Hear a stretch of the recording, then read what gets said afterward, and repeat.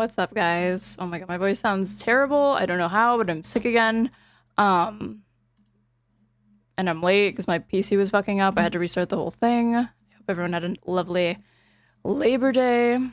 But let me join Pisco's shit and see what we're up to.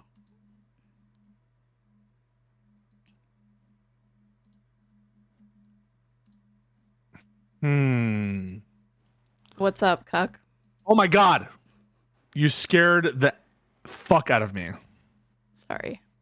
My heart is pounding. You're the cuck. Also, by the way, I have a question for you. Okay. In a second. Just I'm going to send you a Riverside thing, okay? Just 1 sec.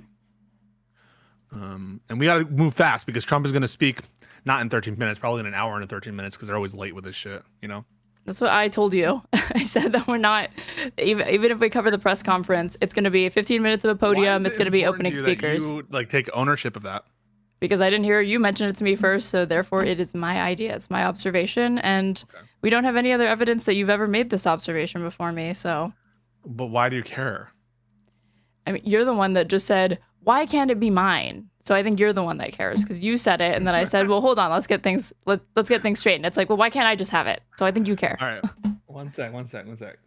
I have a question for you, and I don't think you're gonna like it. I think you're gonna have trouble with it. Okay. I think you're gonna have a lot of trouble. Give it to me. And the chat is, I mean, they're ready for this. They're absolutely ready. I mean, they know what's going on. You don't know. One sec. You don't know at all what's going on. I'm stalling for time right now. You have no idea what is happening, what will happen, what could happen. By the way, I called you a cuck because you said that you would not even hit an autistic child to get your applesauce back. Come on. So you were watching? I literally just saw. I go back to see what you've been covering, and I hear that, and I'm like, okay, noted. I will call him a cuck when I get in. Do you support a tactical N-word deployment to get your applesauce back? Do I consider that fight? I thought the question is, do I consider it fighting words? Well, I'm asking this question first. No, but I don't think it should be criminalized. To deploy a tactical N-word? Probably not. No, it's still speech, and it's not, again, fighting words to me. I think that could be indicative depending on how far it escalates of a potential hate crime or something of that persuasion, but I don't know that it's a question of whether or not you can say it. I totally agree. I do also think it's irrelevant that it's applesauce, the extent to which that's irrelevant or that's relevant is how much force can you reasonably use to get that back. But as far as the government's interest in it, there's things that we have that really don't possess a lot of monetary value. Like if somebody sentimental. Yeah, that's sentimental value. So if somebody stole a picture of my mom and I at the beach when I was a little girl, and there's no other copy of those photos, that's not actually worth a lot of money. So if somebody tried to steal it, I wouldn't be able to claim damages based on the literal value of the item, or I wouldn't be able to say that my force was used because it's a valuable item monetarily or dollar-wise. I would be saying that there's essentially molecules. Those are my molecules of carbon in the applesauce. I should be allowed to have them. Sure. I paid for them. All right, I send you the link. Okay. If someone steals my molecules of carbon, I just don't know. Can you put a value on my applesauce? I mean, you could put a value on anything. Really? Don't be this way. Why? I mean, you can. You can even appraise sentimental items. You think you can appraise my special rock from when I was a kid? Special what? My special rock. Rock. Yeah. I'm sure insurance companies have all sorts of ways to determine this, yeah. Because you can insure individual items, no? Yeah. And I'm sure that there is a threshold where they're like, you may say that this is the most important family heirloom to you, but we could still only cover it up to a certain point because even factoring that in, it's still. On Riverside. Sorry. Are you muted? You're not even. Okay, yeah, you are. I am muted. Yeah. You are. Your background is the symbol is white, and just in the corner it's white, so it's covered. It was blending in. I'm sorry. What? I didn't see that you were muted because the muted mic symbol is white, and right in the corner it's perfectly over your curtains or something, and it was invisible to me. 1 sec. All right, people are gonna be able to see you. Boom! We did it, guys. We absolutely did it. So you basically think that this should be First Amendment protected. I agree. I very much agree. I guess think that it should be protected. What were they trying to argue? That it's disorderly conduct, but they didn't have a legal argument yet. They just have a complaint. Well, I guess that's just it's to me, it's something that's already been answered by the Supreme Court. I wouldn't think that a racial epithet would be a fighting word necessarily. I think it could be an aggravating circumstance when determining if somebody needs to be charged, if they actually followed through on it. And even then, I mean, I even think that they're, as weird as this sounds, I don't know that it's a good idea to carve out exceptions for using force to defend yourself or your property against disabled individuals, because all I see is, so I just need to get a disabled individual to go do this thing for me, and then the other person is restricted from protecting themselves. You don't see that popping up? I immediately see that happening. So we hire autistic thieves? Well, criminals would, yeah, to steal. Because they know that there would be a penalty for somebody attempting to get their property back, because the assailant in this case would be somebody with a visible disability. But I don't think that's a good idea. I don't think anyone would hire an autistic thief, because you put that. Oh yeah, criminals would never do something like that. They would never try to take advantage of a kid. They would never try, certainly not a disabled one, to get money or property. Did you hear IRI? I love IRI. IRI is my boy. God. He's like, money doesn't impact anything ever, really. I love IRI. I do love IRI. That was the one moment. Is he your boy, or you just love him? He's not your boy. He's my dude. He's your dude. Okay. Yeah, he's my dude. Can we look at that, please? It was a really normal. I love how again, against me, the far left, crazy, tanky communist, right? You have the far right position. I'm sure to some people in my audience, I personally think that you're a bit more conservative as far as, like, I'll say permissive of non-disclosure for money, for influencers. Do you think that there should be some sort of threshold met? Okay. And then you're going to talk to your liberal compatriots, right?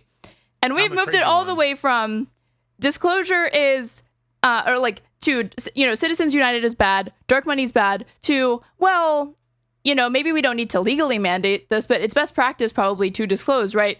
All the way over to maybe money doesn't really ever influence anyone ever. Who's to say? I mean, would you support legislation like Medicare for All or YIMBY zoning reform laws if they had a severe infringement on the First Amendment contained within them that you think might actually hold up to a constitutional check? You would not do that, right? Okay. Well, would I support anti-NIMBYism? Mm-hmm. You're saying some law that I really care about. Yeah, but somewhere within the policy that they want to pass, or the bill that they want to pass, is something that you feel will severely curtail people's freedom of speech or freedom of the press. There's going to be some sort of First Amendment. Yeah, you wouldn't trade that and be like, okay, I love everything else, but I just don't. If I could cast the deciding vote as well, I'm voting no against this, even if I think a Supreme Court might challenge it and strike it down. Because it's too big of a risk. It's too much of an imposition on Americans' free speech. It's unclear to me why they feel this way. Like, why do they support laws against bribery if you have this understanding of money? Or it's unclear to me why did you support the ACA? Because within the ACA, prior to the ACA, we did not mandate physicians disclose that they were getting kickbacks, that they were receiving speaking fees, that they were getting in bed with pharmaceutical representatives affiliated with Oxy, fentanyl in some instances, until the ACA, because then the ACA created this like national database. So why would they have supported the ACA? Because that, if you really believe that your freedom of association and your privacy rights extend all the way towards non-disclosure of things that may even money and products and services that you're given that may even constitute a conflict of interest as far as what's in the best interest of the public, why would they support that? Because that would be a massive infringement on the First Amendment if that's your understanding of it. I wanted to address everything you said. So the first one is, why would you be against bribery? I think bribery is distinguishable because there we have the use of public authorities in exchange for money, and that is considered an illegitimate use of public authority. It's public, power. It's not private conduct, and so I don't think that you need to take a principled position in favor or against whatever IRI and I and the rest of the liberal were talking about, to also be against bribery. I think that that's distinguishable on that front.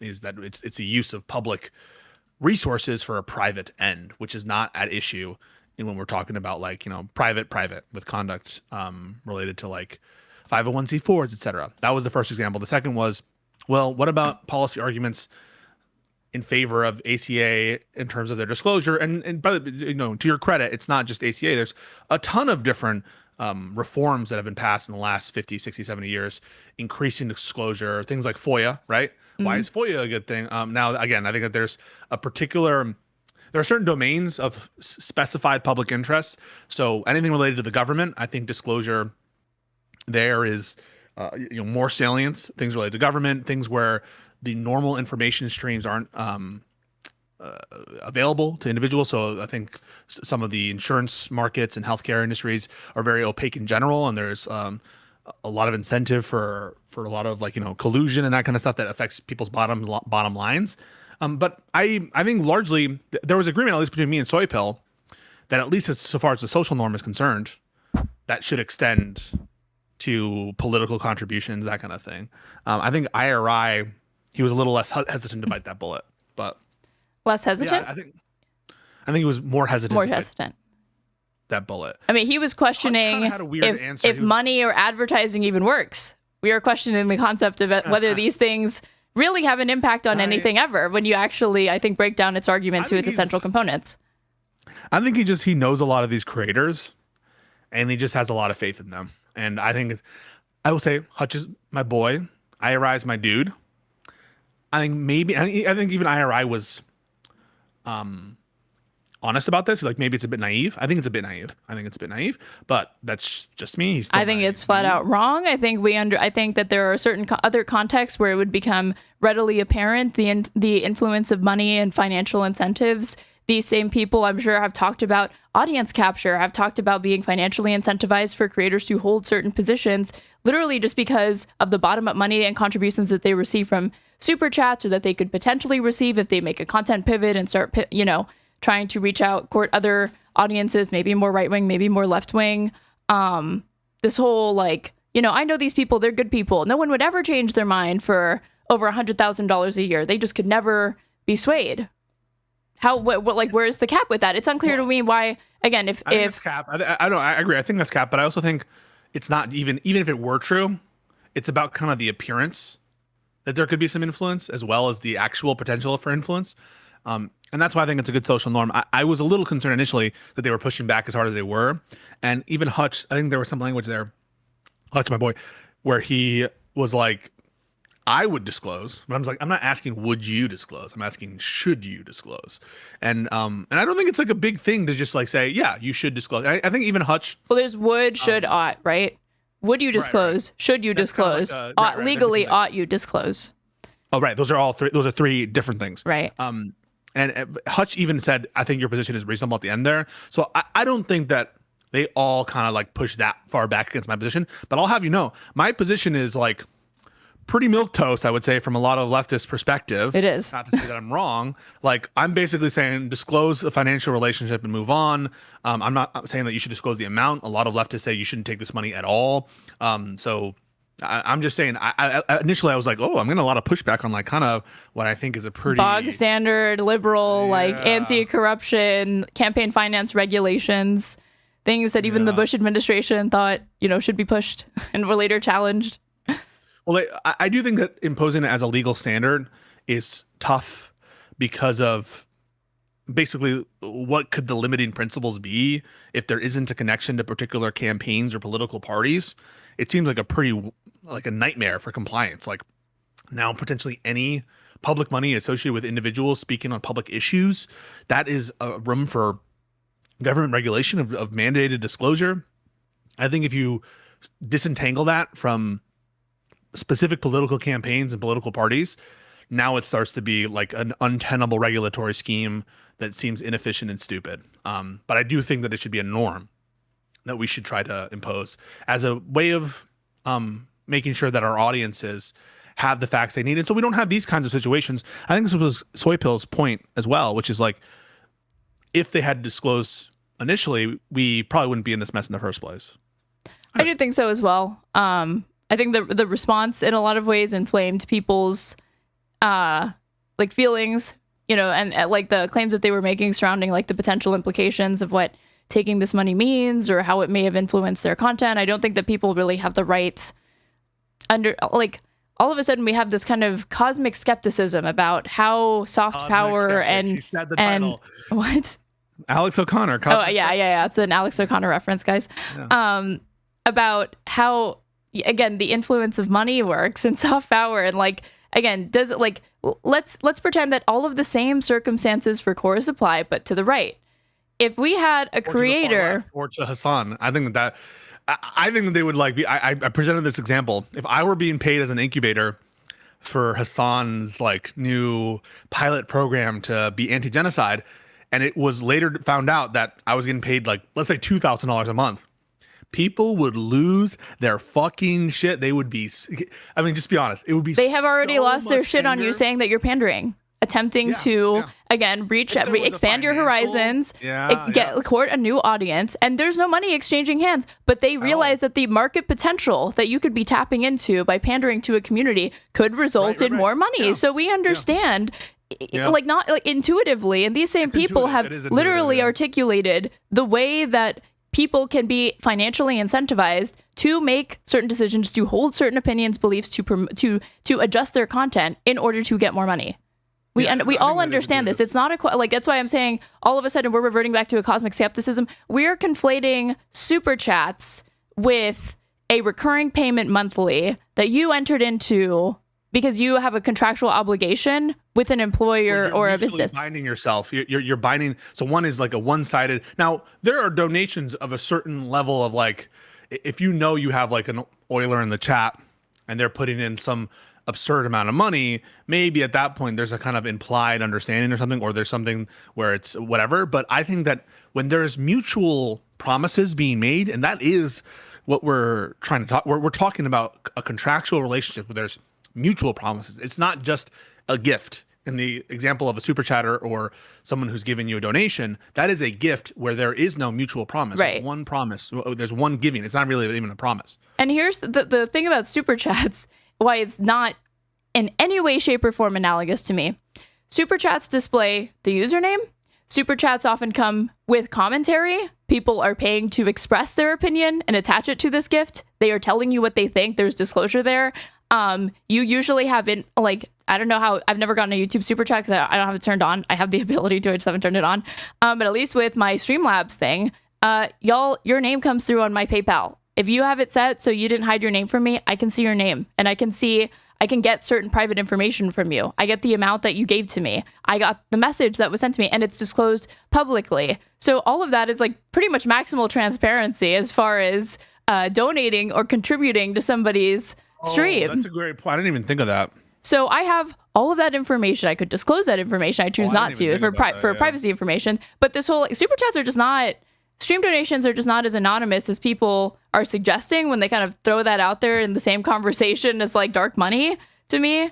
All of that exists. It's unambiguous, and you have people that agree with you that send you money to ask you a question or to agree with you, and then there's people that are hate watchers that will spend $5 to send a hate comment your way. And it's, again, amounts there, usernames there. You can see the name personally. You can choose to refund it at any time. There's no contractual obligation. It's no strings attached. They are taking the risk to send it to you, and if they try to do a chargeback, they're probably not going to get it back.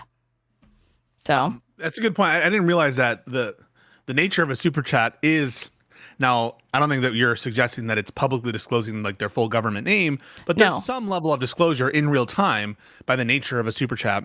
If you have an alert, right? Yeah. Well, it's going to show up even in your live chat replay. YouTube, yeah. So there's no hiding it. But maybe not the donation if you don't have a stream elements. There are ways to do it.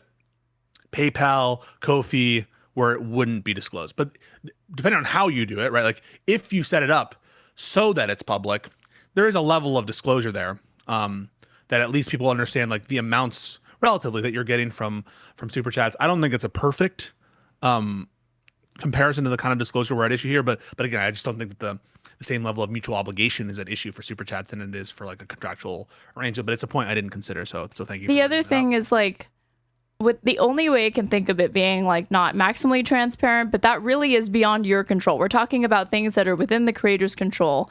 If Josiah gets on his alt account, YouTube account, and you don't realize it, and he super chats you from some no name or whatever, you can't know then, right? But that's despite best efforts, or that's how at that point, how do you control that? You know, of course, like it's within his right to have an alt account and send it from there. It would still be, I've probably written in his same voice, but there's still, again, I think everything else would still apply as far as disclosure. Josiah has a particular way of. I'm saying Josiah pays 1/3 of your rent, and it's shocking to me that you don't disclose this in all of your YouTube descriptions or at the top of all of your streams every hour or something like that, frankly. Very disgusting, very, very shady on Pisco's part. Talking? Is Trump even alive? I titled the episode "The Big Beautiful Funeral." Fingers crossed, right? I don't think you can say that about the president. Why? You want to hope for his death? I'm hoping that we're about to tune into the Big Beautiful Funeral. I can't say that. Why not? I don't know. Can you Trump stroke review when? You guys, that's coming up soon. If it happens live, we will catch it. Don't worry. Oh, wait. I want to go back. One more thing. What you said with the bribery thing. The reason why I think it's unclear to me is because these people usually start from the first principle that money is speech, and money is not speech. Money is property. So that's why I'm saying it's unclear to me why they're okay with a chilling effect as far as bribery on free speech, if that's how you understand money, right? But you can introduce other restrictions that don't contradict that. Yeah, I think there's a bit of a conflation. I think there's some liberals who think that Citizens United was rightly decided, or who think that money. Are they liberals? What liberals are these? They exist. I'm just telling you. They were in. Oh wait, the Live and Learn liberals. I forgot. They're your podcast co-hosts. Why was I confused for a second? and regardless of whether or not they think that it's a base opinion, they're happy to play in the rules that the Supreme Court has given us, right? So regardless of whether or not they agree with the decision, they're like, now that that's the decision, that is what the First Amendment means, because the Supreme Court has ruled on it. And therefore, while that's the rule, it's kind of like the gerrymandering thing, you know? You understand?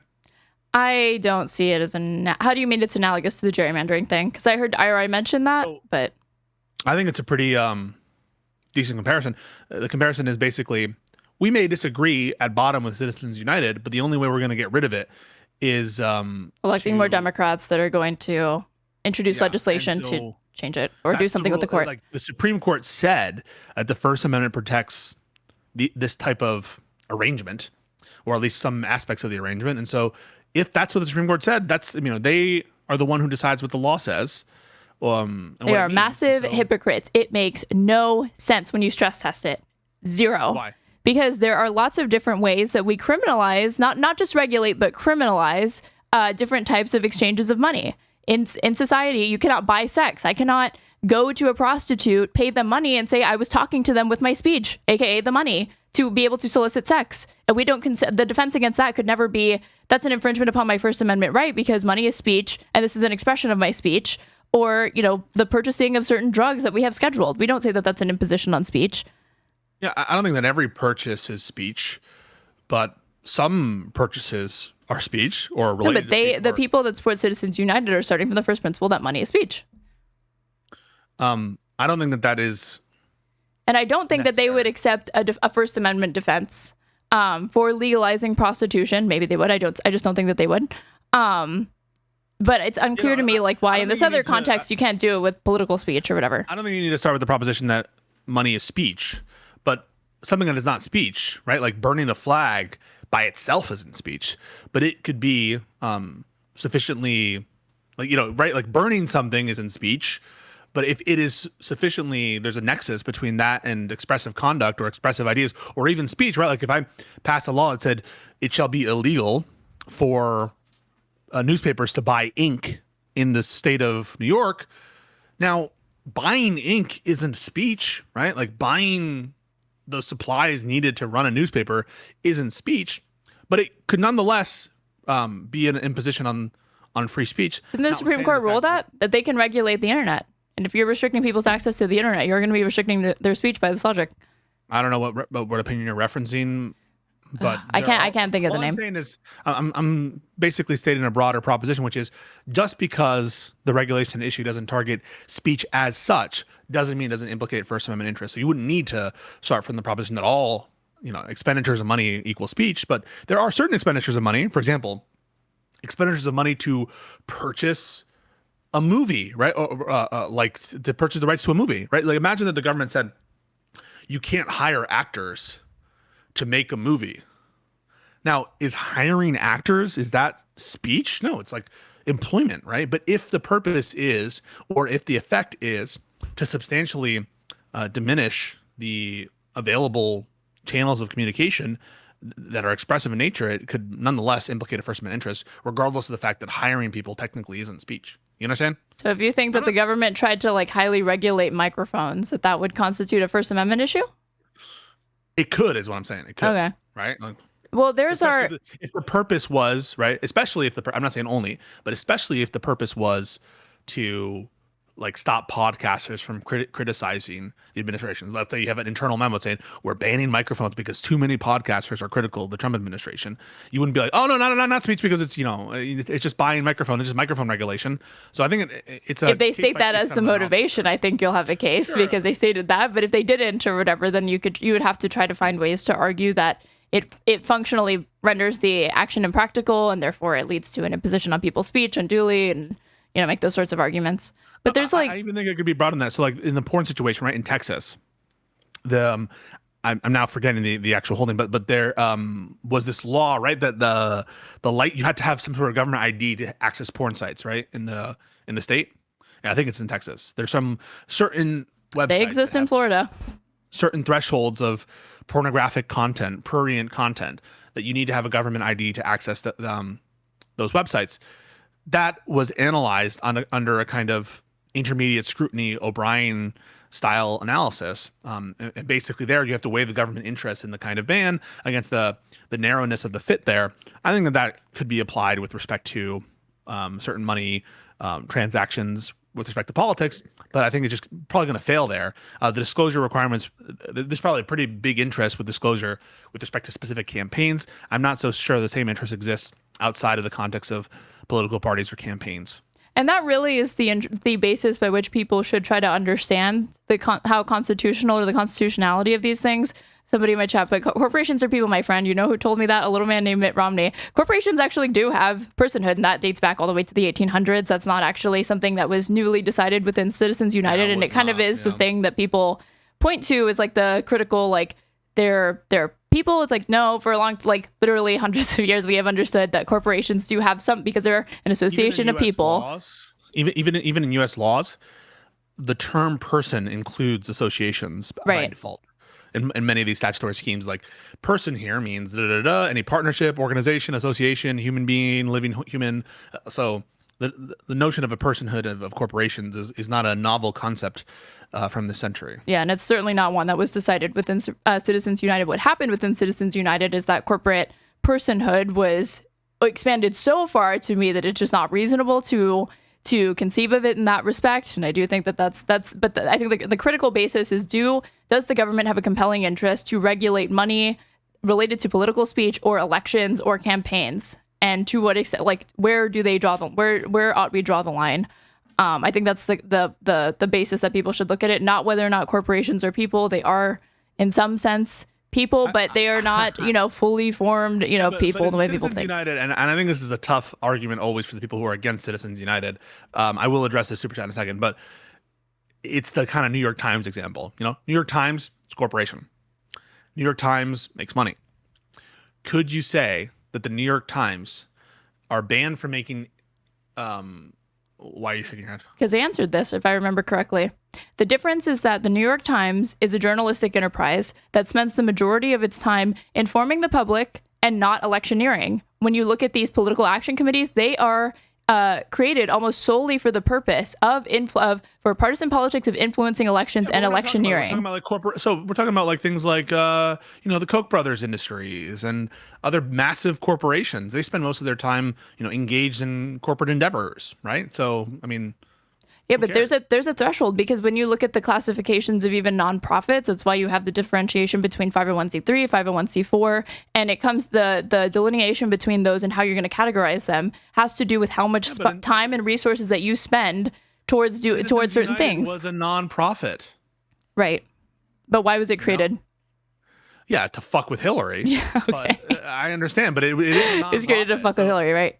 And the rule potentially could apply to unions and it did, kinds of nonprofits. And it undermined if money is speech or whatever, then corporations are going to beat unions every single time. The other difference is that unions are paid with what? With dues from their members versus corporations that are. These are all distinctions, but why do they matter as a First Amendment principle, right? I agree these are all distinctions, but why does the First Amendment care about these distinctions about, where the money is coming from, what purpose the entity serves? Is it for a nonprofit purpose? Because with every sort of type of exchange and change and money changing hands, we should look at the social context of what it means, and factor that in, as well as just analyzing whether or not the government has a compelling interest. I was never paid by Destiny in our endeavor, just a heads up. There were reimbursements that we did for like different funding of different vendors, stuff like that, but I was not paid. Just heads up. You fucking loser. Michael Dudley, you fucking loser. Owned. Was not paid at all for that effort. So fuck you. And by the way, paying for services like, getting water bottles for the different members of the DNC that we had, right? That's me putting up my money and getting reimbursed is not the same as me getting paid. Dipshit. Anyway, sorry. Is Trump talking? I don't know. Do you have the link? I don't have it. Hold on. Oh, we'll find it. Citizens United is like misunderstood, but I am glad that people are generally critical of it, even if I kind of cringe a little bit when they think that the big point of the sticking point is like the corporate personhood. That's not actually where that was introduced, but better. It's better than nothing. People being critical of it. There was a case that was decided not around this, I think after Citizens United, that the Supreme Court refused to hear, and I just think that they just didn't want to. But a federal court held that, the whole thing with Citizens United is like it's not really about it should be more about the less about the speaker, whether it be a corporation or an individual, and more about the speech and not infringing upon the speech. But there was another case where an illegal, I don't know, they weren't illegal. They were like a resident of the United States, but not a citizen. They wanted to go to Kinko's and buy, create election materials for President Obama. And that violated all sorts of federal laws surrounding how people that are not citizens or something like that can engage in campaigning and influencing elections. And they refused to hear that. And to me, it's it's unclear to me why,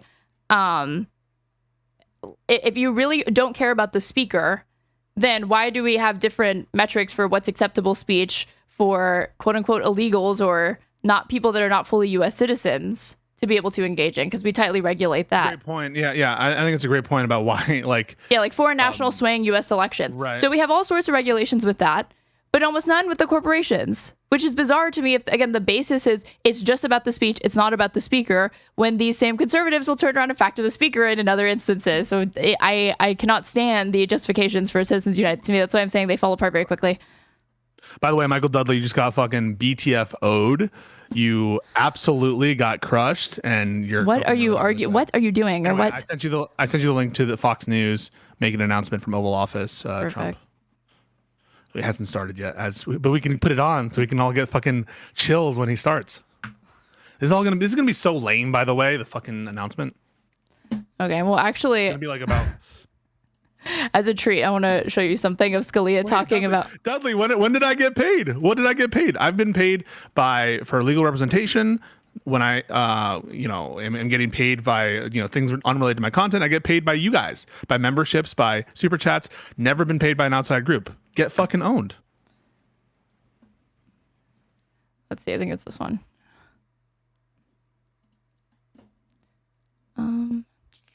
Destiny didn't pay me jack shit.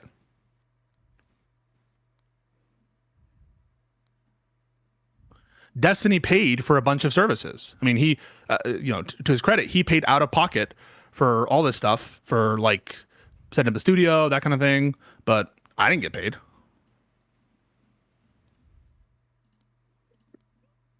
Trying to find the I did it Riverside. because I believe in liberalism. I believe in democratic principles and electing Democrats.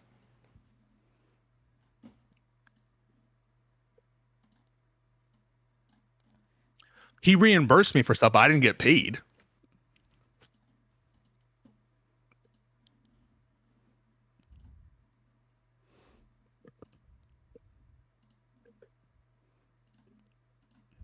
Okay, have you ever seen this? No. Okay. Oh, yes, I have. Yeah. Yeah, well, I won't bury the lead. Let's see if you catch what I catch. Number 44, artificial person canon. Right. Now, I wrote down beside that, even though you didn't, Citizens United. That's another one that's created a storm. Well, person isn't used in the First Amendment. I mean, Congress shall make no Correct. law abridging the freedom of speech. Or But of the what press. is your, maybe you don't even want to touch this, but what is your, as a person, do you worry at all? I know you don't, well, as a person, do you worry at all that there's too much money in politics? No, I really don't. I forget what the figures are, but I think we spend less on our presidential campaigns each year when there's a presidential election than the country spends on cosmetics. It's completely irrelevant. Well, but what about the unusual amount of this, influence? About Not this? true. You know, people are worried that the corporations now. What? You don't think? I think it's good. That it's completely irrelevant. No. I'm responding to chat. I'm fucking one guy to chat. I wasn't paid by any PAC. I think this is a real conduit. If you believe that, we ought to go back to monarchy. That the people are such sheep that they just swallow whatever they see on television or read in the newspapers. No, the premise of democracy is that people are intelligent and can discern the true from the false. Hang on a second. Your thing's gone. Yeah, I know. I'm fixing it. My chat's not showing up for some reason. One sec. We're all having tech issues this morning. Crazy. Afternoon. There we go.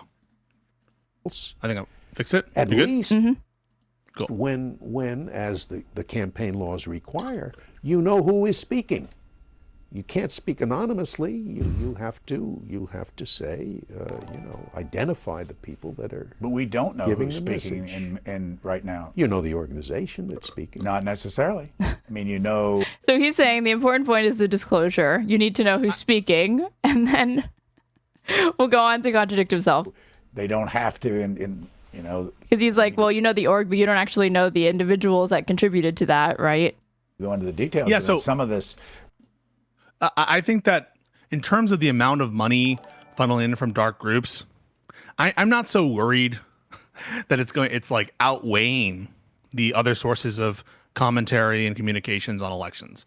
I'm a little bit like, and maybe that's just like a nothing ever happens side to me, but I am not so concerned from a democracy perspective that these dark money influencers or dark money sources are like crowding out all of the other communications. That said, I do think that Scalia is playing a little fast and loose and not acknowledging that there's like a very clear amount of money, like hundreds of millions of dollars being funneled into elections where there isn't, pure clarity on who's paying for what. And the lobbying is like another thing that ends up being more influential than just the amount of campaign contributions directly. Way this money is being raised, we will never know. You may not know who contributes to the organization. You know the organization that's speaking. He literally started off by saying, well, you're going to know who it is because there's going to be disclosure. And then But is he wrong? well, he's massively contradicting himself. He said, it's fine because you're going to, as long as there's disclosure and you know the name of the individual, people aren't sheep. They can make up their mind whether or not they're comfortable listening to a message that came from so-and-so person or so-and-so individual, right?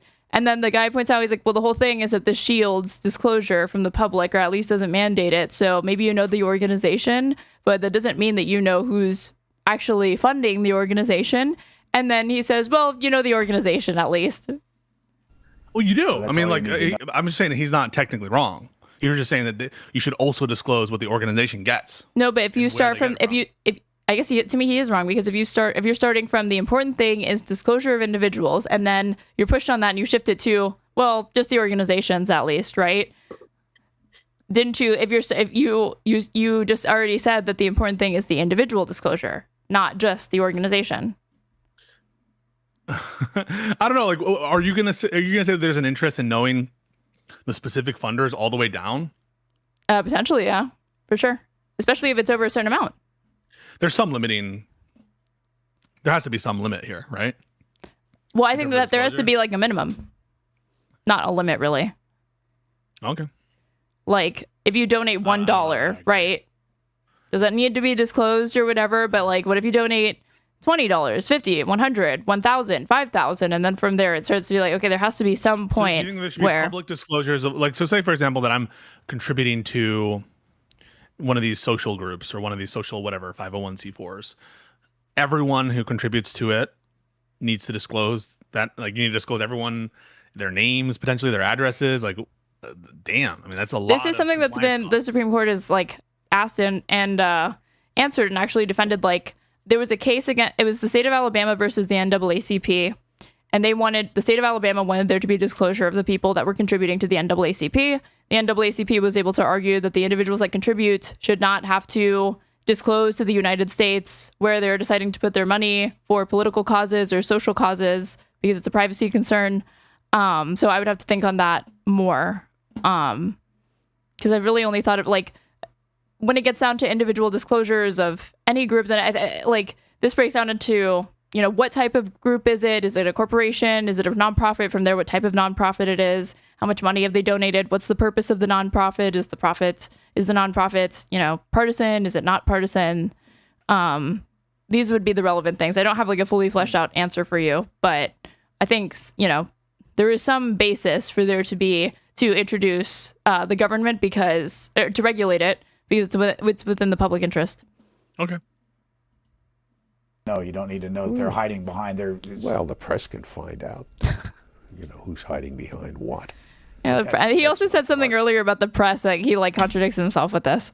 I mean, the press can, right? So that's why I think that this core stuff, I think that the individual members of the program should have disclosed, but yeah, just disclose the fact they're getting paid by Chorus. Like, the press can do the work of finding out what 1630s funders and figuring out whether that, you know, connection entails some other thing nefarious. I think there's a big difference between this and what happened with Tenet. With Tenet, there's a real lack, I think, of due diligence on behalf of the creators, where, you know, Edward Gregorian is not a known commodity, right? And so anyone trying to make the comparison to Tenet situation, I think they're discounting two key facts. One is like the nature of who the funder is that's directly linked to Tenet, which is this Edward Gregorian character in Tenet, who didn't even exist, right? Right, who didn't even exist, and the ultimate benefactor being the Russian government, and the fact that there were due diligence, I think, reasonable due diligence efforts that should have been undertaken that weren't by the creators. The due diligence being what? The due diligence being like, you knew that it was sketchy, that you were getting millions from some unknown foreign benefactor. You didn't, like, you asked, like, who's this Edward guy? Who's this Gregorian guy? So you knew enough to ask about Gregorian. What was the first point of sketchiness that should have been the red flag for them to begin questioning before they accepted the money to you? I'm not sure. I'd have to read the indictment again. But I'm telling you, at least one point of sketchiness was after having been sussed out at the notion of a foreign billionaire who he hadn't heard of, or a foreign rich person you haven't heard of, this person that has no online profile. When that happens and you specifically ask for more information, and what you get is some fucking garbage little one pager that is like so obviously fake, at that point I think that you're failing in due diligence. By, you know, a clear review of that one pager, I think, would expose that you need to do more due diligence about who this ultimate contributor is. I guess I'm really curious what the entry point is for, you know, having that skepticism and then really wanting people to act on it, because with Chorus, right? Chorus is funded by the 1630 fund. But then from there, it's like, well, who funds the 1630 fund? And so you could see... but that's publicly known. This organization has a Wikipedia page.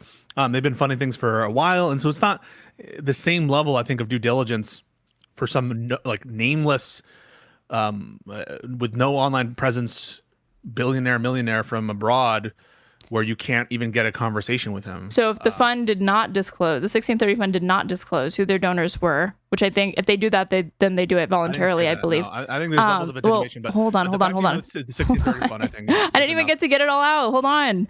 Yeah. I'm saying that if the 1630 fund didn't disclose who their donors were, which maybe they did in this instance, but I don't believe it would have been legally mandated for them to do it. They did it voluntarily. Do you think that the creators would have done something irresponsible by taking money from Chorus, which is actually the middleman, for an organization that is funded by people who you actually don't know the identity of? No, I mean, I take it that they don't know who the funders are of 1630. But knowing that it's 1630, it's an organization organized under the laws of the United States, and it's a domestic organization that will be regulated by, and audited in the normal course by American institutions. I have no reason to think that that isn't sufficient due diligence. You know that the ultimate source is a fund that is regulated and organized under the laws of the United States. I think that is sufficient. It's a so if commodity. The 1630 fund had only been around in the last 6 months to a year. I can't define the precise contours of it, but knowing that it's domestically organized, it's a 501c4 organization, knowing that it's, that it is a known commodity, regardless of how much time, it is publicly known about. That I think I'm not going to require additional due diligence of the individual creators to track down every single funder of that. That's an insane that's what I was asking you to see. At what point do you I'll just ask you, do you agree with what I just said? That's enough due diligence. In this particular circumstance, yeah, I think so. Okay. I do think that they need to, they ought to have disclosed, but I think that should be legally mandated, honestly. But I'm just trying to say, what is the point? Because you're what you're appealing to, because I'm trying to think about future groups like this popping up, right? And with Tenet, the defense from Tim Pool and Benny Johnson or whatever this is my market value, and it was going through Tenet, and I know Lauren Chen. So known entity, Lauren Chen, American-based group. The thing that should have been the red flag at that point is that the funder is foreign to you. That's the thing. Yeah, well, no, that it's foreign, a foreign individual, not known to these individuals, where additional information was requested. So yeah, so the members of Chorus, because the contract references the 1630 fund, I believe that's Taylor Lorenz's accusation at a bare minimum. Chorus knew where the money was coming from. The members knew where the money was coming from. It was in their contract. The individuals didn't really know who this person was. It wasn't accurate, and they should have done more to ascertain where, in fact, the main funder was coming from, whether it was something that was legal, so I think that especially when they indicated that they were suspicious by their conduct. So I think it is different. I guess that the red flag in this instance, which is somebody in my chat pointed out, I was about to point it out, is that they're not being, so they don't have deliverables as far as we know. They have participation quotas. They have to attend at least 2 newsroom events as per the 3rd clause in that TikTok, or in the contract that the TikTok person showed. Her head is obscuring it the whole time, but I paused enough so I could put together what it actually says. And it does say if you're a creator in this organization, you have to do at least 2 newsroom events, remote or something like that, monthly. But $8,000 to be paid $8,000 for them to teach you, not to teach you, not ask anything of you, to teach you how to use a ring light, how to download OBS, how to put yellow arrows in your thumbnails. That doesn't set off red flags. No, I don't think it does. So the $8,000 that you're getting is specifically to support your efforts. The additional, I don't think you're getting paid for being trained. I think you're getting paid and being trained, and it's all part of the benefit that it's giving you. The mutual obligation here, I think, is to use the Chorus newsroom. I suppose Chorus is getting some value out of it, but again, if they were getting no value out of it, what's the value? Much of using their platform to connect to politicians. I'm sure that there's some value inherent there. I'm sure there's some additional, having big names to support the name of Chorus probably benefits the endeavor generally. So I don't think that Chorus, and I'm just going to ask you if you agree, I think that Chorus is extracting some benefit in terms of reputational association with some of these big figures. I don't think it's just all one-sided. And again, they're funding these creators There's no question about that because of ideological reasons. Right.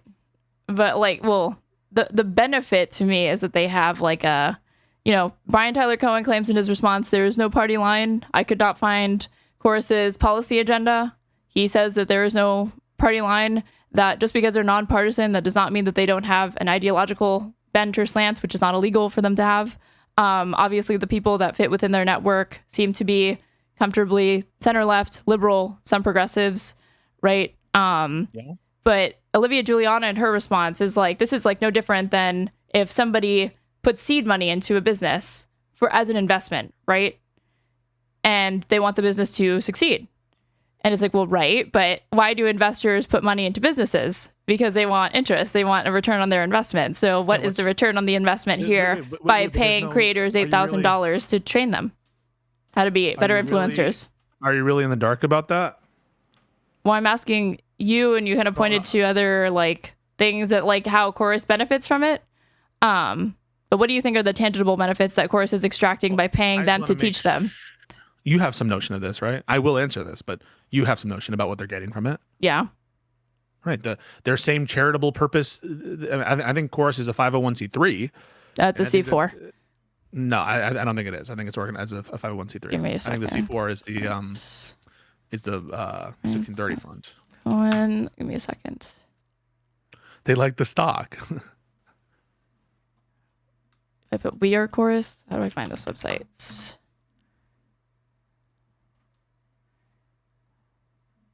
Oh my God, they need to work on their SEO, because if I search like Chorus, Brian Tyler Cohen doesn't want to come up.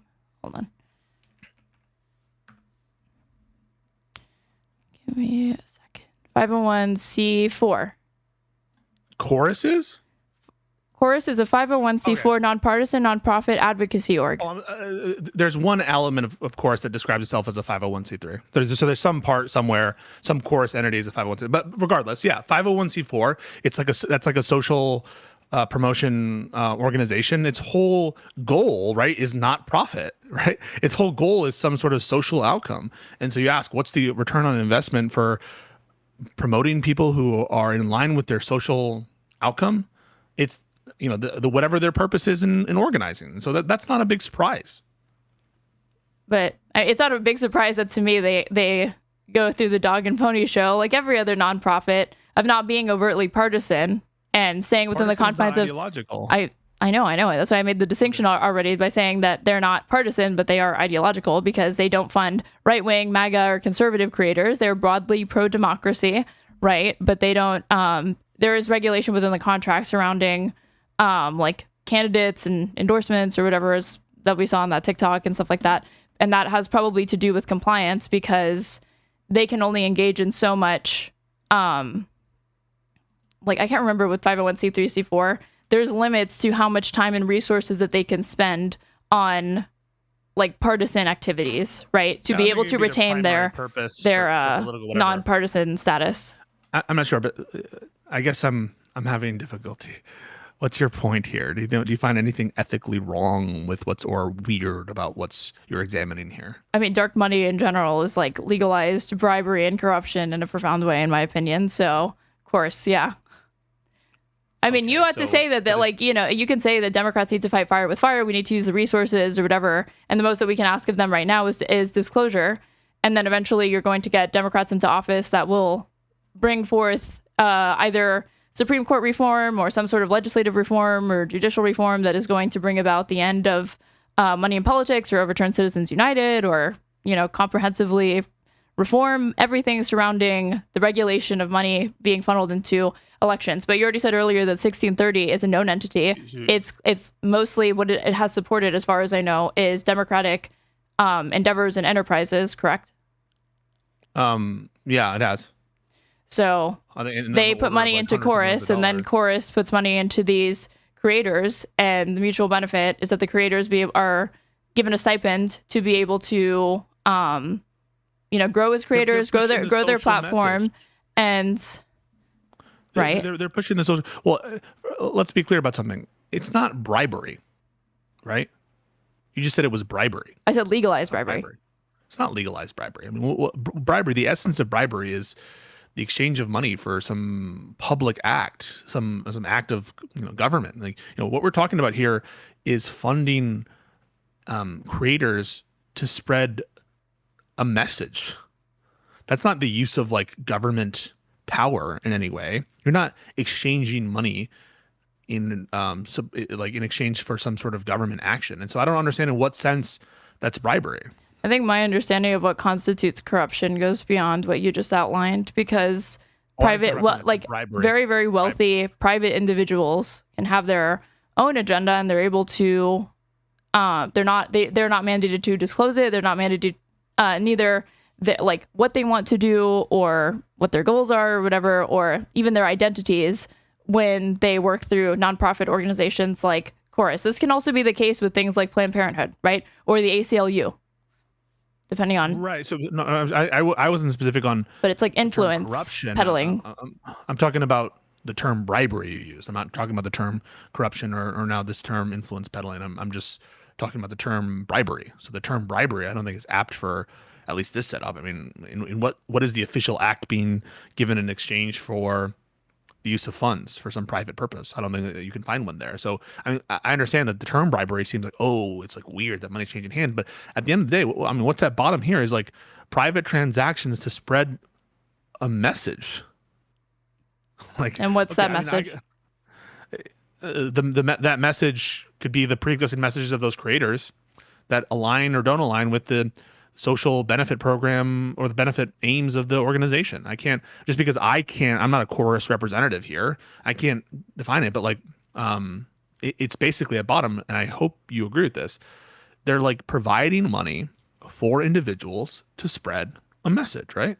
You're being so broad when you say a message, because what, like, that message again is coming, like the organization question 1630, they are known to donate to democratic causes. So I'm not saying that I don't agree with the message. I'm not saying I do agree with the message. I'm just saying that message, that organization has a history of trying to fund Democratic Party endeavors, enterprises for, I assume, electoral outcomes that are favorable in some way to the bottom line of the people that are part of the 1630 fund. That's how they want to use their money. And then from there, Chorus is one of these institutions that they're putting money through, and they don't have to disclose it, which is talked about in the article. That's not nefarious. That's just literally true. That's the way nonprofits have been regulated in this country. They do not have to disclose to the FEC, like, paid for by blah, blah, blah. They don't have to declare any sort of like partisan affiliation or anything like that.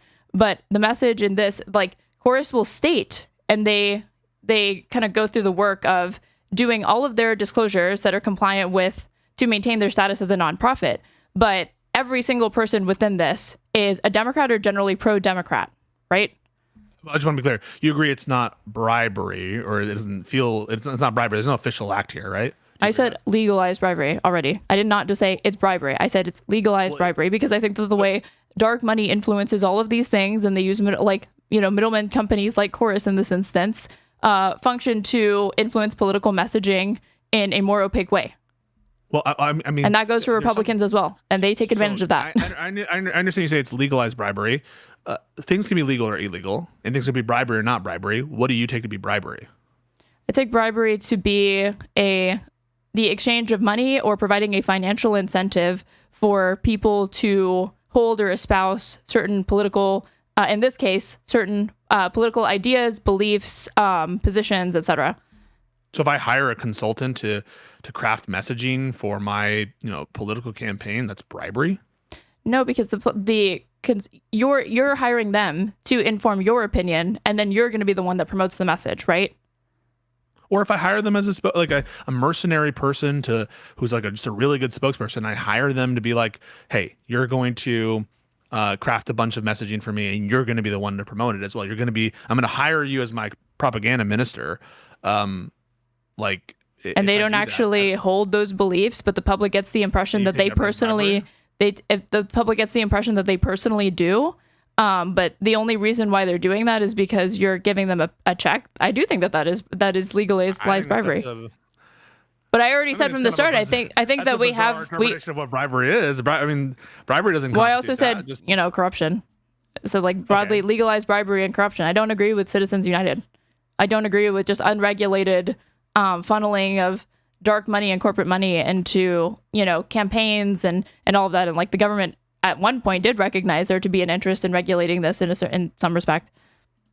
I mean, I also take corruption to be, in general, some kind of use of public, not necessarily exchanging of money, not some kind of quid pro quo. Like bribery is a kind of corruption, and I think so. I think corruption is a broader term. So my understanding of what corruption is the use of public authority for an impermissible private purpose. That's what I understand corruption to be, and so I would say like a bribery is a type of corruption, but I still do think that like at bottom, corruption entails some kind of government action or inaction or some interaction with the forces of the state in some capacity. So like, would it be corrupt for me to, I don't know, do something with like negative social consequence if I just keep it to private actors? I don't think people would call that corrupt. But if you're like paying off like tax collectors, or you're paying off enforcers, or okay, so what if you don't pay them off? So here's what they do instead: they put millions of dollars into lobbying efforts and we pay politicians to give a speech to Wall Street. We pay politicians to come sit and listen to a speech potentially from certain organizations, right? Or like I said with physicians, right? There were not deliverables demanded of these physicians, but they give them a free trip. And the only thing that you need to get the free trip is you have to sit down and spend 3 hours at this conference listening to us talk about the benefits of this new pharmaceutical pill products, medical device that we have created. And the idea there is that they are attempting to influence the physician's opinion in that case, or the politician's opinion about their understanding of a particular political issue, or in the case of the physician, their feelings towards, potentially promoting a certain political message or product. So you don't think lobbying is effectively like legalized bribery and all right, they're saying it's live. Let's get to that. We'll definitely get to that. I do want to respond to that. You're the one. I said that we disagree or whatever, that you were the one that kept pressing, and now you're eager to move off of it. No. I remember exactly where we left off. I don't agree, but let's speech. Do speech. Yeah.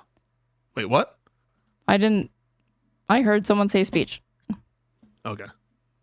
Oh, maybe that was Blonde Philosophy, but they're saying that Rocket Trump is on. City. Okay. Yeah, check so the Huntsville, Alabama. We love Alabama. Should I go back a little bit? I only won it by yeah, 47 sure. points. I don't think that influenced my. Jesus, there's so many people fucking on it. Give me a second. Petition for this, and Alabama's getting it. Huntsville in particular. So congratulations, everybody. Katie, he doesn't look dead to me. This will result in more than 30,000 Alabama jobs. He does not look dead. Let's see where this started. City. Okay.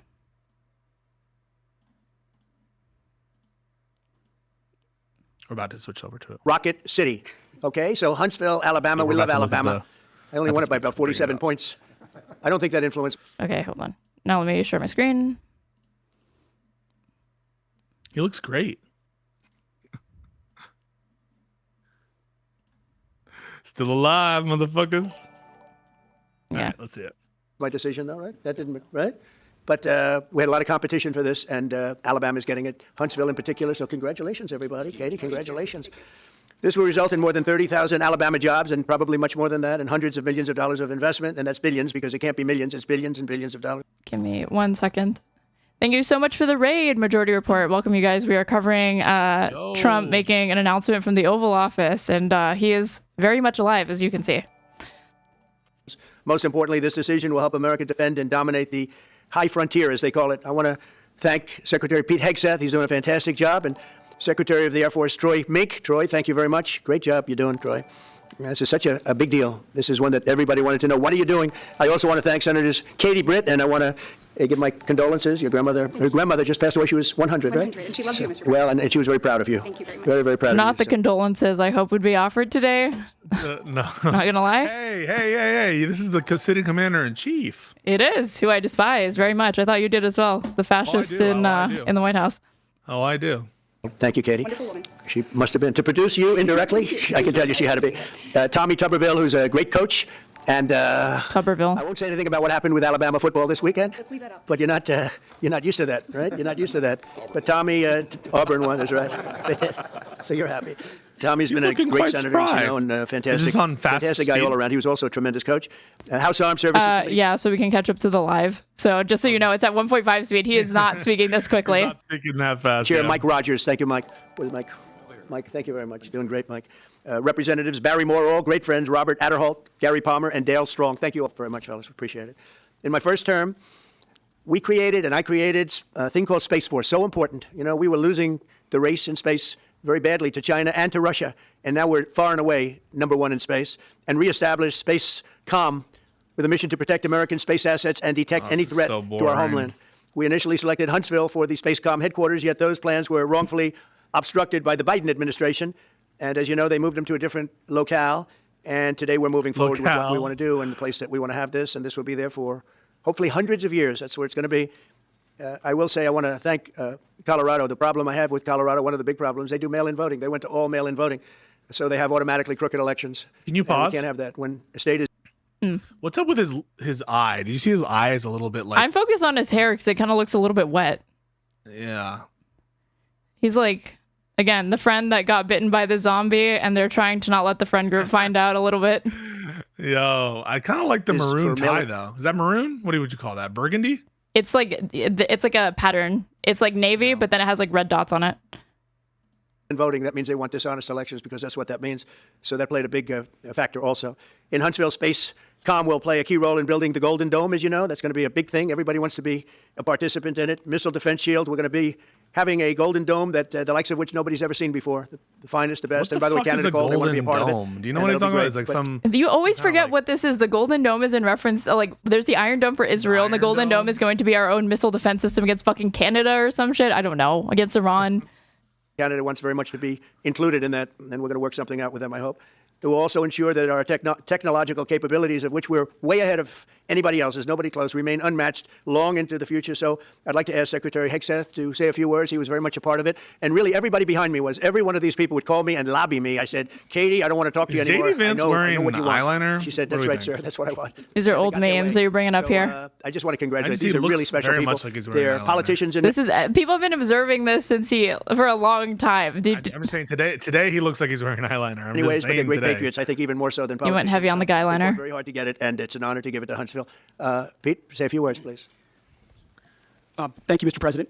As usual, right place, right time. Isn't that what JD always looks like? Yes, he's like, peace goes way far behind on this. We had to be looking to that domain of space. You also reestablished SpaceCom to ensure that priority was put in place, and you, through the Air Force, independently identified that Huntsville, Alabama was the right place to put it. For other reasons, in the next administration under Biden, they decided to move it somewhere else. Well, unpopular during opinion. that time, Space Force, an incredibly sick name. Is that unpopular? I think it's unpopular. DOD Inspector General, the Government Affairs Office, they did their own assessments, and where did they say SpaceCom should go? Huntsville, Alabama. So what you're doing today, Mr. President, is restoring it to precisely where it should be based on what the Space Force, the Air Force, your leadership believes will give us strategic advantage in the future. That is Huntsville, Alabama. We are way ahead in space. Damn, he looks bad. This will ensure we stay leaps and bounds ahead because that's the most important domain. Whoever controls the skies can you control pause? The future of warfare. Yeah. Look at how droopy his fucking face looks. I don't know if it looks more droopy than normal, if that's just what I want to see, because I know what the headlines have been in the last few weeks. So I'm not going to say... Droopy. He looks droopy. Look at it. Do you remember when he had COVID and he came out and he addressed like the White House lawn? Yeah. Okay, he was like rocking on his feet and he was breathing like really, really heavy. You could see his chest, like he was like huffing and puffing. And I'm looking for that more so than I'm looking for any sort of like physical abnormality, because there have been days where he just looks fucking... not good in general, and we didn't think that he was on the verge of death. So, and Mr. President, today you're ensuring that happens. Thank you. Thank you very much. Katie, would you like to say something? Mr. President, we are grateful for your leadership on this and restoring Space Command to its rightful home in Huntsville, Alabama. This delegation has worked together, both chambers, both parties, to make sure that Huntsville was the place that Space Command called home. As was mentioned, obviously the Biden administration chose to make this political. What we want to do is put the safety and security of Americans first. We want to make sure that our warfighter is put first, and we want to make sure that America continues to lead. And today, Mr. President, you've allowed that to happen. Thank you. Thank you very much. Tommy, please. Yeah, thank you. Thank you, Mr. President. This is a great day for our country, not just for our state of Alabama. We need help in our military. we need to catch up. And as Secretary has said, we're not behind. We need to catch up on the military. We don't have a large enough defense budget, apparently. I think we need to spend more. But we know where we're at. He is not joking, chat. Now, this move... Very serious, unfortunately. $480 million. It's not going to cost more. It's going to cut $480 million. I don't know why the audio is cutting out like this. The plan's intact. It'll be behind a secure wall in Huntsville, Alabama, at Redstone Arsenal. We have 40,000 people there. We have the FBI there. We have missile defense there. We have NASA, Blue Origin, and look at the guy staring at Trump. Did you see him for a second? I paused it to look at his hand because I think he still has more makeup on his hand bruises again. Because wait. Enhance that image. I can't do that. You know that, but it's because it's a video. Even if I zoom in, it's going to keep the video the same like size. But just everybody's watching. Take a look at Trump's right hand. It's clear that he has like foundation or cosmetics smeared on it. Yeah. SpaceX. It is the perfect place so for Space Command. I would tell you today, and I've spoke with the president for the last 3 or 4 years about this. If I thought it needed to go somewhere else because I understand the security of our country, I'd be for that. But the best place for Space Command is Huntsville, Alabama, because what we have and what it means to this country is going to be so important. So thank you, Mr. President, for this, and we look forward to building a huge Space Command and having the Donald J. Trump Space Command Center in Huntsville, Alabama. Oh, my God. Here. It is funny that it doesn't match because you can always tell that he's got makeup on because it's like way whiter. They never get one that's like orange enough. Well, Mr. President, thank you. I'll be very brief here. I lobbied the president hard to put it in Ohio, but he said these people behind us, these Alabamas, are just too powerful and too persuasive. And so it's in Alabama, but as Tommy said, this is exactly the right place for Space Force and Space Command. I think Americans ought to appreciate the fact that you can't win the battle of the future unless you control the skies. The cyber security, the communications, the entire infrastructure of the battle in the 21st century will be in space. So it was a visionary move in the first administration for the president to set up Space Force, and I think an equally visionary move to make sure that Space Force is right where it should be in Huntsville, Alabama. Thank you, sir. His hand. Gentlemen, anybody want to say anything? Would you like to say? He could be getting IV meds through that hand. Chattermind points out that it's true. That could be the thing that's doing it. Promise made, another promise kept. You think about it, Redstone Arsenal is critical to national security. The president said when you were the 45th president, let's do what's right for national security. And today, that's exactly what we're doing. It's not because of this or that. It's because it's right for national security. You think of the 21 categories that were evaluated to determine what was best for national security. All indicators pointed back to Huntsville, Alabama, and Redstone Arsenal. We have the right people at the right place at the right time. Mr. President, on behalf of the people of the 5th Congressional District and all of Alabama, thank you for keeping your word. Absolutely. Thank you very much. Anybody? Why did you shake that hand, bro? President, I want to say thank you. And thank you for doing this because it was the right thing to do. All the when they looked at all the numbers. This is such a nothing burger. What a disappointment. Like you say, it was unfortunately pulled out, but you made it right. So I want to just say thank you. We're only doing a few more minutes of this if it literally is just going to be a Republican press. No, what the fuck would be the point? The whole thing. I'm waiting for it. He better either faint or piss himself. For a grateful nation and to the state of Alabama, we're very grateful. Thank you and God bless. Thank you. Thank you, Mr. President. Throughout history, militaries has always understood that whoever could hold the high ground held the advantage. Space is the ultimate high ground. And what we're doing with moving the Space Command to Huntsville is absolutely critical to our maintaining dominance in that sphere. And it goes hand in hand with what we're trying to do with the Golden Dome and missile defense to defend against anyone else who tries to enter that sphere. So thank you, Mr. President. Thank you very much. Thank you, Mr. President. And obviously, national defense is a huge issue. And when you look at the scores, Alabama was #1, and for political reasons, look at how he's standing. Look at how he's standing. Thank you with for his making hand. priorities of defense and the warfighter and the safety. I want to say it looks weird, but it probably doesn't. I almost never watch press conferences from Trump, and I wouldn't be surprised if he is this fidgety. He looks Huntsville, Alabama, and we're grateful for that. Thank you. Listen, as Chairman, He does, but I don't know if he looks more shitty than usual. Most important for our That's the question. security. And the president held a nationwide. Look at him. He's like crunched over. You see, like he's like this command. If y'all remember, at the end of that competition, where Alabama came in first, there was a lot of complaints from the other states who did not place well. He said, "We'll do it over with new criteria to accommodate your concerns." Alabama came in first in that second competition. I think this dude's wearing a fucking toupee. Now that's more distracting to me. I'm not kidding. That's a handsome man. This is a fucking helmet that he's got on. Can you pause? Even marry, fuck, kill. Trump, the guy in the middle looking up. I'm marrying Trump. He's a fucking billionaire and on the verge of death. That's obvious. Who you killing and who you fucking? I'm killing JD Vance, and for the good of democracy, I'm unfortunately fucking this guy.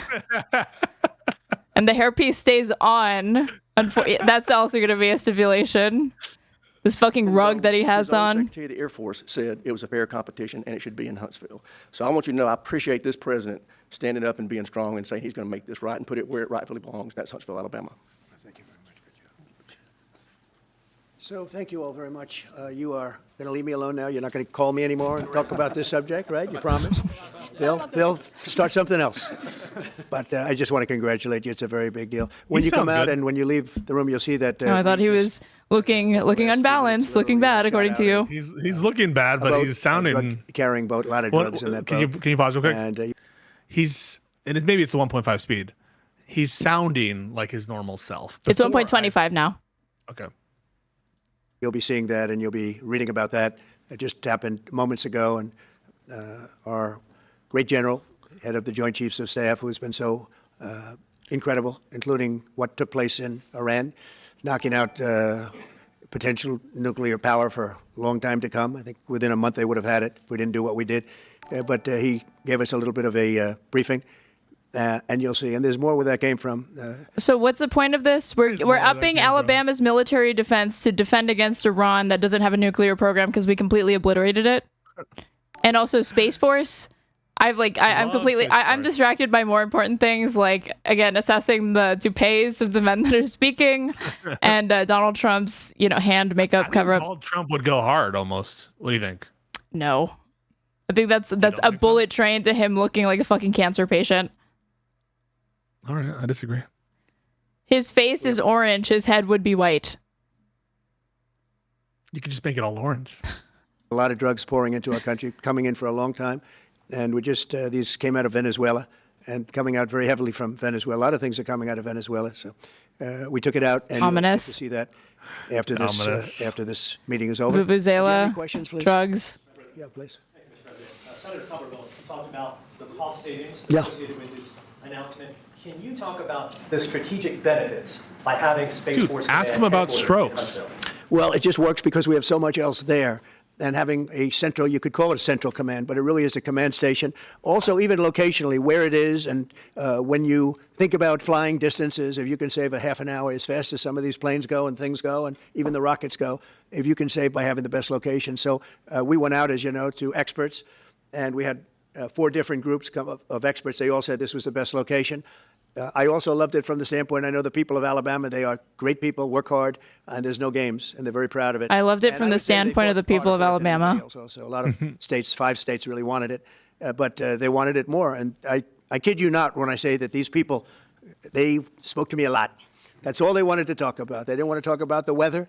They only wanted to talk about... I heard there's been a big Navy buildup off of the shores of Venezuela. It sounds like they're trying to groom the public for military action there by casually mentioning it. Why did they do that, though? Because Trump recently signed a contract with the Pentagon quietly to mobilize military forces within Venezuela, apparently. This was a couple of weeks ago. Yeah. I'll pull it up. Moving to this location, moving to Alabama, Huntsville in particular. So it might be in response to that. They really wanted it badly, and they got it. Peter? President Trump, something completely different, but about a big viral social media trend over the weekend. How did you find out over the weekend that you were dead? You see that? No. People didn't see it for a couple days. 1.3 million user engagements as of Saturday morning about your demise. Really? I didn't see that. You know, I have heard, it's sort of crazy, but last week I did numerous news conferences, all successful. They went very well, like this is going very well. And then I didn't do any for 2 days, and they said there must be something wrong with him. Biden wouldn't do them for months. He just said he hadn't heard about that. Now he's saying, well, I did, but they're wrong because I did engagements. Nice, Aaron. Good contradiction. You wouldn't see him. And nobody ever said there was ever anything wrong with him, and we know he wasn't in the greatest of shape. No, I heard that. I get reports. Now, you knew I did an interview that lasted for about an hour and a half with somebody, and everybody saw that was on one of your competitors. I did numerous shows and also did a number of truths, long truths, I think pretty poignant truths. Truth socials, I guess. And they also knew I went out to visit some people at the club that I own pretty nearby on the Potomac River. And no, I've been very active actually over the weekend. I didn't hear that one. That's pretty serious. Well, it's fake news. You know, it's so fake. That's why the media has so little credibility. I knew they were saying, like, is he okay? How's he feeling? What's wrong? I said, I just left. And it's also sort of a longer weekend, you know, it's Labor Day weekend. The truths and nothing but the truths. No, I was very active this Labor Day. I had heard that, but I didn't hear it to that extent. Go ahead, amazing truth. We know that this country has a huge problem with school shootings. You've said that you're open to sending the National Guard pretty much anywhere. Would you ever consider sending an armed National Guardsman to? That sounds like a great idea. Well, we Good guy with a gun. school shootings, but we also have thousands and thousands of schools that run perfectly. You know, they talk about you can do things construction-wise, and that's really I think nobody knows more about construction than me. You can build the construction doors. You can build what they call safety doors. Construction where they lock doors? on the outside, the inside, and every place else. Well, but if one of these lunatics happens, This is the Ted Cruz line of "We need one door." That's the thing that caused the school shooting, the one door theory. I don't know what a construction door is, but go on. You know, you won't die of a school shooting, but you might die in a fire. But at least it wasn't a school shooting. through, then the police can't get in. Then they're looking for keys all over the place, and it takes a lot of disadvantages to doing, spending billions and billions of dollars and actually making it safer in some way for some of these lunatics that we're dealing with. But I don't think so. I've thrown out the concept. He means the shooters. Teachers that love our children. The parents love the children. Teachers love the children too. And if you took a small percentage of those teachers that were in the military, that were distinguished in the military, that were in the National Guard, et cetera, and say we need to arm you let them teachers. Carry. Yes. Okay. People like. Let the teachers have gun. Right. Let them Have to be carry. studied, but they're trained. They know about weapons. You can't do it with every teacher because most teachers don't know, and But I always thought that would be an alternative. But it just I mean, I personally think that your reactionary gym teacher / history teacher should have a gun and firearm at all times. Personally. I mean, personally, I think that we should just arm the students. Why not? Yeah, why not? They should at least have bulletproof vests. Yeah. We've had a lot of instances. Other countries have also. They have different kinds of problems than we have, but we do have. There's something going on. And it's a bad thing. Yes, please. Have you spoken with President Putin in the past week? Have you spoken with President Putin? Yeah, I don't want to. I have learned things that will be. That's private. I think in the next few days you'll find out. Will there be any consequences if there isn't some type of announcement of a meeting with President Putin and President Zelensky? Yeah, and what could those consequences be? We're going to see what happens. We're going to see what they do and what happens. I'm watching it very closely. Last week they lost 7,000 between the two countries. 7,313 soldiers. Can you pause real quick? There's someone who's brought a construction door can refer to either a temporary door used during building construction to allow for material movement and protect the final door from damage, or a door that has a construction label indicating it doesn't meet the stringent requirements of a rated product such as a UL or WH/Intertech fire rated door. The first type is a temporary fixture on a construction site, while the second is a final product that for various reasons is not fully certified for its intended use. I don't know if that's some ChatGPT thing, but that's the answer. Construction door. For no reason whatsoever. And they're Russian and they're Ukrainian, but they're soldiers. I want to see it end. Yeah. Mr. President, have you decided you're definitely going to send National Guard troops to Chicago? I didn't say when, but the answer is, look, Chicago's very interesting. Oh, no. Because I watched Pritzker get up and say about, we don't need help, we're safe. But 2 weeks ago, they had 6 people murdered, and they had 24 people hit by bullets. Last week, as you know, it was 7 people, 24 people hit, and 7 people died. And then over the last 2 days, that was the crown jewel. They had, I guess, 9 or 10 killed, and 50 hit with bullets. And you have this governor get up, who's a terrible governor. Probably he and Gavin Newsom would be probably the two worst. Newsom. Most naive. They're naive. Either they're naive or they're very untruthful. Naive Newsom. And he'll say, we don't want any protection. We don't need. So in the last 3 weeks, he's lost almost 20 people. Yeah, no federal protection. There's no place in the world, including you can go to Afghanistan, you can No go place to in the places that you world. think of. They don't even What come close about to this. Gaza? Chicago is a hellhole right now. Stephen Miller said that DC is literally the most dangerous city on earth, or one of them. Top 10. And Gaza BTFO'd when you compare it against DC's crime rate, apparently. Right now. Parts of Los Angeles are terrible. If we didn't put out the fires, and I mean the other fires, the bullet fires. Not the wildfires, the bullet fires. Release the water. We had to go in and release the water to LA. It's so The badly bullet run. But if I didn't send the National Guard into Los Angeles, I would be making an announcement today. I'd be talking about Huntsville, and I'd simultaneously be saying, by the way, the Olympics is not coming to Los Angeles. If we didn't do that, and even the sheriff, the top law enforcement person in Los Angeles said, we could not have handled it without them. So that's what he said. Make your mind up on Chicago, though? Well, we're going in. I didn't say when we're going in. Oh. When you lose, look, I have an obligation. This isn't a political thing. I Right. have an obligation. When we lose, when 20 people are killed over the last 2.5 weeks, and 75 are shot with bullets. So let me tell you a little story about a place called D.C., District of Columbia. Let's see if he'll repeat it. That DC is literally one of the most dangerous cities in the entire world. That's what Stephen Miller said. Here where we are, it's now a safe zone. We have no crime. It's in No such crime. great shape. You can go and actually walk with your children, your wife, your husband. You can walk right down No the one's middle of going the street. there. You're No not one's gonna be visiting shot 'cause either. they're all You're scared. safe. Everyone likes you anyway. They probably wouldn't do it. I was about to say, what do you want to bet that the amount of people that are willing to call the police if they're in need of some sort of assistance, if they think a crime is happening, has decreased because of the militarized police presence and fucking martial law taking over DC? Why would you? But it's so dangerous. And there are people in this audience that you've suffered greatly. There are people in this audience that have been mugged Who's he pointing to? and hurt badly, and they don't want to talk about it. Maybe you were very brave in talking about it. You made quite an impression on a lot of people. I appreciate it. But there were other people in this room that have been hurt very badly just walking down the street in D.C. Big balls. Washington, D.C. is a safe zone right now. It's a safe city. The restaurants are open. They're booming. You can't get a restaurant. New restaurants are announcing that they're going to. There were no restaurants open until he mobilized the 15 National days, but New 3 restaurants. days ago, it became what's known as a safe zone. It's a safe city. And this city was really bad. In his interview with Laura Ingraham on Fox News, JD Vance was saying how there's been a 39% decrease in crime in 9 days. And just wait, they're going to be repeating that metric over and over and over, perpetually to justify the expansion of it. Because if this ends, right, they're going to say, well, after 9 days, we had this dramatic decrease that's obviously acute. So 9 days is not enough to really study if this is what led to the drop in crime, right? Yeah. And I've always said that even if it did, right, even if it did result in that, it's going to depress economic activity as it's doing in Washington, D.C., or it probably will.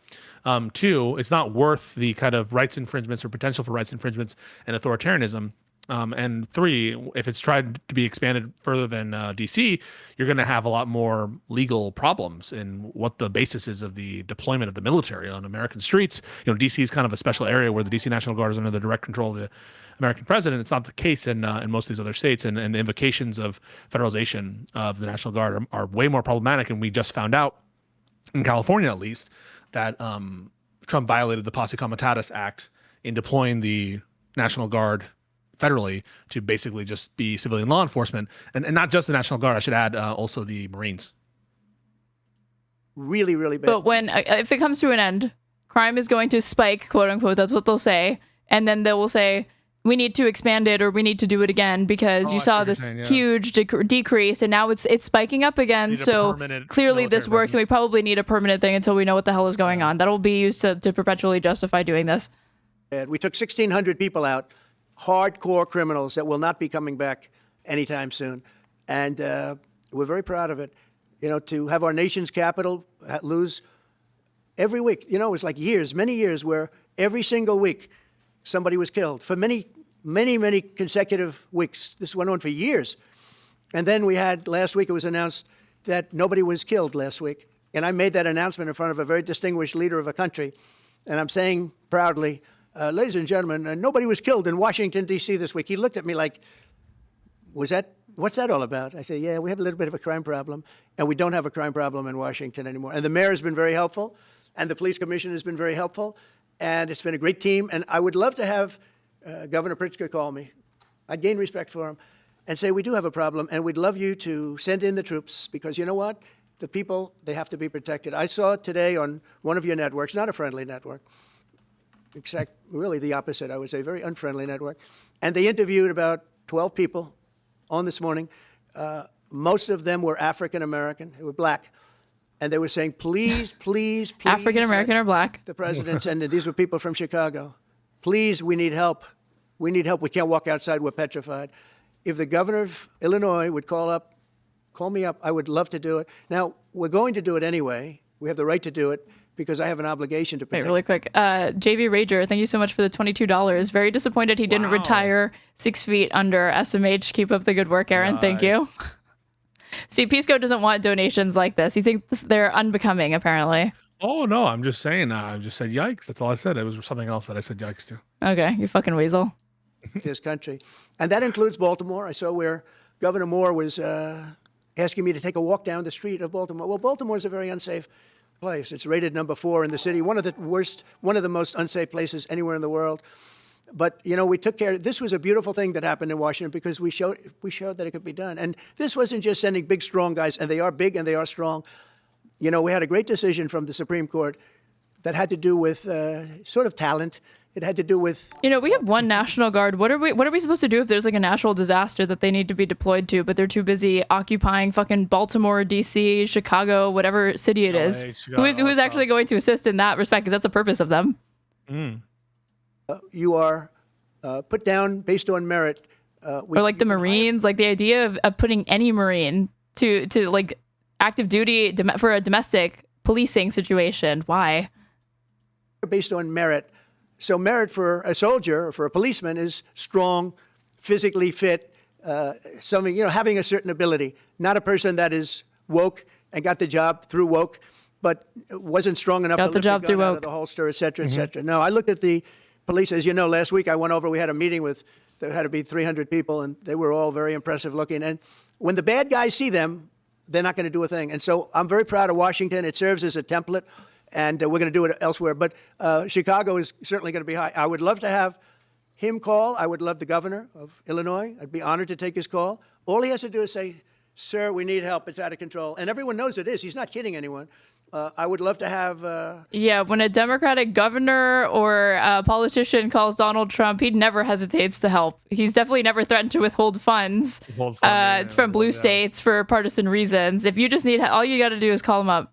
I would say Governor Moore call, because I watched him over the weekend trying to explain that Baltimore, what they need is housing. It's cool how the sitting president just declares the area of the country shitty. Well, it works for him. Maybe that's what Democrats need to be doing. Just fuck all these red states. You guys should get no support or help. If you want to vote for these ghouls, then you're not going to be helped. Would you be in favor of like conditionally withholding aid for Republicans? Yeah. No, but I agree. I wouldn't. I'm not going to pretend like it might not be politically advantageous. I think it would be wrong. I don't think they should do it. But I just think there's different standards, and we just need to live with that. Like if Democrats did that, they would get fucking burned by a double standard media, hypocritical media, and Republicans do it. They just think it's base and they don't give a fuck. I just think that's like, I don't know that it would help the Democrats. I think it would probably hurt them. I don't know that the media thinks it's based, but I think that it's reported on as though it's like, oh, look at this, yet another crazy thing that Donald Trump did. But that's just an argument like for, I guess, Democrats to do equally as insane shit so that when they decide to move on to that insane decision, it's not this big scandal or whatever because they've already been acting insane. No, they don't need housing. They need to get rid of the criminals. These are hardcore criminals. You know, we took many people off the streets of Washington, D.C. They're hardcore. They're not going to be good. In 10 years, in 20 years, in 2 years, they're going to be criminals. They were born to be criminals, frankly. They were born to be criminals, and they're tough and mean, and they'll cut your throat, and they won't even think about it the next day. They won't even remember that they did it.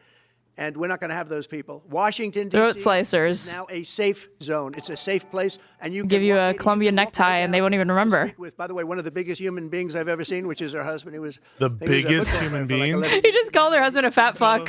But, I just wanted to call Pritzker fat, and then we could have some fucking petty shit, some real petty shit. But you can walk right down the street, even by yourself, and you're totally safe. Washington, D.C. is a great thing. Yes, ma'am, please. Keep watching. I'll be right back. Leaders across the country to work with you on crime. Do you see your efforts here in D.C., including, for example, working with Mayor Bowser here as a model for bringing more bipartisanship in matters born to be criminal issues that matter to everyday American people's lives? So Mayor Bowser has been great.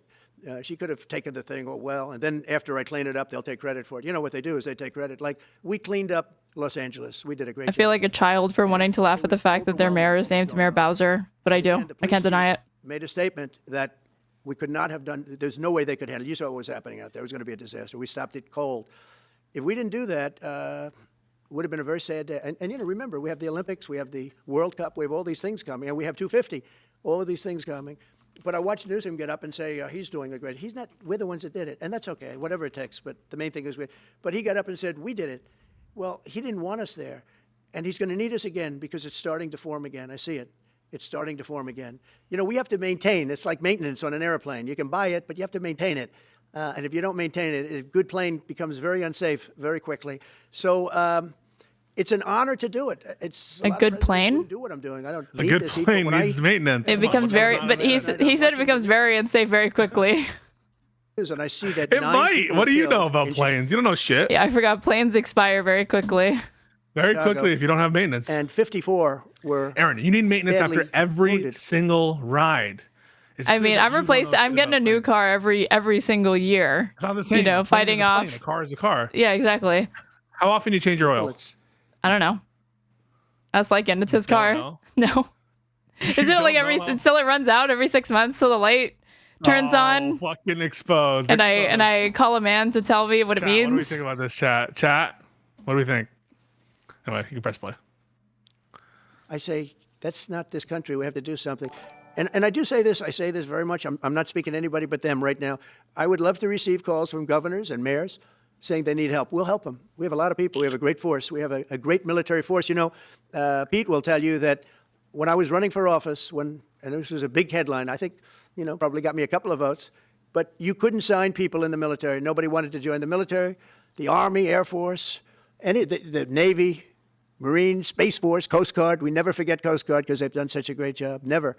But nobody wanted to join any of them. We were way below what we wanted. Every single one. The closest was the Marines, whatever that is. You'll explain that to me. But the closest was the Marines. But every service was way down, way down. And then I got elected, and our country is the hottest country anywhere in the world right now. Everybody's talking about the USA. They're talking about the job that we're doing. It's so hot. We're the best He economy. loves saying this about the United States, like we're the hottest country. Hot country, yeah. Because our country is the richest, the never been strongest, the most hotter. powerful. But if for some reason some liberal court, I'm talking about the court that just ruled, where even an Obama judge voted in favor of us. Oh, I thought he meant the Supreme Court. You mean the conservative Supreme Court that you fucking stacked, dude? I gave him a compliment yesterday. He's talking about Breyer. Oh. Yeah. But it's a liberal court, and it's going up to the Supreme Court, who I think have been incredible people. I think they've made very wise decisions. But the tariff question, because without the tariffs, this country is in serious trouble. He's talking about the We've tariff taken in stuff. almost $17 trillion of investment is coming in. Most of it is coming because of 17. Wait, did you say $17 trillion of investment? I heard billion. Without the tariffs, this country is in serious trouble. We've taken in almost $17 trillion. No, it was trillion. Oh my God. Most of it is coming because What of the tariffs. Is this shit getting returned now that the tariffs are declared illegal? They should. I'm in favor of them having a class action for all the people who had to pay the tariffs, and then we should also have a consumer class action for everyone who was affected by the tariffs in terms of their And payments. these motherfuckers should get interest. You should get interest paid back to I was you. about to say that. You took my fucking exclamation mark. Yeah, you're the first. Yeah, you're the first person to come up with this. And let's put it at 9%. And if 9%. Some reason. What?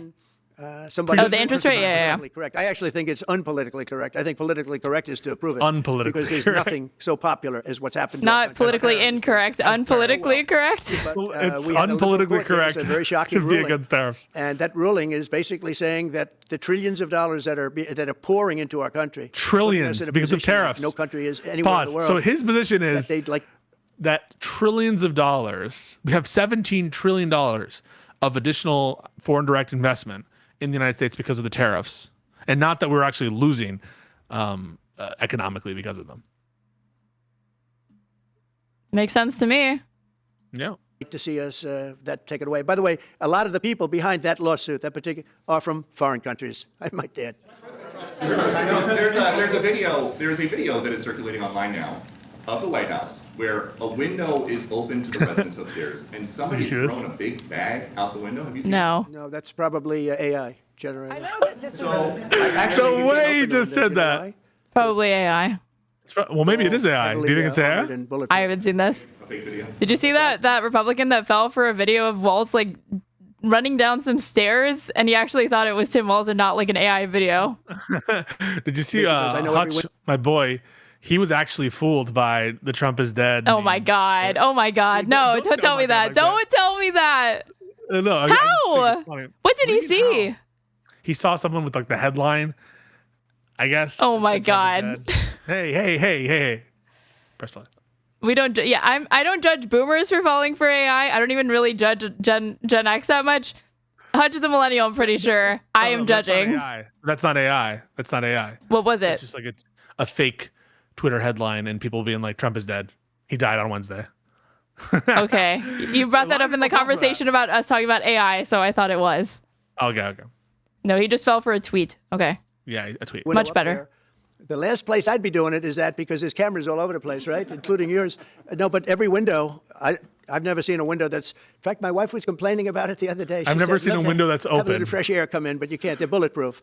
And number one, they're sealed. And number two, each window weighs about 600 pounds. You have to be pretty strong to open them up. No, Wait, that has really? to be. 600-pound windows, baby.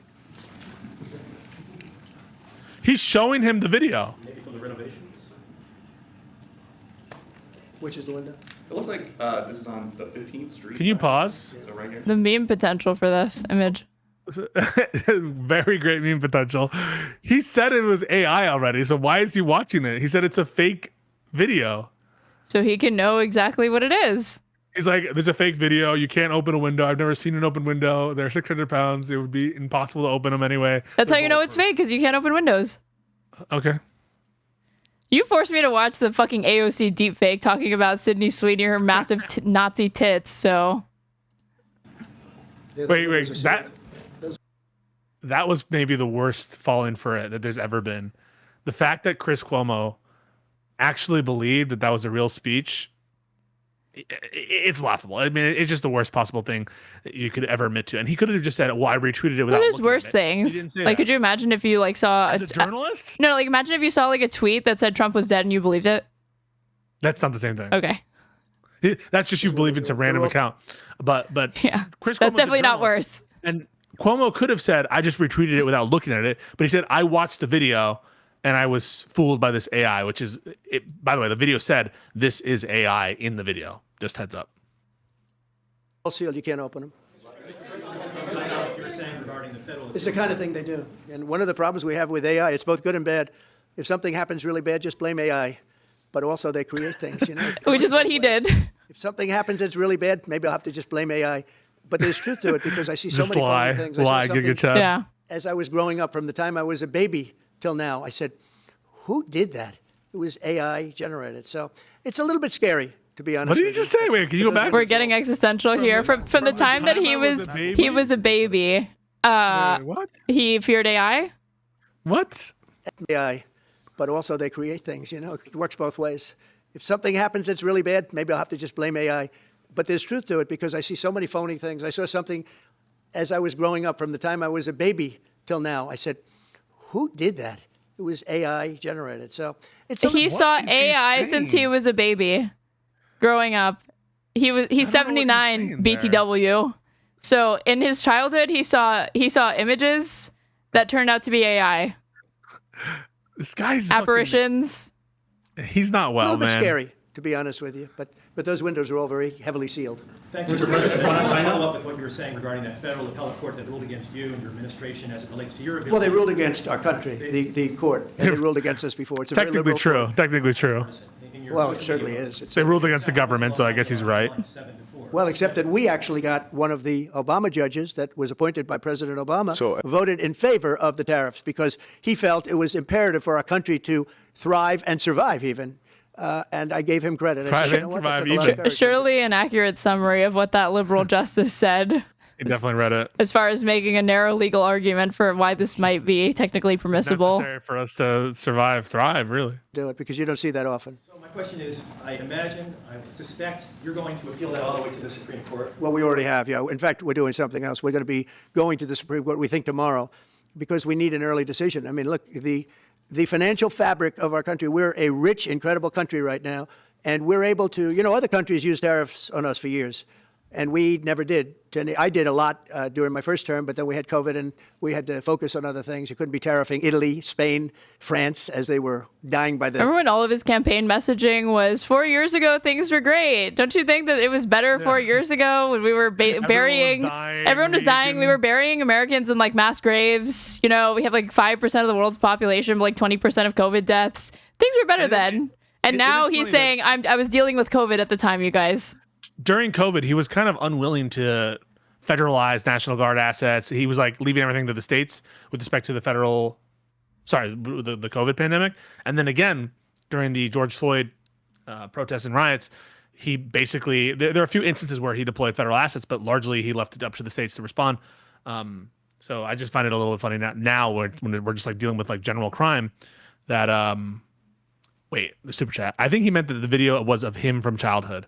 Okay, you speak Trump, Ben Riley. Oh, sure, okay. I believe you. We need an interpreter. Yeah, thank you.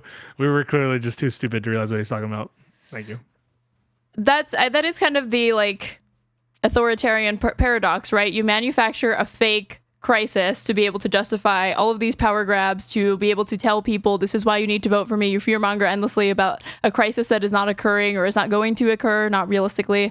And then when there's an actual crisis, you don't contend with it, you don't deal with it, and people are actually less likely to be sympathetic to an authoritarian takeover because the threat of a, non-existent but hypothetical, potentially incoming like situation that would threaten national security or undermine democracy, whatever lie he would say, is more appealing to get people on board with the strongman electorally than it would be if you actually point to the crisis that's going on.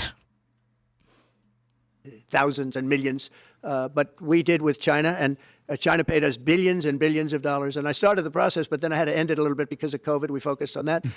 But no, it's a very important decision. And frankly, if they make the wrong decision, it would be a devastation for our country.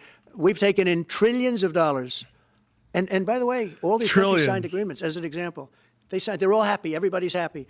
But some whack job put in a lawsuit. It went before a very liberal court, and the liberal court ruled, it was 11, they ruled 7-4. 7-4. With one of the most liberal of them all voting in our favor because they're patriots. I think I give tremendous credit to that judge. And now it's going to the Supreme Court. Now we're going to be asking for early admittance. We're going tomorrow, and we're going to ask for an expedited ruling because when you look at the stock market's down today, the stock market's down because of that. Because the stock market needs the tariffs. They want the tariffs. If you look at AI, all of those, all of that money that's going to be invested, trillions and trillions of dollars, the biggest thing, bigger than the internet, I suspect. It's the internet plus AI is going to be bigger than the internet. What do you think about that? We are leading. Hell yeah. Fact check true. Very substantially with AI. We're leading because of tariffs. We're leading because of talent, and this is where they'd like to be. But without the tariffs, we wouldn't have a chance because we wouldn't be able to protect those investments of the companies coming in. So if you took away tariffs, we could end up being a third world country. That's how big the ruling. So we're asking for an expedited ruling. Have you ever seen the story of how he came to embrace tariffs? No. Where does it come from? Can I show you like a segment where Rachel Maddow talks about how he came to like love tariffs? It's maybe something that you remember, but just wait, can you pause real quick? Sorry. This is from Falls. A White House spokesperson told Newsweek that it was a contractor doing regular maintenance in the president's absence when they threw out that object. So looks like this spokesperson is contradicting the White House's position that this is, Trump's position that it was AI. But I thought Windows couldn't open. Windows can't open. Front page here, just for a second. Because do you remember where Trump got the tariff thing from in the first place? Do you remember like when and why and how we started talking about tariffs in the first place? It was in his first campaign for president. Trump didn't really have any formal economic advisors. So he told his son-in-law, Jared, to find him an economic advisor. Trump reportedly gave Jared some vague ideas of what his thoughts were on economic and he got issues. Peter Navarro. Something. Yeah. Make me look tough, China bad, something. Jared then decided to find his father-in-law a financial advisor for his presidential campaign by going on the Amazon.com website and starting to browse books. Not like reading the books, because you can't do that on the Amazon website. He was just looking at the covers, looking at the titles. And he found a book title that he thought was so cool. The title was Death by China. Oh my God, that's so cool. That's so awesome. And that apparently was it. This quote from Vanity Fair. Trump gave Jared a summary of his views and then asked him to do some research. Kushner simply went on Amazon, where he was struck by the title of one book, Death by China, co-authored by a man named Peter Navarro. Jared then cold called Navarro, a well-known trade deficit hawk who agreed to join the team as an economic advisor. Navarro was a major advocate for an aggressive pro-tariff policy. Where did Peter Navarro get This his is the idea crazy that part. Tariffs would be a good policy. The citation laundering that he does. What was his backup for that conviction? Harvard Well, educated. he did have backup from a real expert who he cited in at least a half dozen of his books, including the one that Jared found on Amazon that fateful day. In all of his books, Peter Navarro has cited an economics expert to justify his views. And the economics expert he cites is somebody named Ron Vera, V-A-R-A, Ron Vera. Which is an anagram of his Trump name. won the presidency and entered the White House, Of Navarro. Ron Vera started circulating a memo around Washington in support of Trump using tariffs in trade policy. According to the New York Times, the memo had been, quote, sent from an email address purportedly belonging to Ron Vera. At one point, Ron Vera wrote in the memo that Trump could, quote, ride the tariffs to victory. Problem is, Ron Vera doesn't exist. He never has. The economics expert that Peter Navarro has long cited to explain why he's so gung-ho on tariffs, this person, Ron Vera, is a made-up person. He is a fictional person. Peter Navarro invented Ron Vera as his expert source so he could quote this expert source over and over and over again in his crackpot books. Who is Ron Vera? Ron Vera is an anagram of Navarro, which is his last name. I mean, my name anagrams to Macho Can you Waddler, pause? but I don't see. This is like in The Usual Suspects when you read Kobayashi, and yeah, this is big news. And honestly, if I was going to mention the economic advisors of Trump that I find most compelling, or sorry, least compelling, it would be Peter Navarro. But Peter Navarro has actual training, I think, as an economist. I think he went to, has he gone to Harvard for this kind of stuff? So, I trust, frankly, in some respect, I trust Scott Bessent and Lutnick over Peter Navarro. I thought you were about to say, okay, so despite him literally fabricating a source, to like making up a name to cite himself, I still trust him because of his Harvard education. I didn't know where you were going with that. No. I'm saying like someone who, well, I guess those people have education too. I just mean to say it's like, there are some individuals in the administration who have like no formal training on a subject. And notwithstanding the fact they don't have any formal training, I would trust them more than even people who are. Well, obviously, who's again, you're a Harvard trained economist, and the best way that you can find to launder your ideas. I'm sure he's from Harvard. Just let me just check real quick. And a super chat from Ben Riley says, "I don't speak Trump per se, but I played enough Arkham Asylum to understand the haunted hallway of cracked funhouse mirrors that is the mind of a narcissistic clown." Rachel Maddow literally has a doctorate in political science. Yeah, I know. She's like a ton of degrees. Who? Rachel Maddow has like multiple, has a PhD, like a bunch of degrees. Trying to talk you into doing what Macho Waddler wants, right? But that really is how the Trump administration crafted its tariff policy. Yeah, he went to Harvard for his That's PhD. where Trump came up with the tariff. He went to where? Harvard for his PhD and Tufts for a BA. It's absolutely fucking insane. Again, he still carried this tariff policy forward from that first administration based on that stupid fucking book to today. We're all suffering the consequences. I really do hope that they reimburse every single importer the total amount of their tariff plus interest, and then that there's a class action for all the consumers as well.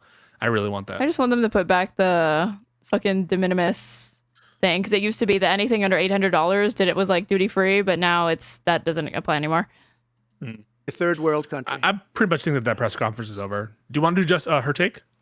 Okay, there's which one? Because there's multiple episodes that have happened. Which is the best one? Well, there was one that was uploaded 2 hours ago. Oh fuck, that's fresh. That is fresh. Give me a second. And here's the part that no one's. Okay. So this was, let's see. Combat veteran Kelsey Sharon slams female soldiers, Russia, Ukraine, and cartel wars. This is her take, episode 19. The one before that was with this guy. He's like a friend of Joe Rogan's. Right now. Charlie Kirk just posted, Trump announced the U.S. military conducted a lethal strike against a Venezuelan drug cartel vessel in the Caribbean. All right, I guess that's not a big news if it's not like, I guess, Venezuela itself, right? Do you often get your news from Charlie Kirk? I'm just saying I saw it. Okay. This last episode, this was when Jillian uses the Her Take platform to exonerate herself from the newest documentary on Netflix on The Biggest Loser. Oh shit, that's memes. Canary Mission. No, it's not. It's actually her like going through receipts, kind of boring. Because I did watch that segment to see like, oh, should we skip it last week or whatever? I was like, yeah, we don't need to see this. Canary Mission attacks Anna. John Bolton rated. This is Her Take episode 18 with Brian Cullen, and then the one before that. Brian Callen. Oh, Brian Callen is so boring. He's a nice guy. Okay. He's nice. And that no, it wasn't this one. This wasn't the last one before even that. It was.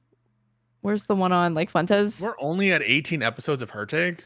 Well, we skipped 2. We've skipped multiple. We didn't see. I'm not saying we. I'm saying. Them. Yeah. Yeah. I mean, it takes a lot of work to produce a high quality show like this. Come on. Yeah. Then there was this one, comics regret moving to Austin. Nick Fuentes goes nuclear. T-app leak explained. Ooh. The segment that I saw from this is their defense of Fuentes. That's insane. That seems a little spicy. Yeah, you want to see that one? Yeah, let's watch that.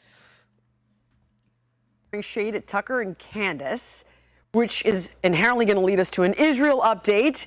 Netanyahu's greater Israel admission, Epstein leak theories, and a possible Maxwell release deal. Terrifying.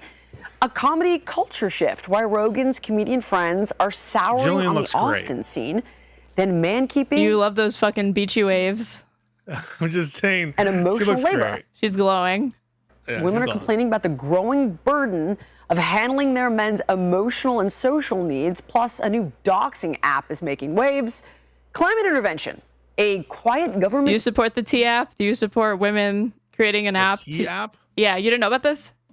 It's like women. Is this the app where you talk shit about your mans? Not your mans. It's like men that you find on Tinder, Hinge, Bumble, and if they did some creepy shit, I think you put it like you create a profile to like warn other people that are on the app that. It just seems like a recipe for disaster for like defamation and lies and slander.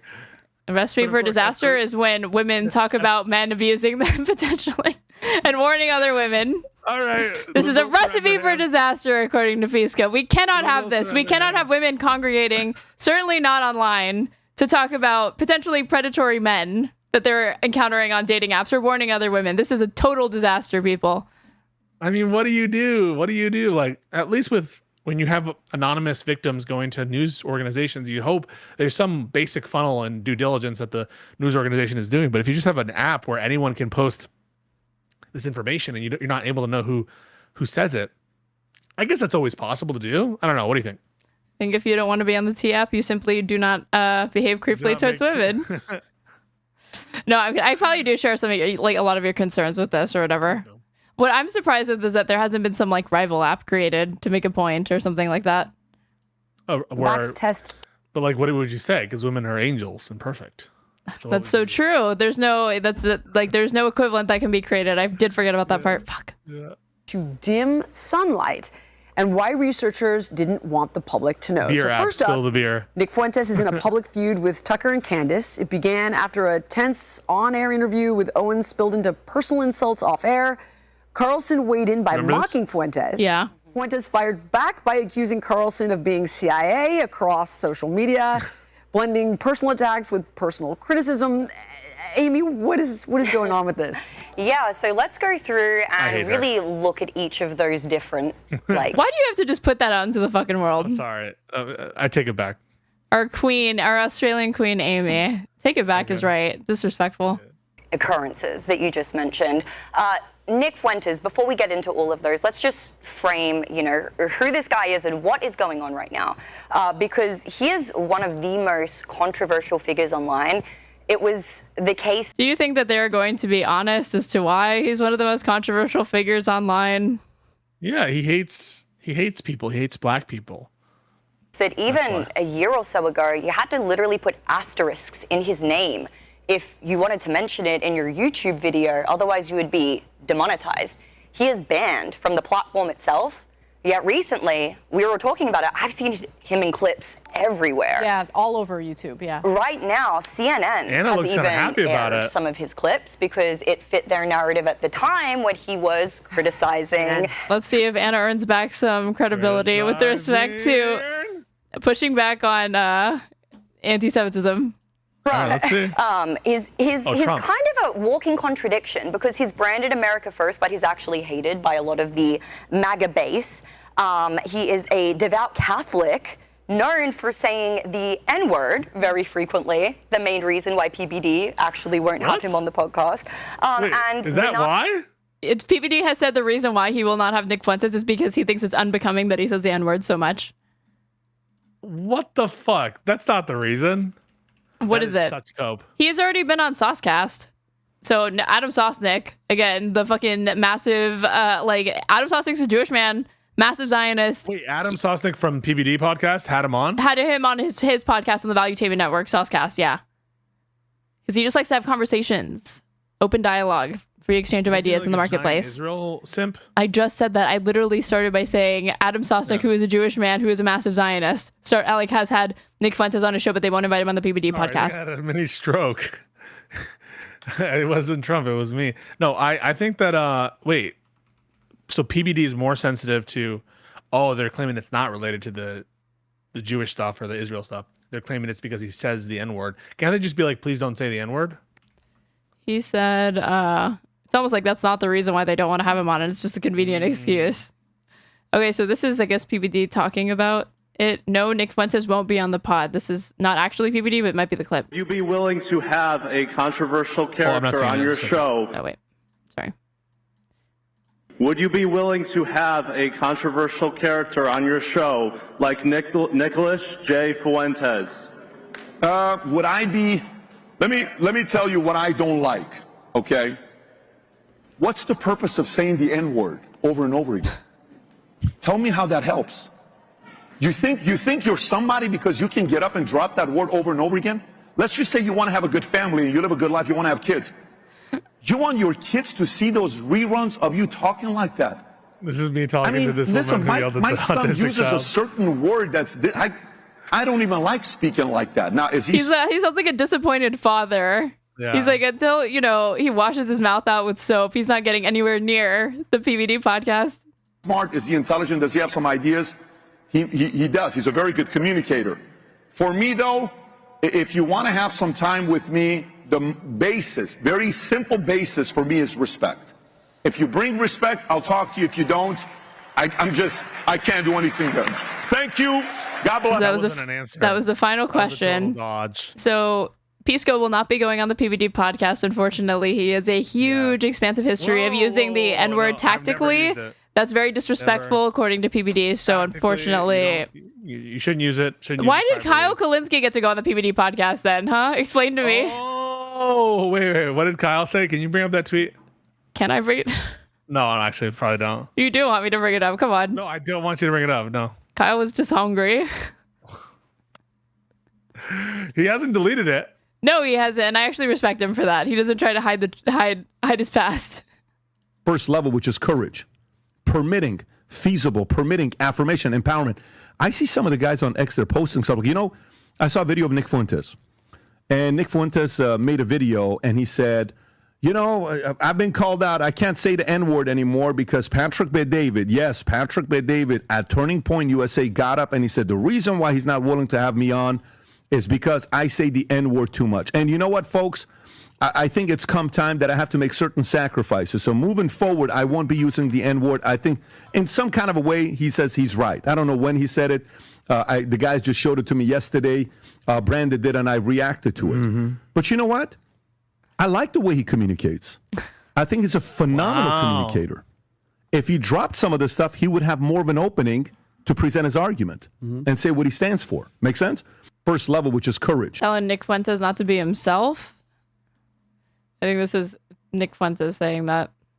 If he actually says it in this, will it be an issue on Twitch? No, I don't think so. No? Okay. Fuentes would love to go on PBD. $30. PBD interview in it. Vinny Groiper. PBD waking up. Adam Seething Jew. Maybe his show will become good again. Yeah, Vinny's been really fair to me. And Patrick Bet-David, I appreciate a lot of the stuff he's been saying.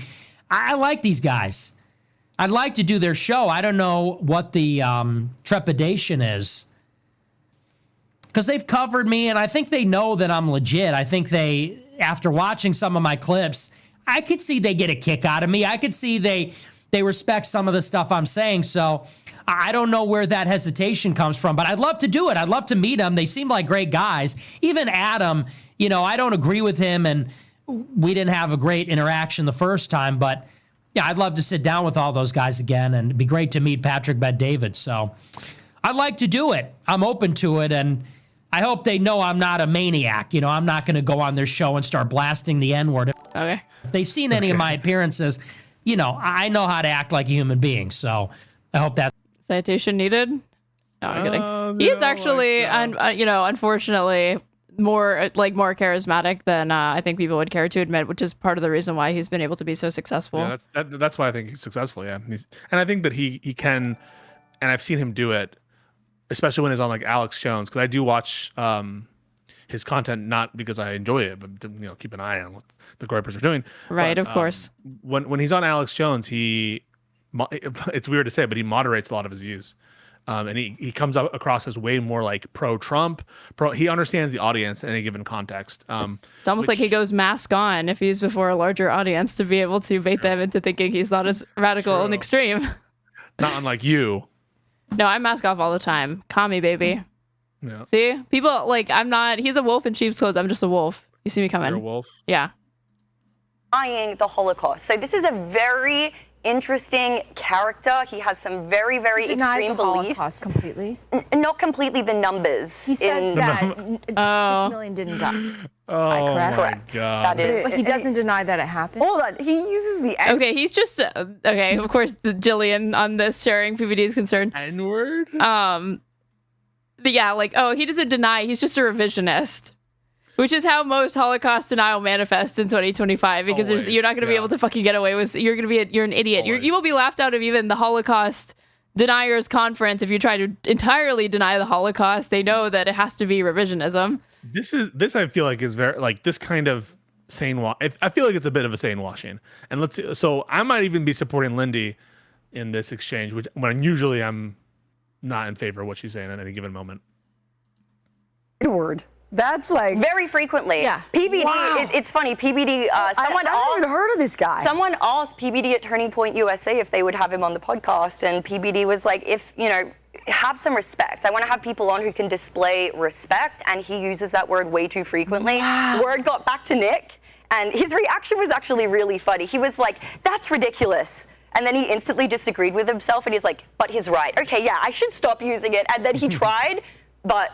You know, old habits die hard. He started using it. He's pretty open. Is that what your experience was when you tried to like stop using the N-word so frequently? Did you have a hard? Did you like suffer withdrawal?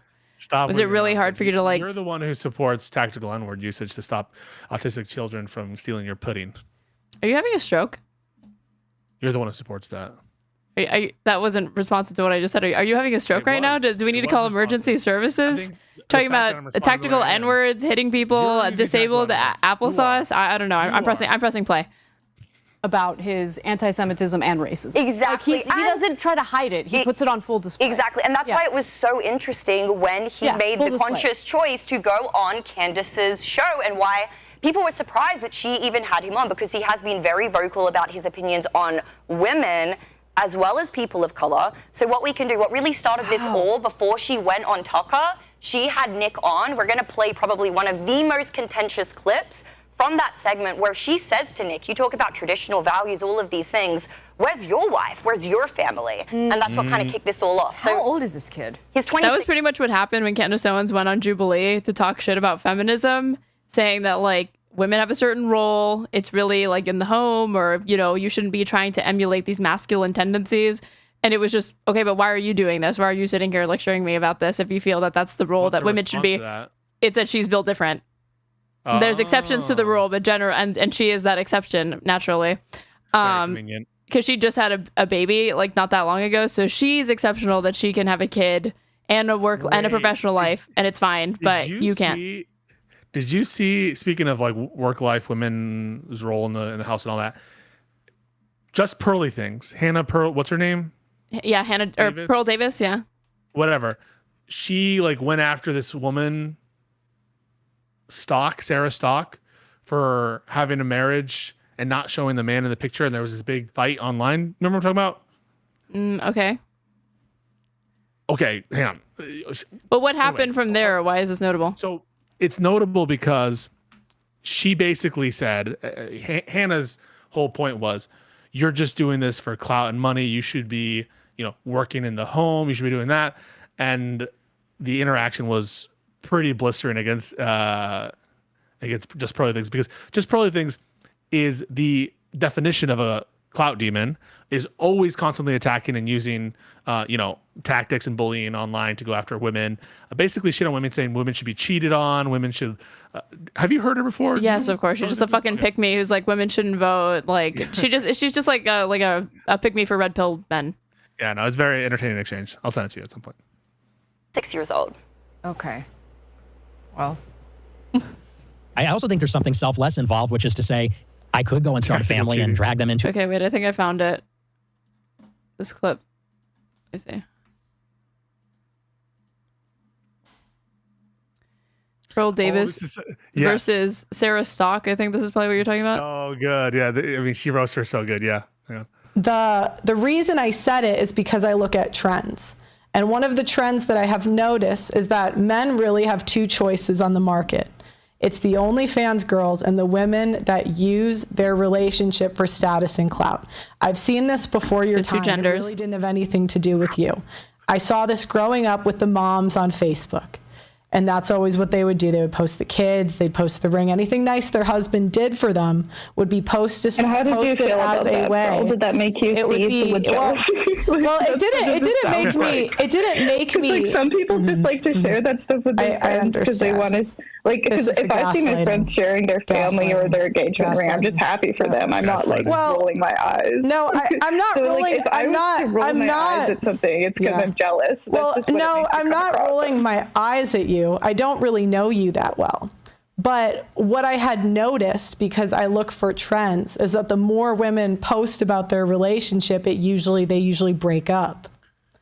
And that's what I noticed with the women from and I've made one post in my entire life. Okay, people. But guess what, Pearl? You post about the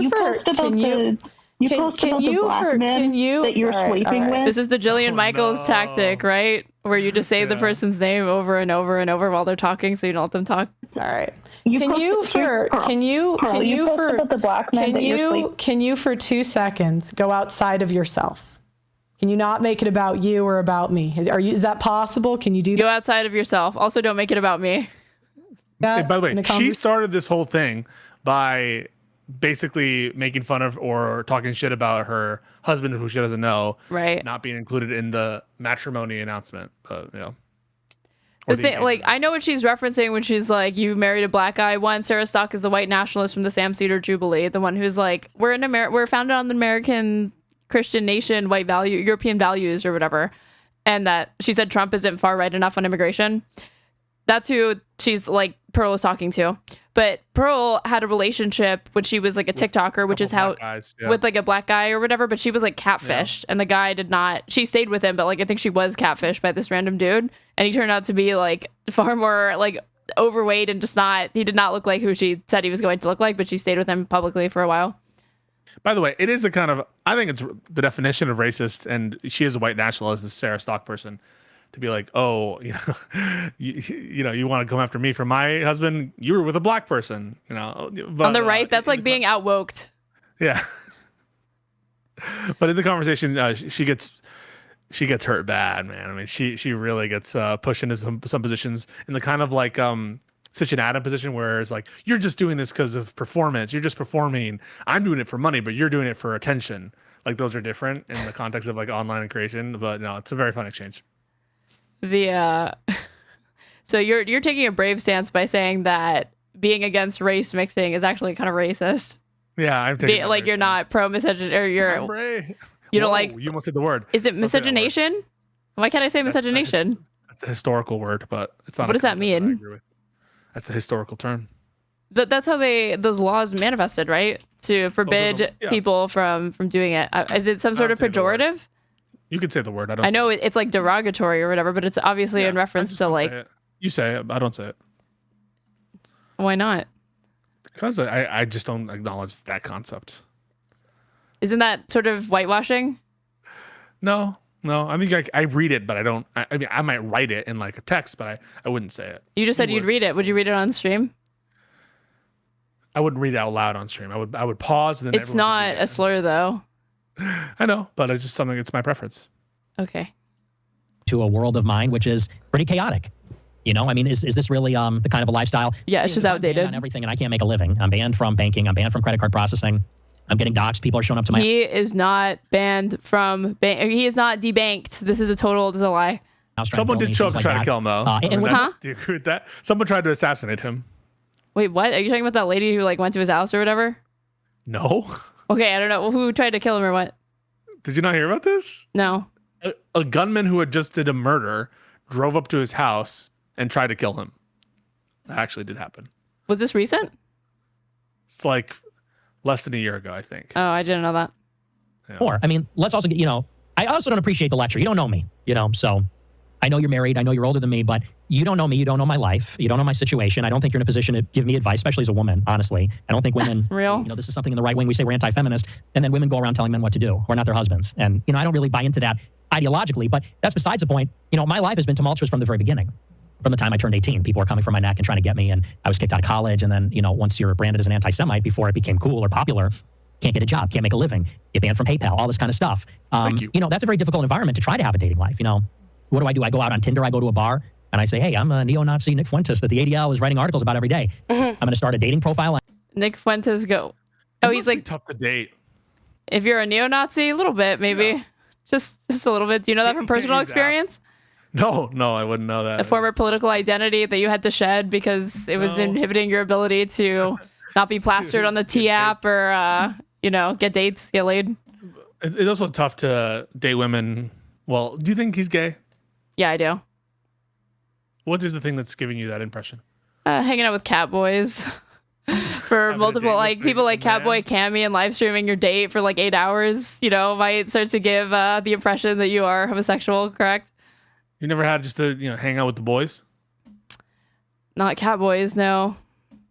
And I guess in my case, it would be like a cat girl. Cat girl? But if I did, I wouldn't begrudge people for assuming that I might be gay. For having a date with a woman? On Tinder? All right. Yeah, for 8 hours, live streaming a date. Or for 8 hours. Huh? Was it 8 hours? Yeah, it was 8 hours. It was very long. You've never seen this image? Hold on. If I search. Well, I knew that he went on a date with a cowboy, but I didn't know. Yeah, that dude's a Nazi himself, by the way. Let me see. Is he an actual cowboy? Is he like a furry? He does it ironically, but so do with that what you will. You never seen this screenshot? Oh, what do you think it's from? It's from their live stream together. That's love in the eye. That's an eye. That's lust. That's yearning. That's desire. Oh no. So, I mean, after seeing that image, what's your impression of Fuentes' sexuality? I think he's straight until he comes out. I'm just gonna assume. I don't want to out him. No way Erin really thinks Nick is gay. She has to say that. Why do I have to say that, Male Rights USA? Explain to me. Why? If I thought he was straight, I would just fucking say it. One guy. I've never seen you get one guy before. This is the first. Male Rights USA is my DEI conservative chatter. He's the one that I allow. Hold on. If I search majority report Nick Fuentes, he gets grossed out at the idea. Like a woman flirts with him. Have you ever seen this? So here's Nick Fuentes. Wait. I've heard him say. Having sex with women is gay, and having sex with men is gay. It's all gay, really. That's an all-time line. Now, Bradley's preemptively giggling about this clip. Well, let's watch the clip, and I'll tell you. Well, let's watch the clip, and then we'll talk about an interesting email I received. Ooh. Yeah, some time ago, actually. We're gonna go there. I'm not gonna talk specifically about it, but because we don't air dirty laundry at this. Right, we don't air dirty laundry. What part of what you know about me would make you think that I would want to be propositioned by a woman? Much less in the super chats, no less. What part of you, or what part of me would make you think that I would want a girl to say, to ask me out on a date? Oh, wait. I am not isn't he just saying I will do the asking out? Oh, I knew you were about to fucking. Oh no! I will do the asking out.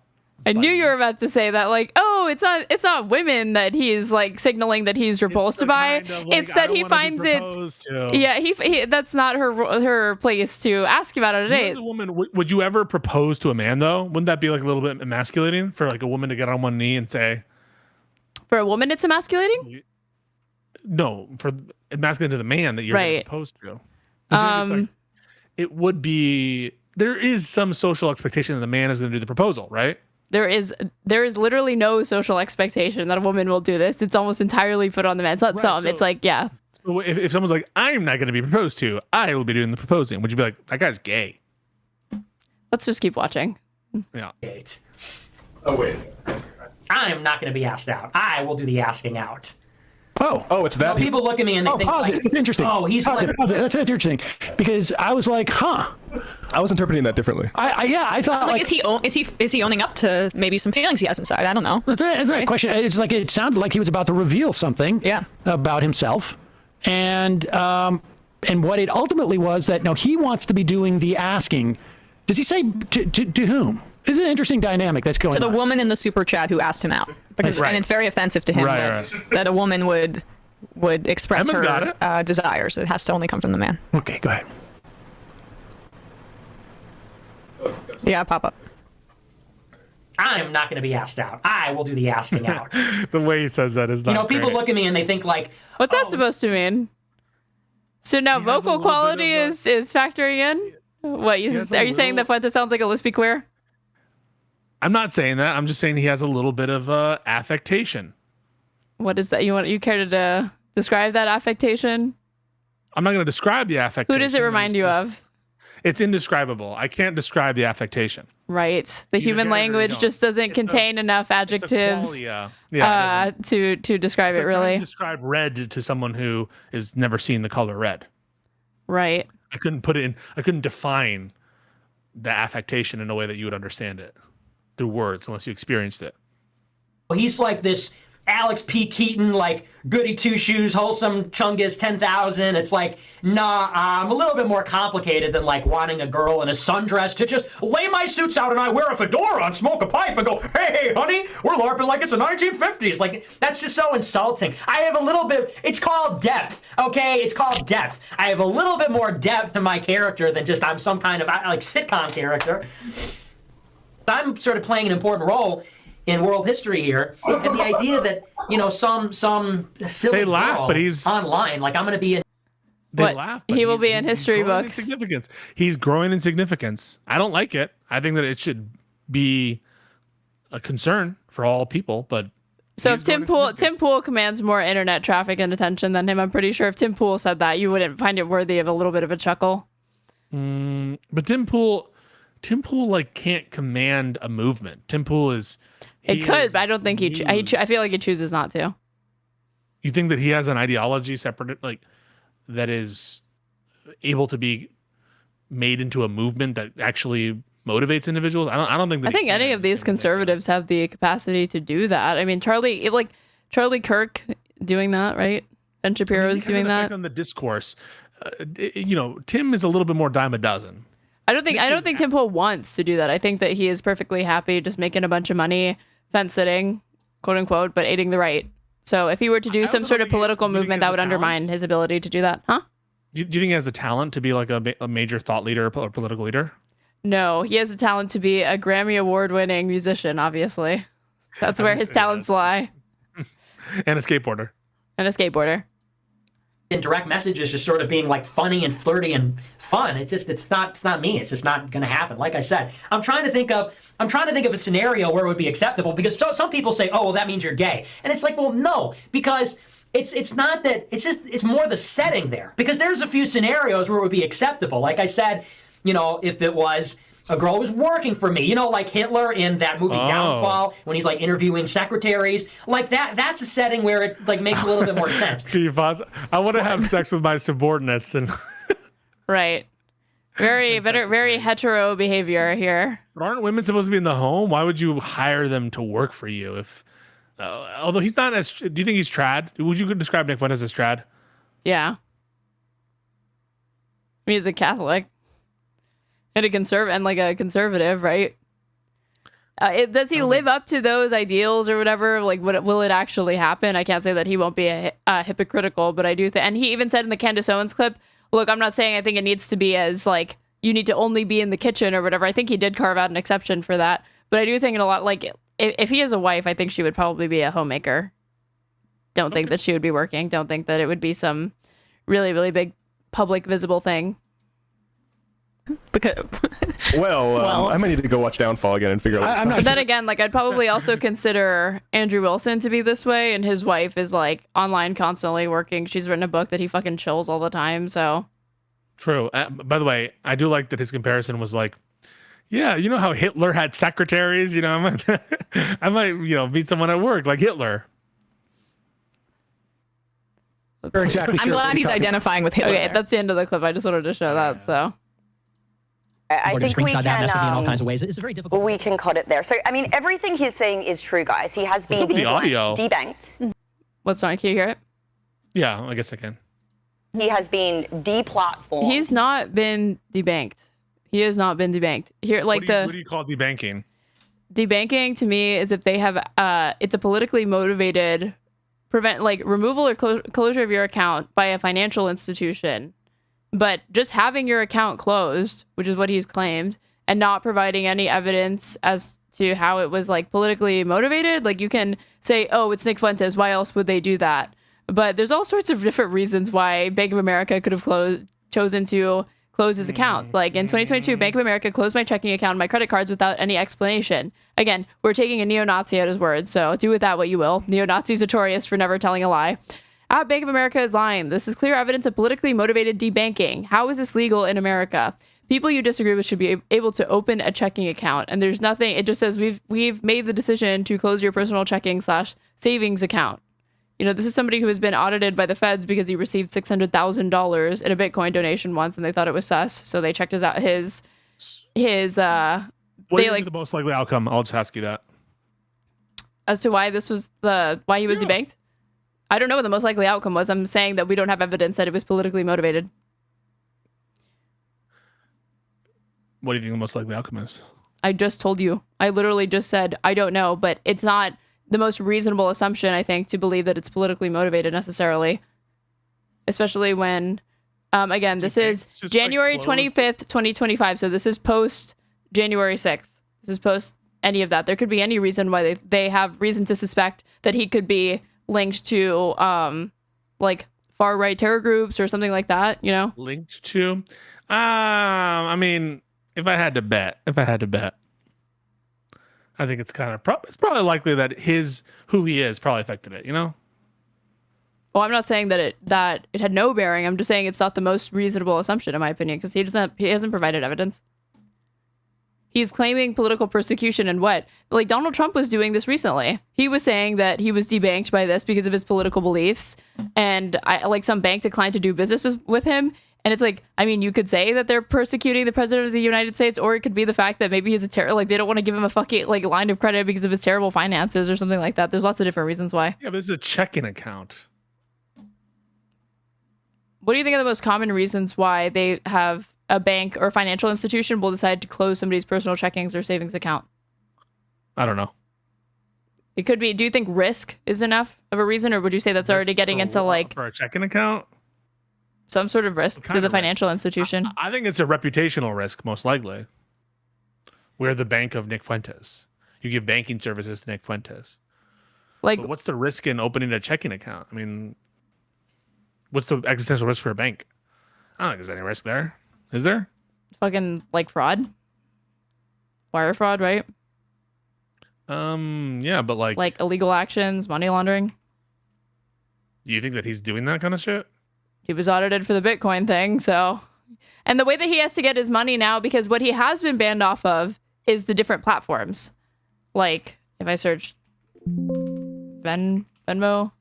Yeah, Fuentes says he's also lost access to Facebook, Instagram, Apple Podcasts app, TikTok, Discord, Clubhouse, Spotify, and DLive, along with business and consumer services like PayPal, Venmo, Patreon, Airbnb, Shopify, Amazon Web Services, Stripe, Streamlabs, and Coinbase.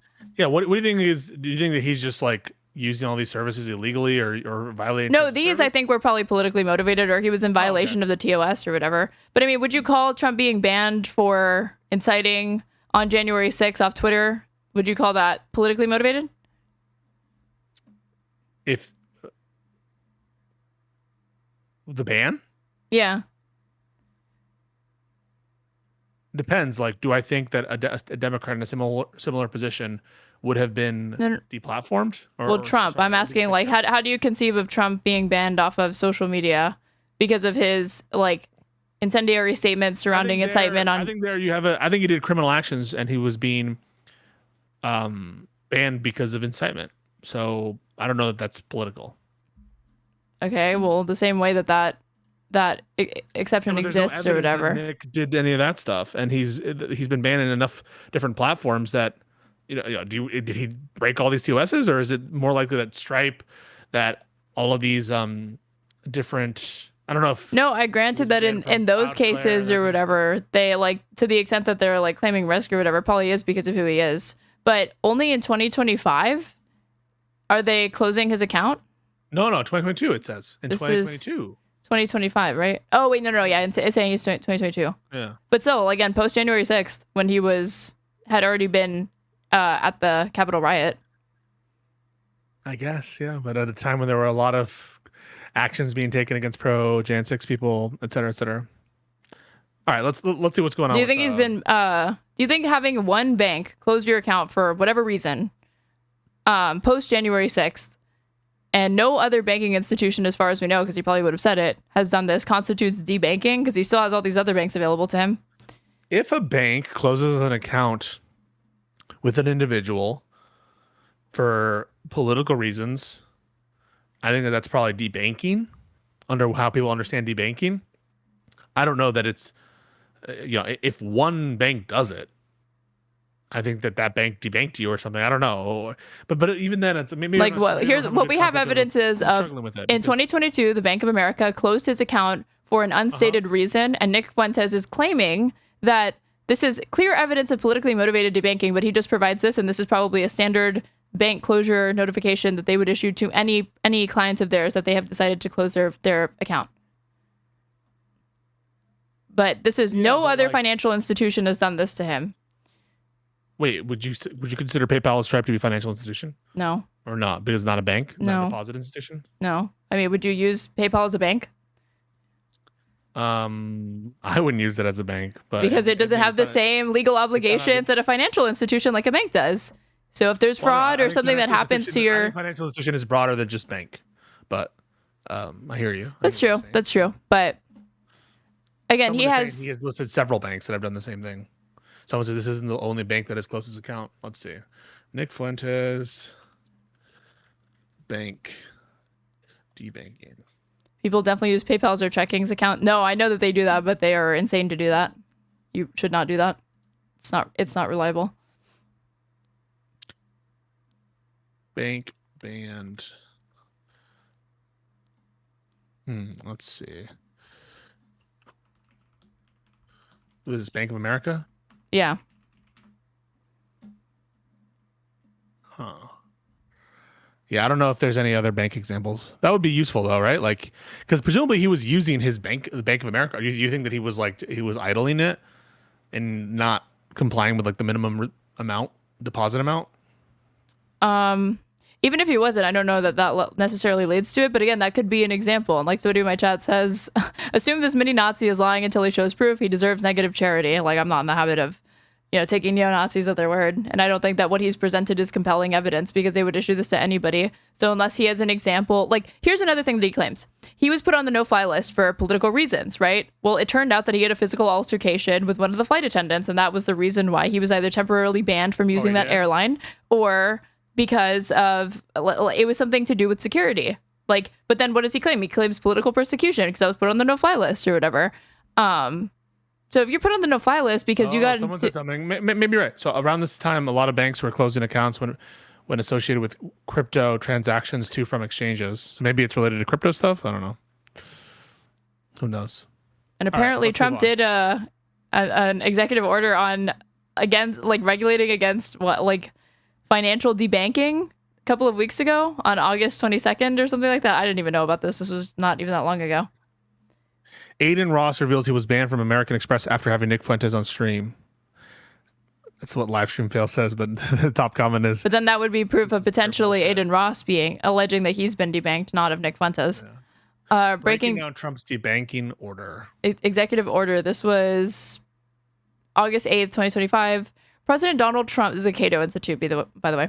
President Donald Trump's executive order on debanking is a mixed bag. It's less aggressive than his tone on TV when he accused banks of discriminating against him, and yet, which they denied for what that's worth, and his supporters, yet it still leaves open several questions. At a glance, the executive order requires the following. Regulators must remove the use of reputational risk regulation. Banks must offer accounts to previously debanked customers. Regulators must investigate internal bank policies. Regulators must investigate religious discrimination. The Treasury must develop a comprehensive strategy to address debanking. So I guess a bank does not have the right or ought not have the right to engage in subjective risk regulation. Risk. Yeah. So seems like a bit of an overstep. Politicized or unlawful debanking. I mean, there could be. Like, wait a second. So we have these kinds of regulations for race. You know, it would and religion. And religion. Like this already exists. Why not have it for political opinion? Because I don't. That's why would you have it for political opinion? I don't know. I'm just saying, like, we do have these like. Do you think that hotels, for example, did you hear about the Dershowitz pierogi thing? No, what's that? So Dershowitz went to a pierogi vendor, and they're like, we don't want to sell you pierogies because we hate that you're affiliated with Epstein and we hate your views on like Israel Palestine or something like that. I'm sure if you Google right now pierogi Dershowitz, I'll get a link for you. Okay. And he made it. Oh, here, there's an Axios article about. Let's see.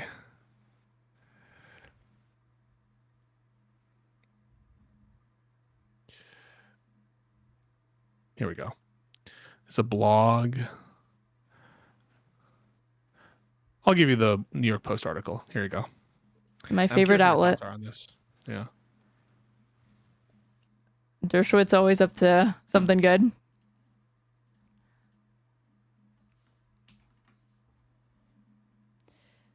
Trump lawyer Alan Dershowitz offered free pierogi for life after Martha's Vineyard dumpling row. This is August 10th of this year.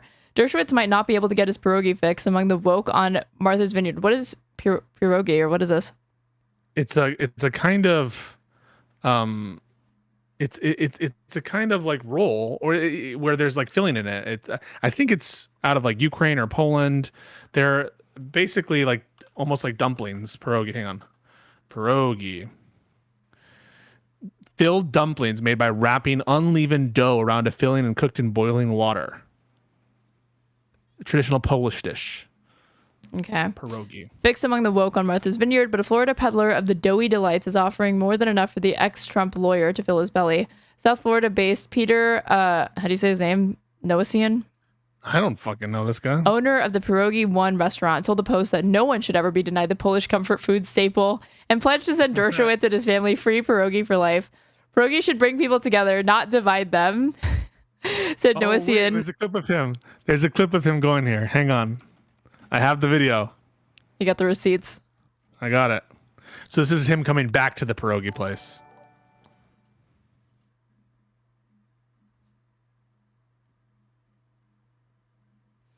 Someone says it's like ravioli, but more pasta dough. Where did you send this? Oh my God. I sent this to Prime Kai. Wait, are you on Twitter? Or are you sending this to me on Twitter? No, I sent it to you on Discord, but I sent a Alan Dershowitz thing to Prime Guy because I was messaging him about something. What did Trump write to Epstein? Every day is another. May every day be a surprise or something. Just send that alongside with your message to Prime. Don't say anything else. May every day be another delightful mystery or a delightful mystery. Yeah. Try to restore community and to ask you another beautiful secret. In the interest of keeping the island together, so we don't have to have two pierogi stands, one for anti-Zionists and one for people who will sell to everybody. So I'd ask you to please just sell me any one of your products to show that you're prepared to sell to anybody and not allow your anti-Zionism to decide which people will sell. You'll sell to. This man is calling me an anti-Zionist. Excuse me, this man is a saint. I also offer you this book, which I signed it to you to Krem. Please learn the truth. Thank you so much, Alan. Thank you so much. I am very surprised that you're here because of the things that you've been saying about us and the business. No, just you. Yeah. Online. Yeah. Well, good pirog is our business and Krem is me, and I really do not appreciate what you've been sharing in the last week Is it true? Of course. You have proof that I am an anti-Semite. Yeah, you protested the Jewish Culture Festival last year, which had nothing to do with Israel or Zionism. It was Oh my God. Jewish food, Jewish music, Jewish... Hold her accountable. And you protested it, and the rabbi said that was an anti-Semitic act. Do you disagree with that? I do disagree with that. You think it's okay to protest Jewish cultural events and not be called an anti-Semite? Thank you. My vendor just called me over. Excuse me, what this man is saying. What this man is saying. Anti-Semite. That's what they what this man is saying. And they just let me know that made them feel uncomfortable. So if there's anything I can do to help complete this transaction, I offer you this book too. My pronouns are they, them, and you know about this, that my pronouns are they, Oh, them. she's a they, them as well. Are they them? You mean non-binary? You just Yeah. called me him, so Are they them? Slips of the tongue. You are they, you are them. I'm happy to use Am I the only one who sees the humor in this? pronouns you want. This is What do you think of it? Can you pause real quick? What do you think of this exchange so far? I mean, it's like they're both kind of walking on eggshells a little bit to not say the wrong thing. I have no clue what the fuck this is even about. This is like just a Karen. This is Karen shit to me. What do you mean? Wait, if you're protesting the Jewish cultural event, don't you think that's maybe a little anti-Semitic? I don't take Alan Dershowitz at his word, and I would need to see why they are protesting it, because there could be at that Jewish cultural event, there could be real estate that like a real estate table that's advertising real estate in like Occupy in the West Bank or whatever for settlers. There's like the overlap of shit like this all the time, and then it's framed as, oh, you're being anti-Semitic, when in reality there was a component of that event that overlapped with a Zionist interest or some sort of political aim that you disagree with, and they are trying to frame your opposition to that specific aspect of it as discriminatory or racist in some way. And that's no more. That's no more. Jewish cultural event of just people who also happen to be Zionists, but you're protesting the Jewish cultural event. That seems like it might be anti-Semitic, though, right? Maybe it would depend. You see the guy holding the Jeffrey Epstein poster behind Dershowitz? No. God. Well, I'm just saying the thing, like with religion, we're talking about a doctrine or like principles that goes for Christianity, that goes for Islam, that goes for Judaism. So I don't like to assume that the opposition or the protesting of those sorts of like cultural sites or whatever is necessarily going to be bigoted. There could be other ideological reasons that you are not you are protesting them. I wouldn't say that this is like, if I'm protesting the Catholic Church because of the abuse of children within the Catholic Church going all the way up to the Vatican, just documented. That's not anti-Catholic. That's not anti-Catholic or anti-Christian, in my opinion. That's not bigoted against Christians for you to do that, because you are protesting a specific action. Or even more generally, you could still be against the doctrine of it, because it's like religion really is the only doctrine that the United States protects that is not actually truly immutable characteristic, but the way that, religion overlaps with people's race or ethnicity is complex. So it's the carve out. All right, can you press play on this? I just want to see if it gets spicier. Well, wait, you said you were going to steel man me. Oh, I was going to say, I think that, you said it yourself. I think you said it well. You could be protesting, like, for example, a Catholic event based on some action that Catholic group has taken in the past. I imagine, for example, some of the mega churches where they just do kind of unsavory things. Like, imagine you were protesting Jerry Falwell appearing for some kind of Christian event in your state or something. You protesting that, I don't think necessarily makes you anti-Christian. So I think it would depend on the motivations and the whole context. I think you're right about that, probably. Well, you were trying to suggest that, like, almost any time that somebody, protests a Jewish cultural event, if it's probably anti-Semitic, I don't think you should default to that assumption. Press play. Were you not like an epic Reddit atheist or whatever? Because that's what this is harkening back to for me. Because I'm not Lay Reddit. Okay. I've never been on Lay Reddit. Protesting a Jewish event. You did? Did you protest the Jewish event? You won't answer that question? Alan, I want to introduce myself. Hi, I'm Alan. Yeah, I'm Talia. I'm a Jewish member of the community who was one of the organizers of the peaceful Jewish-led protest outside of the Jewish Cultural Festival. So this is a Jewish woman doing this. Oh, so now she's going to explain the Jewish Cultural Festival. This is not a cross-examination. It's a conversation. Okay. Damn. Woo!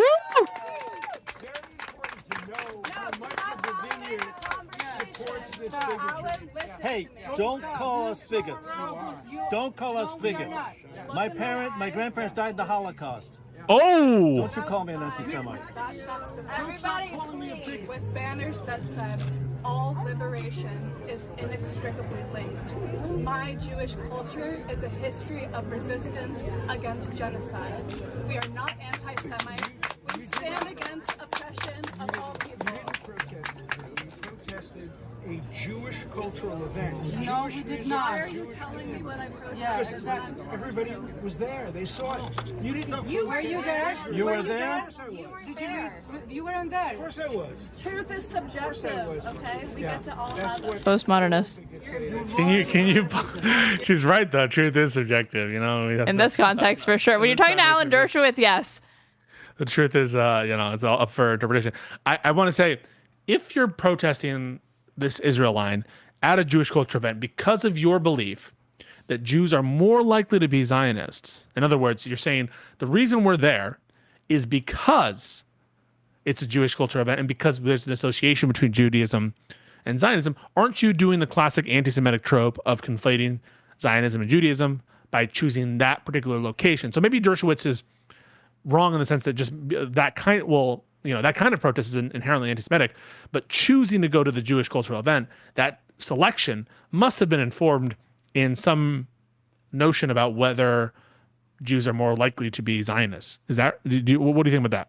I always think that the same Zionists that claim that Judaism and Zionism are intrinsically linked, obviously they are linked, but they claim that they are intrinsically linked, speak out of both sides of their mouths, because they'll, on one hand, they'll basically say that being a Jewish and a Zionist is pretty much synonymous. But when you treat that identity as such, they say you're doing anti-Semitism, you're assuming all Jews are Zionists, you're doing dual loyalty. And it's like, how do you maintain that pretty much all Jews, Judaism and Zionism are inherently linked and all Jews are Zionists, but then you're going to have contempt for people that take you at your word on that and say, well, if that's the case, then anytime I'm protesting a Jewish event, I could also be protesting a Zionist event and have my political motivations for doing so, and I wouldn't even be wrong. I understand what you're saying, that there could be a talking out of both sides of the mouth, but the mere selection, so I think it's a bit of dodge. I don't know if you're intending to do it, but the selection of a place to protest Israel on the basis of its connection to Judaism,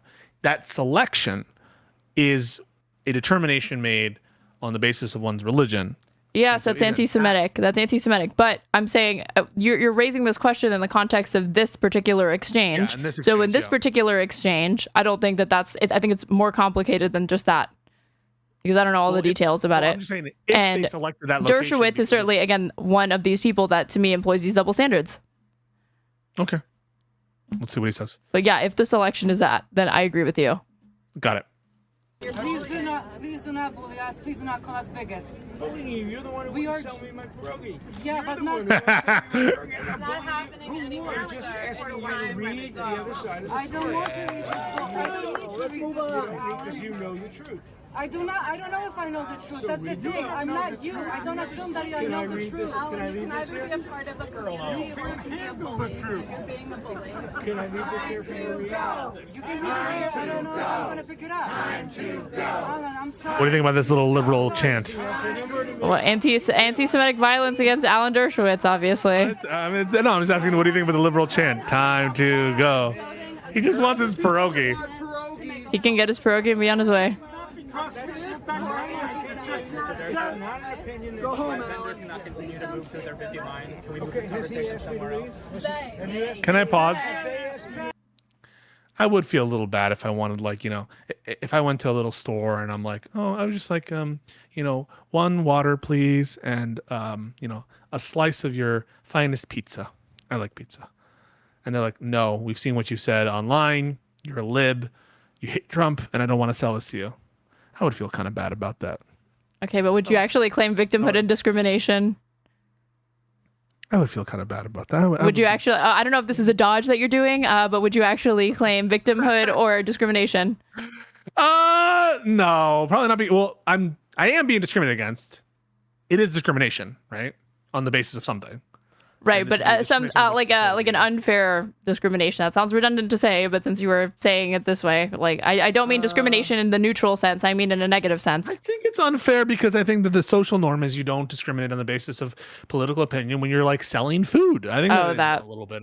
What do you think about that? I mean, you had stronger feelings about the debanking, but I didn't see the difference between denying food on the basis of not liking somebody's political or partisan affiliations versus not denying them banking services.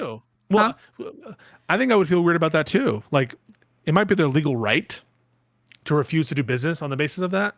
I don't know. Some states it might be different. There are some states that have like anti-discrimination frameworks applied to private organizations for political opinions. But I would feel, even if it's their legal right to do, I wouldn't want banks to be making these kinds of determinations based on your viewpoints. In other words, I think these people should be allowed to get banks, and banks, as a matter of policy, should not be like saying, oh, we don't like your speech, therefore we're going to close your account. And similarly, I feel kind of weird about restaurants saying, well, because you're pro-Republican, because you're pro-Zionist, we're not going to serve you. You get into weird territory where I think that you believe everything that disadvantages a viewpoint is like necessarily viewpoint discrimination, and the whole doctrine breaks down at that point to me. No, I'm not saying that it's illegal viewpoint discrimination, though in some states it might be. I'm just saying that I think they shouldn't do it. Do you think restaurants should be like checking your social medias to make sure you're ideologically aligned? I don't think. Not checking, but if they happen to know, like if you're the owner of a restaurant, a patron comes in, they were somebody who you were not bullied by or anything like that. They were in a different grade as you in like high school or something, and you knew that they were an avowed open neo-Nazi, and they continue to be, and you denied them service on that basis. Would you say that that was a form of unjust discrimination against that patron? If by unjust you mean I don't like it, what do you mean by unjust?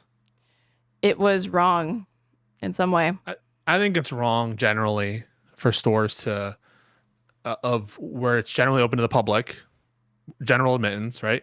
I think it's wrong for them to do this kind of discrimination. It doesn't make me feel good. I don't think it's a good social norm. Maybe I'm particular about this stuff. And again, I'm not saying that it's the same as government discrimination. I'm not saying that they don't have a right to associate with the people and do business with whoever they want to do. I'm not saying that. I'm just saying. So you wouldn't like if like a restaurant had a policy of like anybody who enters with a MAGA hat on will not be served? I wouldn't like that. No. I think it should be legal, but I think it probably should be socially discouraged. I'd probably agree with you on that.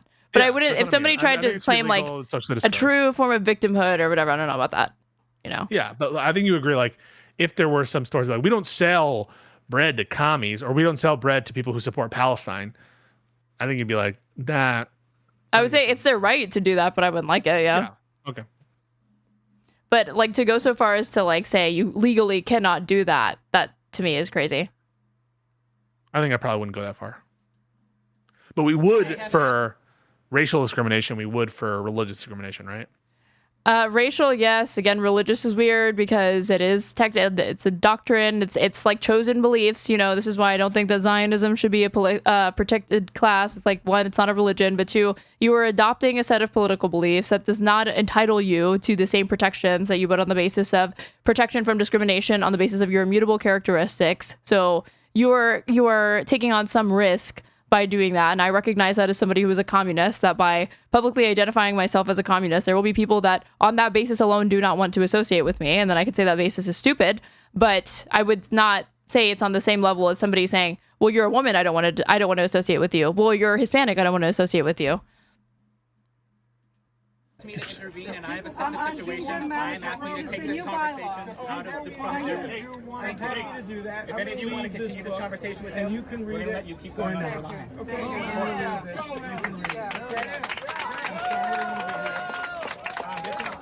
This is like board of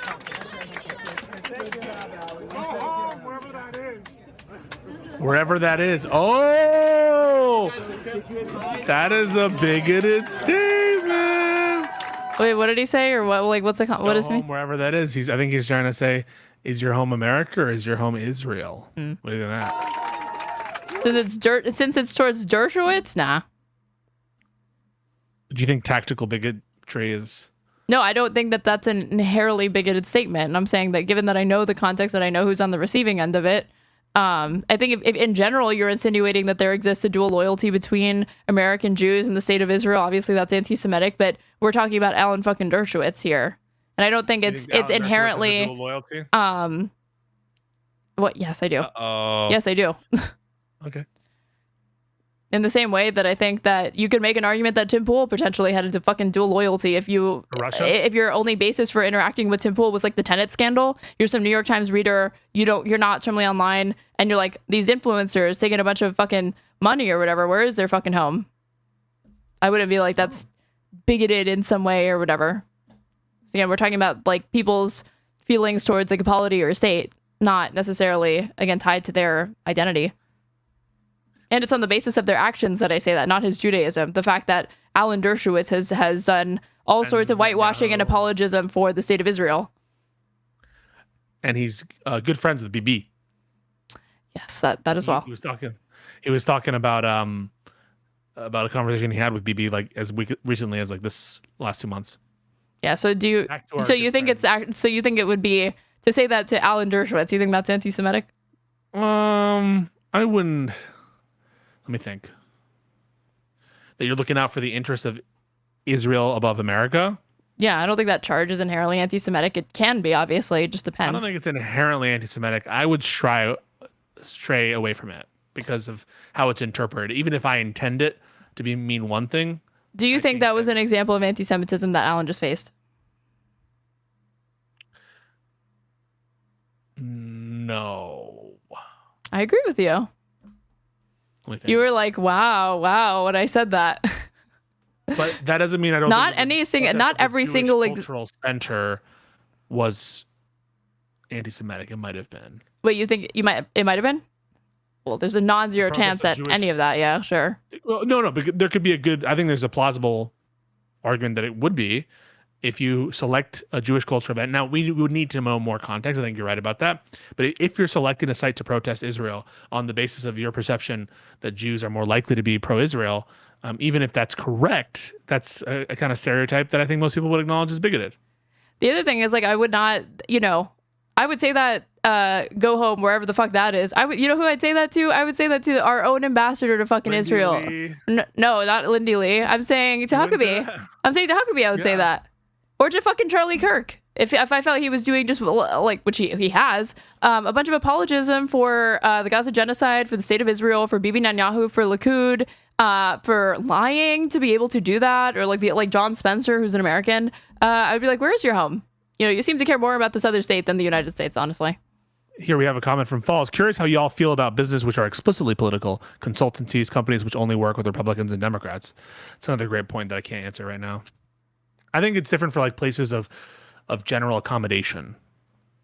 And again, I don't say that this is a way that government should regulate it, but I would feel differently about like a hotel and a public restaurant versus, some law firm or a consultancy group that works with one political party, Yeah.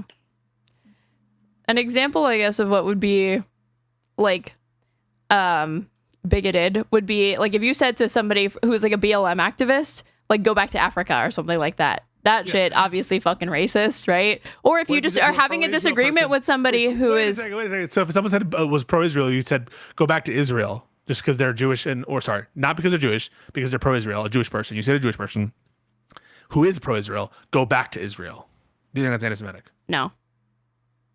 Even if they weren't born in Israel? Because the thing with the BLM is like BLM is political, but that is a domestic American political affair. That is completely unrelated to the state of Africa, and the only association that's being made there from the person levying it to that person is on the basis of race. So to me, it's bigoted. But if you're saying that to somebody who you just said, you know them to be pro-Israel, you know that they have been to Israel, they may even be like, they may actually literally be like a dual citizen. If you say go back to Israel then, or you love Israel so much, go there now. This is the example. So you have an individual. He's Jewish, but he's not an Israeli citizen, but he is very, very pro-Israel, big Zionist, and big pro-Israel, supports supports Bibi. And you said he isn't a citizen of Israel? He's not a citizen of Israel. Okay. Never been there. Go back to Israel. No. Not anti-Semitic? No. It's a political thing He's there. never been to Israel. He's never been to Israel. So? I don't know, man. It feels like something. It feels racist, right? It feels like it is. Not to me. What if you have a BLM person who's like, we should send more support and aid to Africa. We should do and someone says, go back to Africa. I think that's in the vein of like, you love Africa so much, why don't you marry it? No, but if they literally said go back to Africa, then I'm like, wait a second. I just have African American heritage, and you're telling me to go back to Africa because I support sending aid to Africa. Go back. Well, to you Africa. said pro. Wait. Like, here's the difference. Here's the difference. So you said pro-Israel. So at that point, I'm going to assume that he's made defenses of state policy, of the party, of political choices and decisions, as opposed to somebody who's just generally talking about humanitarian aid. You're not doing apologism for like, you know, fucking female genital mutilation or some sort of barbaric practice that this person's making the assumption exists in that impoverished or developing African country. If that was the sort of like apologism that person engaged in, while also talking about giving aid to Africa or whatever, and that person said that to them, in that instance, I don't think it would be. If they did not talk about that and it was exclusively talking about delivering humanitarian aid, what is his face? I think it might be a little racist. If they were exclusively talking about humanitarian aid and there was no defense of any sort of like state policy, then yeah, it would be. So if you said, because the connection there is tenuous at best. All right. You know Paul Kagame? He's the leader of the country of Rwanda. Rwanda is currently engaging in a soft invasion or explicit invasion of the DRC. And there's a lot of ties to West. A lot of Rwandan army forces have been used in various places in Africa. There was a plan between UK and Rwanda to send asylees to Rwanda. And let's say that you have ethnic Rwandan heritage, but you've never been to Rwanda, not citizen of Rwanda. You're in the United States, and you also support Paul Kagame. And you're like, listen, this guy is good for the West. You know, say what you want, but they were genocided before in the Rwandan genocide. And yeah, he's invading DRC, but DRC should be invaded. And I support Paul Kagame's efforts, and they should try to take over the capital of DRC. And someone went up to be like, go back to Rwanda. Would you say it's racist? This instance seems more racially charged. Yeah. Why though? Isn't that the same exact thing? Because it's like an arguably like. But wait, you said that this guy, the support of regime change or like supported for elections. Did you describe? I was reading it, Chad. Did you describe the guy as like a despot, or is he somebody who's more liberal? It can't just turn on whether the guy's a good guy or bad guy. I'm asking you. Just answer that question. I think it's a complicated thing. I think that Kagame probably shouldn't be invading the DRC and stealing their resources and shit. And so I think that's bad. And I think that it is true that Rwanda has grown under him, and they have like developed greater, deeper ties with the West, and the West supports Kagame. And like I said, it's a little bit more complicated. The West, so does the United States support? Yeah. Okay, then maybe it could be seen as like a parallel, right? Because Israel's like one of our closest allies or whatever. That does if that exists in that same way. But if you ever heard someone who's like, and let's say you knew about all this, and then someone said, you like Rwanda so much, go back to Rwanda. And the guy's like, wait, I'm an American citizen. I've never been to Rwanda. I'm black, and I have Rwandan ethnicity, but that's not my country. This is my country. I happen to support Rwanda. You just told me to go back someplace I've never been. You know? Yeah, so I said in this example, it seems more racially charged. I think it would be racist, and I think if you do the same thing to a Jewish person, same facts, I think that follows. I think that you're giving a little exceptionalism with the Israel stuff. How do you mean? I think that you should treat similarly that example of the Rwanda example I just brought up as the Israel example. You know? I mean, Israel is an exceptional state. It's a unique ally. Okay. And Israel exists the never-ending law of return. You know, Israel is one of our closest allies. We shield Israel from accountability at the UN. We provide Israel with billions of dollars every year. We transfer them weapons and we don't put any conditions on it. No, I'm explaining to you the unique relation. I'm explaining to you the unique relationship that exists between Israel and the United States. We have lobbying like J Street and AIPAC that we don't have for Rwanda, that we don't have for other developing countries in Africa. We have more generalized humanitarian organizations, but we have specific lobbying groups that advocate on behalf of the state of Israel. Why does that change? That is unique. It's a statement. Just because America has a unique relationship with Israel, why does that change whether or not the statement "Go back to Israel" is anti-Semitic or racist? I just feel like somebody made this delineation. I mostly agree with these two. Go to where you support is different than go back to where you came from, right? And I think the word "back" is the issue. You wouldn't suggest someone is from somewhere because of their political support for a country. I get the skepticism though. Okay, maybe that's the right thing. That go back to. Yeah. That's why I said this sounds racially charged to me. But if you say go back to Israel and someone is not Israeli. And they've never been to Israel? Yeah. Then sure, you were making you were making an assumption there. I think maybe I agree with that. So if you love Rwanda so much, why don't you go there? Like that's a statement. I wouldn't necessarily say it's racist. That's why I kept bringing up this. I was like, is this in the vein of because it kind of feels like it could be in the vein of you love Hamas, why don't you go marry him? You love Israel so much, why don't you go live there? Sternu says, I was in class. What was the Trump announcement? Bullshit. They have some Space Force thing in Alabama and they're just talking some shit. So what do you think of what do you think when people talk about it and support of Palestine and I will hear Zionists and pro-Israel people say go to Gaza then. You love Gaza so much, gay in Gaza. Yeah, go there. I don't think that's racist. I think that it's the go back. I think it's the back. I think your chatter is probably right. So pedantry. Right? I think that's right. So pedantic that it can get lost in the moment, even if intent is harmless. Well, I don't understand that. Chatter is here saying that you're being pedantic. I'm trying to. This is good faith. I'm just trying to understand what feels wrong. It can be good faith and pedantic. So not mutually exclusive. If someone were to say to some Mexican guy who supports ethnically Mexican, who is a full American, who supports aid to Mexico and helping Mexico and not being mean to Mexico, someone said go back to Mexico, I would be like, that's racist. Yeah, probably. Why don't you go to Mexico? If that's being informed by their very pro-Mexico policy, maybe I would say that's not. I think I would say that's not racist. But if it's being informed because of their ethnicity, because they're Mexican, I think that we would call that racist. And I think the go back is that hook into the racialized. Do you acknowledge that the fact that Israel is an ethno-state and Mexico is not severely complicates this? No. No. Why not? How would it affect it? Because I have no reason to think it affects this analysis. Okay. Do you have a reason to think it affects it? Yeah, I do, because I think that people have a lot of misconceptions surrounding Israel or whatever, and the fact that there is a basis for entry that is pretty much uncritical as long as you can identify yourself as Jewish and Israel will take you in or whatever. That, I can see how there could be misconceptions surrounding that as opposed to Mexico where that's not the case, and we know that's not the case.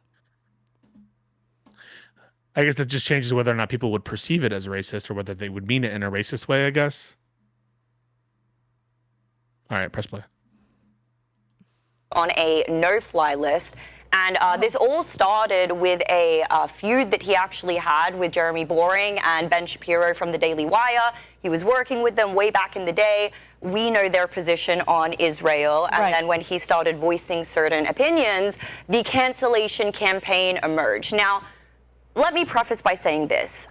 Nick, Anna believes that he's a genuine anti-Semite. He says he is. Semite. Does he say? Yeah. Let me hold on real quick. It's like he's. I'm not familiar with that. I don't watch his content. I don't either. So I've never heard of him. I want to make sure that I didn't smear him, even though I had my suspicions about who he really is. So I watched a bunch of his recent content, and the point of contention between him, Tucker Carlson, and Candace Owens. Tucker Carlson and Candace Owens on one side. Nick is on the other, right? So Tucker and Candace have been very critical of Israel. Correct. And Zionism, whereas Nick Fuentes, and this is what he said on a recent episode of his show, he's like, no, it's not just Israel, he says it's the Jews, right? So that's how he differentiates himself. So he's openly, he makes no bones about it. He doesn't really make bones about it. He's openly, Why doesn't she just say it? She's anti-Semitic. She doesn't want to use the term anti-Semitic because she thinks it's been abused. I don't know. I disagree. I disagree with that. Can you pause? Because she wouldn't stop. Like, that is a bit racist. Like, she would say if it were racist. Why doesn't she say anti-Semitic? The term anti-Semitic. Maybe she's on a panel of right wingers, and she might be wanting them to grasp the point, and she realizes that that word is a minefield to these fucking people. Anytime you identify anytime your opposition is staked on something being racist, bigoted, sexist, anti-Semitic, it's always like, well, what does that word even mean? If she's just trying to generally gesture to these people to get the point to land. He is bigoted. Yeah, no doubt. But I mean, I personally don't think that that's a reason to tiptoe around it. I think you should call it what it is. Own it. Can say about him is he does actually make astute points about the way that our government has been hijacked by Israel. He says a lot of things that we must give credit. We have to hand it to Nick Fuentes that he certainly does promote Zog and other anti-Semitic conspiracy theories. This is from Mindwaves TV. The effect. You used the wrong effect here. The effect is that or maybe you didn't. Maybe I'm stupid. Wait a second, Mindwaves. Maybe I'm dumb. The effect is that the national identity is linked inherently with the ethnic identity and the ideological identity of Zionism in a way that doesn't with Mexican identity. Okay, but grant that. Why does that change our prior about whether a statement is anti-Semitic or not? Like, go back to X or Y or Z. Just because there's different linking of identity. Oh, maybe you're saying go back to Israel. But let's say you could say go back to Israel to a Jewish person who doesn't have citizenship with Israel. That's what I mean. In that situation, aren't you the one doing the linking of Jewish ethnicity / religion to the ideology of Zionism, et cetera, et cetera? I think that's the ideology of Zionism that does that, no? Not you. I mean, well, you're contributing to it by linking them, aren't you? In that direct way. I don't know that I would consider acknowledging that that's the reality is like contribution to it. You think it's the reality? That what part? That like what's the what do you mean? Judaism is wrapped up in Zionism? I said it's related, but it's not intrinsically linked. Okay. Yes, he also makes good points. And one thing that I want to just offer out there is I think that this is a man who is incredibly jaded, who he feels like he had his life ripped from him for voicing genuine opinions in the beginning. Mm-hmm. And then when the exact people... He was a victim of viewpoint discrimination. Very unfair. That explains everything about why Nick Fuentes is the way that he is. He was trying to not speak about those people, but speak about the agenda in general, when the people involved in that agenda doubled down to destroy his life, to deplatform him, to debank him, to do all of these things. Actually, going back a little bit, sorry to everybody who wants to watch her take on this. I'm thinking about it like, to me, Zionism is a destabilizing political force. Zionism is the thing that makes Jews unsafe, both in Israel, both in America, both globally. And you see an increase in anti-Semitic hate crimes globally. And the reason I think it would be very, very naive to think that that is completely unrelated to the state of Israel's actions. Now, I'm not saying that it's right for people to do that. Not only obviously is it not right to engage in bigotry, anti-Semitism, hate crimes, etc. That's trivially obvious.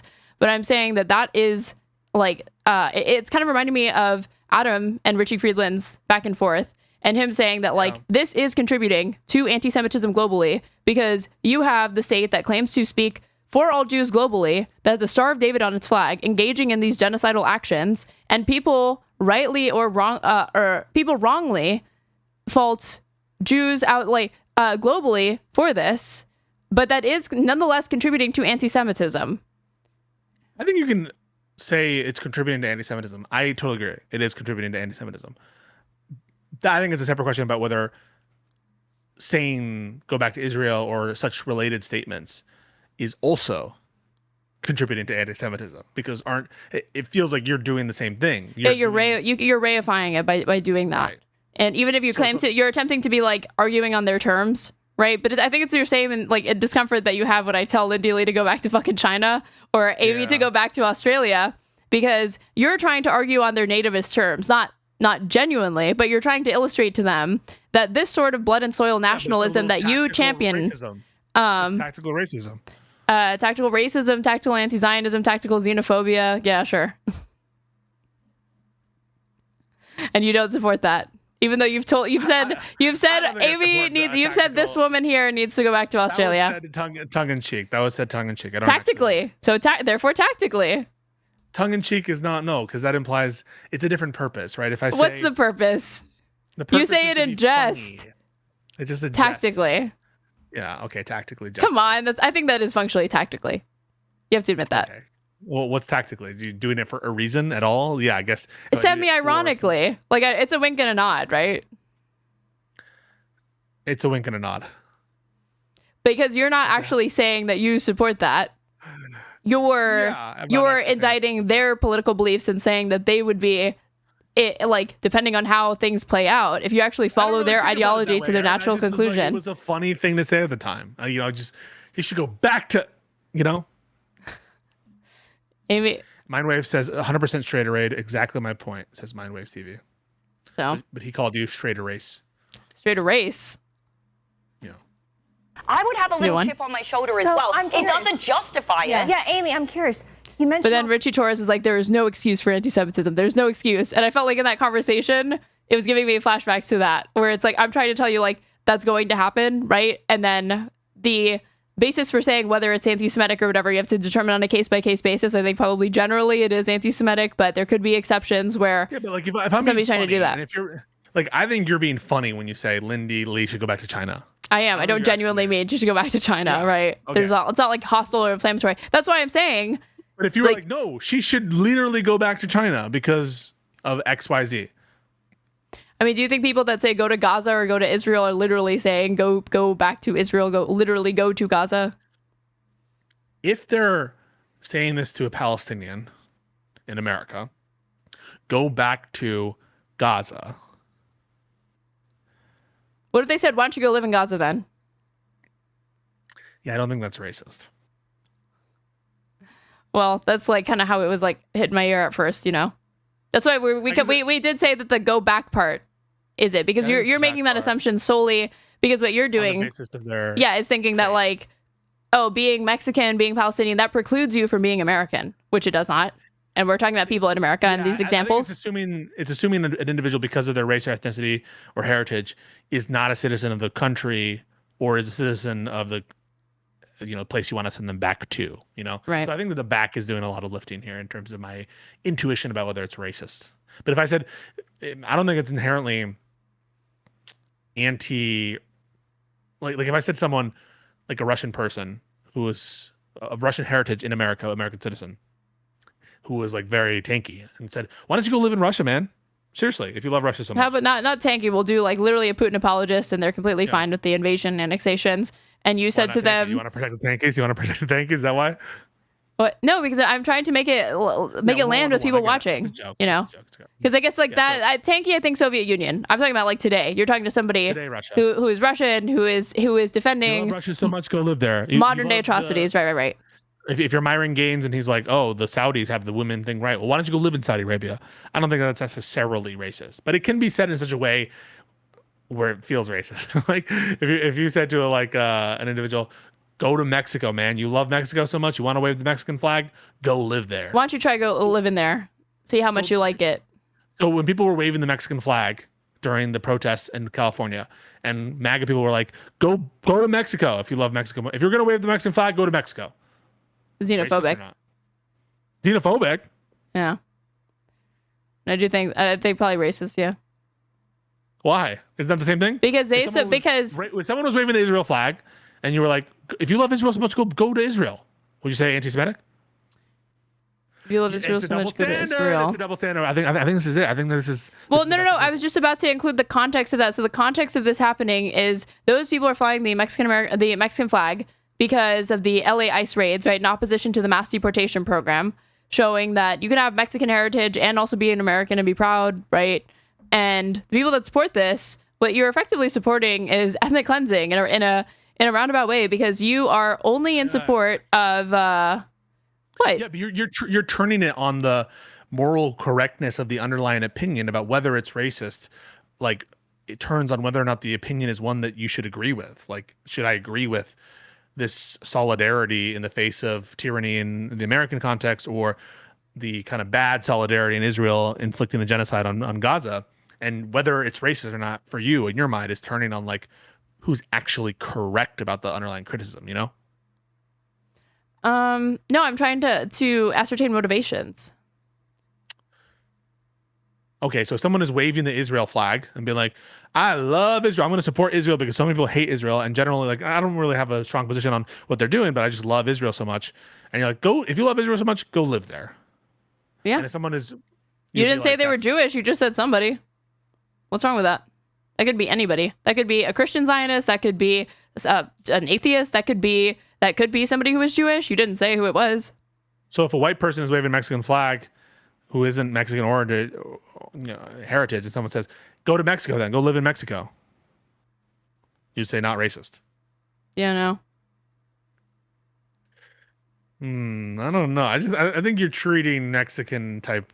You tell me if I'm wrong. I think you're treating distrust and dislike because here's the thing differently. Here's the thing. I think that the type of person that would make that comment would never think to make it towards a white person holding up a Mexican flag in solidarity, but they would think to make it towards somebody who looks visibly Hispanic. I think they would say it to white people sometimes. Well, if that's the type of white person was waving a Mexican flag, you love Mexico so much, go live there. I think that there's a special exceptionality to Israel that's informing your analysis in your mind.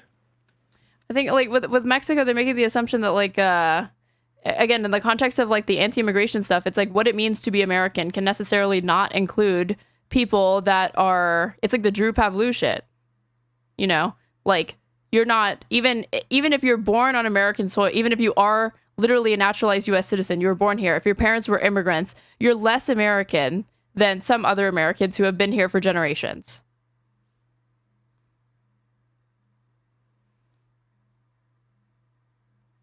Yeah, some people might say that, but that's their rationale. And that's what's informing where I think that type of attack is coming from. And what do you think is informing the people who say go to Israel or waving the Israel flag? The charge of not that they are not American, but that they're duly loyal, which is different. I think it's different to say you're not American, you've never really been American because you're a child of an immigrant and a first generation one at that, which is different than somebody saying that you have a loyalty to another state and it's a higher priority than Americans. Isn't that exactly what they're saying with the Mexican stuff in some ways? I understand that there's one version of it, which is what you're saying, which is like being Mexican American is incompatible with American. But isn't that a version or the flip coin of, well, having a dual loyalty to Israel is incompatible with being American? Saying that you support Israel and having Israel as part of your identity is also incompatible with being American. That also, it just kind of seems maybe not exact, but very, very similar. This is why I don't like Zionism. Why?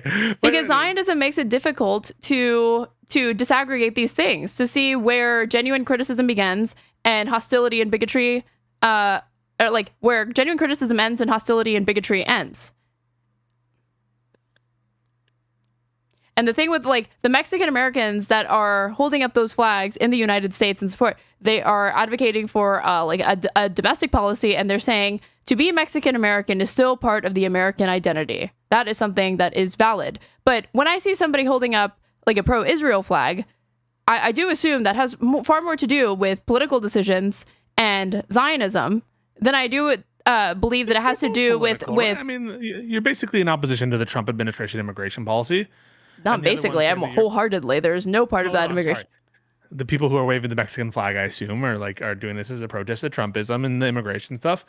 And the people who are waving the Israeli flag are basically saying that, they support, by and large, the policy of Israel, or perhaps even not even that. Maybe they just say the existence of Israel. And maybe that, I know you're going to get to figure it out with the existence of Israel stuff. But I just mean to say there could be a lot of different reasons why one might wave the Israeli flag. A lot of reasons why one might wave the Mexican flag. Right, but in the context of the ICE protests, we know that when they hold up the American flag, or the Mexican flag, that's not actually them saying that they support the Mexican government, right? Why are they holding up the Mexican flag? That's saying that Mexican Americans belong in the United States, and that's a valid way to exist and be part of the American identity. And that makes up immigrants make up the fabric of this country. I do not affiliate it with a defense of the government, a defense of a particular political party. And And so that's the basis that you're engaging with. Those people are engaging with one another on. When it comes to Israel, right? I struggle to think of concepts or like to think of a situation or circumstances where people use the Israeli flag in that manner. That Israeli Americans are part of what it means to be American in the American fabric or whatever. It is typically starting to brush up against like political interests or political beliefs that overlap with Zionism, which again set up political beliefs, or defense of particular political parties within Israel, or the state of Israel's actions. From Mindwaves TV, display of support for the Mexican flag doesn't involve an ideological equivalent of Zionism and the political consequences that follow from that in the same way that invoking support for Israel, I'm assuming it says, does. Right. I mean, do you disagree with that? I mean, I agree that it doesn't involve the same ideological equivalent, but I just don't understand if the same connection is being made in the mind of the person saying go back someplace or go to someplace, go live there, go live in Mexico if you love Mexico. If you're going to wave the Mexican flag, go live in Mexico. I think it matters less, not the reason why the people are waving the flag, but why the people who are saying the comment are saying it, you know? It depends on both. It depends on what the motivation is and like what the context is of the person waving the flag in the United States, and how those people are engaging with one another. Do you think Mike Huckabee should go live in Israel? Yeah, that'd be funny. You should. What about Jared Kushner? Would you say go live in Israel? Yeah. What you seen his quote unquote 2-state solution that he fucking unveiled in 2020? And if someone was like, hey, I'm trying to think of a Mexican American politician. Why am I blanking? Okay, Ted Cruz, go live in Mexico.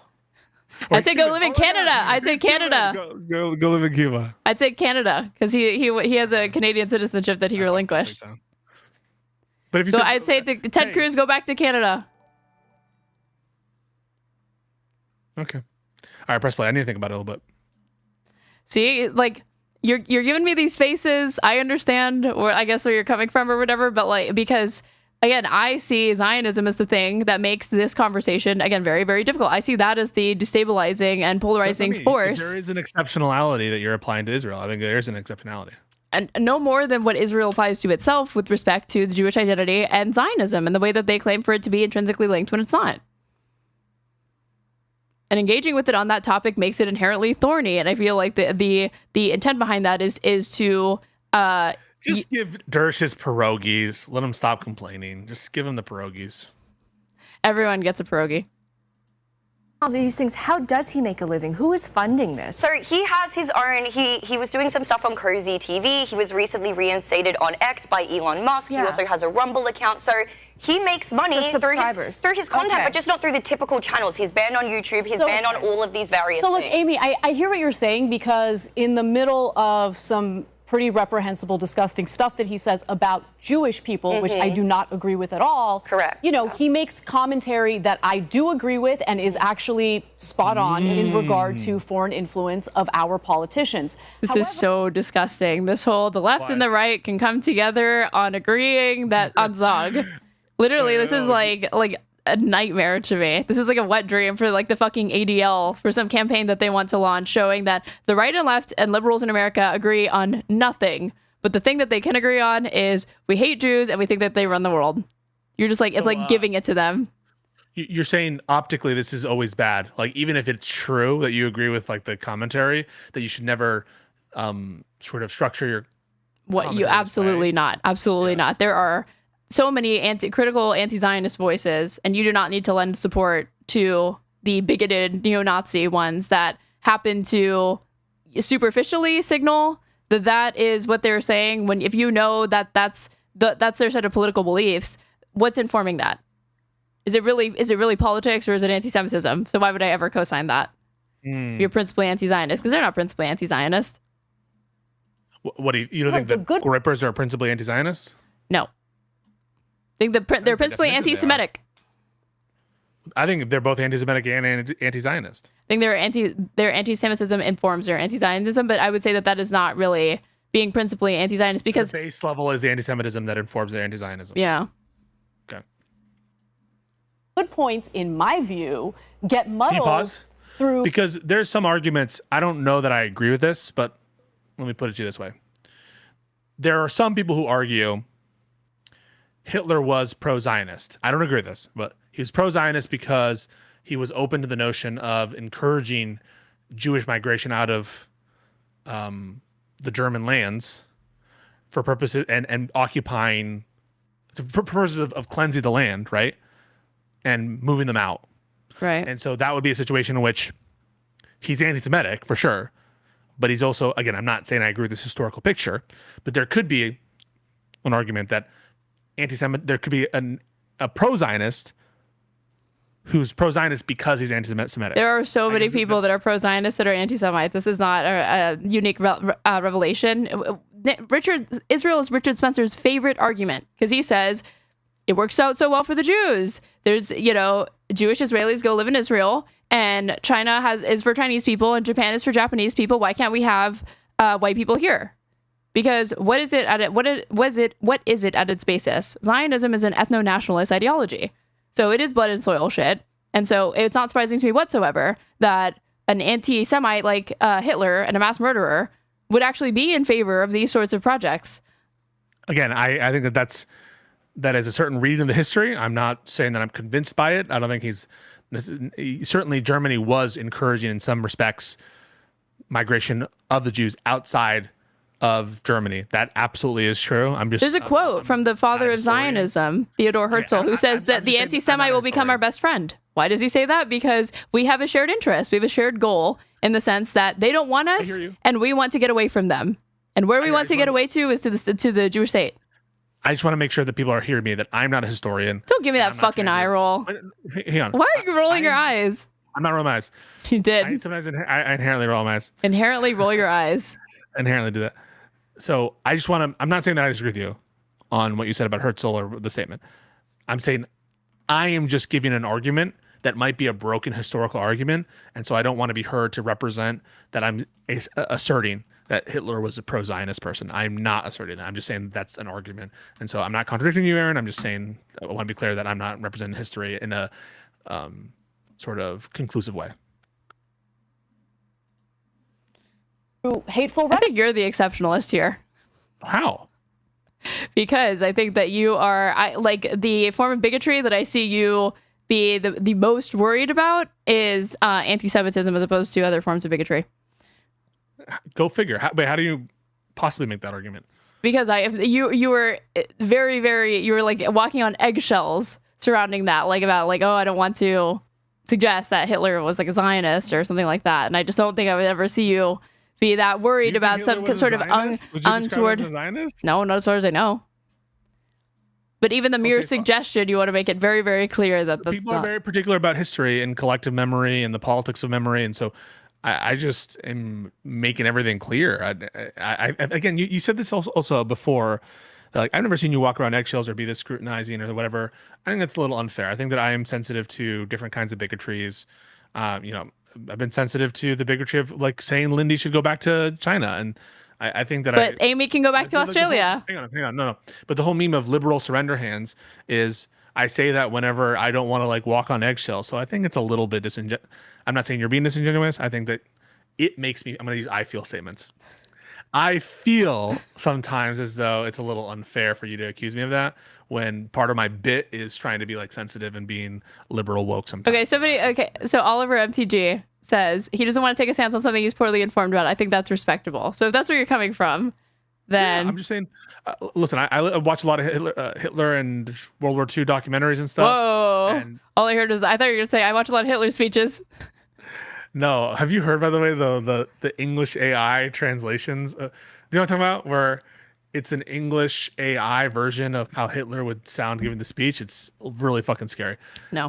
But I watch a lot of, I read World War II stuff. I watch a lot of it, but I understand often how history is weaponized to make these kinds of narratives. And so I'm conscious of that. Listening to Daryl Cooper, for example, present his arguments on why Winston Churchill was the biggest villain or the chief villain of World War II and all this different stuff. And I'm sensitive to the fact that history is often used in these polemical ways to justify X, Y, Z, even frankly in the Israel-Palestine conflict. and many other situations. So, and Russia, Ukraine, another one. So I just wanted to be, whenever I'm discussing like history, I'm not an expert here, and I'm just representing what I know to be some argument that someone is making. Fair enough. Yeah. Rhetoric. And for me, it's really, really important to draw a distinction because there is no problem with Jewish people at all, period. When we're being critical of Israel, we're being critical of the country, a political ideology yes. of the government. And I don't want that to be conflated with hatred toward Then you Jewish shouldn't people. Zog post. Then you shouldn't Zog post, Anna. That's her truth. That's her truth. Yeah, that's her.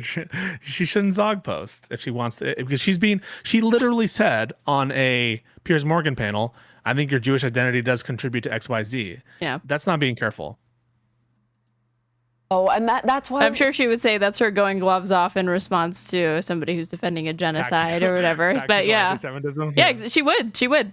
And I truly do believe that she thinks that there is more factuality backing the Zog conspiracy theory than there actually is. It's nonetheless, I think it's obviously anti-Semitic and it enables anti-Semitism. But I think, and maybe this doesn't matter to people, I don't think that it comes from this sort of inherent hatred or bigotry, because I never heard her say any of this shit until recently. She's talked about some book that she read on the Israel lobby, and I can't remember what the book was, but again, I think that she believes that she is, no, it's not the Protocols of Zion. I think that she really believes she is speaking truth to power. Maybe she does. Yeah, I think that she thinks she's a good person. I do. No, I'm not saying good person. Everyone thinks they're a good person. I'm saying that she thinks that what she's saying kind of might sound weird, but that it's factually grounded, and that a fact in and of itself really can't be. Heard her take that back. No, I think she defended it, and I saw a clip of her defending it. It might have been like the Brian Collin thing. I saw her defending it. People have to be so careful with that. That's narrative. what I'm saying. You have to be careful. And that's happening. I'm still can't get over the fact that the guy used the N-word. Did he actually say this? Why is that so befuddling to her that someone would use the N-word? Just casually. What's context? And what's the context? I mean, just recently. Do you remember the Bosch thing, which is like, I did it, guys, the big one. Yes, I used the copy pasta, right? Yeah. He was like, I would call, this is what I would call invoking a slur's like used for good or something like that. That's where the tactical N-word meme came from. What do you mean? Do I remember it? Of course. Yeah. That's what that is. Sorry. Okay.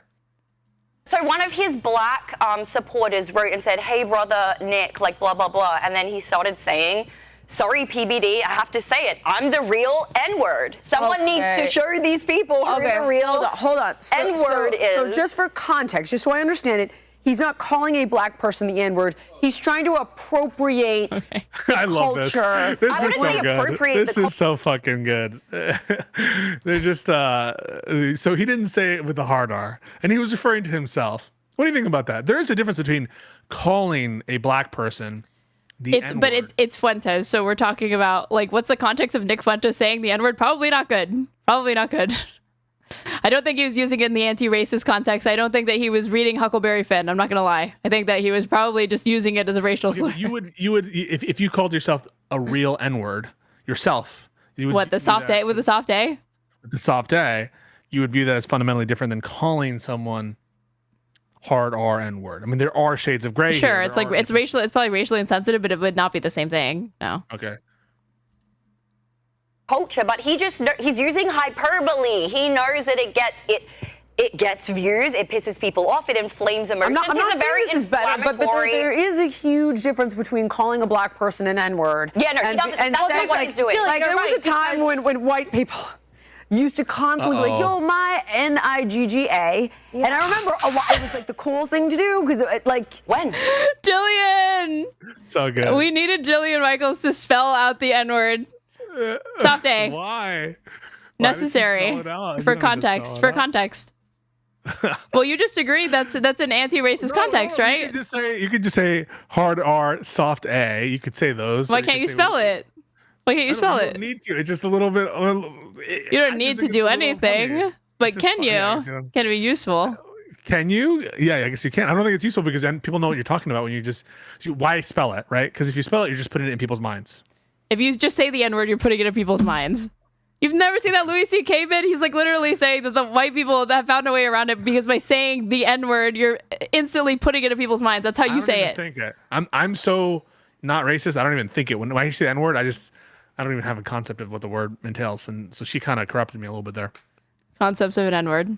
Now you're making me say it. I mean, Mama always. Really? GGA. Yeah. Well, what Like, it was like my homie, my brother, my friend is what it meant. And I was like, the day's coming where this is going to be a problem. Wow. Early in the No, it was a whole thing. Jillian Michaels. The day is coming. The woman you are. It wasn't meant to be a bad thing, but nevertheless, I was like, listen, back in Australia, I could rap Busta Rhymes' whole section off by heart, and then I moved to America and learned I'm not allowed to do that here. So you used to be. You did used to be. Okay, do we have any Australians in chat? Can you confirm? Can you use, if you're a white person in Australia, is it socially acceptable to use the N-word, the soft A, either in conversation or when performing a song? The continent of Australia? Anyone from the continent? We're Silly Serious when you need her. In the early 10s, we remember. Has the Silly Serious ever gone to a Busta Rhymes like said? You should hear. So when Silly Serious raps, yeah, she just has the funniest cadence when she raps. She is very against the word. She's very against the word. But so I know that she would never do that. But I'm just saying, she has a very funny cadence when she raps, and it's really good. I don't know if she would ever do it live though, but it's a very funny cadence. Is all I'm saying. How's your cadence sound? I have you ever met a girl that you tried to date? That's all I'm going to give you. The rest you have to pay for. Is that office hours content or? That's office hours. Yes. And in Paris, the Kanye song. Yes. I'm not trying, and I'm not trying to say that this is right or wrong. I just needed clarity from my sanity if he was actually calling people the N-word. Gotcha. He's dead. Look, I mean, you're right, Amy. He says things that are going to attract a lot of negative attention. He does it intentionally, and he can't be surprised when he gets negative attention, and there are consequences Comment to it. from Marchfly. Australia doesn't have the same black history, so the N-word only comes from rap. Australian etymology of the N-word. Banked. You literally destroy someone's life, even if they have disgusting, bigoted, racist views.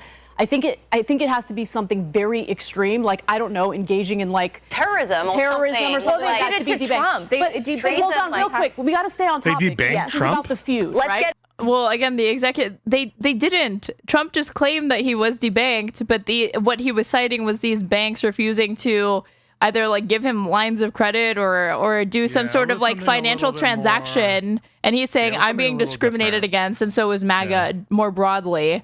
But there's all sorts of reasons that a bank could deny you services or forbid or not give you a line of credit or not give you a loan. And it is a ridiculous assumption to think, and honestly, such a victim persecution complex to think it's because of MAGA, right? That's why, and not your fucking income or your credit score or any number of other things. Get into the next video, 100%. Yeah. So Connor, let's queue up. So after this instance, Nick and Candace were beefing back and forth on X. She wanted to challenge him to a rematch. There were various things that were said, but let's just jump into this video where she joins Tucker Carlson, and this is really what escalated the feud. The only reason I know who he is because someone sent me a video a few years ago of him attacking me, and I was like, so I'm looking at this. And I'm like, well, first of all, this kid's really talented, like legit. And I can assess that just having done the job for so long. So I was like, wow, lots of talent, native talent. And he's attacking my dad as the CIA is dead in the CIA or whatever. And I'm like, well, that's no, untrue. I hate my father dies, and I learn actually, was involved in that world. I was completely shocked by it. So no one has to believe Sure you were. That's just a fact. Right. This was in March of this year. And I'm like, well, how the hell would this child from Chicago, my dad was 84 when he passed. By the way, can we just, can just we talk about that for a second? Why do people they infantilize Nick a little bit? And I think this is another thing that's potentially very sinister about this whole little sane washing of Nick. By calling him a child, just a little child, what you're doing is, I think you're making him seem less of a threat. Oh, he's just a cute little child. Oh, he's just a funny little person. I think I think Tucker Carlson specifically is trying to demean him a little bit. Yeah, demean him and be paternalistic and speak down to him as if he's this like immature, frivolous, silly little boy that thinks he's doing something online. I think that has more to do with their like you know, big dog, little dog type dick measuring contest than it does to do with attempting to make him seem like, oh, he's just so young and stupid or whatever. I think that that's what the Her Take panel is doing. Good point. Don't you agree? I don't know. Regardless of the intent, the kind of feeling you get with like this kid, this guy, this little kid, this guy, or this, when you use the term kid, it just feels like you're maybe passing him off as less of a threat. Interesting. Whether it's intent or not. So intent does not matter when it comes to infantilization of neo-Nazis, but intent does matter when you say the N-word with a soft A. Well, it depends on what for, right? If we're trying to decipher whether you have racist intent, then intent matters. If we're trying to decipher what the probable effects are of any given word, I think it's less important. Sure. Because we're just looking at the likely the outcome. Yeah. Dad is, and like he's Blonde philosophy says you can't say the N-word in Australia. That's true. Amy is a liar. Oh, Australian and Australian. Does she mean like as a white person, it's not socially acceptable? No, you get banned. Wait, what? Maybe if you live in Western Sydney. Will you be banned if you... Like you literally cannot say it. You can't say it? Is it illegal to say the N-word? Are you trying to fact check blonde philosophy? Australia. Well, I don't know because it was ambiguous what she said. AI Overview says, while Australia does not have a law specifically banning the N-word, using it publicly is illegal under broad racial vilification and racial hatred laws. Whether it is considered unlawful depends on the specific context and impact of the speech. So there are some carve-outs, but remember, that was in response to Amy claiming, I didn't know that it was a big deal to use this word until I got to America. Everyone uses it. Everyone talks like this way. And I had to really change how I spoke. You struggled to get at first that was like a British accent. And then it got onto the Australian. It was all right. Yeah, so then Candace goes on to say, if it makes you feel any better, he accused me of being a Russian asset. And then what Tucker says, I find this a little bit odd. I believe in Tucker's intent. You know, somebody linked the actual letter of the law. Racial Discrimination Act of 1975, Section 18C, makes it unlawful to do an act, quote unquote, reasonably likely to offend, insult, humiliate, or intimidate someone because of race, color, or ethnic origin. The N-word, if directed at someone, can fall under this. It's so funny that this comes up because that is literally the applesauce thing. That is probably what that law would look like if we were to actually... Yeah, we hate that law. Yeah, criminalize it to that extent, or try to say that could be... Together. We're going to say it together. Ready? What? You should be legally I thought you meant the N-word. No. No, say the phone. You were like, oh, true. Say it together. Let's say it together. No, I'm not saying that. I'm not saying that. No. Whoa. Wait. I didn't say that. I wasn't gonna say it. I thought it was supposed to be some sort of like bold statement against censorship that you wanted to make. That like we don't support stuff like this, and to show that we don't. Straighter Aid and Pisco are going to say the N-word live right now. No, I'm not saying that. I would never say that a word. All right. What I want us to both agree on, and we'll say it at the same time, is that we legally think you should be allowed to say the N-word at a autistic 8-year-old. Correct. I legally think it should be. I think it should be. It should not be criminalized. Should not be criminalized to hurl a racial epithet at a disabled individual while they are in the commission of potentially stealing your property, even if it's an applesauce package. Okay. Or even if they're a minor. Didn't that feel good to get off your chest? I've been holding that in this whole episode. Finally felt that tension release. It's a good feeling. Yeah, press play. Agreed. I think he's a genuine person. He genuinely loves this country. I did find the comment a little bit odd, though. I don't know if you can find it to pull up later, Connor, where he says, well, you would be more likely to be a Russian asset than I would be likely to be in the CIA because I really hate the CIA, which I feel like was a little bit of a low blow to Candace. But then he says something that really ruffled Nick Fuentes. The funny thing, the CIA thing is a complete lie, by the way. Hold on. And of course, this is from some Groyper account.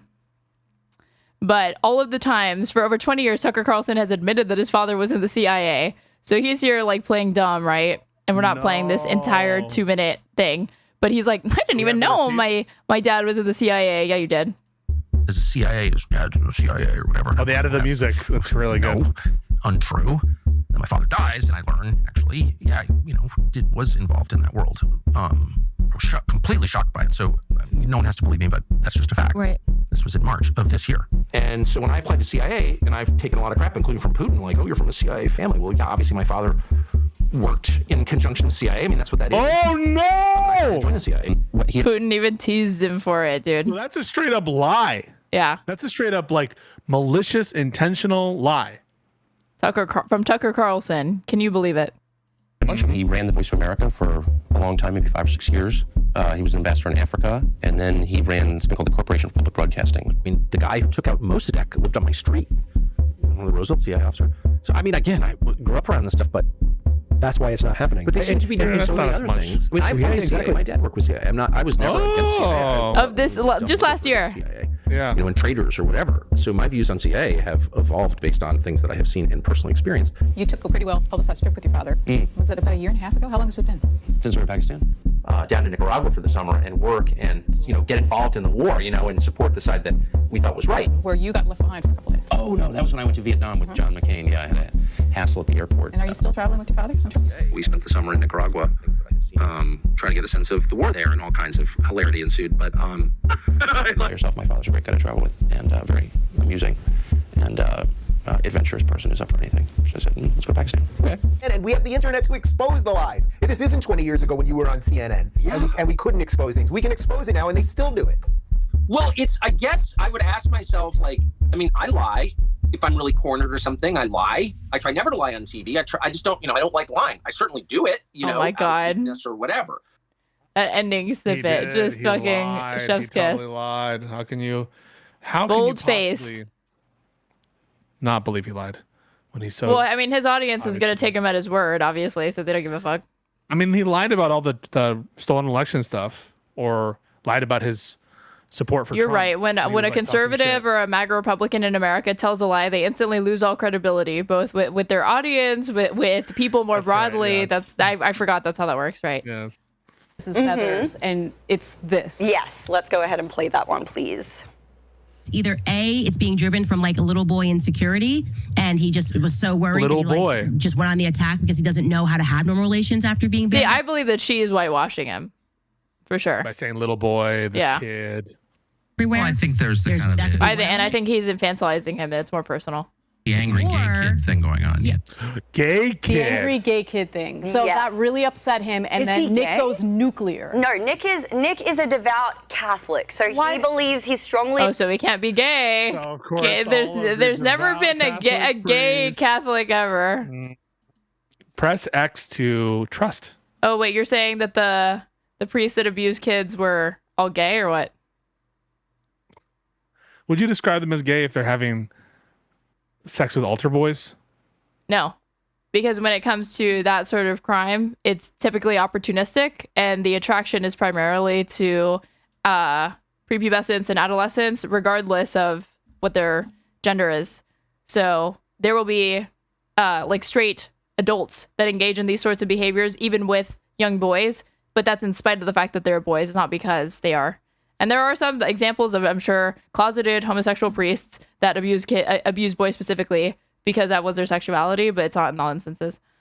I'm not on all, but you think in general, would it be a fair statement to say, like, okay, if you have sex with an altar boy, It's a gay as act. a male priest, Doesn't necessarily mean they're gay. you're more likely than not, at least some version of, I mean, you're attracted to a male. No, the primary thing in that instance, though, is that if they're abusing children, is that they're a child. So they're pedophiles? Yes. That's more accurate. Yeah, they're child abusers. I mean, don't you think it's important to not conflate? Pedophile and can't you be a gay You pedophile? you can, but they're not always. Maybe they're bi pedophiles? Sure. I'm telling you, like the as far as I know, the decision to abuse children or whatever is not coming down to gender. It's coming. It's a crime of opportunism. So would you say, like, And the Catholic Church is inhabited primarily by let's say young that a boys, but I don't think that if they had been young girls, I don't think that it wouldn't have happened. I think that still would have happened all the same. Out that Lindsey Graham is going on Grindr to hook up with dudes, and he's like, "This is just an opportunism. I'm not attracted to them because they're male. That's an adult. I'm just having sex." Okay, but he said that imagine he was like, "This is it's just so much easier to have sex with these men because it's easier." At that point, I would be more skeptical. Okay.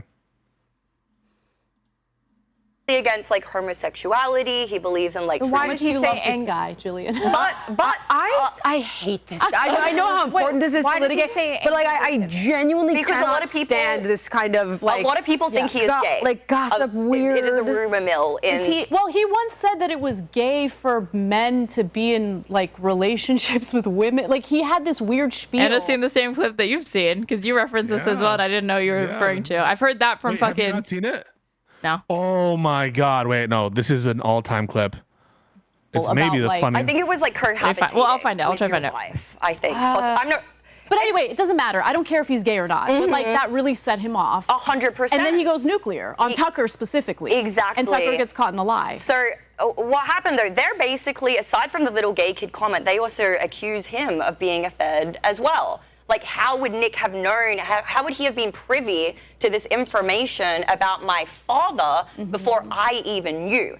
He must have some type of ties to intelligence. So that's kind of the logic that Tucker is using, plus the fact that, and this is something that Milo Yiannopoulos shared, but Nick was at the Capitol January 6th. He was, speaking, riling people up, and no charges against him. So that's also something that they are leveraging. Yeah, this is why people say he's a Fed, because he was like deposed but not indicted. He was there on January 6th, but he wasn't in a restricted area. Fed. Now, for me, before we get into the next video, that seems highly unlikely. Why would they de-platform, debank? I cannot find this clip. I'm seeing talking to women is gay, being in a relationship for more than 2 years with a woman is gay, but I'm not seeing living with a woman is gay. No, it's having sex with women is gay. Having sex, okay. Yeah. No, you said living. No, having sex. Like here, somebody who is on their team. Let's see. Link it. Okay, I found it. Thank God. I'll send it to you. It's an all-time clip.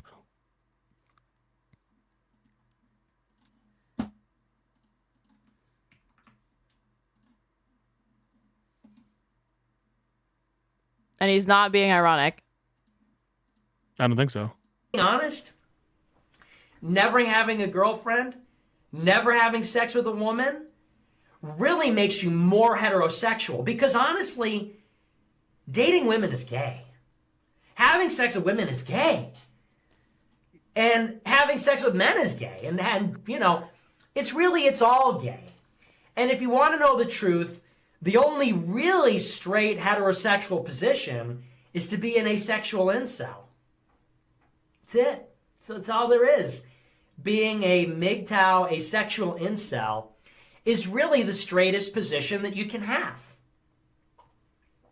Having sex in itself is gay, I think. I think that it's really a gay act. If we're really being honest. Thoughts on that?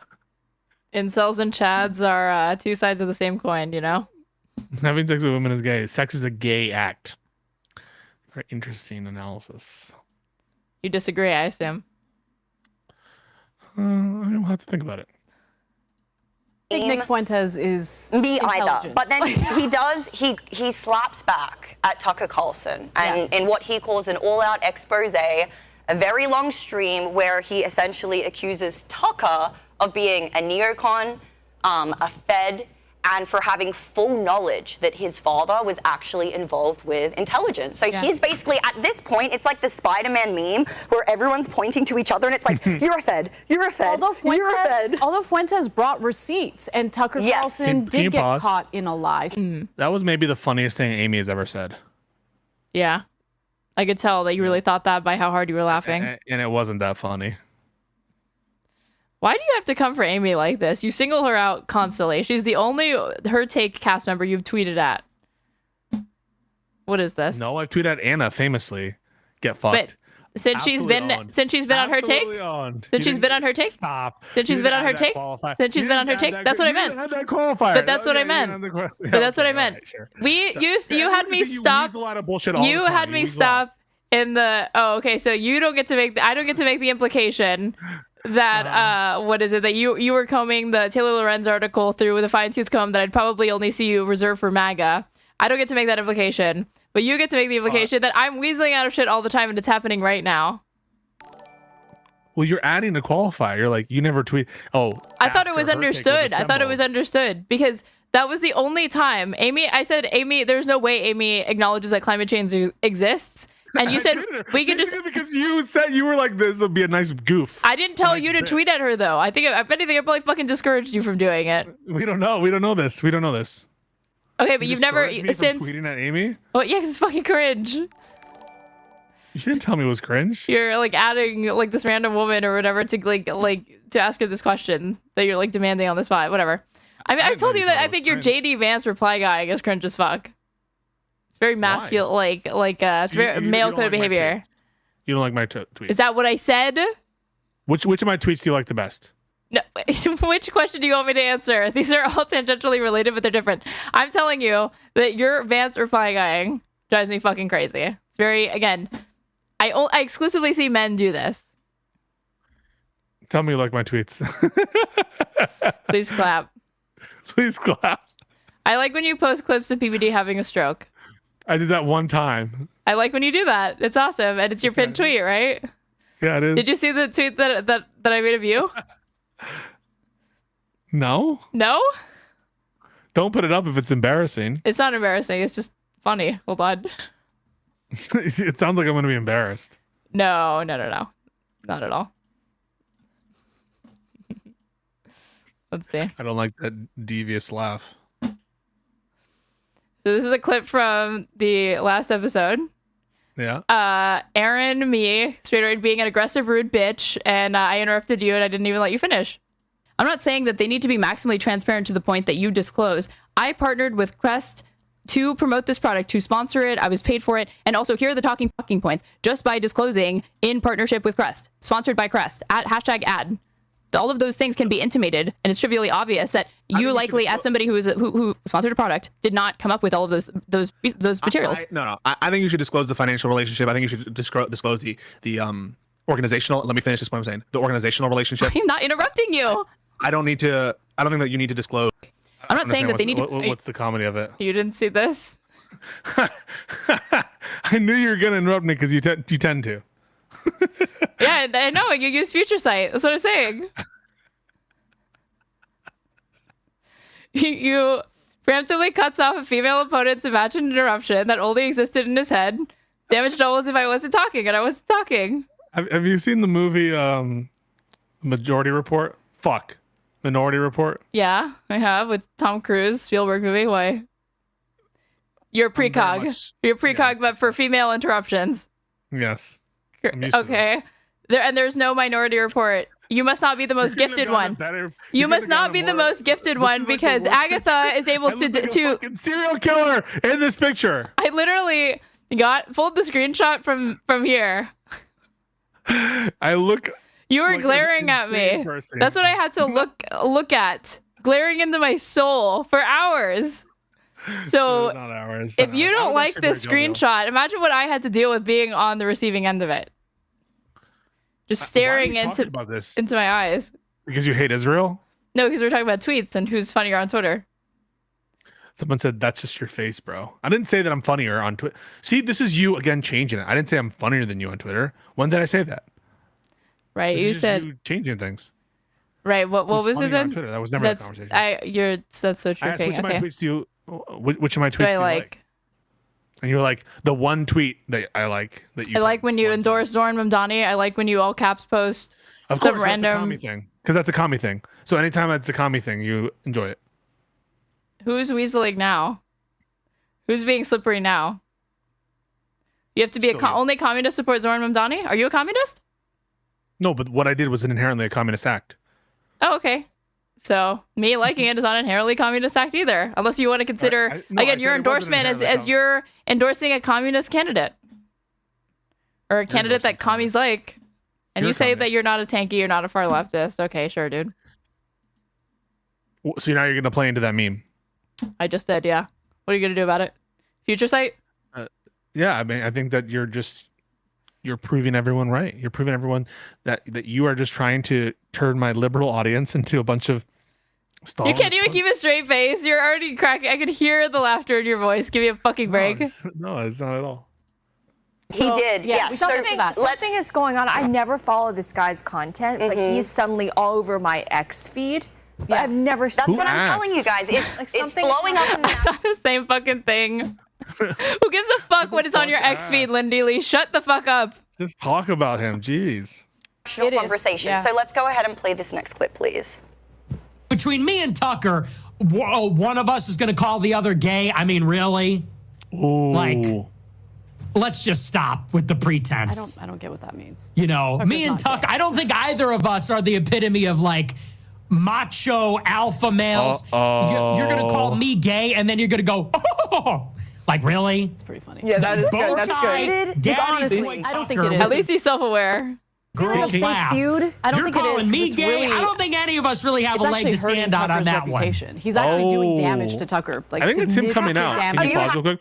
I think that's him coming out a little bit.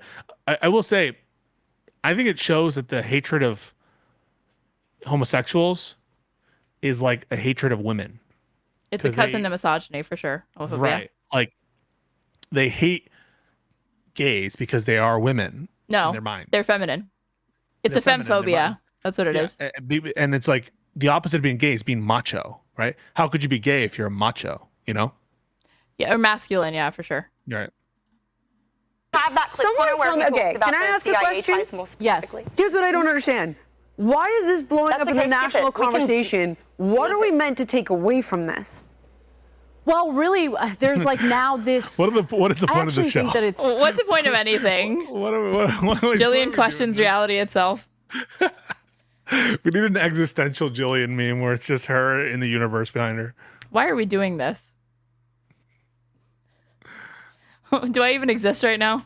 Do I even disturbing matter? because I do see Nick Fuentes as different from Tucker Carlson. Tucker Carlson used to be a neocon, and he's been remorseful about that. He has been. Absolutely remorseful about that. And so he...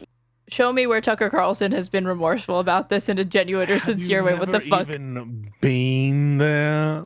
What did you think of that guy when he was like, "Have you been there?" He's a moron, and his book is riddled with factual errors. Did you read the book or This is part of it? Douglas, I read excerpts from it. Douglas Murray, right? That's his name. Yeah, it's his name, Douglas Murray. is not anti-Semitic. Have you ever he has been not there? said anything negative about Jewish people, but he is critical of Israel's government. Nick Tucker, on the gotcha. Tucker, yeah, With ya. and Candace kind of falls in that I camp, know. although she said some stuff in the past. Anyway, putting that aside, then Like, with Nick, that Macron is married to his dad, who's a trans woman. The fuck is this accent? The fuck is this? You're supposed to? Are you trying to imitate Candace? No, it's just a silly little voice. Okay. So you're gonna stop every time I do a little silly little. Yeah, this is a very. I was just informing my viewers that you were funny attempting thing I to. Yeah, I'm laughing really hard. That you were attempting to mimic Candace Owens with that. People enjoy me for my little voices that I do, and it's a funny thing. Pisco's Hour, known for its and Pisco's up known for his comedic timing and improv skills. That's why people really watch you. The comedic stylings of Pisco. No, I just said it the way I said it because I said it that way, you know. I don't think that's a good example of Candace Owens being a neo-Nazi, though. Probably statements that she made related to like Jews would be. I didn't say they were. All I'm saying is, are you even following what Anna said? I'm trying to balance a lot of things. Responding to DMs, looking at chat, listening to her take, focusing on what your commentary. I'm hearing funny little voices. These voices. I should be more focused. Her take is consistently very, very engaging. This show, can I just pause? This show is going down in quality. By that I mean it's probably going up in quality a little bit, which means it's not as fun to react to. It's only fun when it's a fucking shit show. Recently, what sets me apart from Tucker and Candace is I blame the Jews, right? And so that's like it's almost like a competition, and I'm worried because it's a race Nick to the bottom. did catch Tucker Carlson in a lie. It turns out he actually did know about his father. Yeah, I saw the montage of all the clips. Like a year ago, he was talking about it on the Sean Ryan show. We're going to show the clip in just a minute. And since he got caught in that lie, now a bunch of people in Tucker's audience have turned on him. They think he's CIA, and that has increased the popularity of Nick Fuentes. As we can see evidence by this. Let's pull this up right now. We can see that Nick's response video to Tucker and Candace, two of some of the biggest names in conservative media, like it outperformed their segment by nearly. I mean, I don't know that looking at discrete individual tweets and looking at their engagement will really be a good metric to determine who is the bigger conservative. Sorry, I'd still say Tucker Carlson, who has been around for literally over 2 decades, offering political commentary, is bigger. I'm gonna say it. I think Nick Fuentes will become bigger than Tucker Carlson in. Oh well, that's not. I don't think that's controversial to say. I'm saying right now, I still think that Tucker Carlson commands far more. Like Tucker Carlson can get access to like mainstream platform still. Give it 5 years. Probably less than that. I'm very. I mean, he's already met with Trump. He met with Marjorie Taylor Greene. So double. Yeah. So this guy is catching a lot of attention right now. One thing I just want to mention is that Nick has been talking about this stuff long before it became acceptable. And oh my God, that sounds so bad. Nick has been talking about how the Jews control the world long before it became acceptable. She's a groiper. I mean, that's a groiper narrative. Right. Was questioning what's acceptable, but she's been reluctant to say he's anti-Semitic. I genuinely don't think that she believes that he's anti-Semitic, and she thinks that, again, bold truth teller, just calling it as he sees it, and his political analysis is sharp in this respect. And she doesn't want to say that that's inherently anti-Semitic. So I think she thinks there's a truth basis to it, but there's also nothing like mutually exclusive. You can be saying something truthful, but also be a bigot or bigoted. Right? No. Acceptable and cool. Well, let's carefully. Yeah, and I don't mean cool in the literal sense. I mean, it's trendy right now for people to be critical of Israel. People are seeing it. We have a gang mentality, a herd mentality. People need to see that it's okay to talk about something, question something, before they start injecting their own opinions. I think it's really interesting that Tucker isn't just getting it from Nick. He's getting it from people like Laura Loomer, who's accusing Tucker, I think, baselessly, with all respect, of being a Qatari agent. Well, okay, here's the thing. Laura Loomer is a neocon, even though she purports not to be, or is in favor of neocons at least. She claims she's against them and is like purging Trump's administration. I mean, the reason why she's in favor of it is because Trump is in favor of it. Trump is not nearly as anti-interventionist as people fucking think. She says on the PBD podcast, whether you want to admit it or not, America First and Donald Trump, who is the head of the America First movement, is a Zionist. So therefore, he is interventionist in a significant way. And if you want to try to claim that he's not or whatever, you're actually the one that's not in line with the America First agenda. Because the America First agenda has and probably always will be very, very pro-Israel. I couldn't agree more. I think that people are misreading and reshaping the MAGA, what MAGA stands for, because the ultimate, I think, definer of MAGA is Trump himself. He's the person who is the head of this movement, and he's always been very, very pro-Israel. And so people who are like, it's not America First to be pro-Israel, depends what you mean by America First. If you mean the ideology of Donald Trump, it is America First to be pro-Israel in that sense. Of them, that is not true.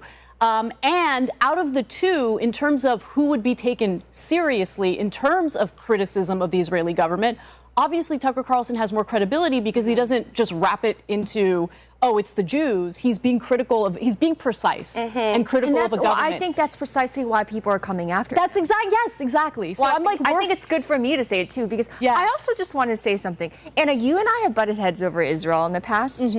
I mean, we've been doing this show for a number of months now. Again, I'm actually famously known for changing my mind. My mind has changed. Yeah, but why did you change your mind, you fucking grifting bitch? Everyone knows that you fucking flip-flop and follow the money wherever you think it's going to come from. Cool it with the sexist language. You first. Even since the first episode of this show. I think a lot of people on which issue? On Israel. Okay, I do want to say, I feel like it's important for this to be said, though, because... Remember when she was literally saying Zohar Mamdani is a massive anti-Semite who can't be near the New York mayoral office whatsoever, and if you support him, you hate Jews? She literally said this to Dave Smith, of all people. That's such a great point. I totally see this kind of like very delicate touch that conservative media people have on darlings like Tucker Carlson, on even Nick Fuentes, Candace Owens, when they have said shit that's way more sus, in my opinion, than Zoran Mamdani. The stakes are so high, and I want to give you credit. And the situation has only solidified your perspective. At the start of the show, I was willing to give Israel some benefit of the doubt. I just was. Oh no, is this her moment? Dude, she was not giving Israel the benefit of the doubt. She was just like repeating Hasbara talking points. Is this the moment? But I also want to be clear. This where she's gonna turn against Israel. has nothing to do. In fact, hasn't she kind of been doing this? I think she said something in the last episode that was you probably didn't see it or whatever because I finished it after you left. But like that was more critical of Israel than she previously had been. So she can see which way the tides are turning. Israelis are protesting against Bibi Netanyahu. My problem is with his regime and the two far right. I wish we could say his party because his party is a huge problem. I have to admit, huge problem. You guys bring up things that are alarming, so it's like it's trendy to bash Israel, and you're seeing it. Why does she do it with her eyes? And then Can you pause real quick? Like when she elongates what she says, it just kind of triggers me the way she talks. All of her affectations and the way that she is. She looks stunning. I mean, she's glowing, but must be noted that she's beautiful. I don't know. We should be doing that, and I think it's the part, and just the way she's like. I mean, it really just triggers the fuck out of me. It sends into then the Jews and. It's not I'm not saying that as an endorsement of what's happening. It's an astute observation. I know you're not. We can see the anti-Semitic rhetoric increasing as well as legitimate criticism simultaneously. Dangerous. And the issue with Nick is Amy is talking over everybody. So watered down Shut and the fuck up. She's spitting. Let her cook. Lumping in all of that rhetoric. No one's going to take him seriously. It's so funny that she's like, we need to, like, her and Anna both have been like, we need to separate like Jews and Judaism from and like anti-Semitism from genuine criticisms of Israel. We need to not fall into being anti-Semitic or whatever. Like, they actually think that they're not being anti-Semitic by praising Nick Fuentes for drawing attention to the Zog conspiracy theory, and all of them agreeing on that. He was saying this before everyone else was. That was British. I'm sorry. And so I don't want legitimate voices on the right to be destroyed because look. Which legitimate voices? Tucker Carlson. Tucker Carlson. Again, he sounded presidential according to. Oh, that's right. When he was like, I just think it's Epstein guy. Kind of weird. He's being let off, and his saying that the streets of the city smell like halal food and weed, and that trans people are tea slurs. Did he say that? Yes, in that turning TPUSA thing. I mean, it technically is presidential in the sense of our current president. You sure? Given that vulgar definition of presidential, I don't know what's going on with that. I don't think Tucker Carlson is CIA. Sean Ryan, if we could find that one, please. But so here's what I want to ask: do you guys think that it could be fucking Amy the host here? It's technically supposed to be Jillian. Yeah. Are you really that much more upset that it's Amy and not Jillian? Yeah. Amy doesn't give off host energy. Yeah, she's the youngest one on there. She's the dumbest one on there, and that's saying a lot. Actually, Lindy. You like this word dumb, calling people dumb and stupid, especially judges that say that Ryan Mullally won in debates. Wait a second. What's wrong with the term stupid, dumb? Did you hear what he said in response to that, though? What was it? Yeah, I mean, if a judge says random shit and it means that I won, I'm not going to call their rationale stupid. Anyway, I mean, why would anybody forfeit their W? Yeah, true. Why would they? Okay, so you're making fun of him for saying that, but he's not giving it up. Oh, but would you say that? Like, oh yeah, you won the debate, and I thought the bigger thing is obviously that he's falling back on the fact that he's like, well, they're not legal scholars, they're just laymen, so you would expect. Yeah, I know, but you're being judged by like a jury of your peers, and most juries are not going to contain within them like legal experts, scholars, or even lawyers or anything like that. If you're having a legal debate that like the Supreme Court is making rulings based on legal arguments, like that I think it matters to the audiences, and like when the questions are asked in the Supreme Court, I would kind of think if you're going to have a debate between two lawyers on a topic of where the nuance of the legal stuff is, like that's what's interesting, I think, to at least some members of our audience, like they care about getting in the weeds. I think Ryan, it was so funny. I'm curious what your thoughts are on this. Ryan was like, the one mistake I made is I should have explained that Congress passes laws that courts need to interpret. And that connection, I needed to make that connection. Like, that was the one mistake. Like, if that's where we're at in terms of the legal debate between the two lawyers on, and he even said, it's like, you're the one we could get more in the weeds than any of these other creators on this specific issue. It just feels like, I didn't fucking know Gibbs is inviting these, bozos to come judge a legal argument, but he could take the win if he wants. What were they? Oh, come on! You cannot stand that he was crowned the winner of that debate. What the fuck do you think your conversation with him last night was? I don't give a fuck. You were literally trying to say that they were stupid, that they had a dumb basis for it, and that you still won. No, hang on a second. In terms of like who made the better arguments, I think I definitely won. I can maintain that. In terms of who convinced the bozos, yeah, I mean he won that. In terms of convincing the bozos, you can care about one contest over the other, but in our actual follow-on discussion on the actual issue, he sounds like completely fucking deranged. I know, but it's not about how rigorously factual or coherent or logical your arguments are, and you know that. Being persuasive is a completely different skill than being factually accurate. I really can't. I can't handle it. So when someone says to you, it's not controversial.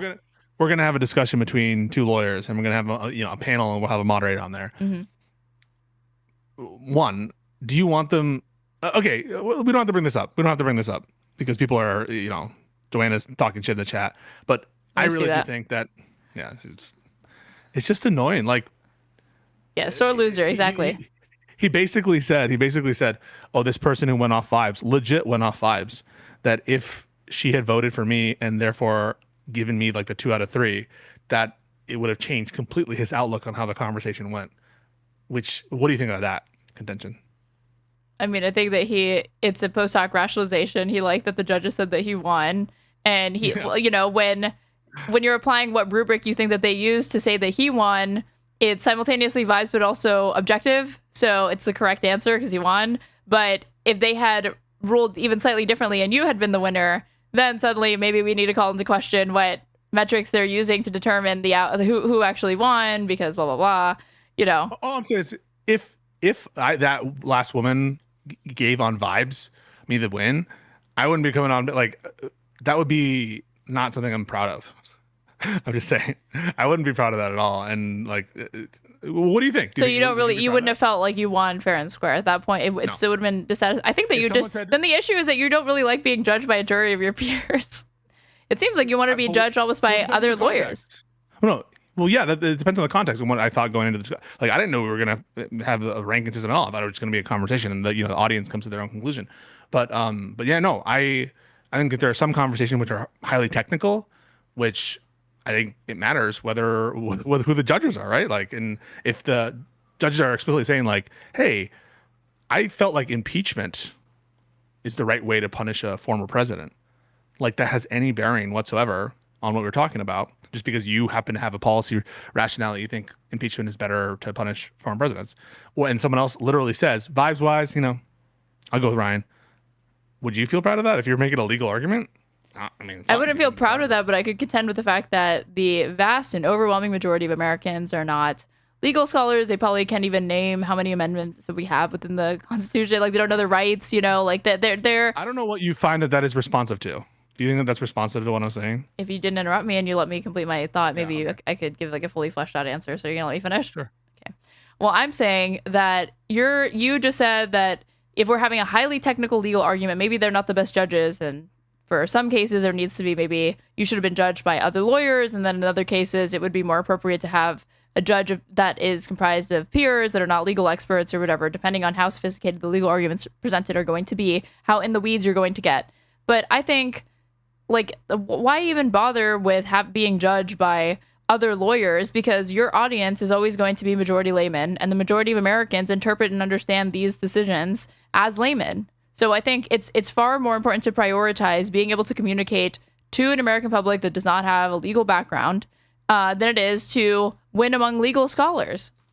Okay, so or be declared a winner of an argument online by legal scholars. What you're saying, I don't think anything you're saying is responsive at all to what I said. I don't think it's relevant what you just said. But I don't care. You have tunnel vision with this, and you the way that you want you I think that you believe that who should win, right? who should win these sorts of debates or whatever is it should be like based off of, again, not who is like the most persuasive, but like who is the most factually accurate, and that the most factually accurate person or logical person is necessarily the most persuasive. That's not the case. You can be entirely persuasive by lying. Let's back the fuck up and let's actually just have a conversation about this exchange, right? And you tell me what you think about this. This will not be pointless.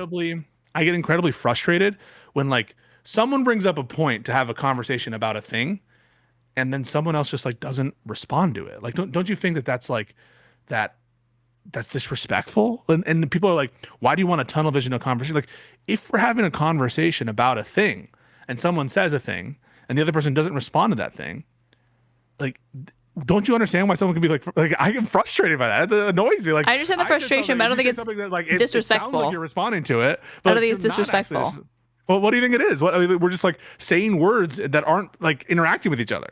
I think sometimes what you believe is not a responsive or relevant answer to a question or inquiry is, in the opinion of the person who is answering, to be relevant. Or the point that's being made is really, is what I'm saying, is that you are not asking, you have the wrong priorities, and you're not asking the right questions. So I'm going to give you an example of it. So I understand what you just said. That you just said that like people can have different disagreements on what is relevant and what is not relevant. I agree, but then you have you have an explanation about why it's relevant. I'll give you an example of when this frustrates me. So when I ask like Hutch, this frustrates me, right? Hutch, my boy. Hutch, do you think that we should disclose X, Y, Z? He's like, well, I think that I would do this, and I would certainly do it. That frustrates the fuck out of me. Or when he's like, I know, and it comes through, and it's very aggressive. It's not fun to watch. It's uncomfortable. Hey, okay, but isn't it? You're frustrated by me insisting, hey, why don't you answer the question? Why don't we like actually resolve the thing, right? Like, I want to resolve. You find it frustrating, but when someone dodges, the people who are all kind of like on that side of, hey, we should be disclosure, they're frustrated by the non-answer, So like, I think that in the context of these conversations, maybe sometimes they're more loosey-goosey conversations if I'm having one with like CTV. Do you know what CTV is? Critically thinking veteran, yes. Yeah, okay. So you know the lore, the Twitch politics lore. Like, when I'm having a conversation with him, I'll go wherever he wants to go. If he wants to talk about, well, Pisco, the thing is marijuana. Why? Because he's simple? You know what I mean? No, because it's kind of that kind of chill conversation. But when there's actually like, we're having a discussion about a thing, and it's not just like a loosey go with the flow type situation where it's just some more podcasting and riffing. It does actually frustrate. Maybe this is a flaw of mine. But Live and Learn is a podcast where you riff, and then you gave an example of Hutch being non-responsive to a question, you getting frustrated. So even that format doesn't give Hutch the leeway. That's why I said I do think you think Hutch is simple, or you think CTV is simple, not Hutch. Hutch is your boy. You think CTV is simple, and so therefore you're giving him more leeway with what he is allowed, like with him taking the conversation in all sorts of different unrelated directions, and you'll just follow him down. As opposed to Hutch, you demand, even though it's on, again, a casual podcast where you're like supposed to be riffing, you were getting frustrated because he was not being direct, he was not answering directly. But you're telling me, has there ever been an example where you have refused to answer a question because you felt it was not relevant to the subject matter at hand? And the person was like, answer this, and you said no. Literally the dog meme, where the baton guy is saying, do you fuck dogs, do you fuck dogs, do you fuck dogs? Right, and they're probably frustrated as fuck that you won't just answer that and move on. I understand that, but what I mean is like, I think I just answered your question, which is like, have you ever not answered a question that you thought was not topical, right? Like, yeah, there are times I think that like maybe I have a normative view of conversations that if we're trying to resolve some issue or we're trying to really have a conversation, I don't think it's a conversation. It might be like riffing and just being chill or whatever. And like sometimes you and I do that. Sometimes me and CTV do that. Sometimes on Live and Learn we do that. But when we're actually having like jumping into a topic, it is not satisfying to me if we're talking past each other and not addressing what each other is saying. It's not satisfying, but it's not rude to me. Because I think a lot of people form their opinion as they're speaking. And I think that I can see you get very, very aggressive. You get very, very testy and upset very quickly because you think people are being intentionally evasive. I agree that they're being evasive functionally, but I don't think it's intentional because I think people are working through, you're presenting them with these novel hypotheticals and questions that they have not really entirely thought through. And so they answer a component that is tangentially related to it, but not directly addressing what you have asked.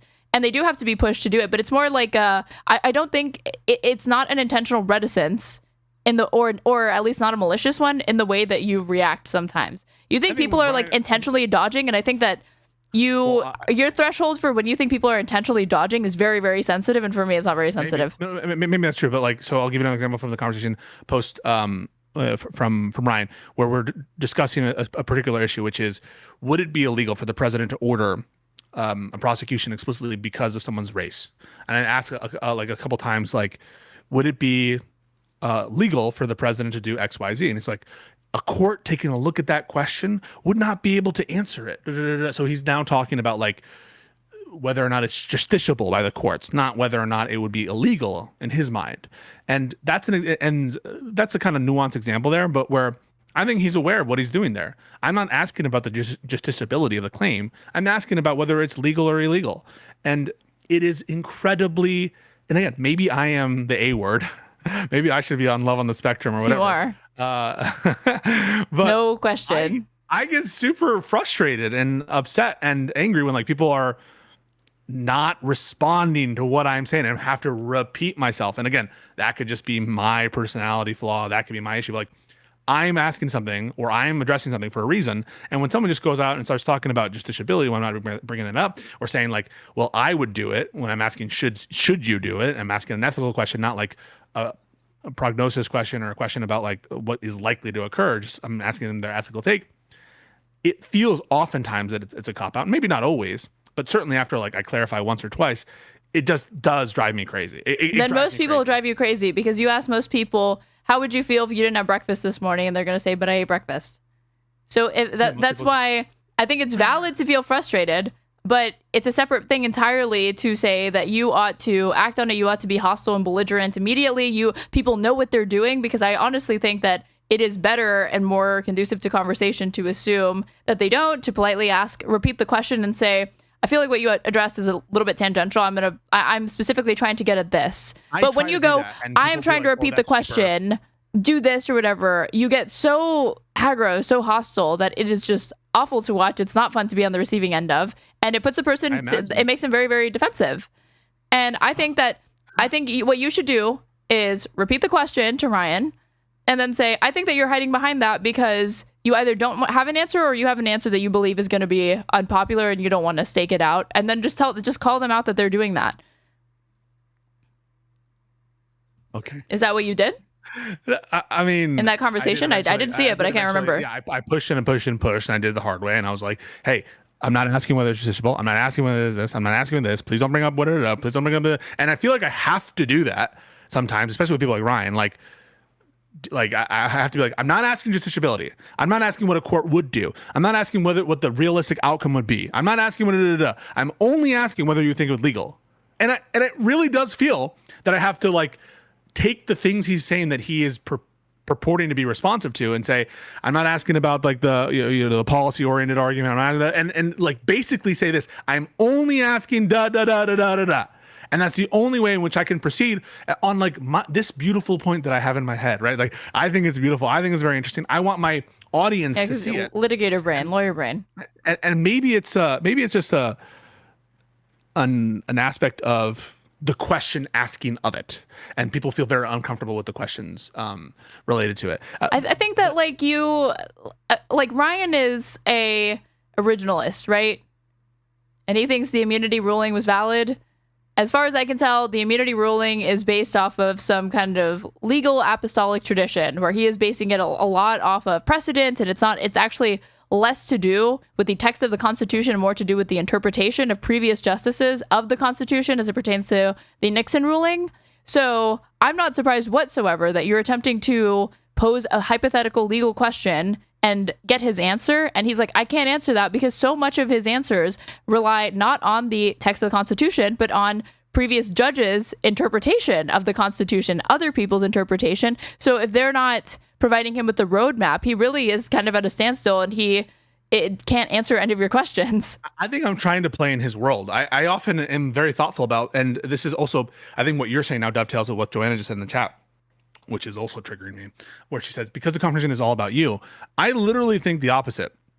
Oftentimes this only comes up in the context where someone else brings some shit up, right? Someone else accuses you of X, Y, Z. or someone else says what I really value are these natural rights. What I really value is originalism. What I really so someone else has brought up something that they either value, that they care about, or a point against you, and they want to move off like their allegation. Like you wait a second, you just made this claim.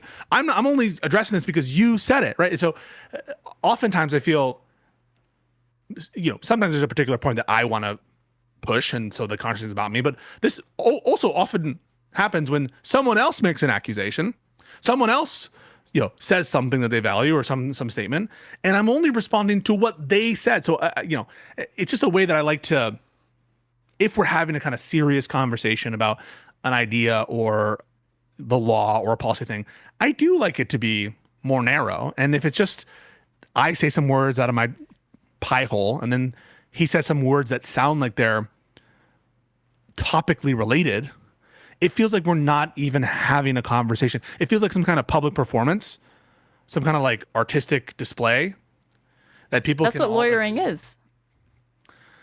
Oh my God. Don't you think? This is an example of I'm not saying lawyering is or isn't something. I'm not saying that like this is what advocacy is. I'm not saying what is the best thing to convince people. I'm literally not making a prescription beyond. I think law school has broken your brain. Truly, because if this is how you conceive of language and conversation, then it's not surprising to me that this is the way. This is how this is how frustrated you get, because this is how most people navigate conversation. It is not, dude. It's not linear. It's not linear whatsoever, and you want it to be, and you have to put in extra work to be able to do that, and that work is very frustrating for you, I think. God. Aaron, never change. You're doing it right now. Do you realize that? You've done it to me. Do you realize that? I think that you would say, I have never done this to you. I have had multiple conversations with you, not on viewpoint discrimination related to what constitutes violence, just these highly pedantic arguments where you stopped being willing to engage because you were so defensive about being led down a path that you will not meet me on my line of questioning, because you're constantly trying to assume what's the next move? Why is she asking this question? What is it going to lead into? I don't want to commit to priors that might lead me to a conclusion that I'm not trying to validate. And so I'm telling you, I'm telling you that I feel that you have done this, and you say it's completely invalid, and you don't like hearing that you've been the one to do it, but you have. I'm telling you. And Ryan has done it to you, and everybody has done it before and has been on the receiving end of it, and you're not special that you haven't done it before. It doesn't matter that you're able to clock other people. You do it as well. But again, so just to be clear, I wasn't saying, do I do it as well? Am I a hypocrite? Like, that's not the conversation I'm having right now. I'm telling you the kind of conversations I like to have and what frustrates me. And so whether or not I'm a hypocrite, I don't think I do this. I think I do answer people on their lines of logic. Disagree. Get into the weeds. I'm happy to get into weeds. Disagree. I give like infinite amount of time to individuals in my caller lists, to people who like come in and call, and I give them all the time in the world. I don't like dodge those conversations. I'm open about that. I have literal office hours. People ask me whatever they want, so I do not dodge like lines of questions or inquiry. I try to be as comprehensive as possible. I'm really trying to answer questions at all times. You can disagree or whatever, but strictly speaking, what I just said wasn't whether I'm a hypocrite, whether you're a hypocrite. Like, I'm just trying to describe the kind of conversations I like to have and what makes me frustrated, not whether or not I'm a hypocrite. I mean, but again, and nobody else is allowed to bring in anything else. You're too limited in your conversation. You're trying to be a dictator with the conversation. I've heard it before. But I tell you what, like, frustrates it. It does frustrate me, like when we're trying to ground out in a conversation, when I think people aren't responsive. Now you can move on to the conversation. You can be like, yeah, I understand what you're saying. I think, I don't know if I have an opinion about that, but I'd also like to talk about X, Y, Z. So conversations can be fluid 100%. I'm just saying, and they can also be like, not structured in this way where we're just kind of riffing and talking about whatever and just observing, commenting and whatever. But like specifically in a conversation where we're trying to like ground out details, get through some topics, see whether we agree or not. Like what we were doing, for example, with is this racist? Is it anti-Semitic? I think that is like it just makes me insane when people are not willing to address what was being said and just like talking past each other. That's just me, though. It drives me insane, but I feel like I'm far better at managing it than you, because you get physically agitated, it starts to impact your performance. You get more verbally aggressive. You get hostile. You are like, oh my God, you're rolling your eyes. You're just like in physical anguish. And I just don't even, I'm so glad I don't have your temperament. I'm so glad that it doesn't trigger me to that extent, because that seems emotionally exhausting. I'm not as weaselly as you sometimes. I think that I try and do my best to answer questions and not like divert from the path. You said sometimes you're not as weaselly as me sometimes. So sometimes you are weaselly, or you're saying that sometimes I am weaselly? I think you're more weaselly than I am in general. But, you know, maybe that's better and you're able to comport yourself and have a better demeanor in stressful situations. I mean, that could be true. What if my way of dealing with what I feel to be irrelevant lines of inquiry to the topic at hand is to be evasive or, slippery, as you might say? And that's how I find is a better way to corral the conversation back to what it ought to be about. Not that I'm saying that I do this, but I think that will be a high burden to show that you're purposely evasive to get the conversation back on track. I don't know how. Maybe you can make that case. Because you can't conceive of anybody else steering a conversation in a different way than you choose to steer it. So I'm saying the tunnel vision. Tunnel vision. You think that there's one correct objective way to have a conversation. There's lots of different ways to engage in dialects with people and conversations. There's one objective. I literally said the type of conversation I like. By one objective, did you think that I was saying that you literally meant that is the only way to ever have a conversation, or that I'm saying it's your most preferable way? So I think that when you were saying objective, I take that to be independent of one's subjective stance. So I do think that when you say objective, you don't mean subjective. So am I meant to believe that when you said objective, you meant subjective? I'm being hyperbolic, or I guess ironic, and saying that the way, like, I'm almost like cosplaying as you. The way that you conceive of it is that this is the best way to have a conversation, and that you are so convinced of that you functionally conceive of it as objective. But I'm not literally saying it's objective. I literally conceive it as subjective. I said it's what I prefer to do. And if other people don't comport themselves in compliance with the way that you say it, you're going to jump down their throat, be hostile, be physically agitated, and render it practically impossible to structure the conversation in any other way. So really, there is no other way that somebody else could try to have a conversation with you that doesn't conform to your prior notions of what you feel is the best way to structure a conversation. I think the proof is in the pudding. We spend most of our time not doing this. We spend most of our time just riffing and like making fun of her take and like building off of each other. And so, no. Well, we're building off the content. If we had to build off of each other, it quickly descends into... I don't think so. If we were talking about something that where like we weren't... Let me think. Like we were talking about the money and politics thing, and I thought that you were... I felt like you were being intentionally obtuse at different points. I don't think I was. So let me try to think about it. Nobody thinks that they are, right? And I don't think I'm being weaselly, but I see a lot of people say that I'm very slippery and weaselly. When you're like, well, what's the difference between public disclosure in the context of X versus the context of Y? I feel like I'm not being weaselly by trying to address what I see as the difference in either the social or legal requirements for disclosure in one versus the other. Well, obtuse. Well, in what way do you think I was being obtuse? Because you'll do this a lot. I see this in lots of different conversations that you have. You furrow your brows and you're like, I don't know what you mean by that thing. I don't know what you mean by that characterization. I don't know what you mean by that word. What do you mean by that? And you put it back on them because I assume that you feel that they have used a word incorrectly, and you've placed the burden on them to actually extrapolate what they mean, because and really it becomes a test about do you actually know what the words that you're using literally mean? Even though I think you know what they mean, but you're not willing to meet them halfway and grant them that charity. You want them to do all of the work. So this is not at all the case. And let's use the bribery example. I don't think it's the case. Sorry, I'm going to use I don't feel it's the case, Aaron. I really don't feel it's the case. So let's take the bribery example. Before I get there, if I truly don't understand what you mean when you use a term, we can't proceed, right? Like, how can I proceed if I don't understand what you're saying? Right? Like, I have to have some notion in my head of what you're saying before. And this also happened, by the way, as an example, outside of this conversation with Ryan, where he was like, I think Amy Coney Barrett's opinion was better.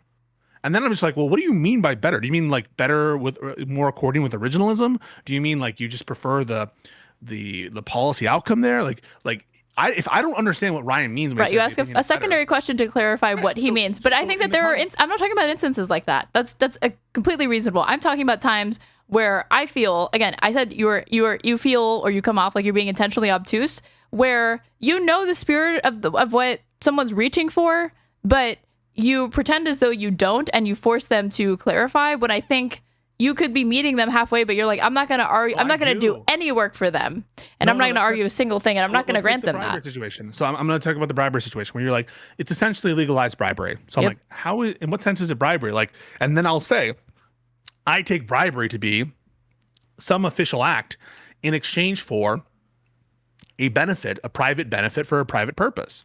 That's what I understand a bribery to be. So it's not the case that I'm doing no work. I'm just like, I don't really see how this is bribery. My notion of bribery is X, Y, Z. What do you mean when you say bribery? Do we have a shared notion of bribery?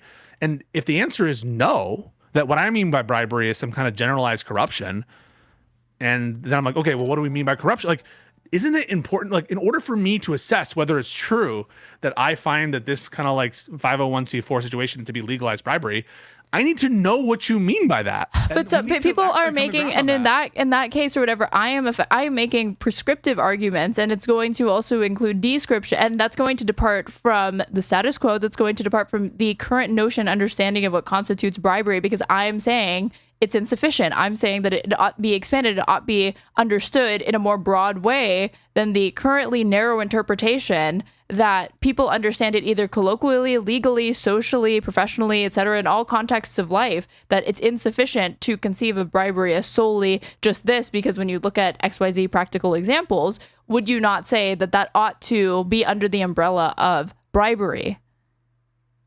Yeah, then that's fine to say. And then I can just ask, like, well, what is this expanded notions? What are the meats and bounds of this expanded notion that you think bribery is insufficiently covering? So in that sense, even if it's some sort of aspirational, you recognize that and inherent in what you're saying, that the current laws of bribery don't cover this.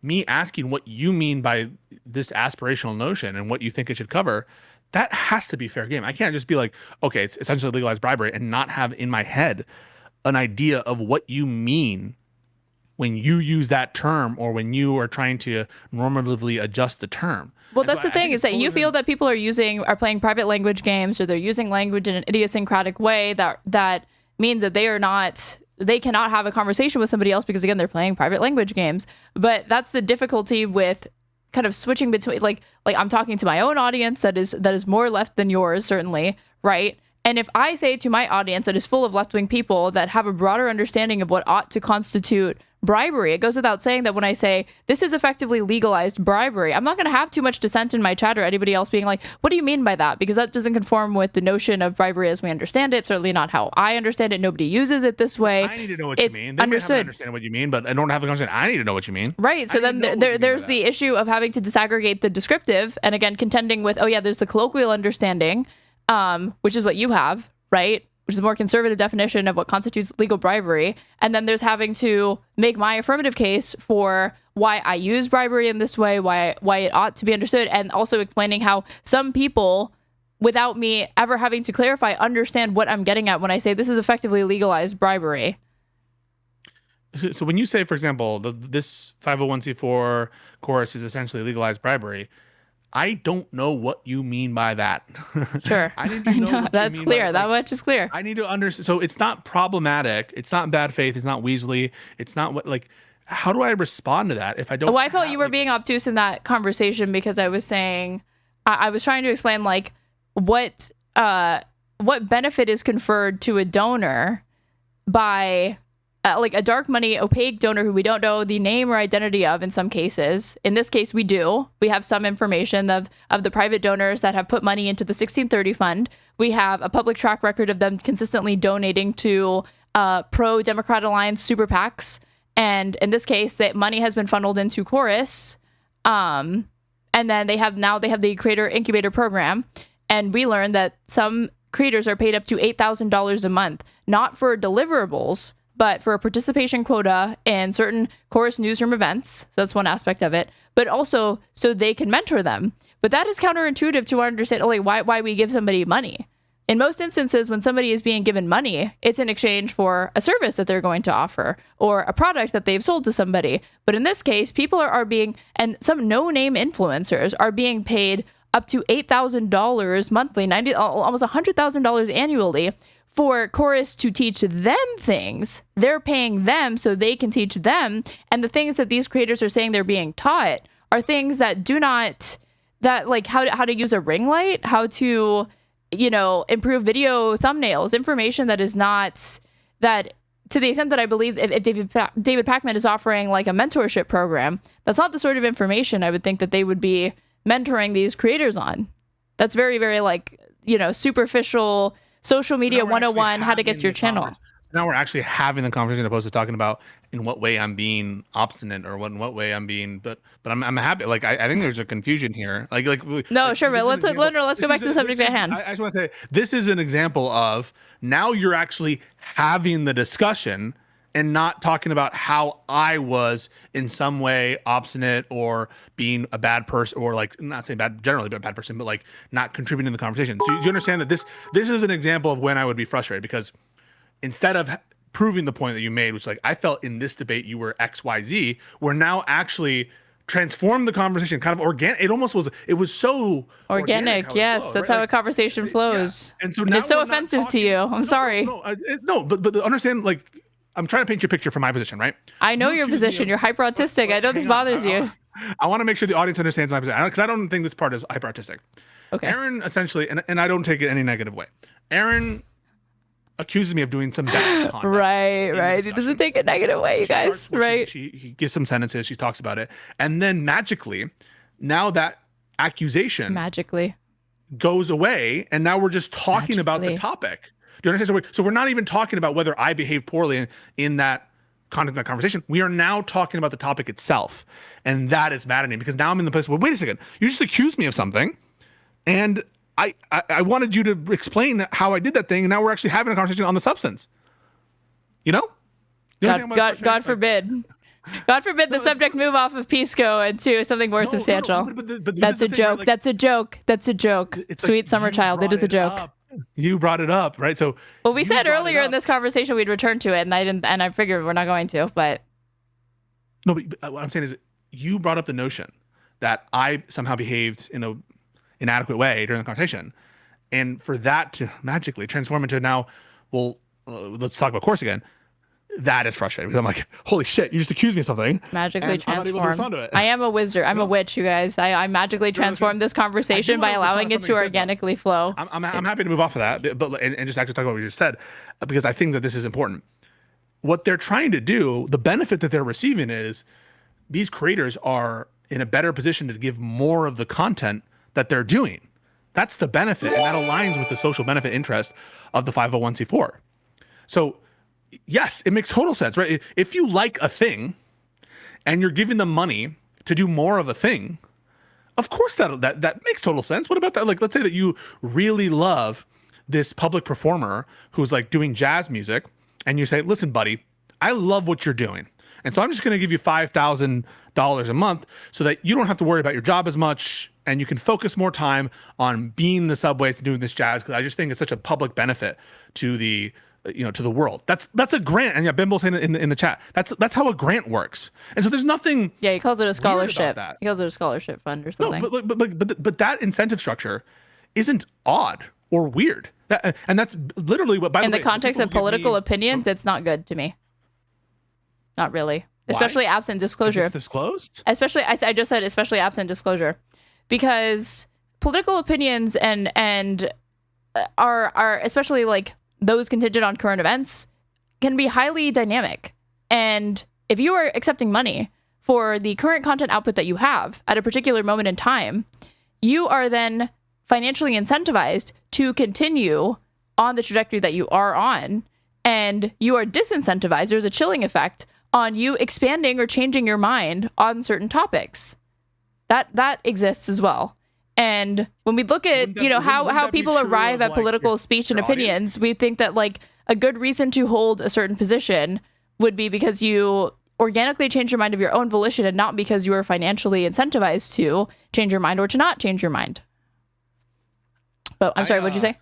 Yeah, isn't that true of like any money you get from your audience? I mean, you're incentivized to do right. That's why I'm saying that these libs understand, the IRI and Hutch understand audience capture. They understand that financial incentives exist not only with your current audience, but also if you want to pivot and change to try to attract a different audience. But it's not a problem inherently. Like there, I imagine that like if there were a bunch of people who are spreading, safe sex practices among schools, and they were saying this is how you use a condom and this is why it's important to have birth control, et cetera, and they were receiving money from some social benefit organization to do that work. Yeah, I guess they're less likely to now embrace abstinence only education or Christian whatever, I guess. But as long as we disclose it, yeah, I mean, they have a financial incentive to do the thing that the social. But if you learn that, if you could know that person came and had a genuine change of heart, and they told you privately, I've had a genuine change of heart. I don't think comprehensive sex ed is the way to go. I actually think that abstinence only education is superior to comprehensive sex education. And yet nonetheless, they tell you, but I'm not going to state this publicly. I'm going to not disclose. I'm not going to change my mind because I rely on this program for money. This is my livelihood. I need to kind of stay the path on this. So even though I have changed my mind, I am not empowered to voice that opinion to the public. And so what you have is somebody pushing a ideological, political, social message that they themselves do not even believe in for monetary reasons. That could be true. I understand that. And I would love to live in a society in which everyone could be their true self, their authentic self, and get, universal basic income. Be a communist. Worry about these things whatever. But that just like exists. There are always going to be situations in which there's an appearance of leverage or actual leverage over someone because of financial conditions and material, whatever conditions. Right, but we can regulate to try to minimize them, or to make them more transparent, or to make them more fair. That's how that is the definition of reform. Think of it. That's like this to me is like 2A people, and they're like, you can't regulate evil, right? You can't regulate evil, and the unspoken part of that is you can't regulate all evil. So why bother trying? But you can, because we have data to suggest that red flag laws, for example, would reliably decrease gun violence. But because these people, the 2A people, are looking at it black and white, they're like, if you can't stop every school shooting, what the hell is the point of this? So we shouldn't even do it at all. And similarly, I see these types of arguments related to campaign finance, disclosure, etc. You're bringing up, you can't, that will always exist, right? So kind of what it seems to me you're hinting at is, why bother even trying to make it more transparent, more fair? Because it just seems like no matter what you're going to do, there's always going to be these mechanisms where you can get around it. That's trivially obvious of everything. I think that like this would essentially say or characterize as evil any kind of private patronage. If I commission you, if I'm a patron or a consistent customer of yours, in some sense, maybe I'm going to conform my conduct so as not to offend my biggest patron or my biggest customer. If I have an engagement with some kind of restaurant, maybe I'm going to make sure that I'm not saying the worst possible anti-Israel content because let's say that restaurant happens to be very pro-Israel. Maybe I'm going to conform my political content so as not to undermine that customer relation. But there's always going to be societal pressures to do X, Y, or Z. And so I think it's almost like and some of these pressures are positive, right? Some of the times, like we do want in some instances people with power, influence to exercise that. For example, in the context of boycotting, right? Boycotting sometimes is a good thing. I guess that you probably support the BDS movement, right? I support the tactic, the movement itself. Okay, at least the tactic of divesting from Israel. Presumably because you think that, like, yeah, this is an exercise of financial power and associational power, and this is one of the powers I think inherent in voluntary transactions and associations that might cause pressure. But like, is that inherently an evil thing? You said social power though, but we are talking about financial power as well. I think we are talking about both, yeah. And I think that if you only analyze it from the social dimension of it, that's not as consequential. The stakes are lower, and that is not always going to be the public interest. What you're talking about is like your personal interests, and kind of maximizing that to your own judgment, right? About like oh, ought I say this? Or like, what did you say? Be critical of Israel around somebody who I know is very, very pro-Israel, and a patron of mine or whatever. Maybe there's an example of like a chilling effect in that social situation, that individual social situation, but broadly, it doesn't impact your willingness to state that publicly in some other forum or some other context. But if we're talking about things like political opinions and how much it could be influenced and shaped by money, it's only amount like $8,000 a month, $96,000 a year, for no deliverables, just participation quotas or whatever, for people to question, like, what is it that they're investing in and what is it that they're getting out of this? You feel I didn't answer that? Makes sense. I'm sorry? The answer is what they're paying for is more content from these people. But I said that people will be right, but that's the criticism, is that these people are incentivized to kind of stay the course of the politics and political beliefs that they already hold. What's the evidence that if the set contains people of diverse political opinions, at least on issues, for example, Israel-Palestine, right? Certainly, so like I'm not so sure that there's. If you were a creator, what kind of ideological through line would you be wanting to maintain? And if it's just doing what you're going to do anyway, because because these people can have all the criticisms of the Democratic Party that they want to have, but still, if they're in favor of the Democrats and they're still anti-Republican, I think that puts them in the club, regardless of how strict they are or how outspoken they are about their criticisms of Israel. That seems to be the compelling interest in this case. But if one of those creators started to say, actually, I don't know about being so pro-Democrat, and I think in this particular race, you ought to vote for the Green Party. You ought to vote for the Working Families Party. You ought to support the DSA candidate over the Democratic candidate. I think suddenly that could jeopardize their relationship and Chorus's willingness to work with them, right? Okay, so this is the ultimate example. Yeah, maybe it would. This is what I think is the ultimate example.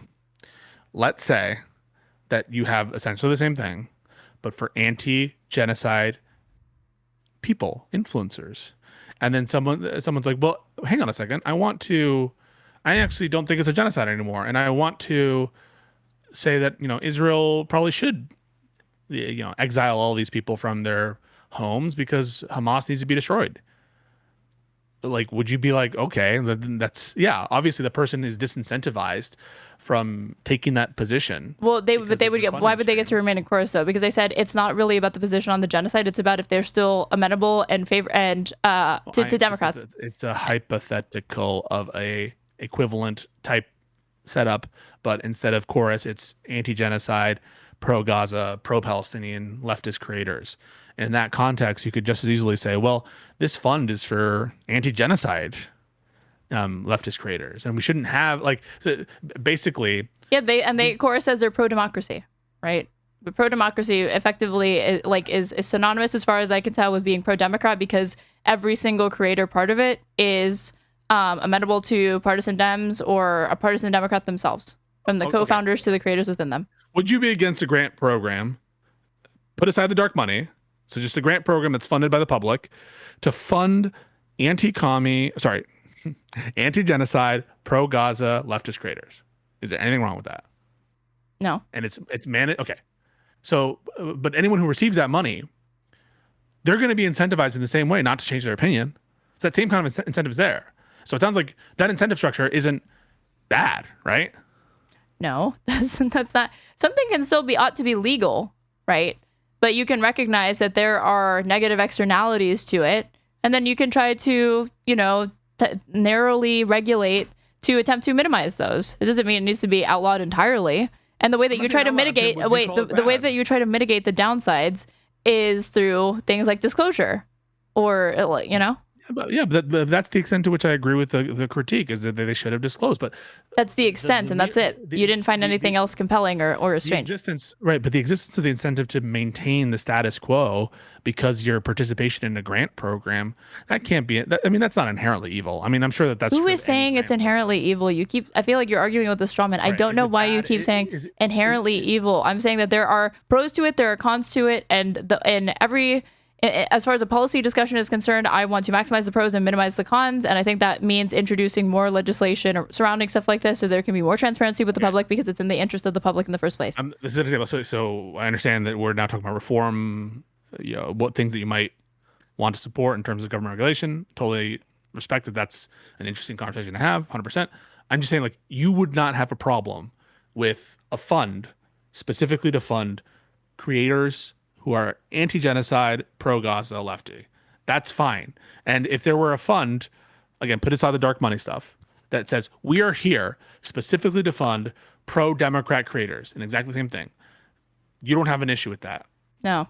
And okay, so I can tell you where the issues might pop up, but I don't inherently have an issue with it. Inherently is the word of the day. Even though the individuals who are recipients of the fund would be incentivized, quote, not to change their opinion. Yes. In both cases. Yeah. Okay. So it's now people could take advantage of it cynically. Yeah.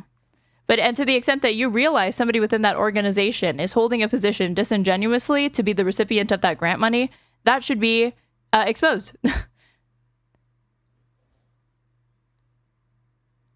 It should be exposed if an individual takes that money and maintains a position that's disingenuous.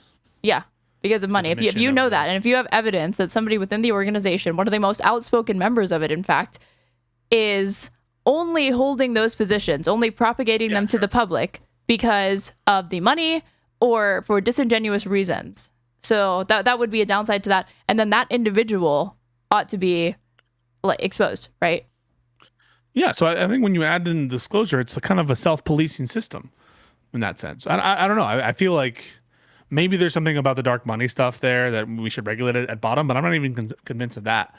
But anyway, this is an interesting conversation. I do appreciate our conversations. I think sometimes I do impose a level of linearity. That's just the conversations. When we get into these topics, I like to drill down on the details very narrowly.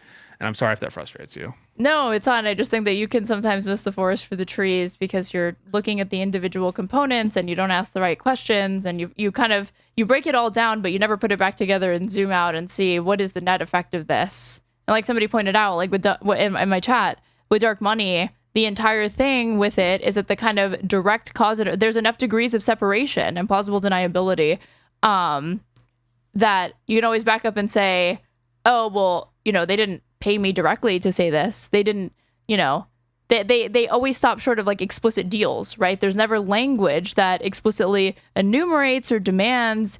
It is, but it functionally reproduces the effects of bribery.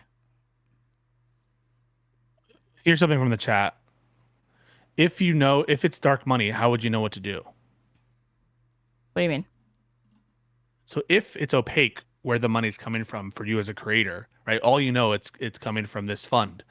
And if it's opaque to you, who's donated into the fund itself? In what sense? How could you sort of calibrate your conduct to conform with donors or fund sources that you're not aware of and have no conception of? You understand what I'm saying? Right. Well, this is why there shouldn't be dark money in the first place, so people don't have to individually field this. That it is, they just have to disclose it, and then it's known to the public, and it's easy for them because it shouldn't take investigative journalism with every single instance of dark money to uncover and unmask who's behind them. It would just be far easier if the default is not, you don't have to disclose, we have to undertake a journalistic investigative enterprise to be able to figure that out if the disclosure and transparency is from the start. Because what you're doing is you're relying on everybody to self-police and to do their individual due diligence. And sometimes, for all you know, those creators or people involved may have done their due diligence. They may have found something unsavory, but because they know most people don't know that, they could take advantage of that, engage with the program anyway, and say, eventually this will blow up. And when it does, I can just play dumb and say, oh, well, I didn't know that. And how was I supposed to know that? I like that, that can't be incumbent upon me to know. I think that definitely happens when it comes to dark money. And I think that's what happened in the case of Tim Pool. There were red flags that went up. They were happy to accept answers that they were skeptical of, but they knew had enough plausible deniability that they could feign ignorance. We've already talked about this. Foreign versus domestic, yes, but principally underlying it. Not just that. Not just that. The knowledge that you have a 501c4 or C3 organized under the laws of the United States, subject to American oversight, subject to American laws of disclosure and compliance standards and regulations. And yeah, I think that it has a Wikipedia page, again, known commodity. And ultimately, I think that's a very different situation than the tenant situation. Well, but and then the question that this related back to is, what are you supposed to do when you like can't know the source, right? Like, how do you proceed? Yeah, right. But if you don't know the source, how do you know to conform your conduct to sources that you're not aware of? Then maybe you don't take it in the first place, right? You don't take it at all because it's so shady. Well, I mean, you could say that of your, again, this will come back to the donation thing, right? For the donation stuff, you don't know who these fucking people are that are donating to you. They could. But what did we say about the super chats? Yeah, I understand there's no mutual obligation there, but there's no mutual obligation between you. There's an obligation between Chorus and the creators, but there's no privity between the creators and the 1630 fund. There's no privity between the creators and the funders of the 1630 fund. That's what I said, degrees of separation that allow for plausible deniability. And it's not a direct quid pro quo. It never is, right? Everybody stops short of these explicit deals, but it's just effectively, it's delayed, you know? It's like like you've heard about the revolving door shit, right? How a lot of politicians in America go on to be lobbyists after. Say it one more time, sorry. A lot of like politicians, legislators, even staffers in the United States go on to become corporate lobbyists after they leave office. Yeah. And then they end up lobbying their own former colleagues. Okay, well, what's the incentive there is to construct, if that's what you're angling for after you leave the current job that you have, there's now an incentive structure to craft favorable policy while you're still in office for the industry that you're attempting to enter once you're done with this phase of your professional career. That's effectively a delayed bribe, in my opinion. There, at least there's a connection to power and the use of and the regulation and, you know, captured agencies. Here, we're just talking about influencers that influence the public. Right. Not direct legislation. But what is this just influencers? Why just influencers? Because that's very powerful, especially independent media and like how much it's shaping political discourse at this point. They may not be powerful, but they're not crafting regulation. They're spokespeople. You know, maybe they're influencing public opinion on whether people should support regulation, but like, isn't that what a democracy is about? Is having people debate issues and put forth arguments about what regulations should exist and not. I just don't think it's comparable to. I mean, that's what lobbyists claim that they're doing, right? That they're providing an informational role and that they have expertise and that lawmakers need to make informed decisions. So they launch these multi-million-dollar campaigns to attempt to influence them by giving them speeches or whatever. Ban lobbying? Does that follow from what I just said? I'm asking. I think it should be tightly regulated, again, not banned entirely, because there are free speech concerns. You know, political spending is obviously, to me, a form of expression that is and ought to be protected under the First Amendment. But that doesn't mean that it couldn't be, there can't be regulations surrounding it in the same way that having the right to a gun in the United States is protected by the Second Amendment. But that doesn't mean there can't be regulations surrounding it. I feel like I'm talking about just like issues with gun ownership or whatever. And you're like, wait, we got to ban all guns now? Because what you're talking about doesn't follow from that. Doesn't follow from that at all. You want to regulate lobbying, but in what respect, Charlie? I mean, you want to say that they can't talk to politicians, maybe? Like, what I'm saying is, like, maybe they have this in other countries. They have different times, like the amount of time that you can actually spend campaigning is limited. You can't start engaging with prospective candidates. Like once it's like 6 weeks out from the election, they have to discontinue any and all communications because it's getting too close to the election or like stuff like that.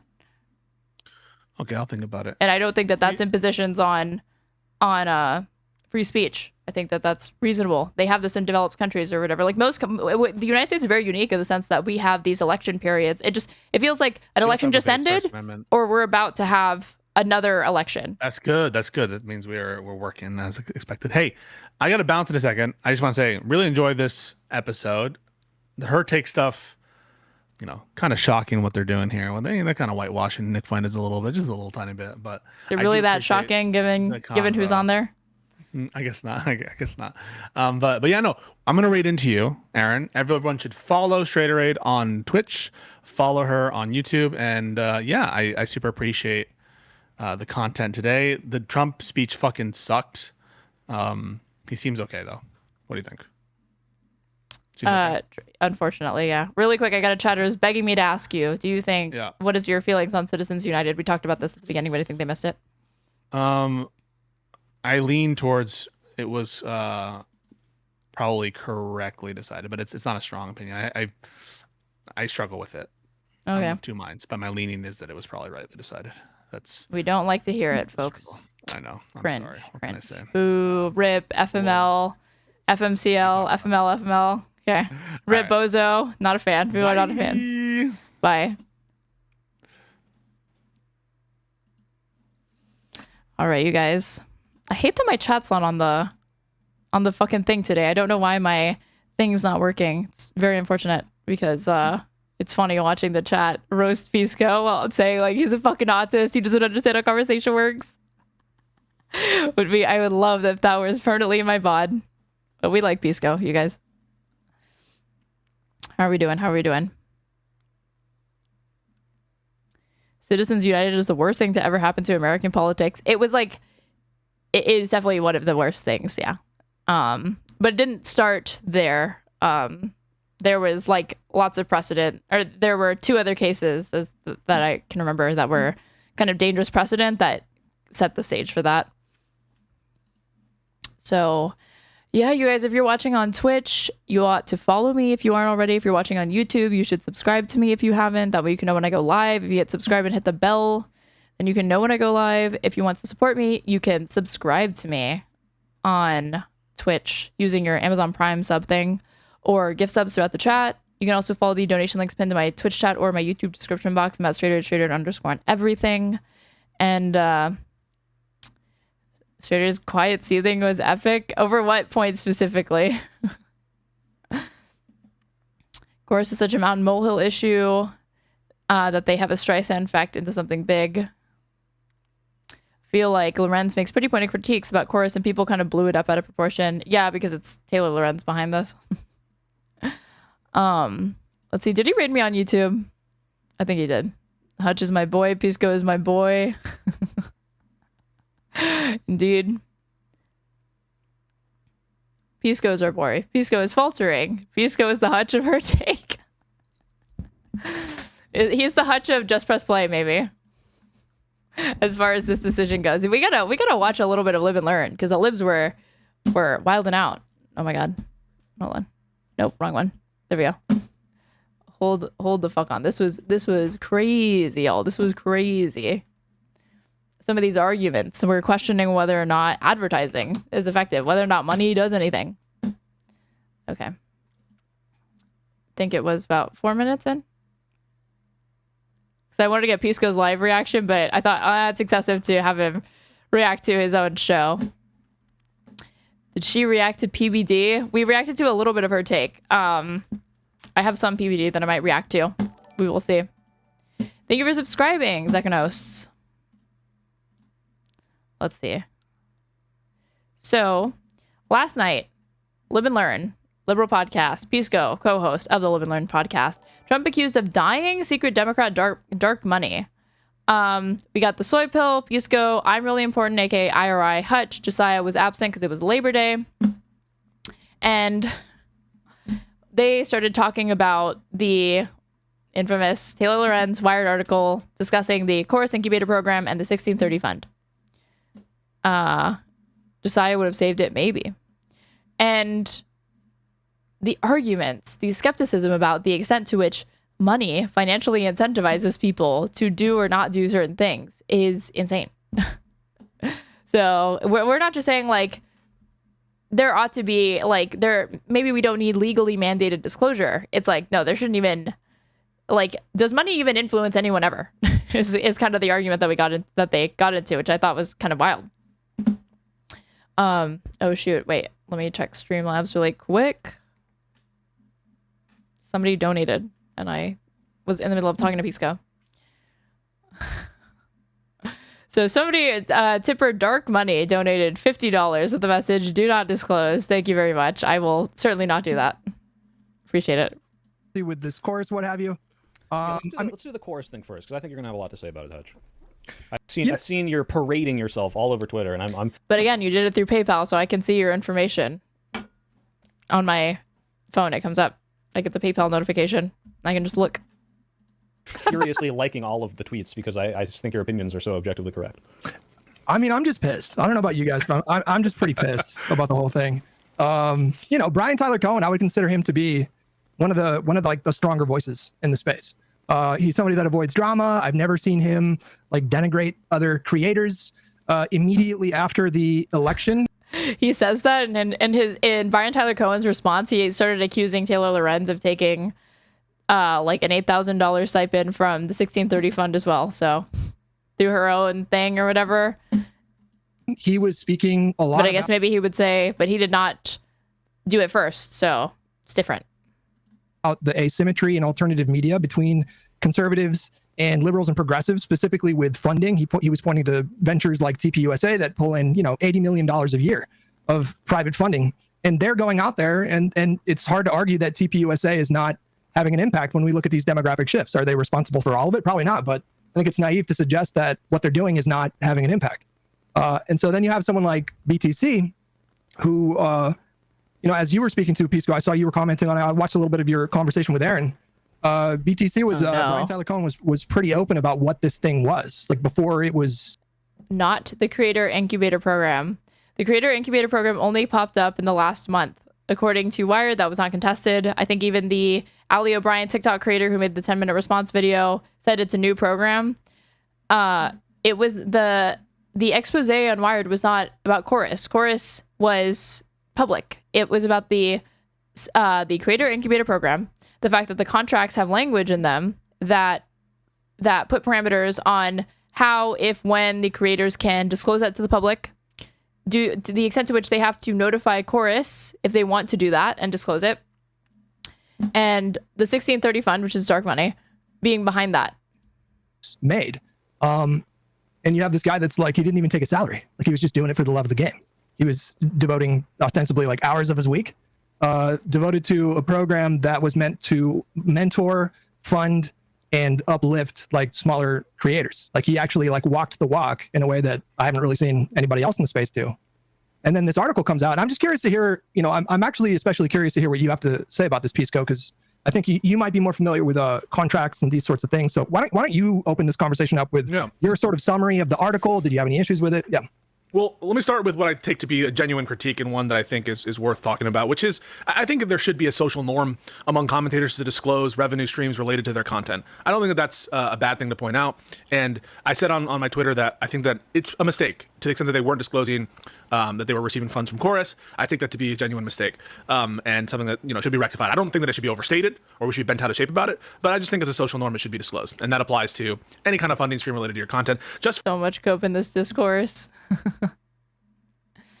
Actually, I'm gonna hold on, instead of having Chatterino up, I'm gonna have Caster Labs, because it has, I don't know why I didn't just have this up in the first place, because it's both YouTube chat and Twitch chat. There we go. For appearances, and so there's no appearance of a conflict of interest, or that people have access to potential biases, and so it's an even playing field. I don't say anything more than that. But other than that, I kind of find the discourse around the piece and the piece itself to be riddled with falsehoods, disingenuous narratives, and frankly, he said riddled with falsehoods. My understanding was like the last time that we talked, and the moments of content that I've seen since then from Pisco streams, I remembered him having an issue with her characterizing the some turns of the booking engagements for the Chorus creators as like funneling. I conceded to him on that point. I came around to what his perspective was, and then I've kind of reversed my position because I finally was able to pause the TikTok that the creator put up and actually look through the third clause, and the third clause is mandate something that I just wouldn't be. Let me see. I'll pull it up. Frankly, I find it pretty reprehensible, or at least some aspects of it. I'll give you a couple examples of what I'm talking about. Pisco, I do want to ask, just on principle, as someone who has received now. I mean, I don't find it reprehensible. I feel like if a right-wing group, everybody uses a leftist group, but if a right-wing group were engaging in this sort of behavior, and you had a Prager, like we all know about Prager University, but Prager University had a creator incubator program, and they were paying small conservative creators like Sarah Sock, whatever the fuck her name is, up to $8,000, and it's like, well, what do you pay? Why do they pay you $8,000 a month? And she said, oh, to teach me. They pay me to teach me, and they teach me things like put like how to improve my SEO and how to buy a ring light and set it up and how to put yellow arrows in my YouTube thumbnails to improve them. It's like, what do they get out of that? It would obviously, people would obviously see, like, okay, that may nominally be what they tell you they pay you $8,000 for, but it's incredibly naive to think that that is, they're paying you because they just love you so much as an individual creator and they want to help foster your creativity and growth, and they just think you're worth $8,000 a month and they just want you to keep doing you. That's it. Financial help from Progressive Victory one time, and they might give me more later in the future. But they were, helping me out. They gave me some money so I could get some more editing equipment so that I could edit on the road while I was with Rokana, who they also connected me with. And my question is, I don't think I've ever made a video that's like, hey, just FYI, everyone, Progressive Victory gave Is Pisco genuinely not like Hutch, the whole my boy thing, like a passive? No, it's not. It's not. It's playful, but he and Hutch are on great terms. Money for a laptop so I could edit. But if anyone asks, I'll say it. What's then the decorum? Like every time anyone decides they want to, help me out, if it's greater than a super chat, I have to then declare that someone is helping me out, even if it has nothing to do with like my ideas or a video being made. Like, I think you're probably right that there's some de minimis threshold, but I think that in the main, this is not something that you're going to disagree with, other than maybe some de minimis programs or some one-off super chats where there's not an expectation of return obligations, right? A super chat is like a donation, and the money is sent before there can be a return obligation. But a contract, which this is a contract, is bilateral, and there are again this stupid comparison to a super chat. We're going to compare again, no strings attached, one-time donations where people send in money. You can see their username. YouTube gets a cut of that money. They usually attach a message to it. And it was not agreed upon. You didn't engage with that party to come to an agreed upon amount that they would pay you in exchange for services. We're going to compare that to somebody getting a recurring monthly payment from an organization or an employer or private individual that has, where you both signed contractual agreements.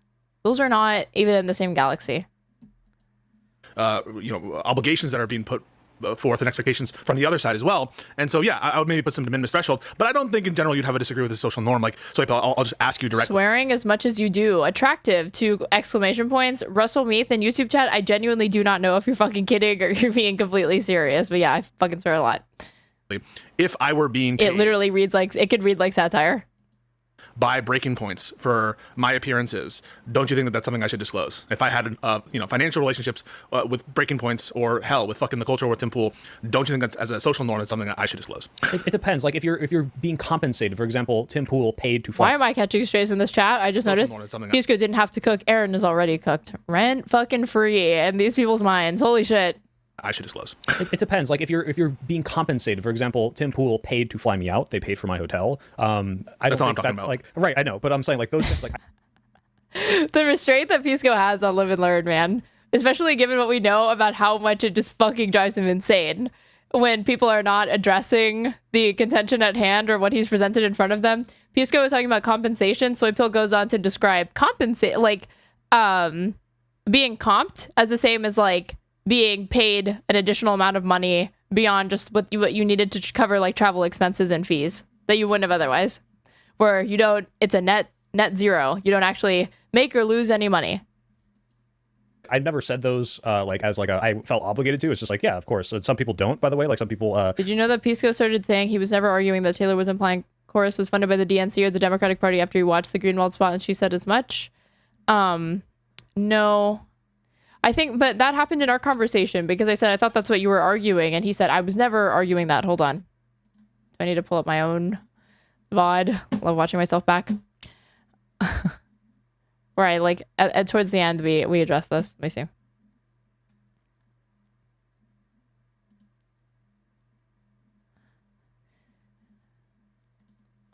Wouldn't you just donate to creators direct?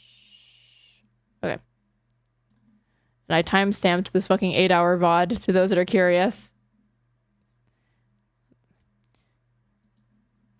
Here it's like, did Taylor suggest that Chorus is affiliated with the DNC? It was like...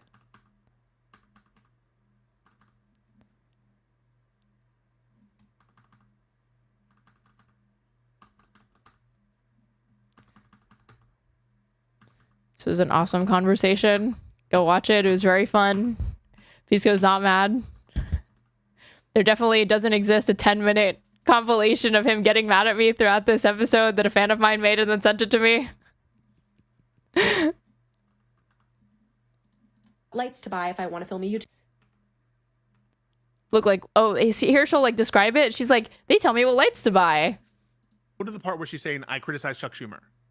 Where, do I go back or forward or what? Back, I think. She's like, I criticize Chuck Schumer. Earlier in the video, the creators went. You're correct that Chorus does the video and what policy during International Guard in DC. So I learned things like what. How do you not just want to hang up on him when he acts like that?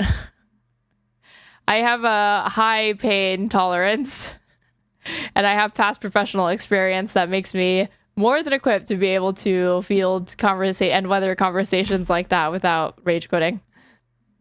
Lights to buy if I want to film a YouTube video, and what about like what lights to buy if I want to film a YouTube video? That's what they're paying you monthly. About gerrymandering to teach you about and National Guard in DC. So since Chorus is about like personal development and they're never paying you to make a video, of course you're not putting like what the fuck does Chorus care about your personal development? What the fuck do they care? Okay, here's where we adjust it. Impression given by Taylor is that the establishment types, the insider types, the DNC though, the DNC specifically. I don't know that it's atomized because that's what I thought you'd been claiming this whole time. I didn't know. Stop.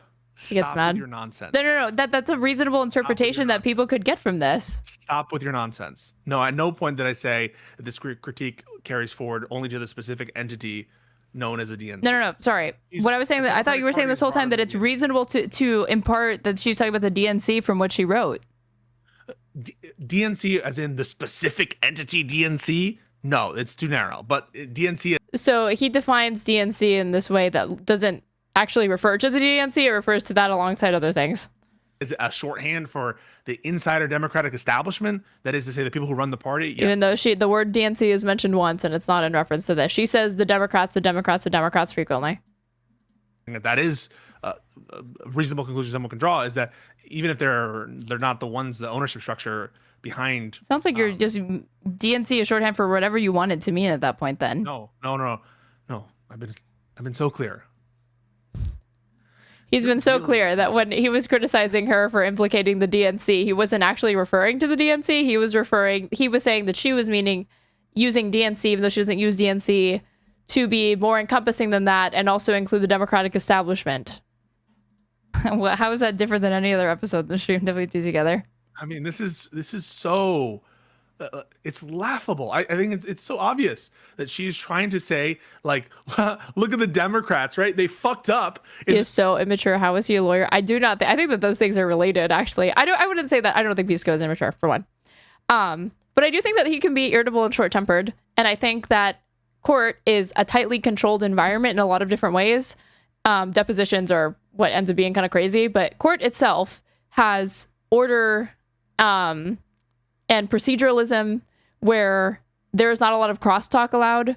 And so everybody gets to say and do what they want to say in the allotted time. There's preparation.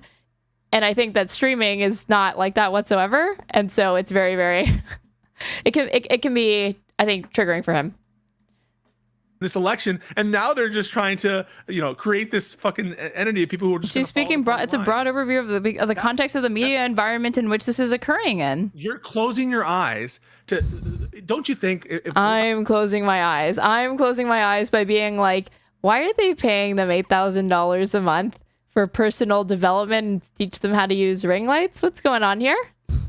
What are we doing? And they didn't disclose it till this article. What's going on? I am closing my eyes, though, for thinking that that is in any way suspect or strange, or that I'm not surprised by the public reaction to it. But okay. If I tell it to you, do you think that this sparkles with your understanding, right? Sparkles. That what Lauren is saying is like, the Democrats failed so hard, and now look at what they're trying to do, and what they're trying to do is and look at how fucking horrible what they're trying to do is. Not they, but some within the Democratic establishment are trying to do. That's the most, but where's that's different than the DNC. The story Pelosi is not in the DNC, but she's Democratic establishment. And when I was arguing with Hutch over the ContraPoints drama, he was like, I don't like hearing when people say that the DNC rigged the election. And I gave an example of how, like, Pelosi, who is not part of the DNC, said that she was not going to endorse anybody challenging an incumbent Democrat in a primary, and then she ended up endorsing like a Kennedy or something like that, so she went against her own stated positions. And Hutch was like, that's not the DNC, though. The DNC is a specific thing. And what you're talking about is Pelosi, who's her own individual, and that maybe she's part of the Democratic establishment, but that's different. But then in this conversation, I feel like everybody who is playing fast and loose with what the DNC means. In some moments, it's the specific entity. In other moments, oh, no, stop. Like, she definitely suggests, or people get the impression, that she's referring to the DNC, which doesn't literally just refer to the Democratic National Convention. It also refers to the establishment. The story that she's painting is one of, like, the Democratic failure has led to this sort of nonsense. And look at how they've reacted, and it's been so fucking stupid that they've done this, and they've been so stupid about it. And that story sees the them, and that them are the establishment types and the Democratic insider types. And she stands in opposition to that by, for example, contrasting Hassan Piker, who says, "Oh, they didn't do it with Hassan Piker, and they're still not, right?" Yeah, but I granted to you that's the one thing that I was like, again. This whole content creators who challenge Kamala Harris, including Hassan Piker, a well-known influencer on the left, were similarly unwelcome at campaign events. I said she provides no citation for this, and it's a red herring at best, and I thought it was irrelevant. Like this specific part. Stop saying 8,000. Jesus, you're playing fast and loose with your constant 8,000 dropping.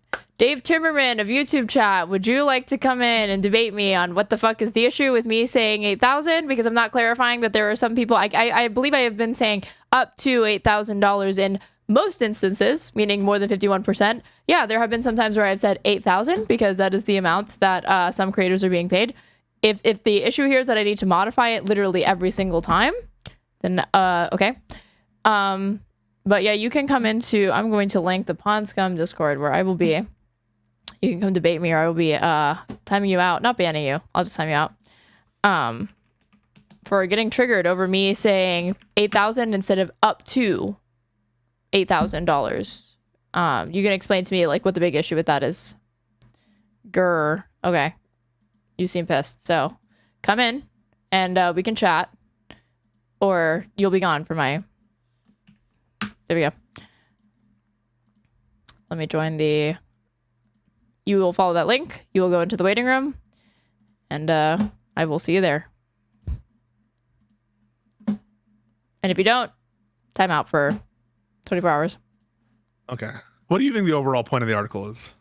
To be critical of this program and the lack of disclosure and transparency from the creators involved, but they were hamstrung by the contract that they accepted and the terms that they entered into, and the fact that this program would even request that of any creators that they work with in the first place. Okay. So I think... Do you disagree? I think it's more broad than that. I think that there are narrow critiques as to the disclosure, and even some that I might agree with. And I think I do. I agree that they should disclose that they're getting paid from Chorus. Just say you narrow your criticism to those receiving 8K. Like, do we even know that Juliana is getting 8K for sure? I feel like we know some creators are being paid up to $8,000, but nobody is actually... They just keep saying, I'm part of Chorus, and I was in this program, but nobody's really been confirming that they themselves are the recipient of $8,000, but no one's denied it. And I think it's bad that they didn't disclose that, or that Chorus is telling them that they shouldn't disclose that. I do think that, and I don't say it's bad because it's illegal, or that it's bad because it's corrupt, but I think it's bad because it's best practice, and there should be a social norm for political commentators, I believe, to disclose where they're getting money from. I think that's a good... And if they don't, you can write articles like this, yeah? No, not like this. No. Not article. Because, so my issue with the article relate to the So following. there can be a social pressure. We can socially encourage people that they need to disclose it. But if you write articles, again, riddled with falsehoods, but I thought he only took one issue with the characterization of it being, of the contracts effectively mandating that Chorus creators in the creator incubator program have to funnel, quote unquote, funnel it back to Chorus. But you cannot write articles like this to attempt to incentivize or socially pressure people to disclosing their affiliation with a nonprofit, which you're not legally mandated under U.S. domestic law to disclose. Categories of things. Number one is, I think that some statements are false. at least based. The criticism would apply to lower payments too. The principle doesn't change just the magnitude. Exactly. On available information. No. The statement about funneling, I think that's not what you said earlier. You said they might be, but we haven't seen the whole contract. We don't know that all creators were issued the same contract, and there could be other context that makes the interpretation more reasonable. She's wrong either way, right? This is incoherent. Next time you talk to him, ask him about the prescription. Yeah, next time I talk to him, yes or no, yes or no. That's I can only do so much of that. That's his style. No, at least one person, that's not what you had said earlier. I think it's most likely the case that she's saying false statements. And I felt the need to drag in the kitchen sink that is the Wired editorial staff. Also, what's your name? Fucking Dave Tiverman. I noticed that you got real quiet in YouTube chat. All of a sudden, you don't have much to say about the mistake that I was making with repeating the 8,000 thing or whatever. Just that's funny. Unless you're in the waiting room, but I'm not seeing you. So curious. Oh my god, I lost my train of thought, you guys. I think it's most likely the triggered by these chatters that have so much to say, and then when you actually invite them in, they have nothing to say all of a sudden. That she's saying false statements. I brought in the Wired thing because Taylor Lorenz is the lead author, but with every single article, especially with an outlet like Wired, there is what is it? There are fact checkers, there are editors, there's a legal branch, there are people that actually greenlight and decide which articles are going to be published and which aren't. There's an entire architecture that exists surrounding the publications of articles like this. And so Taylor deserves the most credit because she is the author and the person who did the majority of the reporting, right? But when you're saying that, like, oh, there's a falsehood in here, it's not solely that journalist that you can indict. It's also going to be the team as well. The publication takes the credibility of the publication takes a hit, and it ought to take a hit if that's the case. Trying to log in one moment. Good to see you, Dave Timmerman, not Zimmerman. That would be unfortunate if your last name was Zimmerman. Now I'm saying the fact that and there still has not been a retraction to my understanding. Technically possible that there are contracts with materially different terms about how to engage with the Chorus newsroom. I think at a bare minimum, that funneling through statement is a false statement. It's not just Taylor that worked on this. There was other people at Wired that also reviewed it. Whoever made it, this article. You've been saying Taylor, she, but it would not just be, she wouldn't be, she is the, I can't believe you're doing this right now. So in any other situation, right, where there's an author of a work, right, and I would say, as a shorthand, that she is saying this, that is the principal author of this piece says this, you would never stop me and say, well, there's a whole thing behind them. This is you're saying you're not doing pedantry. For you to stop me like that and say, well, it's not just Taylor when she's the sole author of the piece. When falsehoods make it into articles, that indicts the entire publication. It's not simply that author. If that happened with the New York Times, which it did with that Screams Before Silence article talking about mass rapes on October 7th, that was not only a criticism relegated to the authors of that article. It was also a criticism of the New York Times editorial board. The sole author? She's the sole author, but you're saying that there was a lie concocted and deliberately placed into this article when I'm saying she is not the only one who had false statements, but she's not the only one who had editorial control over what this article looked. And he says it's not a lie, it's a false statement, but a lie is intentional, and I guess a false statement is not. So wouldn't you actually indict her less that it wasn't intentional that she put a false statement in? I don't know. So it's not just Taylor Lorenz, and you're saying that a lot of this is motivated by her ideological disposition and by. Okay, you guys, I think this chatter has arrived. Let's see. Give me a second though. I do want to put if I put, how do I show my chat? Would it be like a window capture? Yeah, right. If I put Caster Labs. Hold on.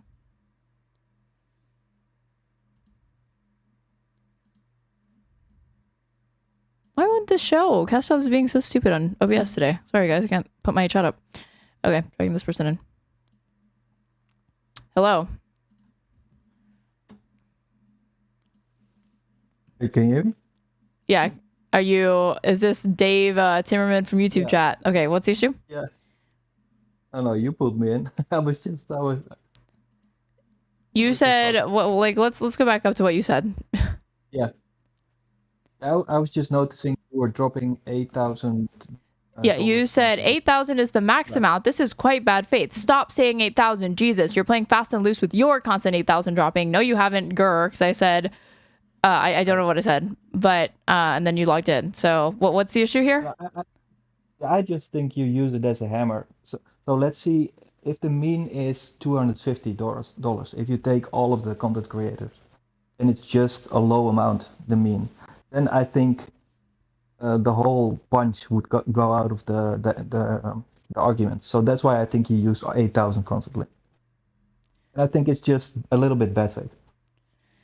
It either is or it isn't. I'm either saying it with a bad intention or I'm not. There is no halfway point. If that's like saying that somebody's a little bit pregnant. They're either pregnant or they're not. I don't think that. I think that the amount really is a red herring, because the entire point is that people would not be giving him a pass for not disclosing this. If it were $4,000, if it were as low as $1,000, the issue is that they are receiving money from an organization that is funded in part by dark money, not just grassroots donations from individual people that want to support Chorus. It's and the program itself has contractual obligations from the creators to either notify Chorus if they want to disclose their participation in the program, or ask for guidance, like they have to in some way bring Chorus in before they're allowed to speak on it, right? And I think that 8,000 being the max amount and me referring to that is not highly problematic in the way that you're suggesting, because it's not just the amount that's the issue. Like the main contention really is the lack of disclosure. Well, I think it is, because I think you say 8,000 because it's high, and if it was 1,000 or 500, you wouldn't be dropping the amount of dollars. I absolutely would, because if they were making the same claims that they are paying me $1,000 a month, they're paying me $12,000 annually to mentor me so I can know how to use a ring light and also improve my YouTube thumbnails, and David Pakman himself is helping mentoring me, that would be bizarre to me as well. Well, $1,000 a month, I mean, it's money, but it's not like a super lot of money. So it's more believable, right? You don't think $1,000 a month is a lot of money when again, the program is just them teaching them for information that you can find on YouTube for free already from other creators? Sure. But I think there's a drastic difference between almost 100,000 a year and almost 10,000, or a little bit more than 10,000 a year. It's a drastic difference, and I think just constantly saying 8,000, it came over as a little bit disingenuous, and I didn't expect you to drag me in for that. So. Well, I didn't expect you to come, because most people don't take me up on the Discord ban; they just get the ban. Yeah, I usually come, but if they ask me to come in, but yeah, it wasn't that aggressively argued. I just think it's a little bit, because it's up to, and everybody's using the 8,000 as the thing that was given to everybody, and it annoys me a little bit. That's all. Yeah. Okay, fair enough. All right, that's it. All right. Be gone. Thank you for coming in. Bye-bye. Good kid. Actually came and argued the point with me. Although I don't know that we're going to see eye to eye, because $1,000 a month, even just 1,000 quote unquote for really doing nothing, is insane. To be taught by David Pakman. Put this in your thumbnail. What? What? That's insane. It's bizarre. David Pakman should be charging people for that, not paying. Not part of an organization that pays, like, whatever. Yeah, props to him to coming in to defend the comment.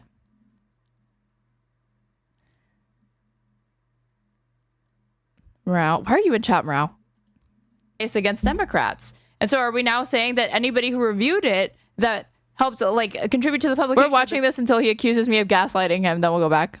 This article also has those same sorts of biases and ideological predispositions to be hostile to the Democratic Party. Listen, I think that that Taylor has a review. I'm not saying that it necessarily informed Taylor and the editors. And the Wired team that reviewed the contracts. What do you think I'm saying? Oh, I'm asking if you're indicting them as well. I'm not indicting anyone. I'm just telling you my thoughts. So you're not. How do you levy this criticism, but you don't actually indict anybody at Wired, and you don't, not even Taylor Lorenz, like, even backed off the criticism of Taylor Lorenz there. It is an indictment if, as a journalist, again, she printed an article that Pisco would later go on to characterize as riddled with falsehoods and a disingenuous narrative. You're not indicting somebody who you believe intentionally put false statements in a news article. You're not letting. So I think that Taylor has her view. I'm not saying that the view contributed to what I think are the most likely false statements. Okay. Because I'm not saying that. I mean, is that crazy to suggest? I don't think it's crazy to suggest that the reason that if you believe that she has printed intentionally or unknowingly false statements, that her worldview might actually be the limiting factor that contributed to her failing to live up to journalistic standards that she ought to adhere to. But I just think that there's one more than likely false statements in this article. At least one. Also, many of these creators are very, very small, likely working class, so even $500 to $1,000 can be instrumental in putting them in a better position to make content and also be exploited. It's bizarre on both counts. It's bizarre to pay a small creator $8,000 a month to mentor them and give them kind of common sense information surrounding content generation. It's also bizarre to pay somebody who already is a large creator $8,000 a month to mentor them and put them in the creator incubator because they're already a large content creator. So what more information could you teach them if they already know how to set up ring lights and they have been independently successful up until this point? So on both counts, it's weird. Two, that some of the implications here, I think, omit context so as to be a half-truth, which is basically, I think, a smear. The notion that, like, Chorus is both this secretive organization. It's this very harsh criticism of Taylor's reporting, but it's also like very, very like narrow and precise. That implication. I'm not saying that it's a direct statement, but like a smear of Chorus or Brian or who? Of course. Who's co-founded by Brian, your friend. And this was a joke. Okay, you're memeing. Yeah, that I am. Because this is so dumb. I mean, finish. I think that you're. I like that you did change it to it's more than likely false. You amended it. You went from she has published false statements to she has more than likely published false statements. Yeah, which I can accept if that's your interpretation thus far. We don't have all of the information that we need. Do you agree or not? I don't know yet. But you don't know whether you think more likely than not it's false statement? No, I don't because I need to see the whole contract. Okay. And what I saw, hold on. Let me read out the relevant I need to copy paste it into a fucking like Google Doc. Give me a second so you guys can see it because it's just like I just sent it in a Discord message to Lycan.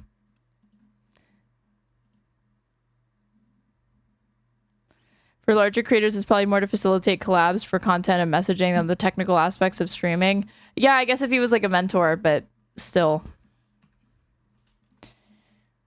strange. Okay. So this is, let's label this. What do we call this? Chorus creator incubator contract. So this part, no. We don't want it to be all bold. We just want this to be bold. And we want this whole thing to be increased. So in the Wired article, which I can also pull up,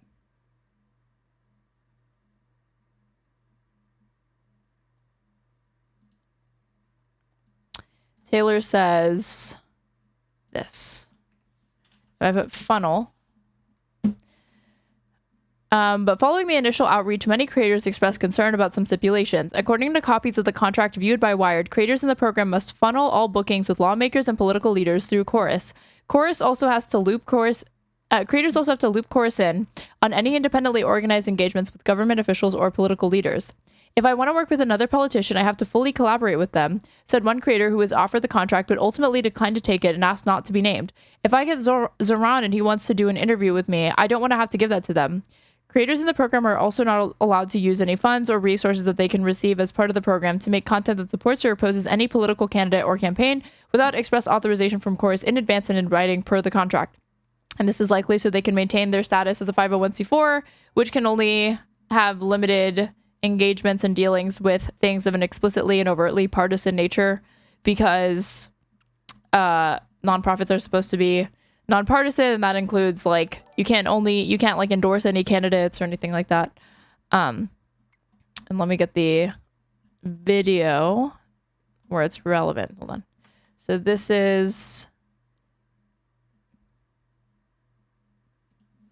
if I show this, this is the part, like the entire time this creator is like obscuring the third clause, but I was able to pause it enough and transcribe what was in that third clause.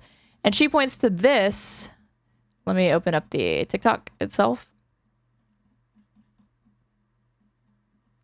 which is fucking 10 minutes. And here's how she describes it. Hello, I am a leftist that is known for being very critical of the Democratic Party, and I'm a member of a training program called Chorus that teaches political content creators on the left how to grow their platforms and make content creation into a full-time job. I have a slew of receipts to explain why a very fear-mongering article that came out yesterday about how this program works is just very, inaccurate. And I think I'm a good person to talk about this because I've seen a lot of people afraid that this program is just a way for Democrats to pay people off to blindly defend Democrats on the internet. And I understand the fear because that would be diabolical if it was true. But this is a video of me, yelling at the DNC literally yesterday over their refusal to endorse an arms embargo against Israel. I am not one to hold back on criticizing the Democratic establishment, so I think I'm useful proof that that's not what this program's about. I do feel there's people in this cohort who shill a little bit too hard for the Democrats, but that's a them problem, not a this program problem. Without further ado, let's get into the claims of the article versus my receipts. Okay, so the first... And again, that even her characterizing as I'm proof that that's not what they're attempting to do. No, that's not dispositive at all, because the way that these soft power works in these types of companies is that you can bring in one. She's still she is very left, and the content that I saw of hers, I probably agree with her in a lot of things. Honestly, she seems personally lovely. I just disagreed with a lot of the arguments and ways that she tries to present the article and the criticisms that she has for it, and her feeling like she debunked it when I didn't think that she debunked it.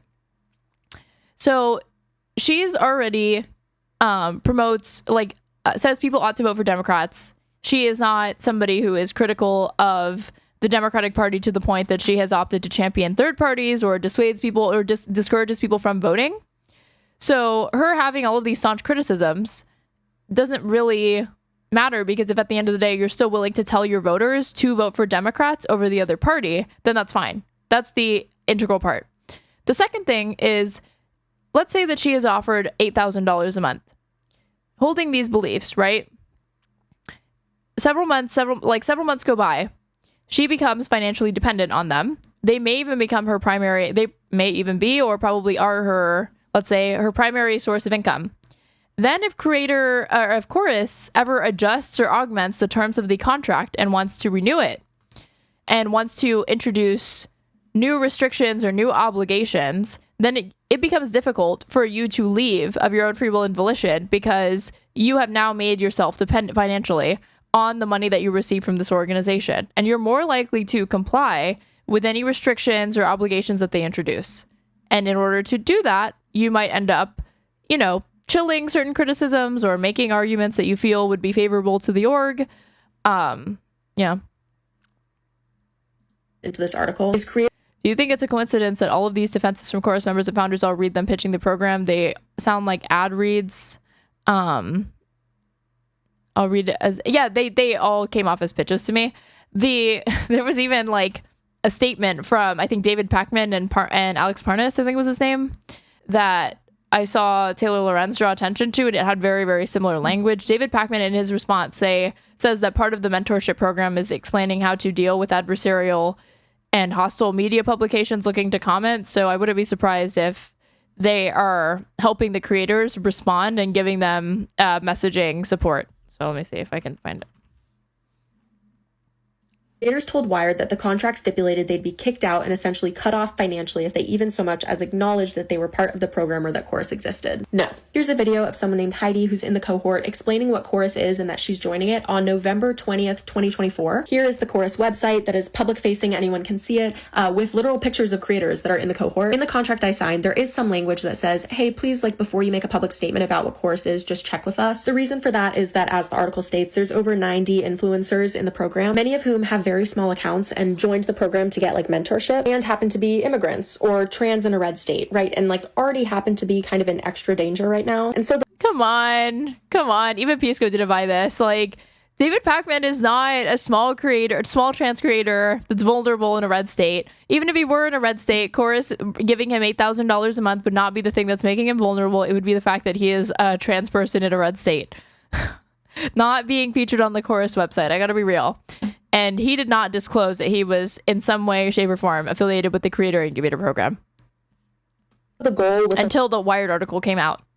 like please check with us clause was to make sure that small creators who already had targets on their back weren't accidentally like featured on a huge page and then suddenly had an onslaught of threats from the right. Chorus has never been kept some nefarious secret, right? People have been talking about it. It was more just... And the funny thing is that Ali O'Brien specifically, give me a second, let me pull it up. I actually paid $8 to get into Taylor Lorenz's Substack because I wanted to read the other article that she penned back in April talking about this shit. And Ali specifically, let's see, is asked to comment. Ali O'Brien, a progressive creator who's currently featured on Chorus's website below the donate button, said that the company must have just taken an image of her off of social media. I did not even know that I was on the website. I am not financially tied to them at all, she said. And there's her image. This article was published April 25th of this year, called Inside the Democrats' Struggle to Win Over Creators. And also draw attention to the fact that Ali is here. And this is the Wired article. Several influencers who doggedly defended Chorus throughout that controversy, including Ali O'Brien, a progressive creator with more than 600,000 followers on TikTok, were involved in membership talks for the highest paid tier in Chorus's new creator incubator program. O'Brien declined to comment. So she was aware that the publication of this article was imminent.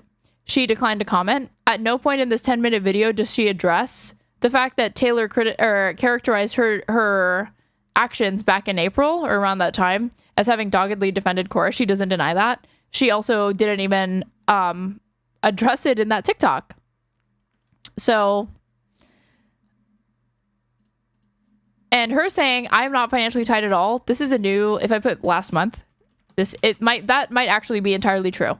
Because again, the program kicked off last month and creators involved were told by Chorus that over 90 influencers were set to take part.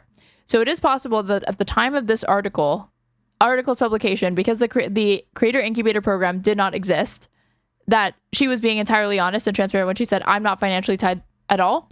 But when she says, I did not even know that I was on the website, it's ambiguous to me whether she was saying, I don't know, I'm not affiliated with this org, or is she saying, oh, I work with the org, but I didn't realize that they're featuring me in their promotional material. I didn't realize that they feature me on their website. I didn't realize that they put a donate button underneath my picture.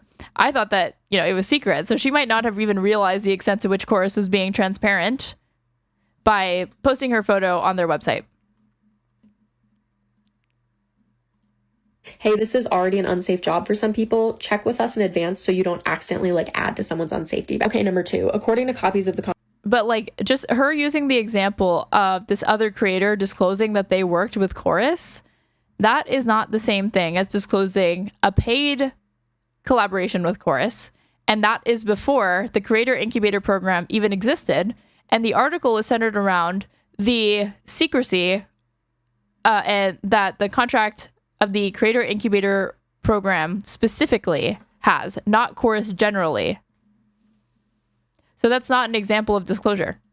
contract viewed by Wired, creators in the program must funnel all bookings with lawmakers and political leaders through Chorus. No, again, I literally have the contract right here. I'll talk through it in a minute, but first let me show you this. Here's an email of me directly reaching out to the Zoran campaign to try to interview him, because Chorus does not control who I interview or what I post. I also sometimes text the comms directors directly of Congress people that I want to interview, because usually the congressional offices will give out these little business cards. And this is not specific to content creators. This is just if you go to try to talk to your senator, their people will give you little business cards. I blurred out the name of the specific person because I feel awkward, but anybody can get these business cards and then you can just text them. Chorus does not control that. I've done lots of congressional interviews and usually I just set them up myself. And here's the section of the contract, right, that confirms that. It says they want you to disclose to Chorus any engagement with government officials related to Chorus's policy agenda. So she covers up that third clause, but I zoomed in on that third clause. So book engagements. Chorus will provide contractors with access to the Chorus newsroom, which coordinates booking and engagement opportunities for creators with government officials, policy and nonprofit experts, and others whose expertise and experiences are relevant to Chorus's progressive policy agenda. I could not find Chorus's progressive policy agenda. Contractor agrees to 1, utilize the Chorus newsroom to book engagements, 2, disclose the Chorus newsroom personnel any engagements with government officials or others on topics related to Chorus's policy agenda that contractor arranges through other means, and, this is most principally, collaborate fully with Chorus regarding all such separate engagements. Contractor further agrees to participate in newsroom event or booking opportunities, in person or remote, at least twice per month. So here are participation quotas that are contractually mandated by the Creator Incubator program by Chorus that she obscures in this video and negate the idea, in my opinion, or you could say validate Taylor's reporting as far as saying it needs to be funneled back in. They must funnel all the bookings to lawmakers through Chorus because of that third clause. Collaborate fully with Chorus regarding all separate arranged engagements. So what collaborate fully entails, open to interpretation. That could mean they have some sort of editorial control. That could mean that they have the ability to ask you to remove it, or if you post it, ask you to remove it, or ask them if they like put it on their website or in their own promotional materials and their own pitch decks to fundraisers. So I think it's disingenuous, or I think it's the wrong part of the contract to focus on by saying, no, they don't do that. And her pointing to the fact that like, but I have sat down with lawmakers of my own volition. Here's me reaching out to Zoran.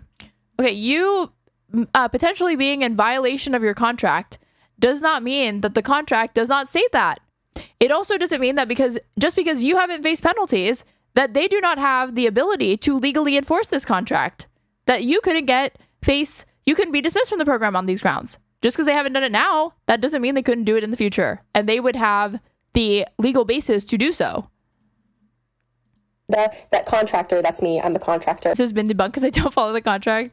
Arranges through other means, right? So if I just arrange it myself with a congressperson, I just let Chorus know so that they know that congressperson's open to booking and other people in Chorus can do it too. Accidentally, I always forget to let Chorus know. Like, I don't think I've ever told them that before, but that's not what's important. Okay. I violate the contract. That doesn't mean that the contract doesn't say that. And that's what it claims. That's what this claims. According to copies of the contract, we're not saying according to testimonies of the creators, we're saying according to the language of the contract that was viewed by Wired, viewed by Taylor Lorenz, creators in the program they're supposed to be doing that. You not being in compliance with it does not mean it doesn't exist. What's important is that they're literally acknowledging here that you can book it yourself. And the fact that the person who wrote Right. You can book it yourself, but if you book it yourself, and we call this a separate engagement, you are agreeing to, again, a contractor agrees to collaborate fully with Chorus. You may not be doing that, but you agreed to do it. Article claims to have read through the entire contract, but like here it is clearly written that what you stated in your article was categorically false. Like that is quite concerning about your journalistic integrity. Like I get that these contracts are long and confusing. That's why people have lawyers and managers to help them. And this is how I was able to like do it. She like moves out of the way enough that I was able to mostly see it at this point, but yeah. You don't write an article about it unless you understand what's going on. This whole article is just written like, this group, they have money and so they control them. And it's just like... This is a recurring theme. There's another clause, I forget which, that she explains away. Oh, everyone breaks it, but it's so we can legally penalize anybody who does something evil. Yeah, she does say something like that. Her words. So she's saying, yes, the contract is restricting us, but don't worry, Chorus is good faith. No, that's not what's happening. If there's someone in this cohort that you are like, they are too much of a shill doing whatever the Democratic Party says, it's not this program that's the reason for that. I don't know how to put this nicely. It's either a personal moral failing by those people or it's a different contract they're under that says they can't criticize Dems, but it's not this. Okay, but why does Chorus want to work with creators that engage in personal moral failings like that? Because they're friendly to the bottom line, to the interest, right? Because I'm under this contract and you can catch me on the daily making fun of Andrew Cuomo, pissed at Cory Booker, calling for Chuck Schumer to lose his job. Take your pick. I have heard of contracts that exist that restrict what people can say bad about Democrats, but this is not one of them. This contract actually has no bearing on a single thing that we ever post, which brings me to my next section. The next part, and this is a really important part, I'm going to try to explain this as well as I can, but feel free to comment questions, is that the contracts reviewed by Wired prohibit standard partnership disclosures. What she's talking about, okay, a standard partnership disclosure is when you make a video in partnership with an org like the ACLU, and so then you put ACLU partner as a disclosure in your caption. There is very important context left out of this article of why the standard disclosures aren't the kind we use at Chorus, and that's because Chorus never pays us to make a video. The author... And now she's outlining a loophole that dark money groups take advantage of, correct? If you are registered as a nonpartisan, nonprofit organization, you're a 501c4, and you don't mandate any deliverables within the contract, then yeah, you don't have to disclose it. But Taylor's not claiming that you broke the law. No one is claiming, no, like that was not what the premise of the article was. That was not the criticism. You are operating in full legal compliance with the law. But that's the criticism coming from these people, that this ought not be legal because it's not transparent with the public about an issue that they ought to be informed about. The author of this article actually said that in a comment. You're correct that Chorus doesn't pay you to post specific content. What are the penalties? Just termination? Doesn't that make that even less of a story? I mean, the fact that creators were agreeing to a mentorship program that also required that they relinquish some editorial control to people within Chorus is notable. The public did not know about the creator incubator program from Chorus before this article. That's notable because they don't, and the penalties is that they can be, what is it? If I put like dismissed, if I put secret, if I put trouble maybe.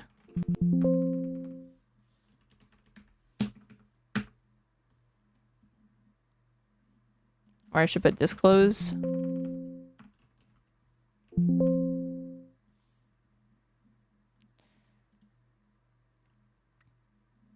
Yeah, according to copies of the contract reviewed by Wired that creators signed, the influencers are not allowed to disclose their relationship with Chorus to the 1630 fund or functionally that they're being paid at all.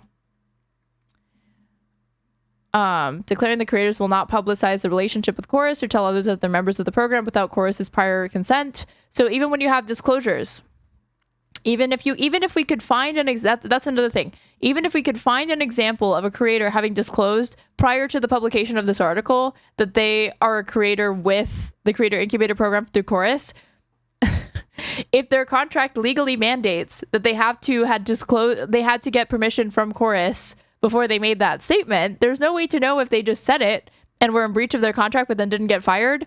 Or if they're disclosing it before, then they probably already talked to Chorus before they did that. So there's still a barrier between them just being transparent with the public.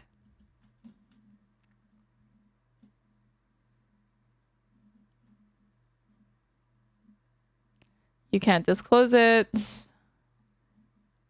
I mean, yeah, you get terminated. I don't know. Last time I disagree that it's not notable that they would, it's less of a story. Chorus is a training program where I learn things like what lights to buy if I want to film a YouTube video and what can't violate a contract if you didn't read it. Real. Take away the story, read your contracts. Not just you read your contracts, you get a lawyer, even if it's like a penny lawyer, to review your contracts. Or if you're with like an influencer marketing team, then you get them to review it. Policy experts are saying about gerrymandering in Texas and National Guard in DC. So since Chorus is at Matt Slice saying at Straighterade, I don't get how you can't imagine that Cohen simply one day while browsing YouTube noticed that so many of the small liberal political influencers have terrible sound and light issues in their videos and thought that to himself, this is terrible to watch. I will create org to fix that issue, be the change you want to see in the world, like my mom used to say. Wait, is this a joke? Is this a joke? Matt Slice, or did you mean to include like a /S, or are you being serious? Okay, but this again, the fucking ring light shit. Like what lights to buy if I want to film a YouTube video, and what policy experts are saying about gerrymandering in Texas and National Guard in DC. So since Chorus is about like personal development and they're never paying you to make a video, of course you're not putting like Chorus partner. See, like again, this is about how to be a better creator. And then the example that she gives, that this is the information that she gave. This is terrible. We're paying you $8,000 to educate you on common sense shit. $20 worth of info to give you one tip, right? Or if it's wait, yes, you're being serious, or yes, you're fucking around, Matt Slice. Or and then like, how does consulting with a public policy expert improve your content? I guess you're more factual. It was a joke. Thank God. Thank God. Love my chat. In your caption. That's not how that would work. So I don't fault anyone who read this sentence and was... Has anybody been fired or punished for saying something Chorus didn't like? As far as I know, no.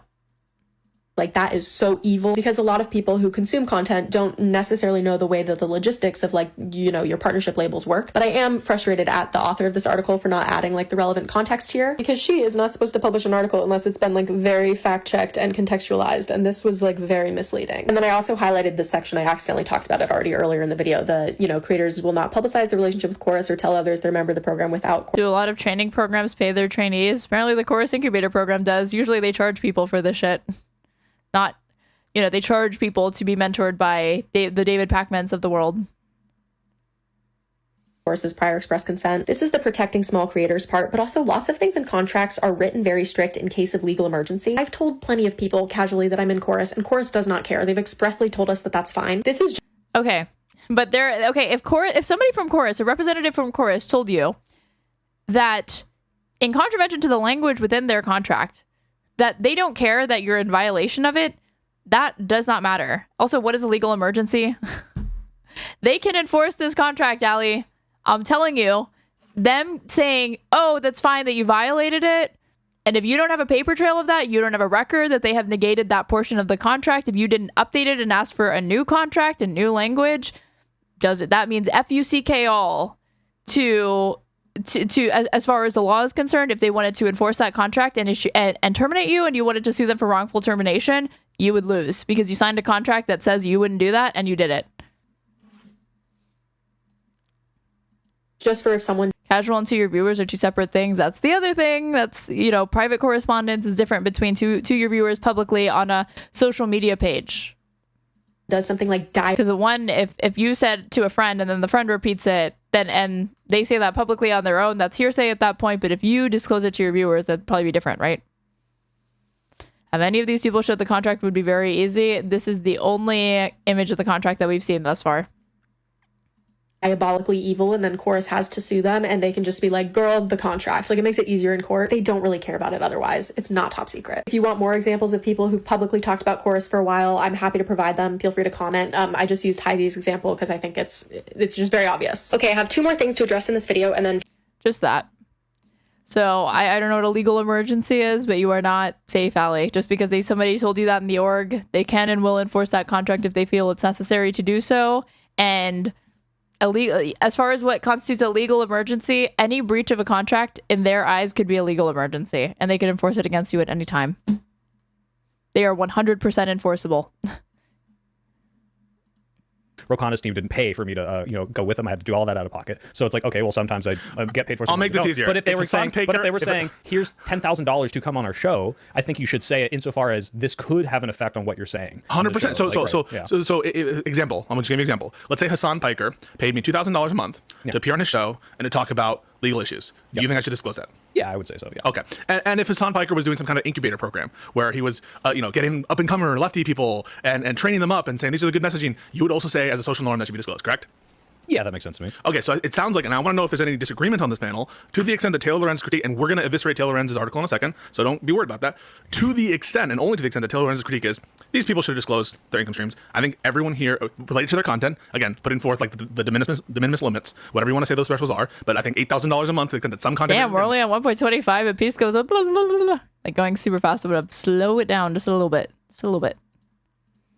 Passes that. Do we all agree that that is something that should be disclosed? I mean, I think like the general rule of thumb is probably to like err on the side of caution and like over disclose. Like you can't get in trouble for doing that, because I think that the problem here is like this is where Pisco got triggered apparently, because he said Dewey ought to think that they disclose it, and if he feels like Hutch doesn't address it, appearance of the potential for like corrupt influence or something like that.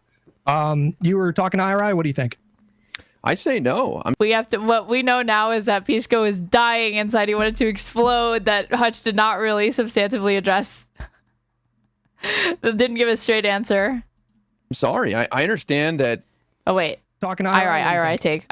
I say no. I'm sorry. I understand that it's for the greater good, but is it absolutely necessary? No, I don't think so. And I don't think, why should it change anything for people to disclose? What if there's a guy who comes in my channel and donates $1,000 a month? Should I disclose that? Okay, I don't know, more comparisons to the super chats. I just do not think that is an analogous comparison. Yeah, so I think the expectation... At least IRI bites the bullet. You know, he pays lip service to the idea that there's a compelling public interest, but then he's like, but really my privacy rights kind of trump the compelling public interest. So I feel like you don't really see it as a public interest at that point. But as I explained before, is one in which there's a contract. A contract is a meeting of the minds in which there's a mutual. You're mutually being bound by something. A donation is a one-time thing. There's some sort of social expectation, but there's no formal requirement that to give some obligation back, right? Right, Whereas right. It's not about like the legality, Peace Corps, IRA. I think what the issue is if it comes out. How is it not about the legality? What are we even talking about then? To me, I think that it does need to be, they should be pushing for this to be, there to be legislative reform surrounding this shit. And you've been hiding it this whole time, and it's from someone who would otherwise be someone that you are maybe disagreeing with, or you propose, you purport to agree or disagree with, and it's like, wait. IRA's take on this, though, of like, no, they don't need to disclose it, kind of reminds me of Dave Rubin on Joe Rogan being like, you don't need building codes or anybody to make sure that construction workers are in compliance with building codes. They want to build good buildings, and we're not contending with the reality that there are corners that are cut all the time. There's bad incentives, and if you don't have regulation surrounding that, there's going to be huge errors. Are you doing this for money? Because you were hiding this, so now it comes into question your character and like what kind of content you make. Like, I understand that there is this sort of like social expectation of, hey, if the Democratic Party is giving you this much money, like, how do we know that you're going to hold them to account? Now, to be clear, in this story specifically, a bunch of these people totally criticize the Democrats. People are trying to use the stories to say, like, this is why so many of these influencers won't criticize Israel when and we'll get to that stuff. Yeah, we'll get into that. But I think it's like, if someone is paying you that much, like, and you are making videos about topics that, you know, specifically are downstream of those. And to me, it's not the sticking point for a soy pill is like the amount, the $8,000, but like, how much could I drop it before he'd be like, that amount doesn't really matter? Because again, to me, anything in excess of like any profit ideally, but let's not, to be reasonable, I guess, anything that exceeds like $250 is should be disclosed. People's politics, you probably should say, like, by the way, these people give me money. Now, to be clear, people, and I really hate how misleading a lot of the reporting on this is, because everyone's like, yeah, all these creators getting $8,000 a month. Like, first of all, that was the cap. Second of all, there's a bunch of different things that people could be paid for. And that's a crazy cap, though. $8,000. Understanding is some people, something like David Pakman or BTC, I don't think they're getting paid $8,000 a month to just exist in this thing and go to these trainings. If anything, they're helping and they're part of the mentorship program, right? And then you've got smaller creators that are getting paid a lot. Brian Tyler Cohen's not getting any money as far as I know. David Pakman's getting $8,000, but he did not disclose his they're getting 8K as a meme. Oh, wait, did he say that? I didn't hear him say that. If he did, wait. Now, to be clear, people, and I really hate how misleading a lot of the reporting on this is, because everyone's like, yeah, all these creators getting $8,000 a month. Like, first of all, that was the cap. Second of all, there's a bunch of different things that people. Oh, right. Okay, yeah. Like the cap or whatever. Like, first of all, that's the cap. We don't know how many. I mean, it's like 90 creators. And that being the upper limit is still, that's intense. Paid for. And my understanding is some people, something like David Pakman or BTC, I don't think they're getting paid $8,000 a month to just exist in this thing and go to these trainings. If anything, they're helping and they're part of the mentorship program, right? And then you've got smaller creators that are getting paid a lot less to, you know, hey, make some content, like every week, you know, make a short. You know, but again, David Pakman makes so much money through his sponsors. No. Why does it do that sometimes? David Pakman sponsors. Like, only $8,000? Like, how many creators does he mentor? Because again, David Pakman is easily pulling, given what's David Pakman has 3-Day Blinds, Smalls, Ground News, Lumen, Start Mail, Naked, Empty Hearing, Magic Spoon, Babbel, Incogni, Aura, Parrot, Sheath, AG1, Private Internet Access, Helix Sleep, and Foom sponsorships for the David Pakman Show. He has memberships, $7 a month, $70 a year, $1,500 lifetime. You could subscribe this way. Does David Pakman have like a Patreon? Let's see. So he has 3.31 million subscribers. Let's see. Doesn't look like he has a Patreon. He has books. Like, I even wonder, again, when you're pulling these types of views in a day, 318,000 views, 176,000 views, 256,000 views, like the AdSense that you get with the memberships. Keep in mind his memberships, his sponsorships, and the AdSense on a channel this big, David Pakman has to be making a lot of fucking money. A lot of money. Plus the books. This number will send you to space. Okay, this is... Oh, he does have a Patreon. He makes almost $4,500 a month. I suck at math, so let's see. 45 times 12. So he makes $54,000 alone from Patreon. We don't know how much he makes from memberships. And the idea that, honestly, $8,000 a month for David Pakman to personally mentor creators, when there's a cohort of 90 creators in this program, that, I don't even know if that's worth it for him. I'll be honest. Because he has to meet with them twice a week. Dude seems pretty busy. Where's Live and Learn? Did I lose Live and Learn? There it is. Make sure you're improving your game. We're trying to expand your ideas. Like, this is a widespread thing, and I don't know if you would have to disclose, like, hey, I'm part of a training program, right? Like, it really depends on what you're doing. that. I just want to be clear about what I'm saying. To be fair, David Pakman does employ people, and he does have expenses. So he doesn't reap all of that money himself. Like, some of that goes to editors, producers, I'm sure people that maybe help coordinate like the tech or whatever. I'm sure he has some people on a payroll. I know that for sure.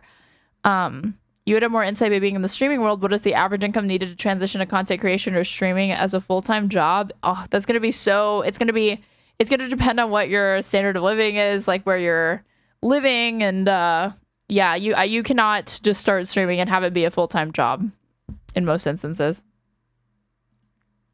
I'm not saying you disclose the amount. I'm not saying you disclose other contract terms, but the mere fact, if there's a formal relationship with the contract and mutual expectations, I'm not saying anything. What happened to Josiah? He took this off because this episode off because it was Labor Day. The mere fact, if there's a formal relationship with the contract and mutual expectations, I'm not saying anything else about the article is accurate or true. I just think that there ought to be a social norm, and I think that you would grant that. Like, if I were being paid thousands of dollars by Hassan Piker for the same kind of incubator program, that you would feel that I should disclose that. Because then people are going to say, well, the only reason he's not criticizing Hassan on global entry stuff or on this or that is because he's getting paid. And I think that's something that you would expect.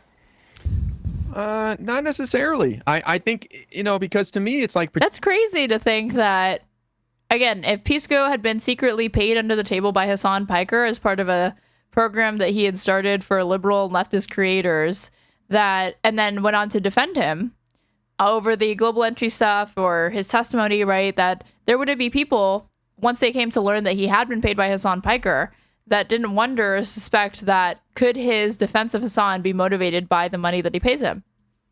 People are projecting what they think these creators are going to do with that money. And if Hassan's paying you to come on his show, Pisco, I trust you that you're going to stick to your guns and that you're going to give your true opinion. You're not going to be motivated by the money. You're just appreciate that he's paying you for your time to be there, to give your opinion and be yourself. That's how I see it.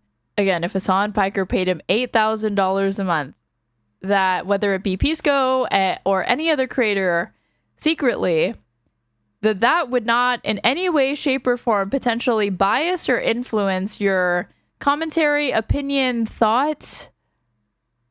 All right, no.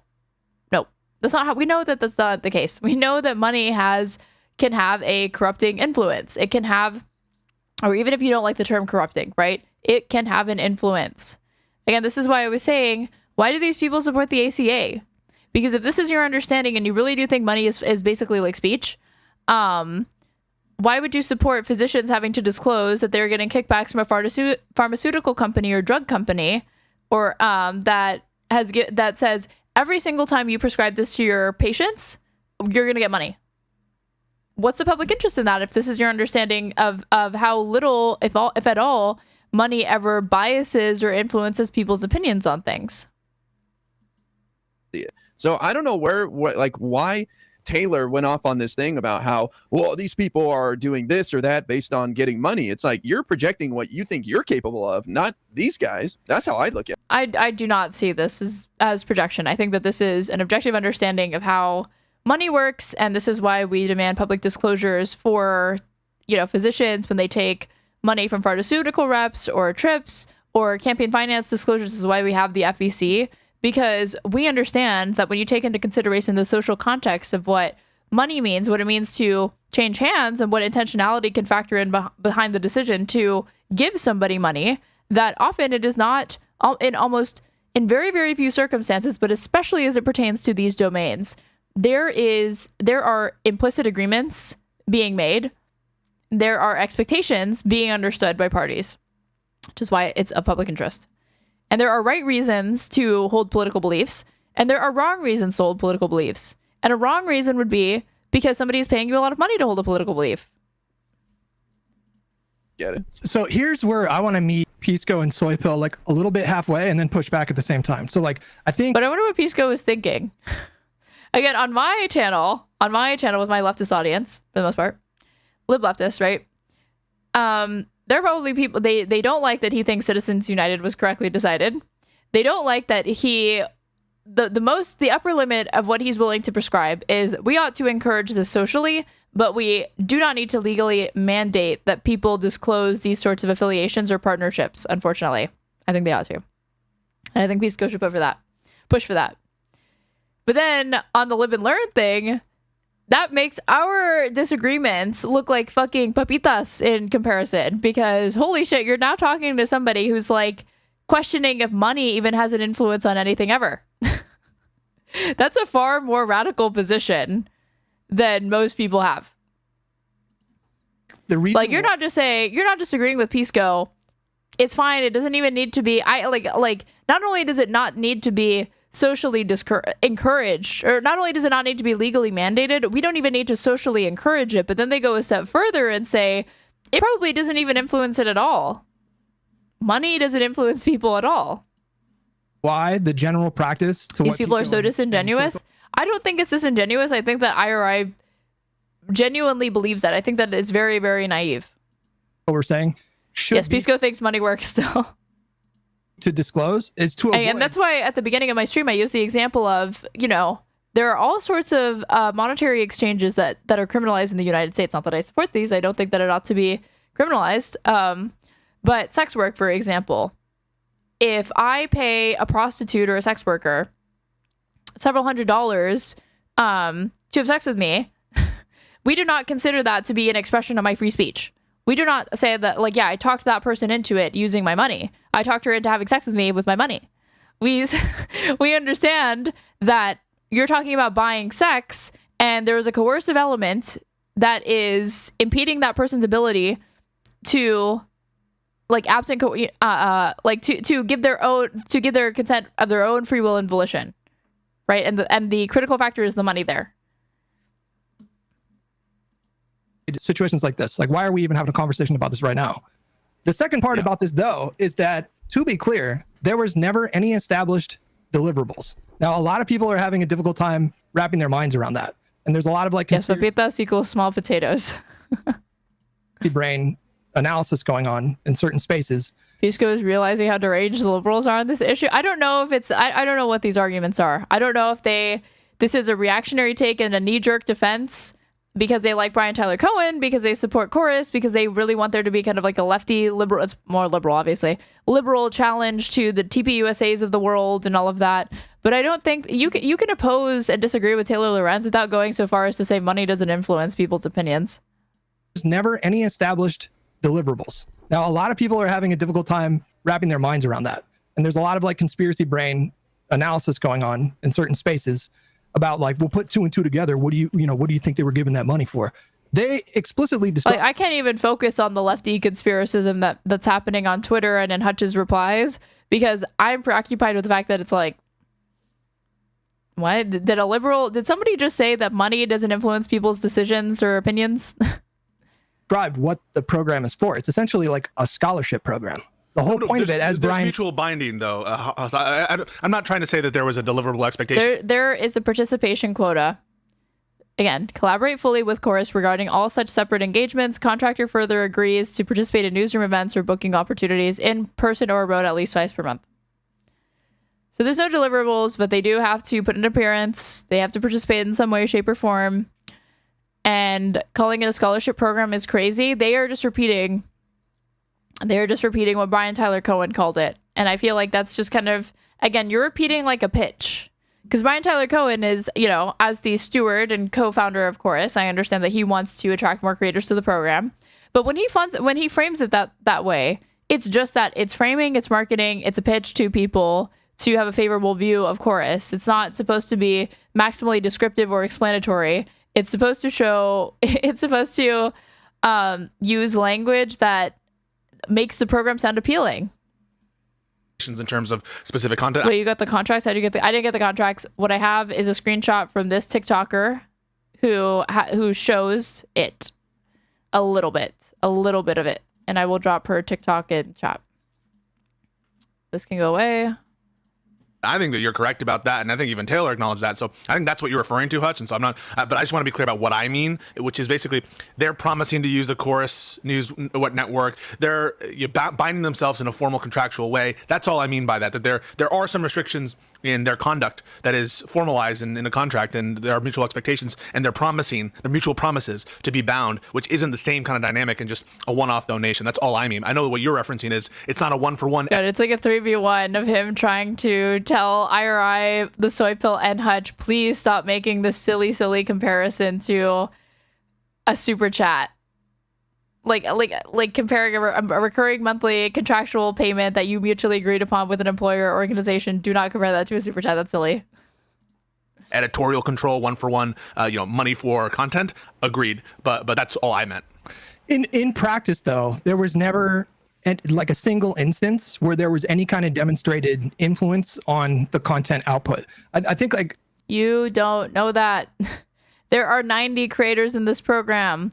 A lot of them still have not actually, even in light of the article's publication, because they weren't named in it, have not disclosed. Even if they did disclose, they would have had to ask Chorus permission to disclose. The messaging surrounding their disclosure would probably be influenced by Chorus. That would be an example already to help guide them. And if they accepted that messaging guidance, then yeah, that would be an example of it.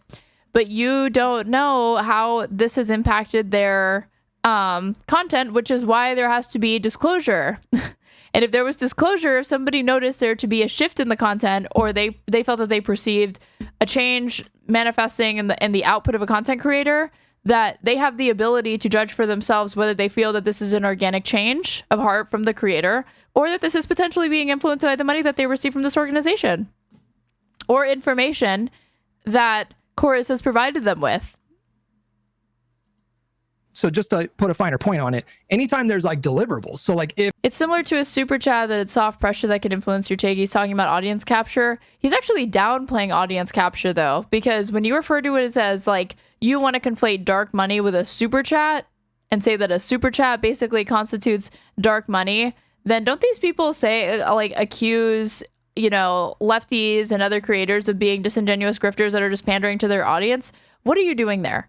You're suggesting that the reason why you're certain creators are holding certain positions is to gain approval from an audience that they have, and therefore increase the amount of viewership and money that they may get, or they're trying to reach out and court a different audience where they think that they could get even more money.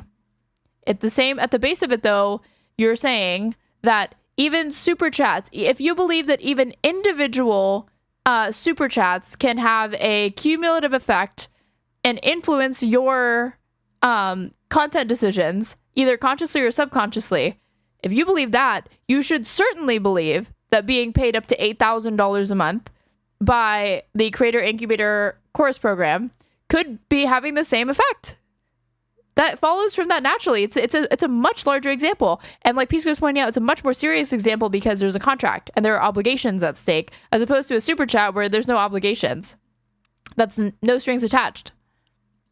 If this group hired these or onboarded these smaller creators into the program and then gave them instructions about like what topics to cover and these sorts of things, in that instance you would be legally obligated to disclose.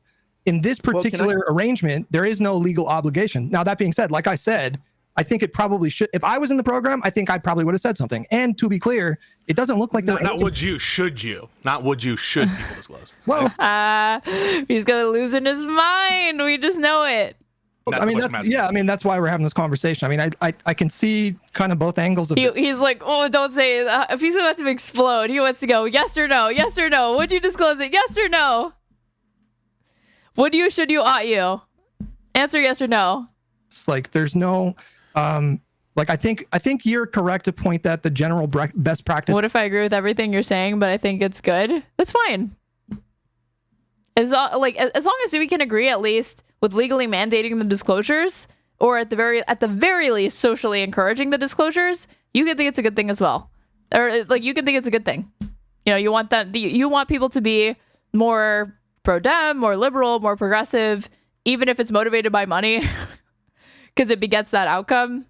It's fine. That's like, you know, that's not the way I view the world, but I can easily see how some people, they care about winning. So this would be to disclose, just to avoid this kind of conversation.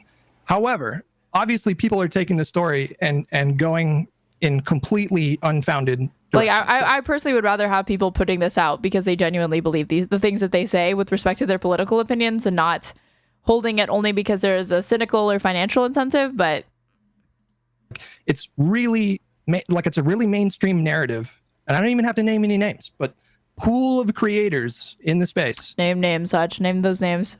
That have collective millions of audience members are theorizing that these people were paid to be silent about Israel-Gaza and push the party line. Okay, what fueled the speculation, though? If the Creator Incubator program had been disclosed from the start, this probably would not have been as nearly as contentious, no? And it wouldn't have been a scoop at all, because there would have been some disclosure, right? Like, I guess the scoop would have been coming to light that, like, yeah, I had to... Even if the contract, it came to light, let's say out of 90 creators, if 75 had disclosed publicly by asking, like they asked Chorus for permission, but they disclosed publicly, I'm part of the Creator Incubator program and I'm receiving money. I think that even when Taylor Lorenz learns that their contract mandates that before they disclose it publicly that they have to tell Chorus, it wouldn't have been nearly as big of a story. No evidence for this whatsoever. So that's something maybe we can unpack a little bit more. IRI, you wanted to continue there? Well, I'm just building on what you're saying. I don't think these people that are being critical of the Chorus group care at all. I think they're just using it as something to push a false narrative. But where do you draw the line? What if you're banging somebody who's of a different political leaning, right? What if I'm banging a conservative? Do I have to reveal that to you guys? Because maybe I'm not. I mean, that could definitely, it could influence it, but is it reasonable and even enforceable or practical for us to legally mandate that the government, make you disclose that? I mean, again, you ought to. It's a separate question you should, but it's a separate question of whether or not you ought to. But he's pretending like that couldn't also influence it. It's just not even comparable to me. It's weird.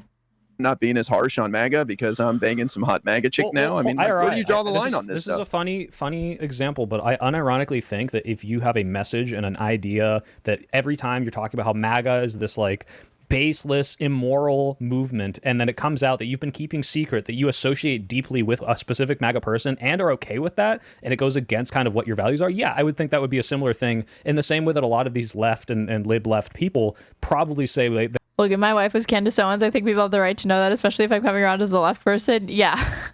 I think people they would definitely find it fucking weird if you were married or in a relationship with somebody whose political views were diametrically opposed to yours, and you had never disclosed that until somebody else outed that you were together. They want money out of politics, and this, if you don't really look too deep on what is actually happening, you just see, oh, they had money in politics here, they're getting paid to say things, looks a lot worse, and that's why I do think the article is a lot more misleading than people are letting on, because that's not really what's happening. It's not like here's 10 grand, kid, now go say Biden is cool and hip, you know, like that's not what was going on. It was, hey, we want to promote these creators, we're going to give you money to... That's the entire... Soy pill. That's the whole criticism. It's the whole criticism with this shit. Is that like lobbying and dark money, they stop short of explicit deals. There's not a direct quid pro quo, but they're functionally reproducing the same effects of bribery because you end up privileging moneyed interests over true democratic representation of those same interests. Authenticity. You know, arriving at a conclusion and repeating it and holding it because of your own free will and volition, of your own research, of your own personal belief system. That is what you think. That is what you believe. That's what you want to promote. Versus a moneyed interest backing you that may be swaying, influencing consciously or subconsciously your decision to hold certain things, believe certain things, think certain things, say certain things, promote certain things. To, establish yourself more. Now, the only thing that I have seen is like what he's describing is that unless Chorus was found and the Chorus Creator Incubator Program was found to have engaged in explicitly like bribes, in the sense that there was a direct quid pro quo within the contract, that anything short of that is like a nothing burger, which is, you've set the threshold so high at that point, because that's just not how corruption or legalized bribery or soft power influence is peddled in 2025. Soy pill. It's not really like that. There was like, hey, if you were going to interact with or what do you expect? Liberals do material and this is your brain on no class consciousness and no material analysis does to a motherfucker. On a politician or topic using our money specifically, run it by us first. Not you can't do it. Just, hey, if I'm going to give you 10 grand because I'm trying to promote left-wing creators, and then out of nowhere you use my 10 grand to go do like some tour where you talk shit about every single DNC and say they're all awful and subvert exactly the reason this money and was that could be campaign finance related compliance too. So about it 100% is. Yeah. It 100% is. Yeah. Like what the thing is that these people will kind of say, by these people I mean the liberal defenders of Chorus and the Creator Incubator Program, will be like, you can't point to a single example where anybody got fired or faced any sort of penalties or consequences for bucking a party line or their content changing or whatever. But let's say that one of the creators suddenly pivoted to being more unaligned or MAGA and they got kicked out, or they pivoted to being so anti-Zionist that they became anti-Democratic Party and pro-DSA exclusively. They would absolutely probably 100% defend those creators getting kicked out of the org. They would say, okay, but the point is to be pro-democracy, and those viewpoints are not pro-democracy. So you can expect that they would be kicked out and that Chorus wouldn't want to work with them because they're trying to foster pro-democracy creators. So that would be an example of somebody being fired, dismissed, or facing a penalty because they did not toe some sort of ideological line that Chorus obviously has, and they would defend it. So they'll say there's no proof of that, but it's one of those things that it's like, there's no proof of that, but even if there were, would it be so bad? Wouldn't it be reasonable? You would understand if they did that, right? Because these are non-taxable entities, and so electioneering communications, there's restrictions on specific electioneering communication. That doesn't mean any ideological communication. I see some confusion there. So I think some of these contractual provisions range from being characterized completely wrongly in the sense that like they're there for compliance purposes, or being subject to the direct usage of the funds, which I think is totally fine, and everyone understands the brand and reputational risk associated with your funds being used in a smear ad against something that the Chorus is like not opposed to, and then or being like totally misconstrued. In the case of the disclosure provision. So I agreed with you on the characterization there, but I do want to address what Ira said head on, which is this kind of like, where does it end, the disclosure stuff? I think that there are absolutely some personal relationships, perhaps, that in context would be the kind of thing. If there was no ideological constraints, then the program would be worthless. 100%. They would not be investing. The 1630 fund, which as far as I know, has put money towards, pro-Democratic Party, pro-DNC, causes, nonprofits, etc. Their interest in this is related to that, most likely. Is that really that insane to think? And the return is that they are getting people that promote those interests. That you should disclose for sure. If you take a certain position, for example, like let's say that you take a position that all illegal. Yeah, teachers and legislators are ethically restricted from accepting gifts. Do we really believe that teachers it's more of a liability for a teacher to accept a gift than it is for an influencer that commands as much internet foot traffic as someone like David Pakman with 3.31 million subscribers and gets hundreds of thousands of views every single month, probably millions and millions of views every single month? immigrants should be deported, and then all of a sudden, you're having sex with an illegal immigrant, or you're one of these people who is against gay people and think that gay marriage should be outlawed, and you're not disclosing the fact that you in fact are having sex with a gay person and you are gay yourself. I think that there are certain situations, I can't define them all in which maybe disclosure would make sense, but just because I can't put a fine line on where exactly the disclosure is required, but that's making the perfect the enemy of the good and saying just because I can't define the contours perfectly around what should be disclosed, that therefore we should never have any disclosure ever. And I think that when we're I think that's pretty much the argument that has been presented by Soy Pill Hutch and IRI throughout this entire conversation, and I felt like it was the one that Pisco was giving me when it came to discussing campaign finance regulations and the futility of it earlier in this conversation. This is when he got mad at me for see, you've changed the conversation to talking about me to this other thing or whatever. But he was saying that's just going to introduce so much bureaucracy and it's not going to be practical or logistical. So why do it? You can't regulate it. And it's like, well, no, of course you can regulate it. But what you're really implying is you can't regulate all of it. But no one is arguing that it would be practical to attempt to regulate all of it. You try to minimize the negative externalities and maximize the pros. Dealing with this maximize freedom. Money, the exchange of money, that is in the core of what people expect for disclosure. They expect it for FARA when it's some foreign money coming in at bare minimum. And I think a social norm for money changing hands in political commentary domestically, that should be expected. Well, again, what does it do? I don't really want to live in that world, honestly, where you would expect money to exchange hands to influence people for partisan reasons, not ideological reasons, for partisan reasons. Though, and again, I think Soy Pill pointed out a great point that it's up to 8,000. I guarantee there's 3 people out of 90 that are getting 8,000. The rest of them are getting $1,200 a month. People are acting like this is game changing. I was like, wow, this is a base comment, and then I realized it's Ian Weatherford from my chat. And it's so obvious a lot of people are taking the stance of this is okay because we're the good guys. 100%. Holy shit. Money for most of the creating. And again, I think Soy Pill pointed out a great point that it's up to 8,000. I guarantee there's 3 people out of 90 that are getting 8,000. The rest of them are getting $1,200 a month. People are acting like this is game-changing money for most of the creators. It's probably not.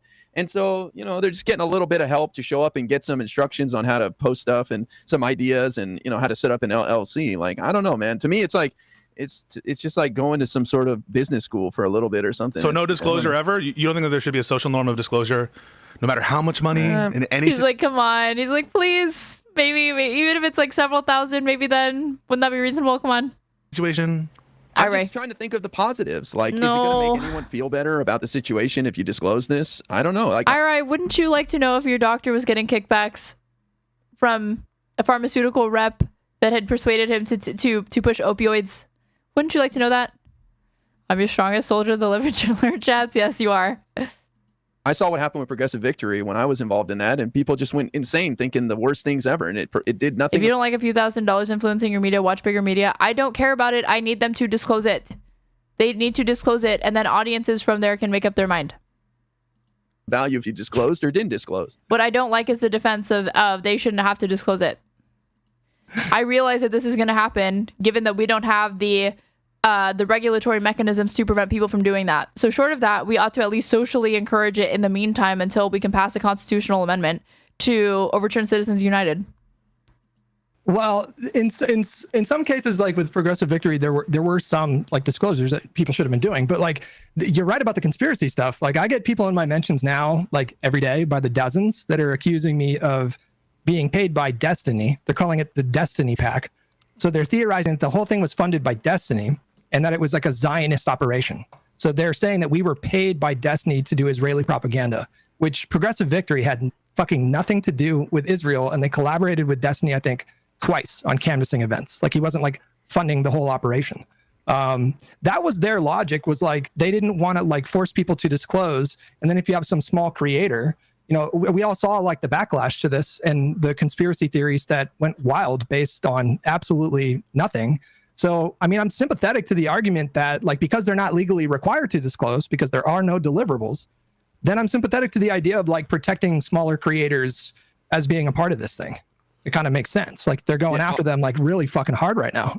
And I just want to add that when creators start making enough money that this stuff seems like it has any impact, then I'll start making noise about, hey, we should disclose this or that. But most creators are barely making it, barely surviving. So I just I trust that they're not going to have their views changed by some organization trying to give them a little help with the business side of things. I mean, Well, maybe I'm right. naive. I don't know, but it's just like, to me. So long as it's disclosed, there's nothing wrong with it. I think the first part is that there ought to be disclosure. And I think from there, the 1630 fund, as far as I know, for the most part, even though they don't have to, they have opted to disclose who funds them. So even though they can technically remain in the dark, I think that the majority of the funders are visible. You can look it up and you can see what organizations they've contributed to. And in that instance, if you're willing, if your morals, principles, ethics permit you to align yourself with that sort of funding apparatus and with Chorus or whatever, and your ideological goals and interests align with that, then go for it, right? But I don't like the fighting so hard on the disclosure. People need all the help they can get. Why are we trying to put rules on it? If they're so small that this money... But practically after disclosure, there shouldn't be any drama about this? No, there should be drama about this because not every single group that could pop up is going to have a dark money group that could technically remain opaque, but opt to tell people who funds them anyway. If the dark money group, if like 1630 did not disclose who the donors were, that would be more problematic to me. Could be the make or break between whether or not they're able to make more content. Don't you think that would give them more of an incentive to agree with whoever's giving them money rather than the people who don't need it, right? Like, I think the problem is when it's like, hey, you're an independent creator and it's like, hey, I'll give you this money, just don't say this thing. I'm not saying this is what happened, but this is what people are worried about, especially for the smaller creators, because the smaller creators are the one who have more, there has to be something between damn no matter what they do or nothing they do can be criticized. Yeah, 100%. Vulnerabilities. There's the appearance of that kind of impropriety being possible. I guess in the absence of more structured regulation in this current moment, there shouldn't be any more drama after the disclosure. No, there should be, because if you acknowledge that that's not currently the laws of the land and that these people want to, myself included, want to push for more stringent regulations, it's going to involve more criticism of stuff like this.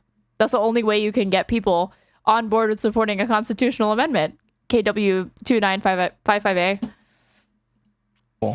But that should lead people to think like, okay, well, we have the names of, what was it, like, I don't know, 12 to 15 people that were either named in the article or came out afterwards. Like, there's plenty of content on their feeds to sort of browse through. Is there any evidence that these people were, super pro-Palestinian or were sounding the alarm about Gaza and then they joined this program and then that stopped? Like, is there any actual evidence that they were swayed in one direction or another? Like, no. Yeah, like the one thing they keep throwing around, Hutch, is like... But even if there were, would that be such a bad thing?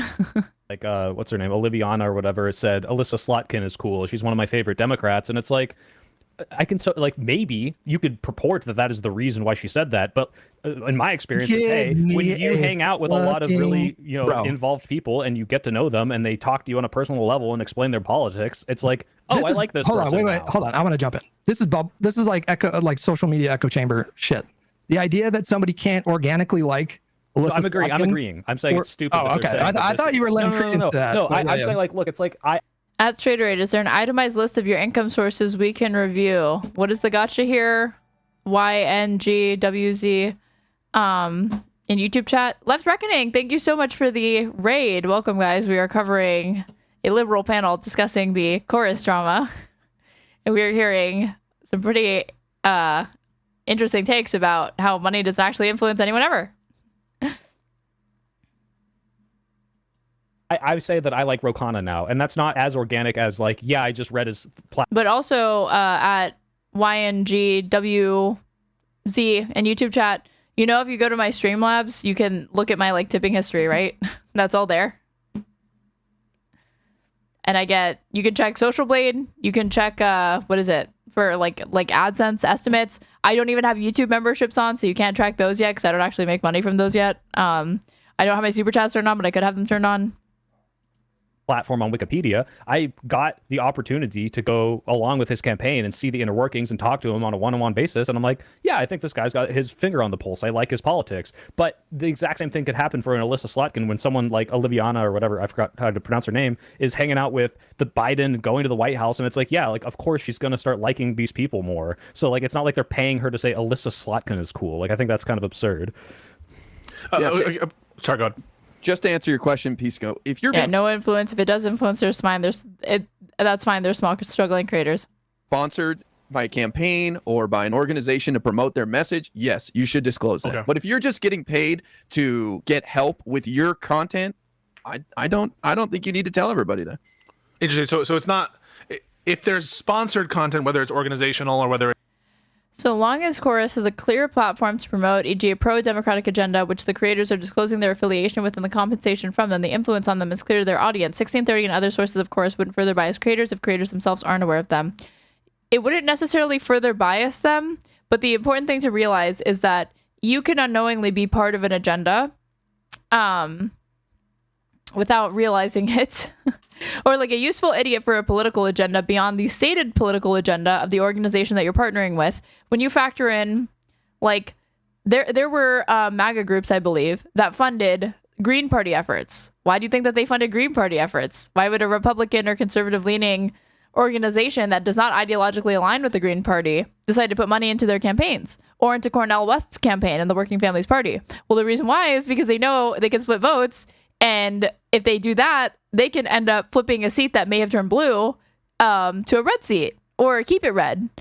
So I think that can be relevant information to people, for people to know, as far as like why somebody is like what the bottom line is for somebody who's funding a nonprofit or an organization that you're interested in partnering with. Or it's related to a campaign. So it's the link between the specific content and what you're. Because my understanding is that even the 1630 fund, they actually contributed to RFK Jr.'s campaign in certain states. Do you think that the 1630 fund really wanted RFK Jr. to be the candidate? No, but they knew that it would help Democratic outcomes because it could split the MAGA vote in those areas. So if he was able to remain on the ballot in some states, which he did, because he wasn't able to get off on time. Seen as a product and the deliverable, that's where the disclosure. Okay, Yeah, you're legally obligated to in that spot. If there's any kind of deliverable, you have to disclose that. I'm not sure about that. I know there's like consumer financial stuff of disclosures and things you have to put like ads and shit. But I don't know how much. Yeah, Pisco didn't realize that you're legally mandated by the Consumer Protection Bureau to disclose if on social media and elsewhere if you are paid to promote a product or a service. You have to toggle on like includes paid advertisement. There are visibility requirements for where you put #ad. I'm proud to sponsor with Pantene. I love their shampoo. #Pantene partner. You would have to do stuff like that. Stress this, guys. Like, if I'm getting paid for like an influencer, like incubator by Daily Wire, and they're paying me $8,000 a month. If you get a new PC, a gamer chair, microphone from some company, then do you not have to disclose that since they help you stream based on that logic? No, I think you would need to disclose it only if you were reviewing the products. I think it would be of interest to your viewers to know, not that you were paid by the company, but that you received, it was gratis and it was completely free. And so when you review, if I were to review this gaming chair, right, and I did not tell you guys that the company sent it to me for free, don't you think that you would have been misled a little bit? Like maybe I wasn't directly sponsored by them. Maybe they didn't pay me to do it, but by giving me free promotional material and by me giving a good review, that could have been biased by the fact that I want them to send me more merchandise for free. Month to give, and I have that financial relationship. I think, again, I'm not saying there's some legal imposition. I'm not even saying we should. They probably won't give you a chair just for giggles. And sometimes that does end up happening because a lot of these, I watch, obviously, I like wearing makeup. So I've watched a lot of makeup gurus, YouTube gurus, and like cosmetic influencers. Effectively, they teach women and other people how to do their makeup. They receive free promotional products from all of these companies that just send them like, hey, here's this, review it. There's tons of times where they lose out. The company sent them free things and they got a bad review in return, or the person didn't actually end up promoting the product in any sort of free review whatsoever. Because they didn't, they get so much shit. So there are times where it's like not maximally optimal, but that's just like, the luck of the game. All bent out of shape about it, and like, yeah, they will literally just send people stuff for free as long as it's in their industry. It's called PR. Yeah, like PR packages, right? Because of this mistake, I think it is a mistake. I'm just saying, like, I think I should disclose that, man. I mean, that's a lot of money, and I think that the audience has a right to know. And when I say right to know, I don't mean legal right to know, but that it's good for lib I just wonder, like, again, I just think that his defense of why it ought not be a legal right, being like, oh, it's too much of an administrative headache, and that the public interest does not outweigh the administrative headache you'd have to undertake to be able to disclose that. I don't see why that is persuasive to him as like the tipping point for why it ought not be legally mandated. Content creators and for us generally in the media space to be upfront about that stuff, and then people can like judge for themselves whether they trust IRI or Pisco or Hutch given that financial relationship. But it's the same kind of shit I think that we would look when we look at the Trump administration. Do you trust Trump to be impartial when he gets the Qatari airplane, or when all these people are sending? What's the big deal with getting the Qatari airplane? They just like him. Show me where him getting that Qatari airplane led to him doing something that he probably wasn't already going to do. Basically legalized bribe to the crypto stuff, in some cases illegal stuff. No, I mean, we all understand that money's a little different and how money influences people. Not a little bit. We're understating the extent to which like money runs all of this shit. That there's a potential for bias there, and I'm totally fine saying that there should be a social norm in Thank you so much to El Diablo for gifting a tier 1 sub to my community at @the_JareBear. Please enjoy your sub. Disclosing that if it bears on content at all or relates to content at all, I can't define the exact scope of when that turns into a mandated disclosure. Yeah, there was no contractual obligation for him getting the plane. They just gave it to him because they're so nice. But I just think that there's some duty there. But Pisco, you maybe buried the lead a little bit there by saying it was a mistake. What didn't they disclose? Did they not disclose their part of Chorus? Did Chorus not say they gave them a stipend? Like, I don't know for each creator. I think that they disclose that they're associated with Chorus, and to the extent that Taylor is accusing them of not doing so and just generally secretive, I think that is a distortion, and that's wrong, and that's part of this, what I take to be the disingenuous attack on Chorus. So I think that they were disclosing the relationship with the entity. Please stop being a commie now that I've donated. I'll think about it. But of course, that's not a keep donating. Disclosure of financial, so I can think about it even more, or some kind of award. And so I do think that there's an additional obligation specifically to disclose that you're making money, and there might have even, I haven't seen a denial of this, contractual language to the effect of you're not allowed to disclose that you're part of the program or getting money. Again, oh my God, they're laughing in this chat about him even bringing that up, when the underlying principle that he's trying to illustrate is that money, gifts, like schmoozing people with things that are of value obviously can impact and bias them, because he's putting, yeah bro, totally similar, LMFAO, the president getting billions in bribes. So like it's like a threshold thing for them. It's not like a principle thing. What he's saying is that money influences. It's just the only claim he's really defending when he brings that up. He is using a huge example so people can wrap it around their fucking heads. And it's like, well, if I'm acknowledging that Trump getting a Qatari jet for free, is like no strings attached, right? And I have to ask myself, why would they do that? What could possibly be the reason that they just give him a jet for free? What did they expect in return? They didn't actually give him a contract. It's like they're trying to make him more amenable to being friendly towards them. So if you can accept that, then it's just a matter of how much do you scale it down before you say that like it ought not matter, because it's so little influence. But even if like $8,000 should be something that you can readily acknowledge, that ought to be disclosed. Thing as being forbidden from being told about and even half that, even $4,000 ought to be that thing as well.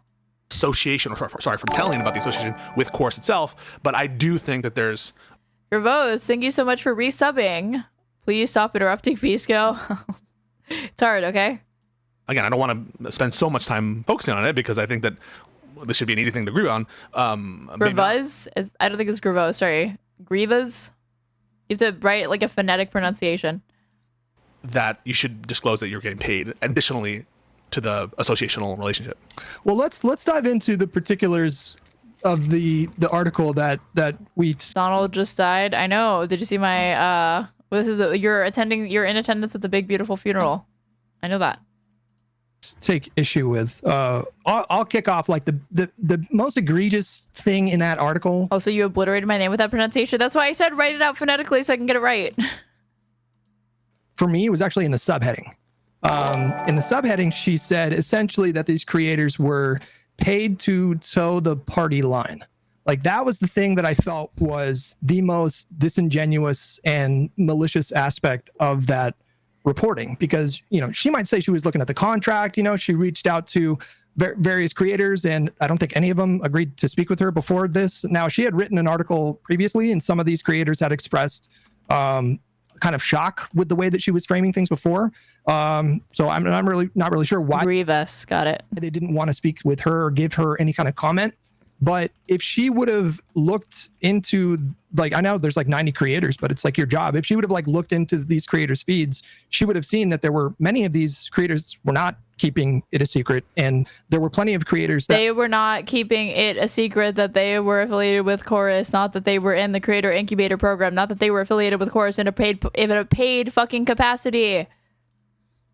that were speaking out against the Democratic Party and Israel specifically. There was one creator where it was like so intense. Like there was one creator, I can't remember her name, but she was basically featured on the page. Yeah, but she still tells people to vote for Democrats.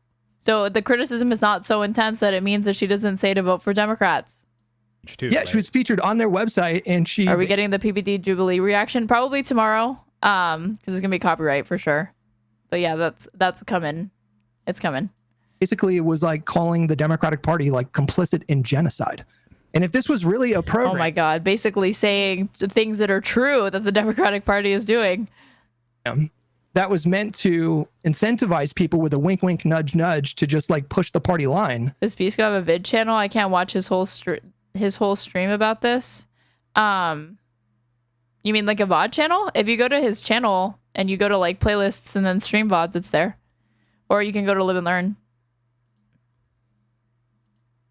There's no explainable, no plausible reason why someone like her would have been not only in the program, but as Soy Pill said, her face was on the website. Like she was featured on the website. Okay, yeah, she was featured on the website. And what did she say when she was featured on that website? What the hell did she say again? Here.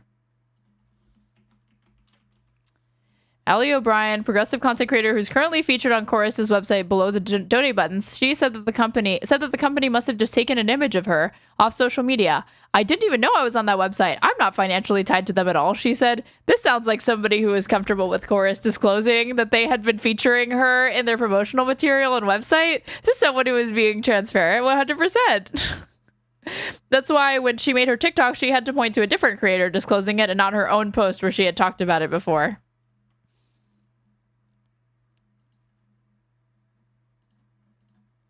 I'm curious, what were some of your... oh, wait. The other thing that's funny from this article is that they get Harry Sisson, King of the Liberals, to comment. Harry Sisson, a liberal content creator who worked closely with the Dems over the past couple of years, said the most important thing is that the party is able to build a long-term messaging and rapid response strategy that isn't bogged down with red tape. I found that I've worked best with elected officials or just people in politics generally when there's not a middleman, he said. I feel like it can kind of complicate things. That direct contact I found to be significantly better than, for example, a lawmaker reaching out to Chorus and Chorus reaching out to us and then going from there. So even Harry Sisson, King of the Liberals, loves the DNC, loves the Dems, is like, I'm not down with this. Problems with the article. Everybody on the panel. Well, I think just in principle, it seems like the narrative that people are taking away. The chat is so naive to think you can't use money like that. You can literally get people to sell out their country for money. It's the first option used in spycraft, mice model, money ideology, coercion, compromise, ego. I mean, these people, you think that these chatters know about the fucking mice model if they're amenable to the argument that maybe money doesn't influence anything. Away from it is, like you said, something that's not true, which is people were being paid to say things that they wouldn't otherwise say, or being tailored in their content and restricted in ways that would otherwise kind of suggest impropriety. And I have yet to see evidence. I mean, did they find these editorial limitations to be good? Of that. I have yet to see this kind of like, this person changed their opinion. This person was not allowed to make content on this. That's the thing that I think would really upset me. I think Taylor has since kind of clarified, or maybe, I don't know if you want to call it a walk back, but on Twitter said, it's about not saying that you got money from 1630. Wow, established guy thinks it's better to be established. Young WZ, you are also the person that thought that thinks you're getting a gotcha on me by being like, where do you disclose all of your income sources? Making that comment. High IQ chatters in YouTube. which is like the fund that paid Chorus to then pay who then paid these stipends to these creators. But I don't even know if these creators know anything about 1630. They just know Outside of something like Twitch, aren't editorial limitations the norm? How do you mean? they signed up with Chorus to make stuff. So it's like, why do they have to then look at who's funding the nonprofit? Like, why do You're criticizing dark money, but I've noticed that you have never posted your bank account information. Curious. That part to me is. I've noticed that you have not shown your social security number. I noticed that you do not you do not disclose everything about yourself, and yet you're criticizing other people for not wanting to disclose that they get $8,000 a month and have some restrictions on their content now in a contract. Curious. Not on the creators at all. If you want to criticize Chorus for not disclosing that, maybe, but like, yeah, I just don't see like what the ultimate like thing anyone is really supposed to be mad about, considering there's so many programs like this. And as far as I can tell, no one is saying any lies or tailoring their message. But it does seem like it's part of this narrative of, hey, the Democratic Party lost 2024 because they wouldn't be critical of Gaza. They don't have their finger on the pulse. They don't know how to do influencer ground game. They're struggling now to find the Joe Rogan of the left. They're spending $20 million to like reach out to young men, and this is just another story that fits into that narrative of, and they're dumping all this money in to secretly fund creators to say what they want to spread their message because they're not authentic. And that's why I think it's resonating with the Taylor Lorenz and Hassan crowd, but it doesn't really fit. I don't think it checks out. I think it's just nothing. I just want to react to just one comment that I'm seeing from Bad Enchilada, who says Hutch is a moron. Hold on. Oh my God. Why are you getting one guy by Bad Enchilada? What does it say? It keeps going. Hutch is a moron.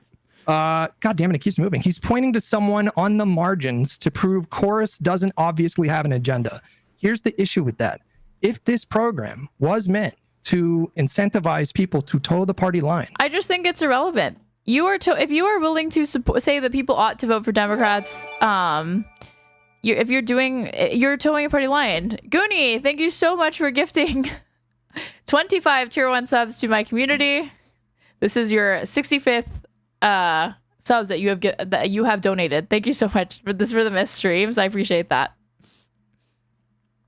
So everybody in chat who is recipients of Goonie's kindness, please enjoy ad-free experience as well as cute emotes. There is no way that you can explain her being in this program. And it wasn't just her. There were like... Live and learn, holy shit, kill me in a video game. We're living and we're learning, certainly. 2 or 3 other creators out of the 12 or 13 that we know of that were outspoken on Gaza, that were critical of the Democratic Party. So how do you explain that? Like, I've heard some people say, oh, it was so they could... Again, is she so critical of the Democratic Party that she tells people they ought not vote for the Democratic Party? No, that's how I explain it. A token, like, pro-Palestinian person. Joe Manchin is critical of the Democratic Party. He's still a Democrat. He still toes a party line. For appearances, but like, then what's the point? What is the point of that? Like, who are they trying to who are they trying to assuage in terms of their secret conspiracy goes so deep. It's like, we'll have this agenda that we'll promote, we'll spread it everywhere, but we'll also spread the complete opposite with some of our top creators, just so no one's... You can spread an agenda without ever disclosing that you were paid to spread said agenda, soy pill. What? That's not a contradiction in terms whatsoever. That we're spreading the opposite message. It's like, okay, or the more likely explanation is that it's not the opposite message. If you're saying contact your Dem representatives that you voted for and ask them to vote a certain way, demanding accountability from an elected leader is not actually hostility in the way that they think. Weren't restrictions on whether or not you could criticize Gaza, and a lot of people that they're more willing to give money to might already align with their message. Like, you can call that manufactured consent, but it just makes sense that more of these people that are Democrats... Wait, what? Why are we talking about manufactured consent? Message. It's like, okay. Did a liberal just bring up manufactured consent? Or the more likely explanation is there weren't restrictions on whether or not you could criticize Gaza, and a lot of people that they're more willing to give money to might already align with their message. Like, you can call... Not might, they do, obviously. It self-selects for that. They're not paying them to believe certain things. They already hold the beliefs, and they pay them to reinforce that so they keep believing those things. If they believed anything else, if they were MAGA, if they were telling people do not vote for Democrats, they probably would not be included in this because they would not be considered pro-democracy. Because the definition of pro-democracy, according to this organization, is being pro-Democrat and anti-MAGA. unregistered consent, but it just makes sense that more of these people that are Democrats are just in general going to be less likely to criticize Democrats when they want to criticize not only the people that are about to win an election or the people in power right now. Like, I don't know. Like, yeah, it's such Occam's razor does not say, oh yeah, they had the secret token pro-Palestine people. It's very strange. I want to respond real quick to the notion of some of the things we disagreed with. But I did see also, I'm getting one guy in the chat, this comparison to tenant media. I think it's different for several reasons. One is I think that there someone just asked about tenant. Important distinction here that the funders, the ultimate funders. Are you an ML? No, I am not a ML. Sonia Perry. Here and turned out being Russian government agents, which matters both legally and I think ethically here. And two, I do think that there's a self-standing obligation on behalf of creators to make sure that there's no that their money is coming from some legitimate source. In the case of Tenet, you have like He's for a cucked as fuck. Pisco is the only one that's not coming off as cucked because he's at least had some heat, right? Word Gregorian, you had evidence. Yeah, I'm Juche. That some of the creators there were like aware of how suspicious this was, and but again, when he's on this stream and he's arguing against me, he's gonna come off as cucked 100%. There's a one-to-one sort of connection between this Edward Gregorian figure and themselves, and it's not like 1630 Fund, which has like a Wikipedia page and people know what it is, and it's been funding things generally in the country. It's a dark. What's with the Pisco filter? How do you mean? Money organization, quote unquote, dark money organization, but it's generally known about, and I think that in terms of due diligence, the kind of oversights by someone like Dave Rubin aren't the same oversights, or not even oversights here. So I just think it's a choice about whether or not categorically you think that these kinds of organizations are off the table when it comes to left-wing groups. And that's one of the things that I think IRI mentioned. Certainly, I know that Hutch has been waving this flag about is, do some of the critics really have a problem with the setup? Put aside the disclosure. Do you really have a problem if this was an incubator funded by a 5 or... Well, not cucked, but when he's fighting Aaron, correct. Yes, that's how it goes. 1C4. Did I stutter? Or where 501c4 money was being... Oh, his camera? I honestly think that the reason why all of their quality looks weird is because they're running it through Restream, and Restream does this sometimes. Like, his Discord will look very... It's weird. Like when I try to project his Discord, he doesn't always look like he's in focus when I do a window capture on OBS. If this was to help anti-genocide, pro-Gaza, leftist creators, would you have an issue with doing this tit for tat, especially when the Supreme Court has signed off on it? I don't think that you would, just because we have... Go ahead, sorry. So, go. They wouldn't say a damn thing. Well, I wanted to... Yeah, but you're not going to get those sorts of left... Like, find me the billion... If there was an interest in this, find me the billionaires that are interested in funding anti-genocide content creators. That type of shit is just really never... That's never going to come from from the top down. That's bottom-up shit. To move the conversation towards a broader conversation about like dark money in politics. Like IRI, what do you think about the idea of right-wing media organizations that themselves take in tens of millions of dollars, dark money funding? Should the left like unilaterally disarm? Should we just like close ourselves? It kind of reminds me. Most people are not saying don't take it; they're saying to disclose it. Mandarin conversations, to be honest. Yes. Yeah. Exactly. Hell no. Well, I can push back on this. I can push back on this, though. We should the idea is not. Well, let IRI talk for it. He hasn't spoken in a little bit. Yeah. I just say we should take all the money we can get. I trust my fellow content creators. They will not be persuaded by money to change their opinions. I know these people. I've gotten to know a lot of them, and there's just this like weird idea that people will just change their mind for a few $1,000s a month, which is absurd. And it tells me more about Taylor. Dude, what? IRI, come on, a few $1,000s a month. Yes, that's a lie. That's a fucking lie for people that are small creators. That could change anybody's mind, including somebody who's a small creator. Pisco, what's a fucking laugh? It's a huge self-report that he's like, you're telling me that a few $1,000s could change someone's mind? Yes, very easily. Very, very easily. Than anybody else. I don't know. I know content creators, and I could give them $8,000 a month, and they're not going to change their opinion on anything. Well, a lot of people would. I got to push back. A lot of people would. Money. That's a full-time, basically. Okay, well, at least I have to push back on that. Salary, to be clear. Okay, I'm just saying that people have principles, and people mean what they say when they come on here and create their content. I know people get upset to hear that, but I believe that. So, call me naive or whatever you want. But to the larger point, is IRI in this program? Just kidding. I don't think IRI is in the program. We should take all the money, use all the tools available to us, just like gerrymandering. He's like, would a political content creator / influencer really just go on the internet and tell lies for money? Would they really disingenuously hold a position that they don't really believe to get more money, to get a check? Don't think so. Pandering. IRI, come on.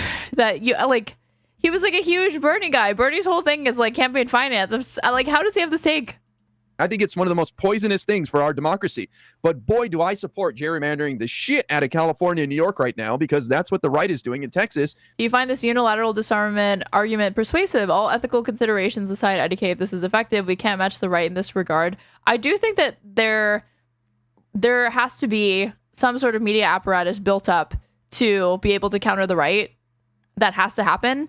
But the disclosures also have to happen. And I do think that people need to not compromise when it comes to certain ethical considerations, right? I don't think that like everyone's focusing on like, we need to win, and the ends justify the means. But it's like, well, let's back up here. What are the ends going to be? If your only goal is winning and you want there to be a D next to your name, then what are you willing to compromise in order to achieve that goal? And I think some people are willing to compromise on way too much and will settle for way too little in the name of defeating MAGA. We have to bring a gun to a gunfight. We need... Sam Cedar today was talking about how they should be investing in media infrastructure, not individuals. Yeah, 100%. And to the extent that people are like talking about how the right kind of like organically had independent media crop out, it's like, it's not as simple as that to me. But I feel like what the Democratic Party seems to want to do is like, they want to... like, they don't want to meet creators where they're at. They want to find creators that they can incentivize to agree with and become friendly to the establishment line, to the moderate line, to the Democratic status quo. And Democrats are at like a record low approval. So it's going to be hard not only to find somebody who is all rah about Democrats, but young creators that actually have sway, have audiences. That's going to be even harder to find. So they have to fund them. Need to play the game of dark money, and we need to stop attacking each other over it. And if there's a couple of bad apples in the bunch that do take the money and change their opinion, then so be it. But the vast majority of people will do the right thing, use the money, amplify their message, and we will benefit from that. Wait, so two things. One, this is so naive, Ira. I see someone in chat saying 8,000 a month is not 6 figures. Oh, sorry, 96,000. Go fuck yourself. Second, I love how now you're fighting with the fact that like, yeah, it is a lot of money. This is, even though he was literally saying that like it's not that much money or whatever. It's a meme, basically. Not necessarily the gerrymandering thing, because we can still do all the funding and still disclose it. And I think that was one of Taylor's points that I do think is more salient. It's like, why, yes, take all the money we can to fight back against this ridiculous, like, just regime disclose change, crazy stuff. But just say, hey, I'm getting a bunch of money to fight back. I think that's not playing the same game, but still using the resources. You're not disarming, but you're being more transparent about it. Do you think that, so like, yes or no, do you think the left should take advantage of dark money funding? Yes, I think the gold standard is to do, like Kyle Klinsky always talks about this, and I agree with it. He says the gold standard is default ads and memberships. I think that is the gold standard. It's like, I don't think that the left's going to be doing that. Liberals will be doing that. I don't think you're probably not on the left if you're doing that, not gonna lie. I think that content creators should strive for that level of independence. I commend people who are able to do it. You know, I would love to do it at some point. And by the way, I'm not taking money from any other group. You guys know. Like, to the extent that like leftists were funded, I'm thinking like 2016 and RT being interested in promoting like BLM bots and like green, like Jill Stein supporters, because again, they care, their interest is destabilization of the West, of the United States, and they know that those leftist voices end up pulling away Democratic voters and helping Republicans in some certain ways. About any revenue source related to my content, but I did apply to Chorus. You guys should too. Apparently, they pay a lot. So to the extent that you're able to do the gold standard, what I take to be the gold standard, I think you should, and I think that should be, we should strive for that. That said, I don't think that we need to just like not accept money from these organizations that are willing to fund liberal creators. Not only do I think that we don't need to unilaterally disarm in that way, I think that we were asking for this after this election. I think that we've been pining for more resources to be funneled into these kind of online spaces. I mean, I don't know that people were asking for dark money groups with people not disclosing, but... Right? Yeah, and that's why I tweeted out that I thought that Brian was, frankly, transparent about that from the beginning. So I commend him for taking this effort. I wish they had disclosed the specific creators, but just disclose and move on, and let's do it. Pisco, what if this has a negative impact on people pouring money into the space because they don't want to be associated with some anti-Gaza God forbid. Somebody think of the dark money billionaires that are funding this space. Will someone think of them, please? Thing like that. Now all of a sudden you've got people who are willing to donate tens of millions of dollars that maybe are hesitant to now. I think that this, I'm going to take the optimistic tone, which you often strike, IRI, is I think that this is probably, in the end, on net, better for Chorus. I think that more eyes are now on Chorus. I think that the response has been quite harsh against the... I mean, it's not going to be a polarizing org for people that like Soy Pill that are like, I'm signing up too. What's that episode of SpongeBob where he's like, we have so much money, we had to start giving it away, and they show SpongeBob at a little stand, and they're handing out buckets of money, and there's a Bikini Bottom resident that's like, I'm going back for more. That's Soyville right now.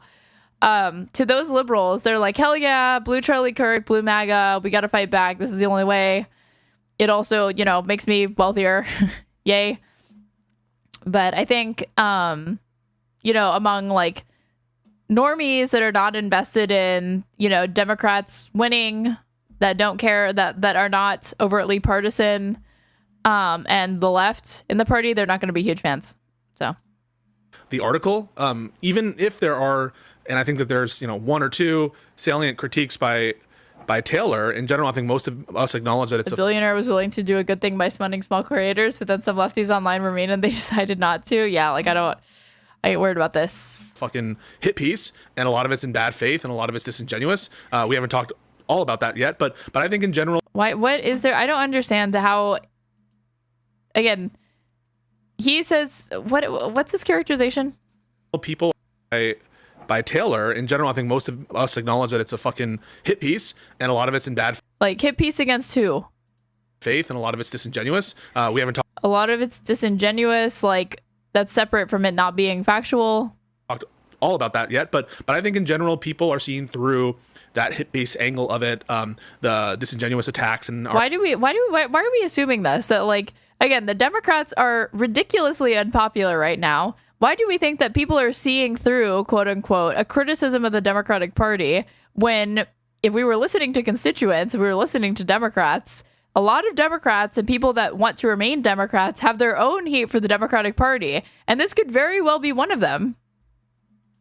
Are seeing it for what it is, and the facts speak for themselves. And so I don't think that it's been mortally wounded. To the contrary, I think that now that more people know about it, and now that it's more in people's minds, I think that it might be more successful. What about just people who want to donate in general? Maybe they'll be a little more hesitant in the future now because of all this brouhaha. I'm not so sure. I think that's overstating the importance of the very people that are making these kinds of attacks, and I don't think they're going to be quelled by these kinds of attacks, especially if they're seeing the kind of. Or is this bad faith that he's talking about? To me, it's irrelevant. Good faith, bad faith. If Taylor is good faith, would that really bear on how they interpret the article? She attacked the Democrats, but from a place of good faith. I feel like good faith and bad faith is being used as a proxy for I think they would assume that if she were good faith, she would have been kinder to the Democrats. But then that's not really about good faith, is it? That's about how amenable she is to your particular flavor of politics, right? Kind of backlash against it and the rallying around the bad faith. I think, good faith means she would have been nicer. Bad faith means she was mean. She was too mean. That a lot of the libs are doing, and so I'm not so convinced that this has been a mortal blow on these kinds of efforts. Right. If Hassan/Taylor Lorenz talking about Dems will never win another election again. I was just thinking this. And so I won't go that far. And I think that the future is bright for lib content creators, and we should continue to encourage that. I saw a question in chat. I have to ask it, which is, we kind of touched on this, but should we immediately be preemptively disclosing anytime we are paid, or just say yes if anyone asks?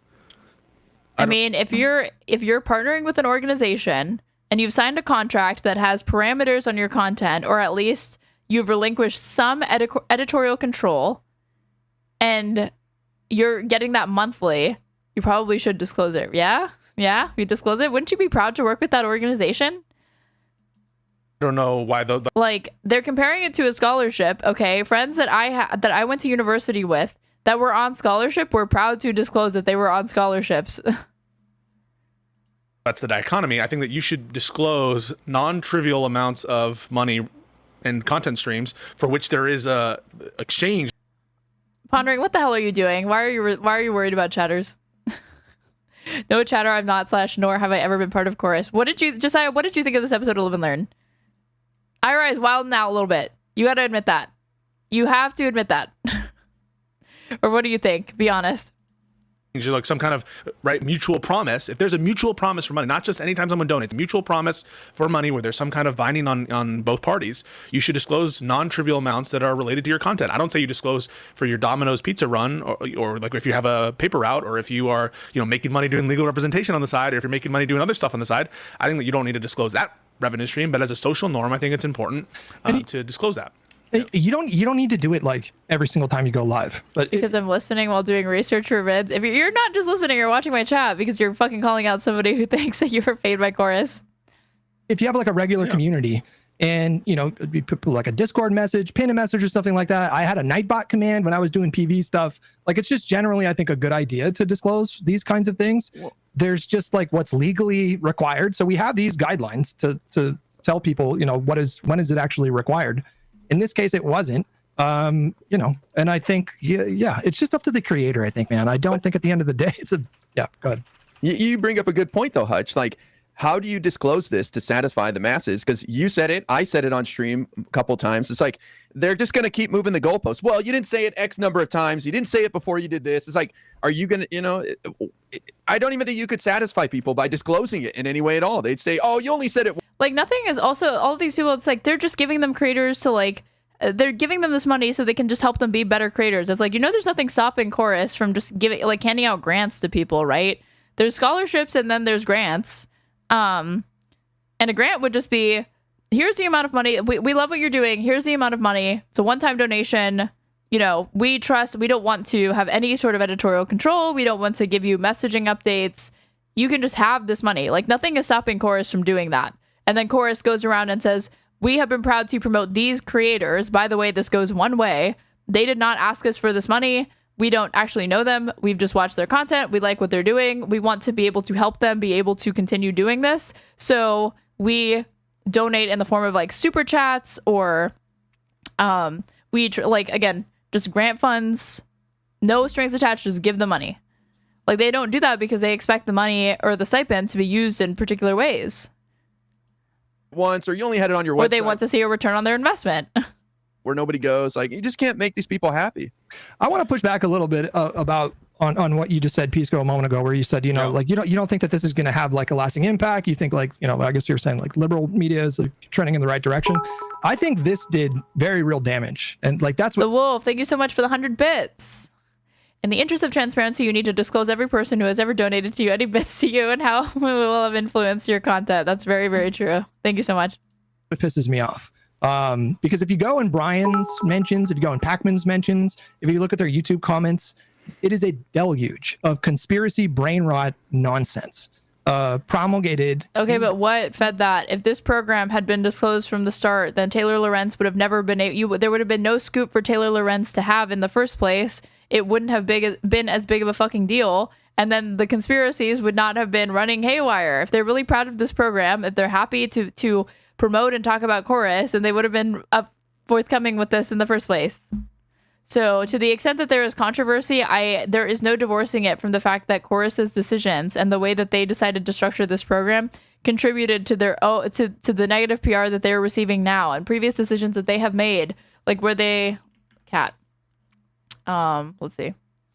Look, progressive influencer Kat Abugazela, who's running for Congress in Illinois, was pictured on Chorus's website and included in fundraising decks without her permission. She asked that her likeness be removed. Other creators currently featured on the website said that they did not consent to having their image used online for fundraising. Chorus came together quickly on a few Zoom calls with creators after November, and we've been running at full sprint since then, Cohen said in a statement through his comms representative. As a creator, I would never want to put another creator in a difficult position for any reason, and we removed Kat when she asked. This is also not great. This happened earlier this year. It should not be that creators have to opt out and that you were using their images, likenesses. It's ambiguous as to whether or not that was an intentional. I mean, it was intentional, but was that an oversight? Why was Kat's image and content featured on the Chorus website as though she were a creator affiliated with the network? And then she had to find that and ask them to remove it. Probably should never have happened, but orgs make mistakes. Bad faith, maliciously, by enormous creators.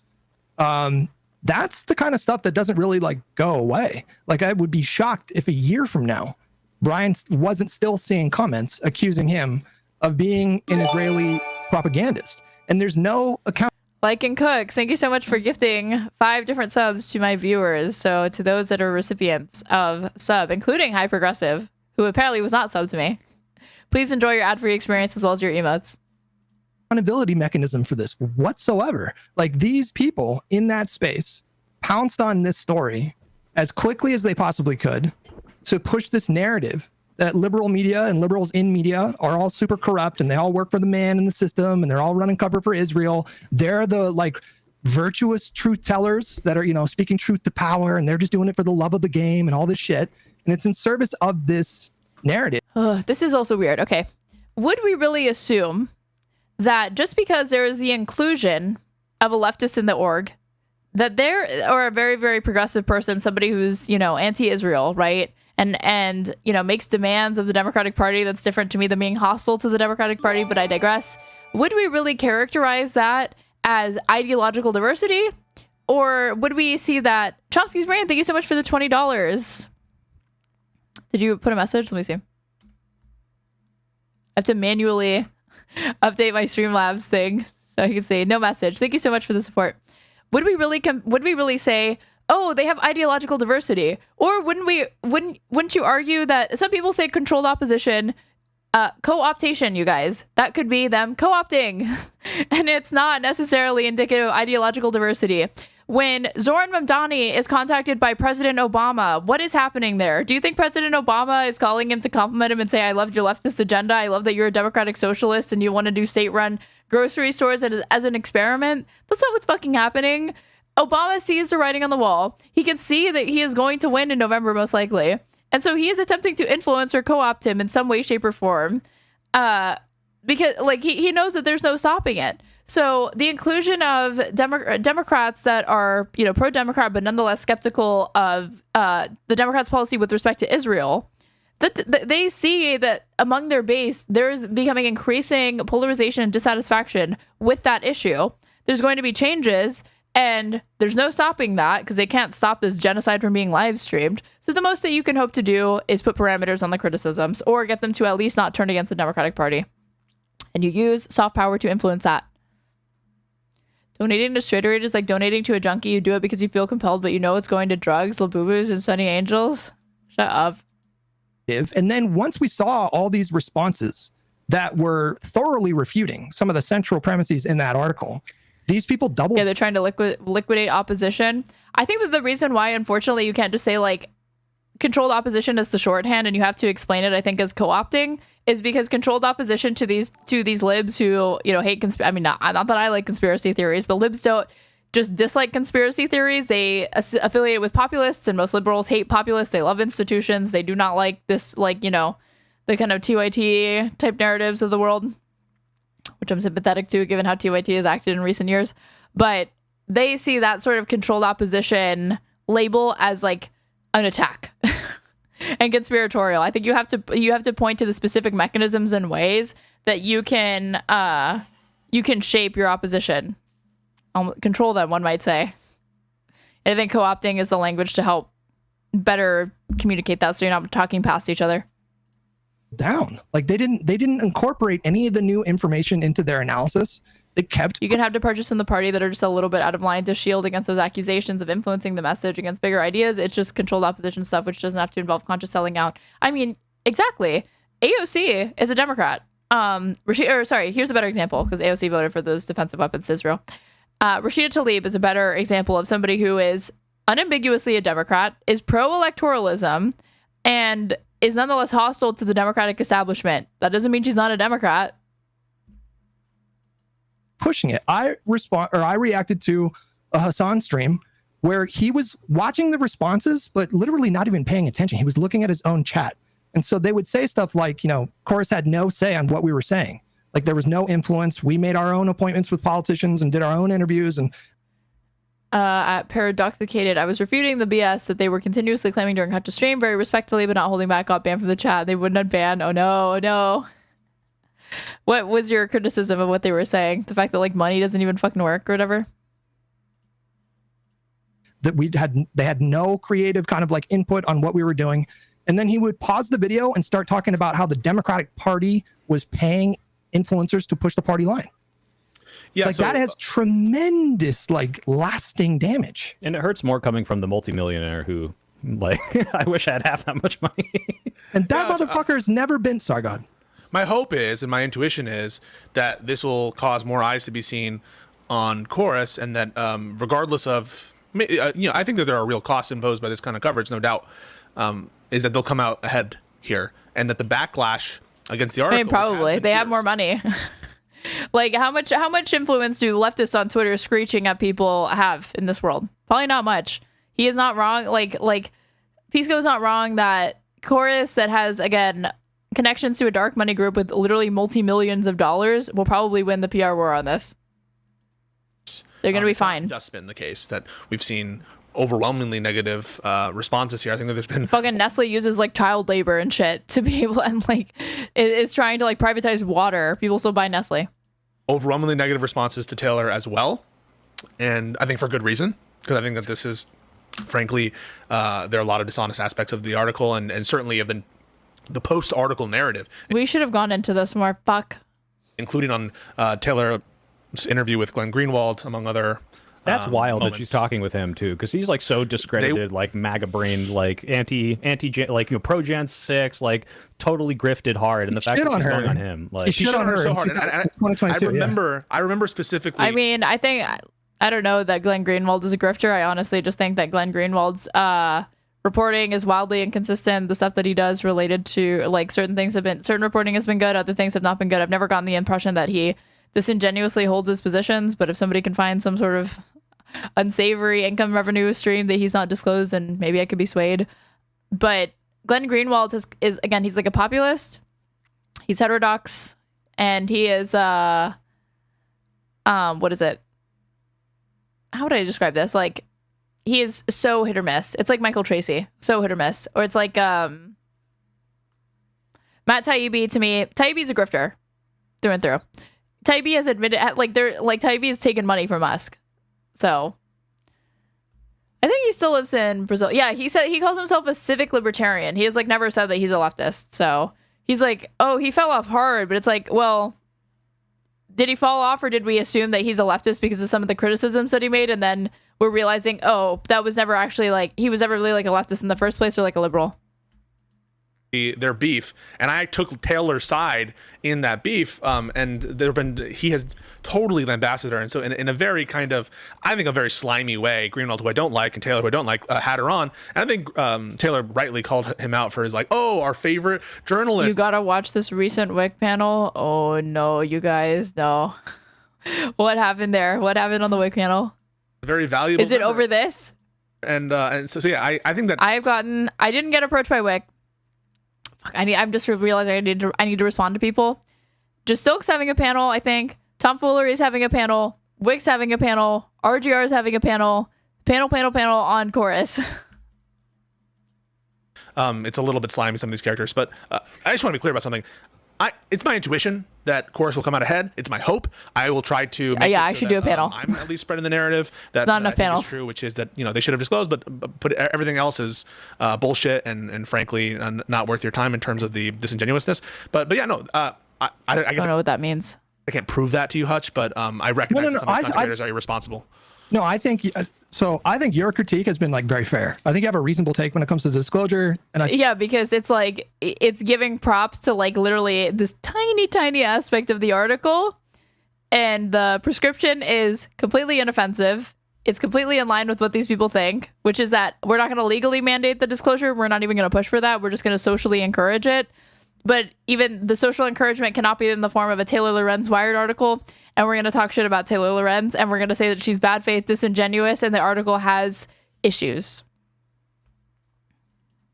I think you're... So, no shit, Hutch is okay with the criticism because it's so kneecapped. It's so blinkered. There's so many different restrictions on it that it's almost, it's not much. I'm not saying that has to be destructive for it to be a constructive criticism. I'm just saying that I'm not surprised that Hutch is fine with it. I'm 8 hours late. What did I miss? Many things. Yeah, don't forget Hassan Bad. How many conservatives do you think they'll invite to talk about this? One is too many. Dude, PBD covered this, and we will cover the PBD covering this tomorrow. I think your voice would be very useful on those panels. Good content too. I don't know. So far, maybe I'll individually argue with people, but the panels are just like such shit shows, which is entertaining to watch. But as far as being part of them, has been appropriately critical of Taylor Lorenz. But Ira, looked like you wanted to talk. Hasn't she been proven to lie and use misleading sources? There has been issues with some of her reporting in the past. It is documented. I have gone over some of it on stream when I was reviewing her like ContraPoints drama. She didn't get somebody, like, she published something about somebody without getting their comment first, or she didn't ask them for comment before the publication of the article. But the thing that's relevant to me is, did she lie in this article? Did she use misleading sources in this article? And people just keep gesturing to report track record, but they can't actually point out a specific contention that they have with this article that actually holds water, in my opinion. I support what Pisco said. I think this is a huge advertising campaign for Chorus. I can't imagine how many people requested to sign Panels up. in this space are useless for anything other than entertainment. 100%. They are literally just like maple syrup pits for people to wrestle in. Saying, holy shit, I can actually make some money and promote my content and use their resources. I think it's been great for Chorus. I think for money pouring into the space, I'm concerned that people might be hesitant to be dragged into this. And I think also the missing story here is that Taylor is like projecting what she would do if she got money, you know, because how else could you come You're up making it sound hotter than it really is. Do you guys not think that a WIC panel is not the hottest place to be on Twitch? Give me a break. Weird scenario, because there's no evidence of anyone changing their opinions in any way. And it pisses me off because people like Olivia are being called out for. I disagree with some of Taylor's takes on some issues, but she does really good work. I think she's a good journalist. That's the thing, is that the sin that Taylor Lorenz has her biggest sin is that she can be annoying and that she is openly partisan on her Twitter, and people don't like that. For supporting if the same article existed, but Taylor Lorenz didn't have the digital footprint that she does, I don't think it would have been this controversial. The slot can, I think back in May. I as far as I know, the work is mostly solid. Tweeted out, I really like Alyssa Slot. And they're like, of course she does. This is why, because she was paid by Chorus. Look at all the signs behind me. People have been questioning me for years. You don't like Biden. No way. You can't like these people. I do. And I'm not paid to say that. So it undermines all of the support that people like me and Olivia have for these candidates that other people might disagree with. She's so silly. I love her. Taylor can stay on the island for sure. She's entertaining. I don't know that I'd want to personally know Taylor Lorenz, because I think she strikes me as somebody who it's not hard to get on her bad side, but I do think she's entertaining to the extent that I've engaged with her, which is more than I ever have before, up until this point. Close your eyes. I remember back in 2020, I would read the New York Times every day during quarantine, and I read her article. She had a whole article in the New York Times talking about the TikTok hype house and who was involved with who. It was interesting. Okay. But I didn't follow her work closely from there. I just remember reading that one article. Who is the person? Just make sure you wear a mask on the island. The top right of your screen. What's her name? Her name? Yeah. It would be your left. Your left, but the top right of your camera. It's the green one. That's also Brooks. Yeah, there you go. He's not a grifter. Wait, I want to respond to something though, IRI, because I hear you. I love your positivity, and I love that you respect, and I think that you do respect your fellow content creator. But he's going to talk about how money actually does influence things, right? And I think that maybe there is a bit of a self-report in what Lorenz is stating, especially I haven't looked into this allegation that she receives money from the same, or at least some entity that she's affiliated with receives money from the same. I can speak to that, by the way. Okay, sure. But I don't think it's a leap of logic for people to be like, look at this money, to see the connection there. As left-wing people, I think we understand that money can have a particularly corrupting influence on people, on ideologies, on political discourse. And so I don't think it's such a leap for Taylor to suggest. Now, she hasn't tied it to any specific editorial control. I'm sure he can. Talk about her taking money or ideological orthodoxy. So agreed with you. I will have to wade into that later. I have we'll watch a little bit more of this. I have a massive headache and a fever, and I've been going for 8 hours. Totally on that, but on the mere notion that money influences people to act, I don't think that that's such a. But don't you think she should have to at least be able to point to something, even as even just she can't connect the dots, just something, anything at all to make these accusations. That's like me saying Hutch is cheating on his chick without and the not solid even evidence. Without the solid evidence, it's just, hey, isn't this kind of weird? And then you have a 60-paragraph article about that. It's like, well, maybe, but like, did anything happen? And that's why the article is like kind of a 60-paragraph article. Tell me you don't read like articles. I'll tell you you don't read articles. Without the solid evidence, it's just, hey, isn't this kind of weird? And then you have a 60-paragraph article. I mean, she probably didn't. I don't know why, but if I had to guess, if I had to speculate, this is total conjecture. She may not. The sources for her reporting in the Wired piece would not allow her to reprint the contract that they had because out of fear of legal repercussions or action taken against them, and so it was for their own privacy.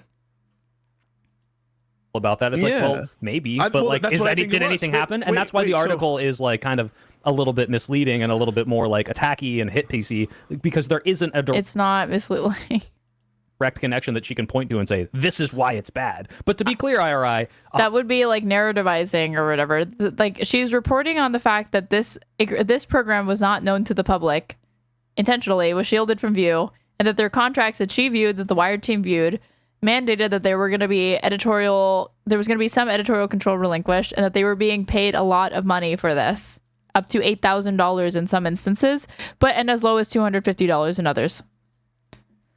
Is that really not newsworthy to these people? If a right-wing group or a left-wing group were doing this, I think they would know it was newsworthy. $100,000 a year will absolutely, even if it's not being paying someone to change their opinion, they're gonna feel obligated to at least align with the people getting $100,000, especially if they're small. For a small content creator, yes, but the small people are not getting $8,000. I guarantee it. They're probably getting $1,200 a month. It's not game changing. Then why is the big person getting an $8,000 check if they're already big? Shouldn't it go the other way if the whole point is that they want to? KG1, thank you so much for the $50. 7 hours, enjoy. I will. Thank you so much. If the whole thing is that they're trying to just foster the talents of smaller up-and-coming creators, why would you give the biggest paychecks to the biggest creators? That undermines your claim that they're trying to help support smaller creators. They would go the other way if that were the case. The bigger the creator, the smaller a paycheck they would get that would literally just compensate them for their time and participation. And the larger stipends would go to the smaller creators to help them build up their content, to be able to get more equipment, to get more interviews, to improve their content, to get like editing software, whatever. Changing money. So the smaller guys, I'm saying.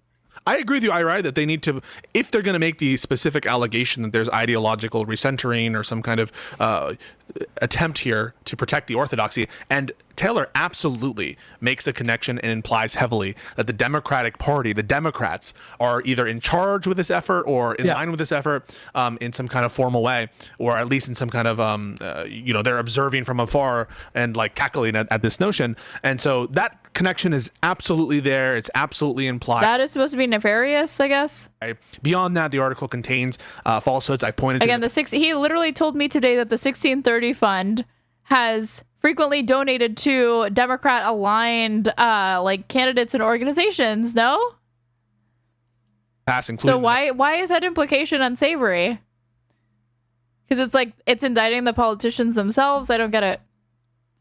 Notion that all communications with politicians need to be funneled through chorus, which I think is blatantly contradicted by the contractual language that we've seen. It makes other kind of implications related to basically this all being done in totally secrecy, totally behind closed doors. When the incubator program was secret. We didn't know about this until the article.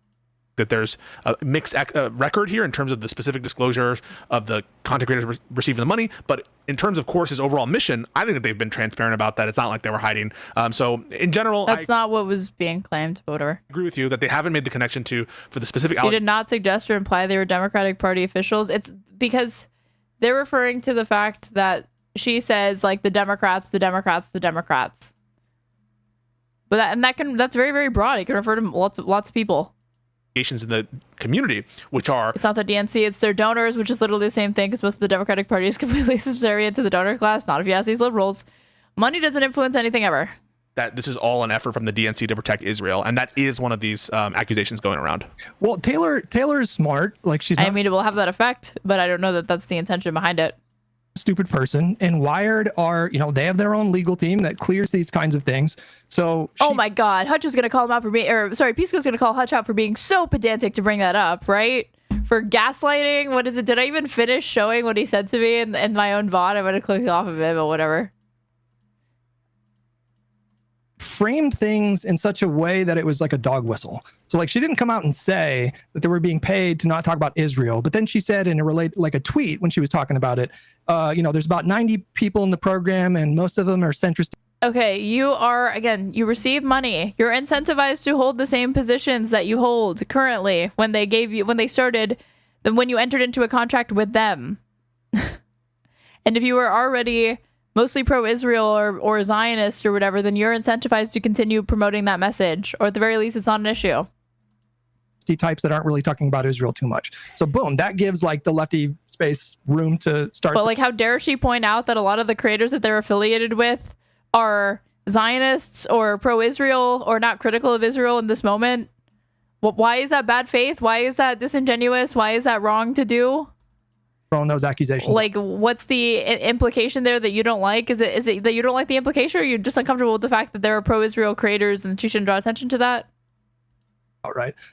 She doesn't come out and say that the Democratic Party are like coordinating with these influencers to, push them to do specific messaging, but she says like toe the party line and stuff like that. And so she's also pretty savvy when it comes to social media. And so, she's obviously very, very cozy with Hassan at this point. And so what does she do? Shortly after she posts the article, she goes, I can confirm that Hassan Piker was not approached for this. So like elevating somehow. Yeah, but it's broad. Saying the Democrats obviously sounds like you're saying the top people in the party. I think that she was just providing context. I don't see this read that she was saying like the DNC was behind it.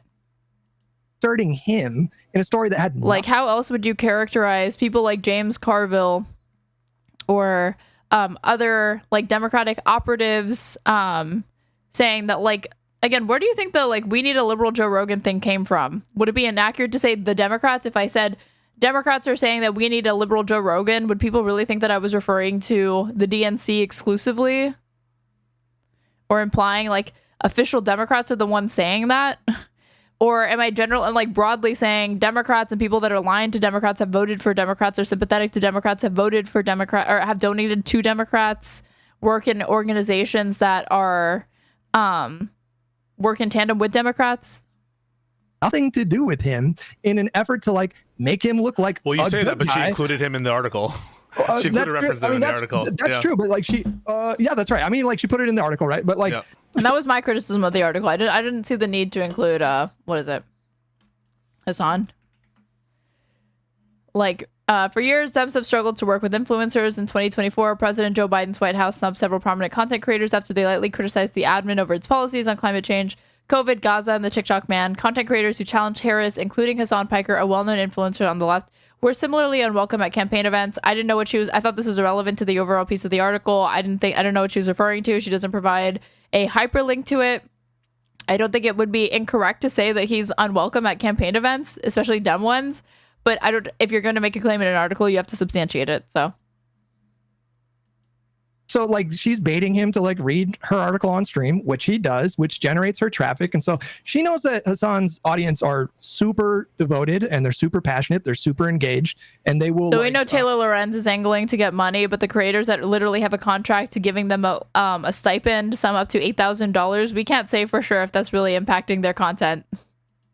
Sort of like a fight for her online. They'll go to bat for her. And Hutch, just to supplement that, this is a self-admitted, like in our conversation on horseshoe theory and in a lot of clips, someone who says, I hate the Democrats. That's her position. Not the Democrats have problems. Not, let's reform the Democratic Party. It's, I hate the Democrats. And as soon as there's like a different option, I'm going with it. And she likes to subvert them. So it's part of that as well.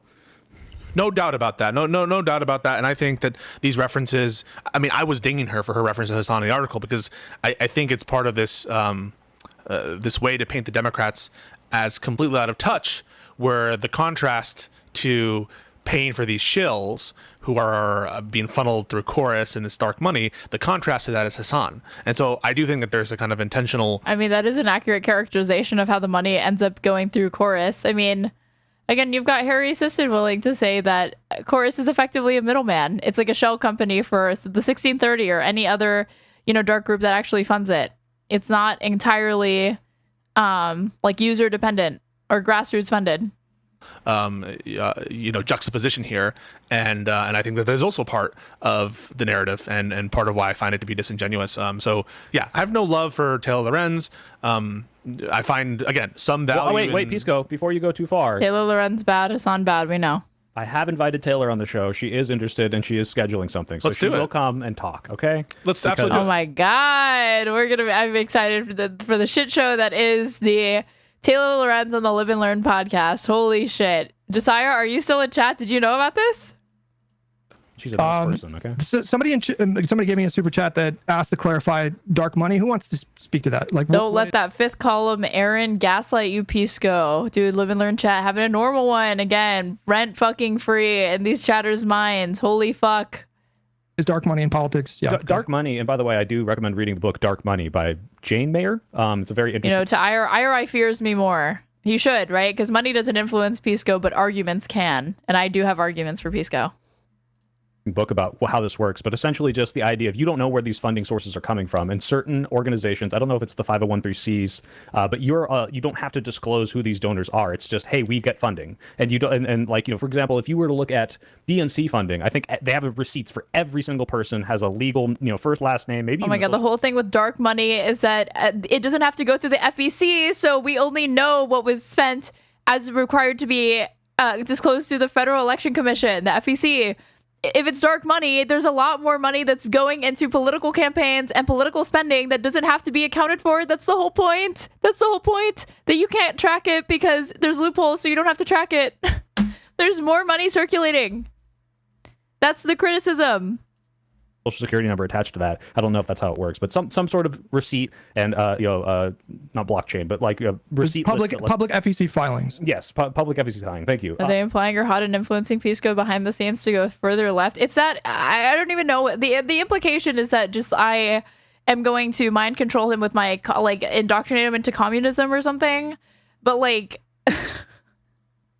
it's just so fucking stupid. If Pisco's ideology and liberalism is so weak that it succumbs to my influence after a couple of streams together, liberalism deserves to be defeated, right?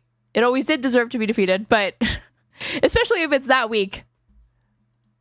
Dark money is in when you don't have to do that. And certain super PACs and certain, campaign financing laws have allowed people to funnel large amounts of money without disclosing where that's coming from. The book itself gets into stuff about how money, you're not like giving, Chris Christie $10 million to pass a law for you. But what you can do is give a bunch of money through these kind of secret orgs where you don't have to disclose it. It goes downstream. All these tiny little politicians in different states for House reps and for local politics get 10 times, 20 times, 30 times as much coverage on TV and ads, and it allows them to prop up. And it's not buying an election, but it's how it influences our politics. And it's most people. Okay, but what do you think about that, Soy Pill? Yes, you just described again legalized bribery, legalized corruption in the United States government.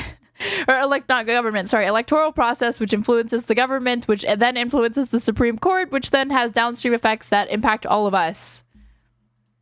In the country, most people in the country, specifically on the Democratic side of the aisle, but this is a pretty bipartisan issue. I think most people oppose the idea of secretive money being used to fund various advocacy stuff or political any kind of political projects. It can be super nefarious, but also this could be it's like the reverse Fidel Castro CIA seduction fiasco. LOL. I say that respectively, or I don't know if that even makes sense. I'm gonna I'm gonna mail Pisco an exploding cigar or some shit. Except it's not going to explode and actually murk the dude. It's gonna bust open and have a drug in it that he's going to inhale and make him a communist. There's dark money donors like 1630 itself. This fund, they have donated to political Democratic Party candidates all over the country. They've spent money on reproductive rights advocacy, climate change, immigration reform. Like, this is a very, very left-wing organization. So you can say, like, that's not left-wing shit. That's lib shit. All of that is like lib shit. Show me the left-wing billionaire. It's a contradiction in terms to me. You can say that sort of just like principally it's not good to have anonymous money being used for political purposes, but the Supreme Court has ruled on this. Right-wingers are using dark money sources. If left-wing... no one is questioning the legality. They're saying they don't disagree. They don't agree with the opinion. That's like saying that Democrats ought to use cite the immunity ruling in their defense and expand the precedent that exists that's been set by this Republican Supreme Court, even if you disagreed with the immunity ruling.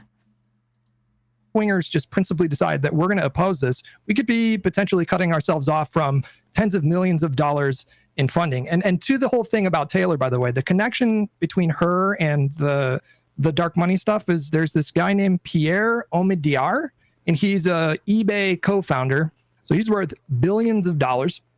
He started up a program an LLC called Omidyar Network. They have a journalist residency program which funds independent journalism by giving them an $8,000 stipend, $8,000 a month stipend, plus $2,000 a month, I think, for traveling.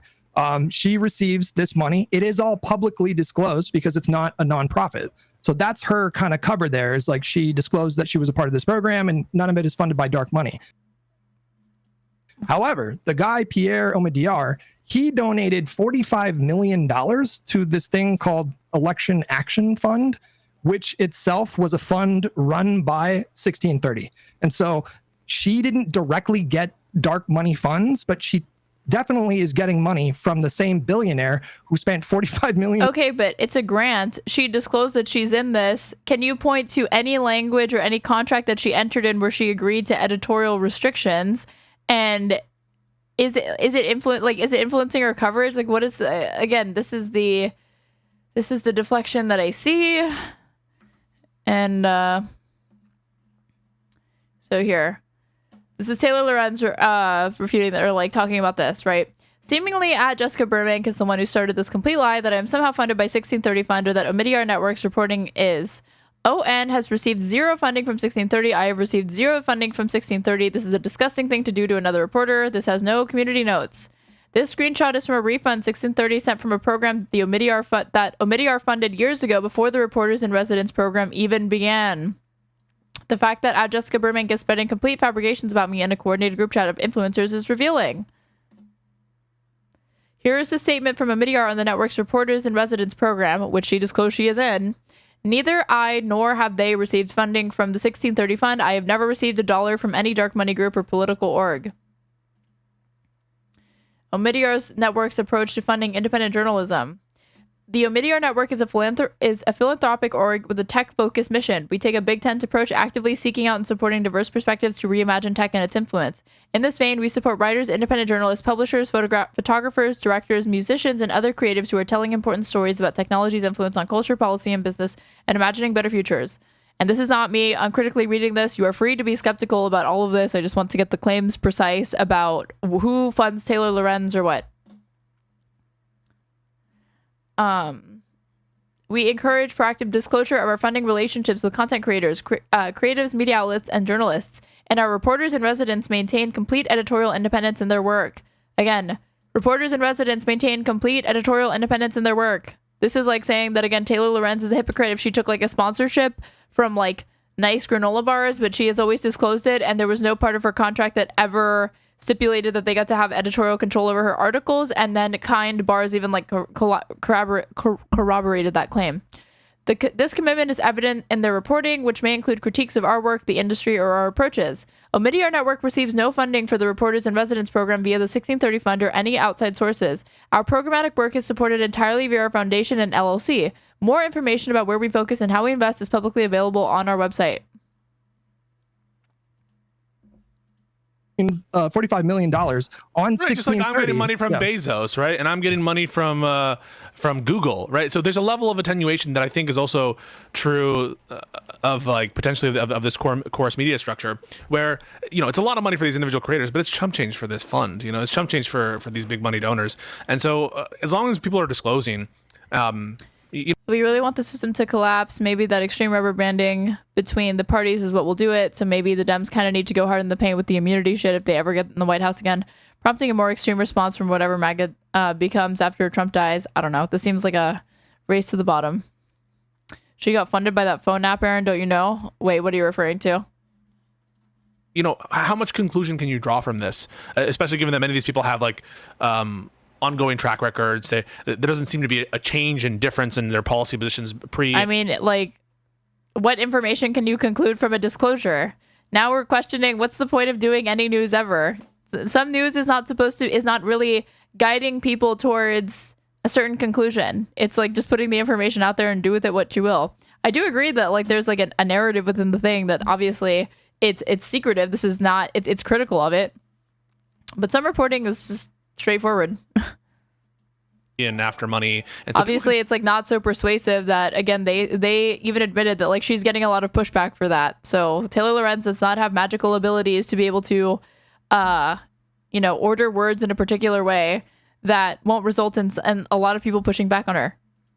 Can draw their own conclusions. I just want some disclosure, but like at the end of the day, even with default ads, even though I say that that's that's the gold standard, it is payment from a big organization. I'm sure Google has arrangements with the state of Israel. I'm sure Amazon has some deal. Bezos has some deals with the state of Israel. Bezos is like working close with Trump in some respect. And so there's a level of attenuation here. There's a level of, does this really matter? I understand. I just want some disclosure. I think that's a good critique. But apart from that, let's stop pretending that we should just like unilaterally disarm for the sake of it when no one else is holding on to this standard. And when really we're just trying to save our country. And I don't know if there's anything even inherently wrong with taking it.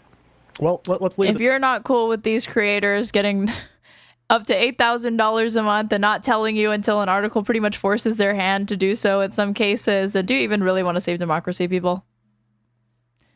If you don't support David Pakman, a small trans creator from a red state who's vulnerable, but nonetheless now disclosing his relationship with Chorus and being in the Creator Incubator Fund or program, whatever, do you even really care about opposing Trump?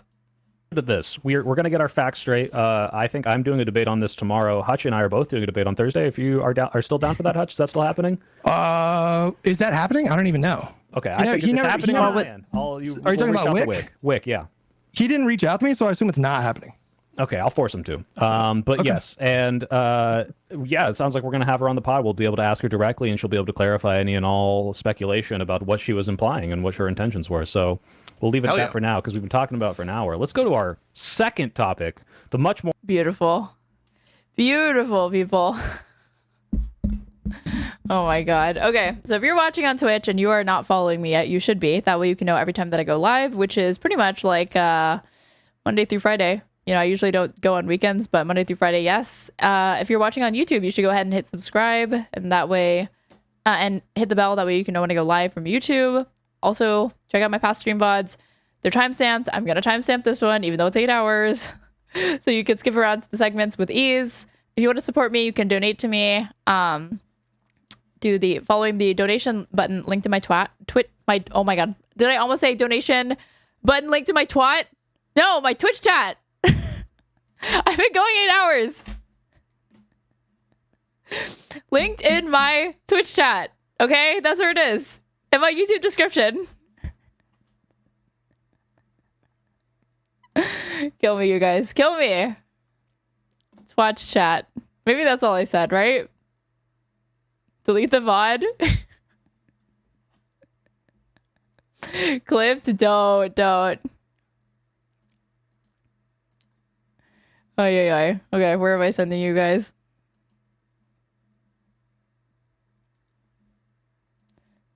Where the fuck am I sending you guys? All I want is for you to donate to me, and I will disclose it because you're gonna see it. Everybody will see that you're donating to me, and I will read out your message. They're gonna see the amount, all of that. Who is live? Let's see. Let's watch. Should I raid into the Wick panel? Do I raid into the Wick panel? Let's see, on YouTube, where are we going? I'm sending YouTubers to Radical Coder because he's live. Kid Not Kin. I'll probably send you guys to Kid Not Kin on Twitch because I've been raiding him frequently and I like to share the love. Let's see. Radical. Come on. Radical Coder. Woo! He's covered politics. And then on Twitch, who is live. And we're going to cover good shit tomorrow. PBD Jubilee, potentially. At least them also talking about the Wired scandal. It's probably, it's like, it's never going to end. It's never going to end, you guys. And let's go. Let's go to... let's go to Cinema Marks. Oh, wait, no.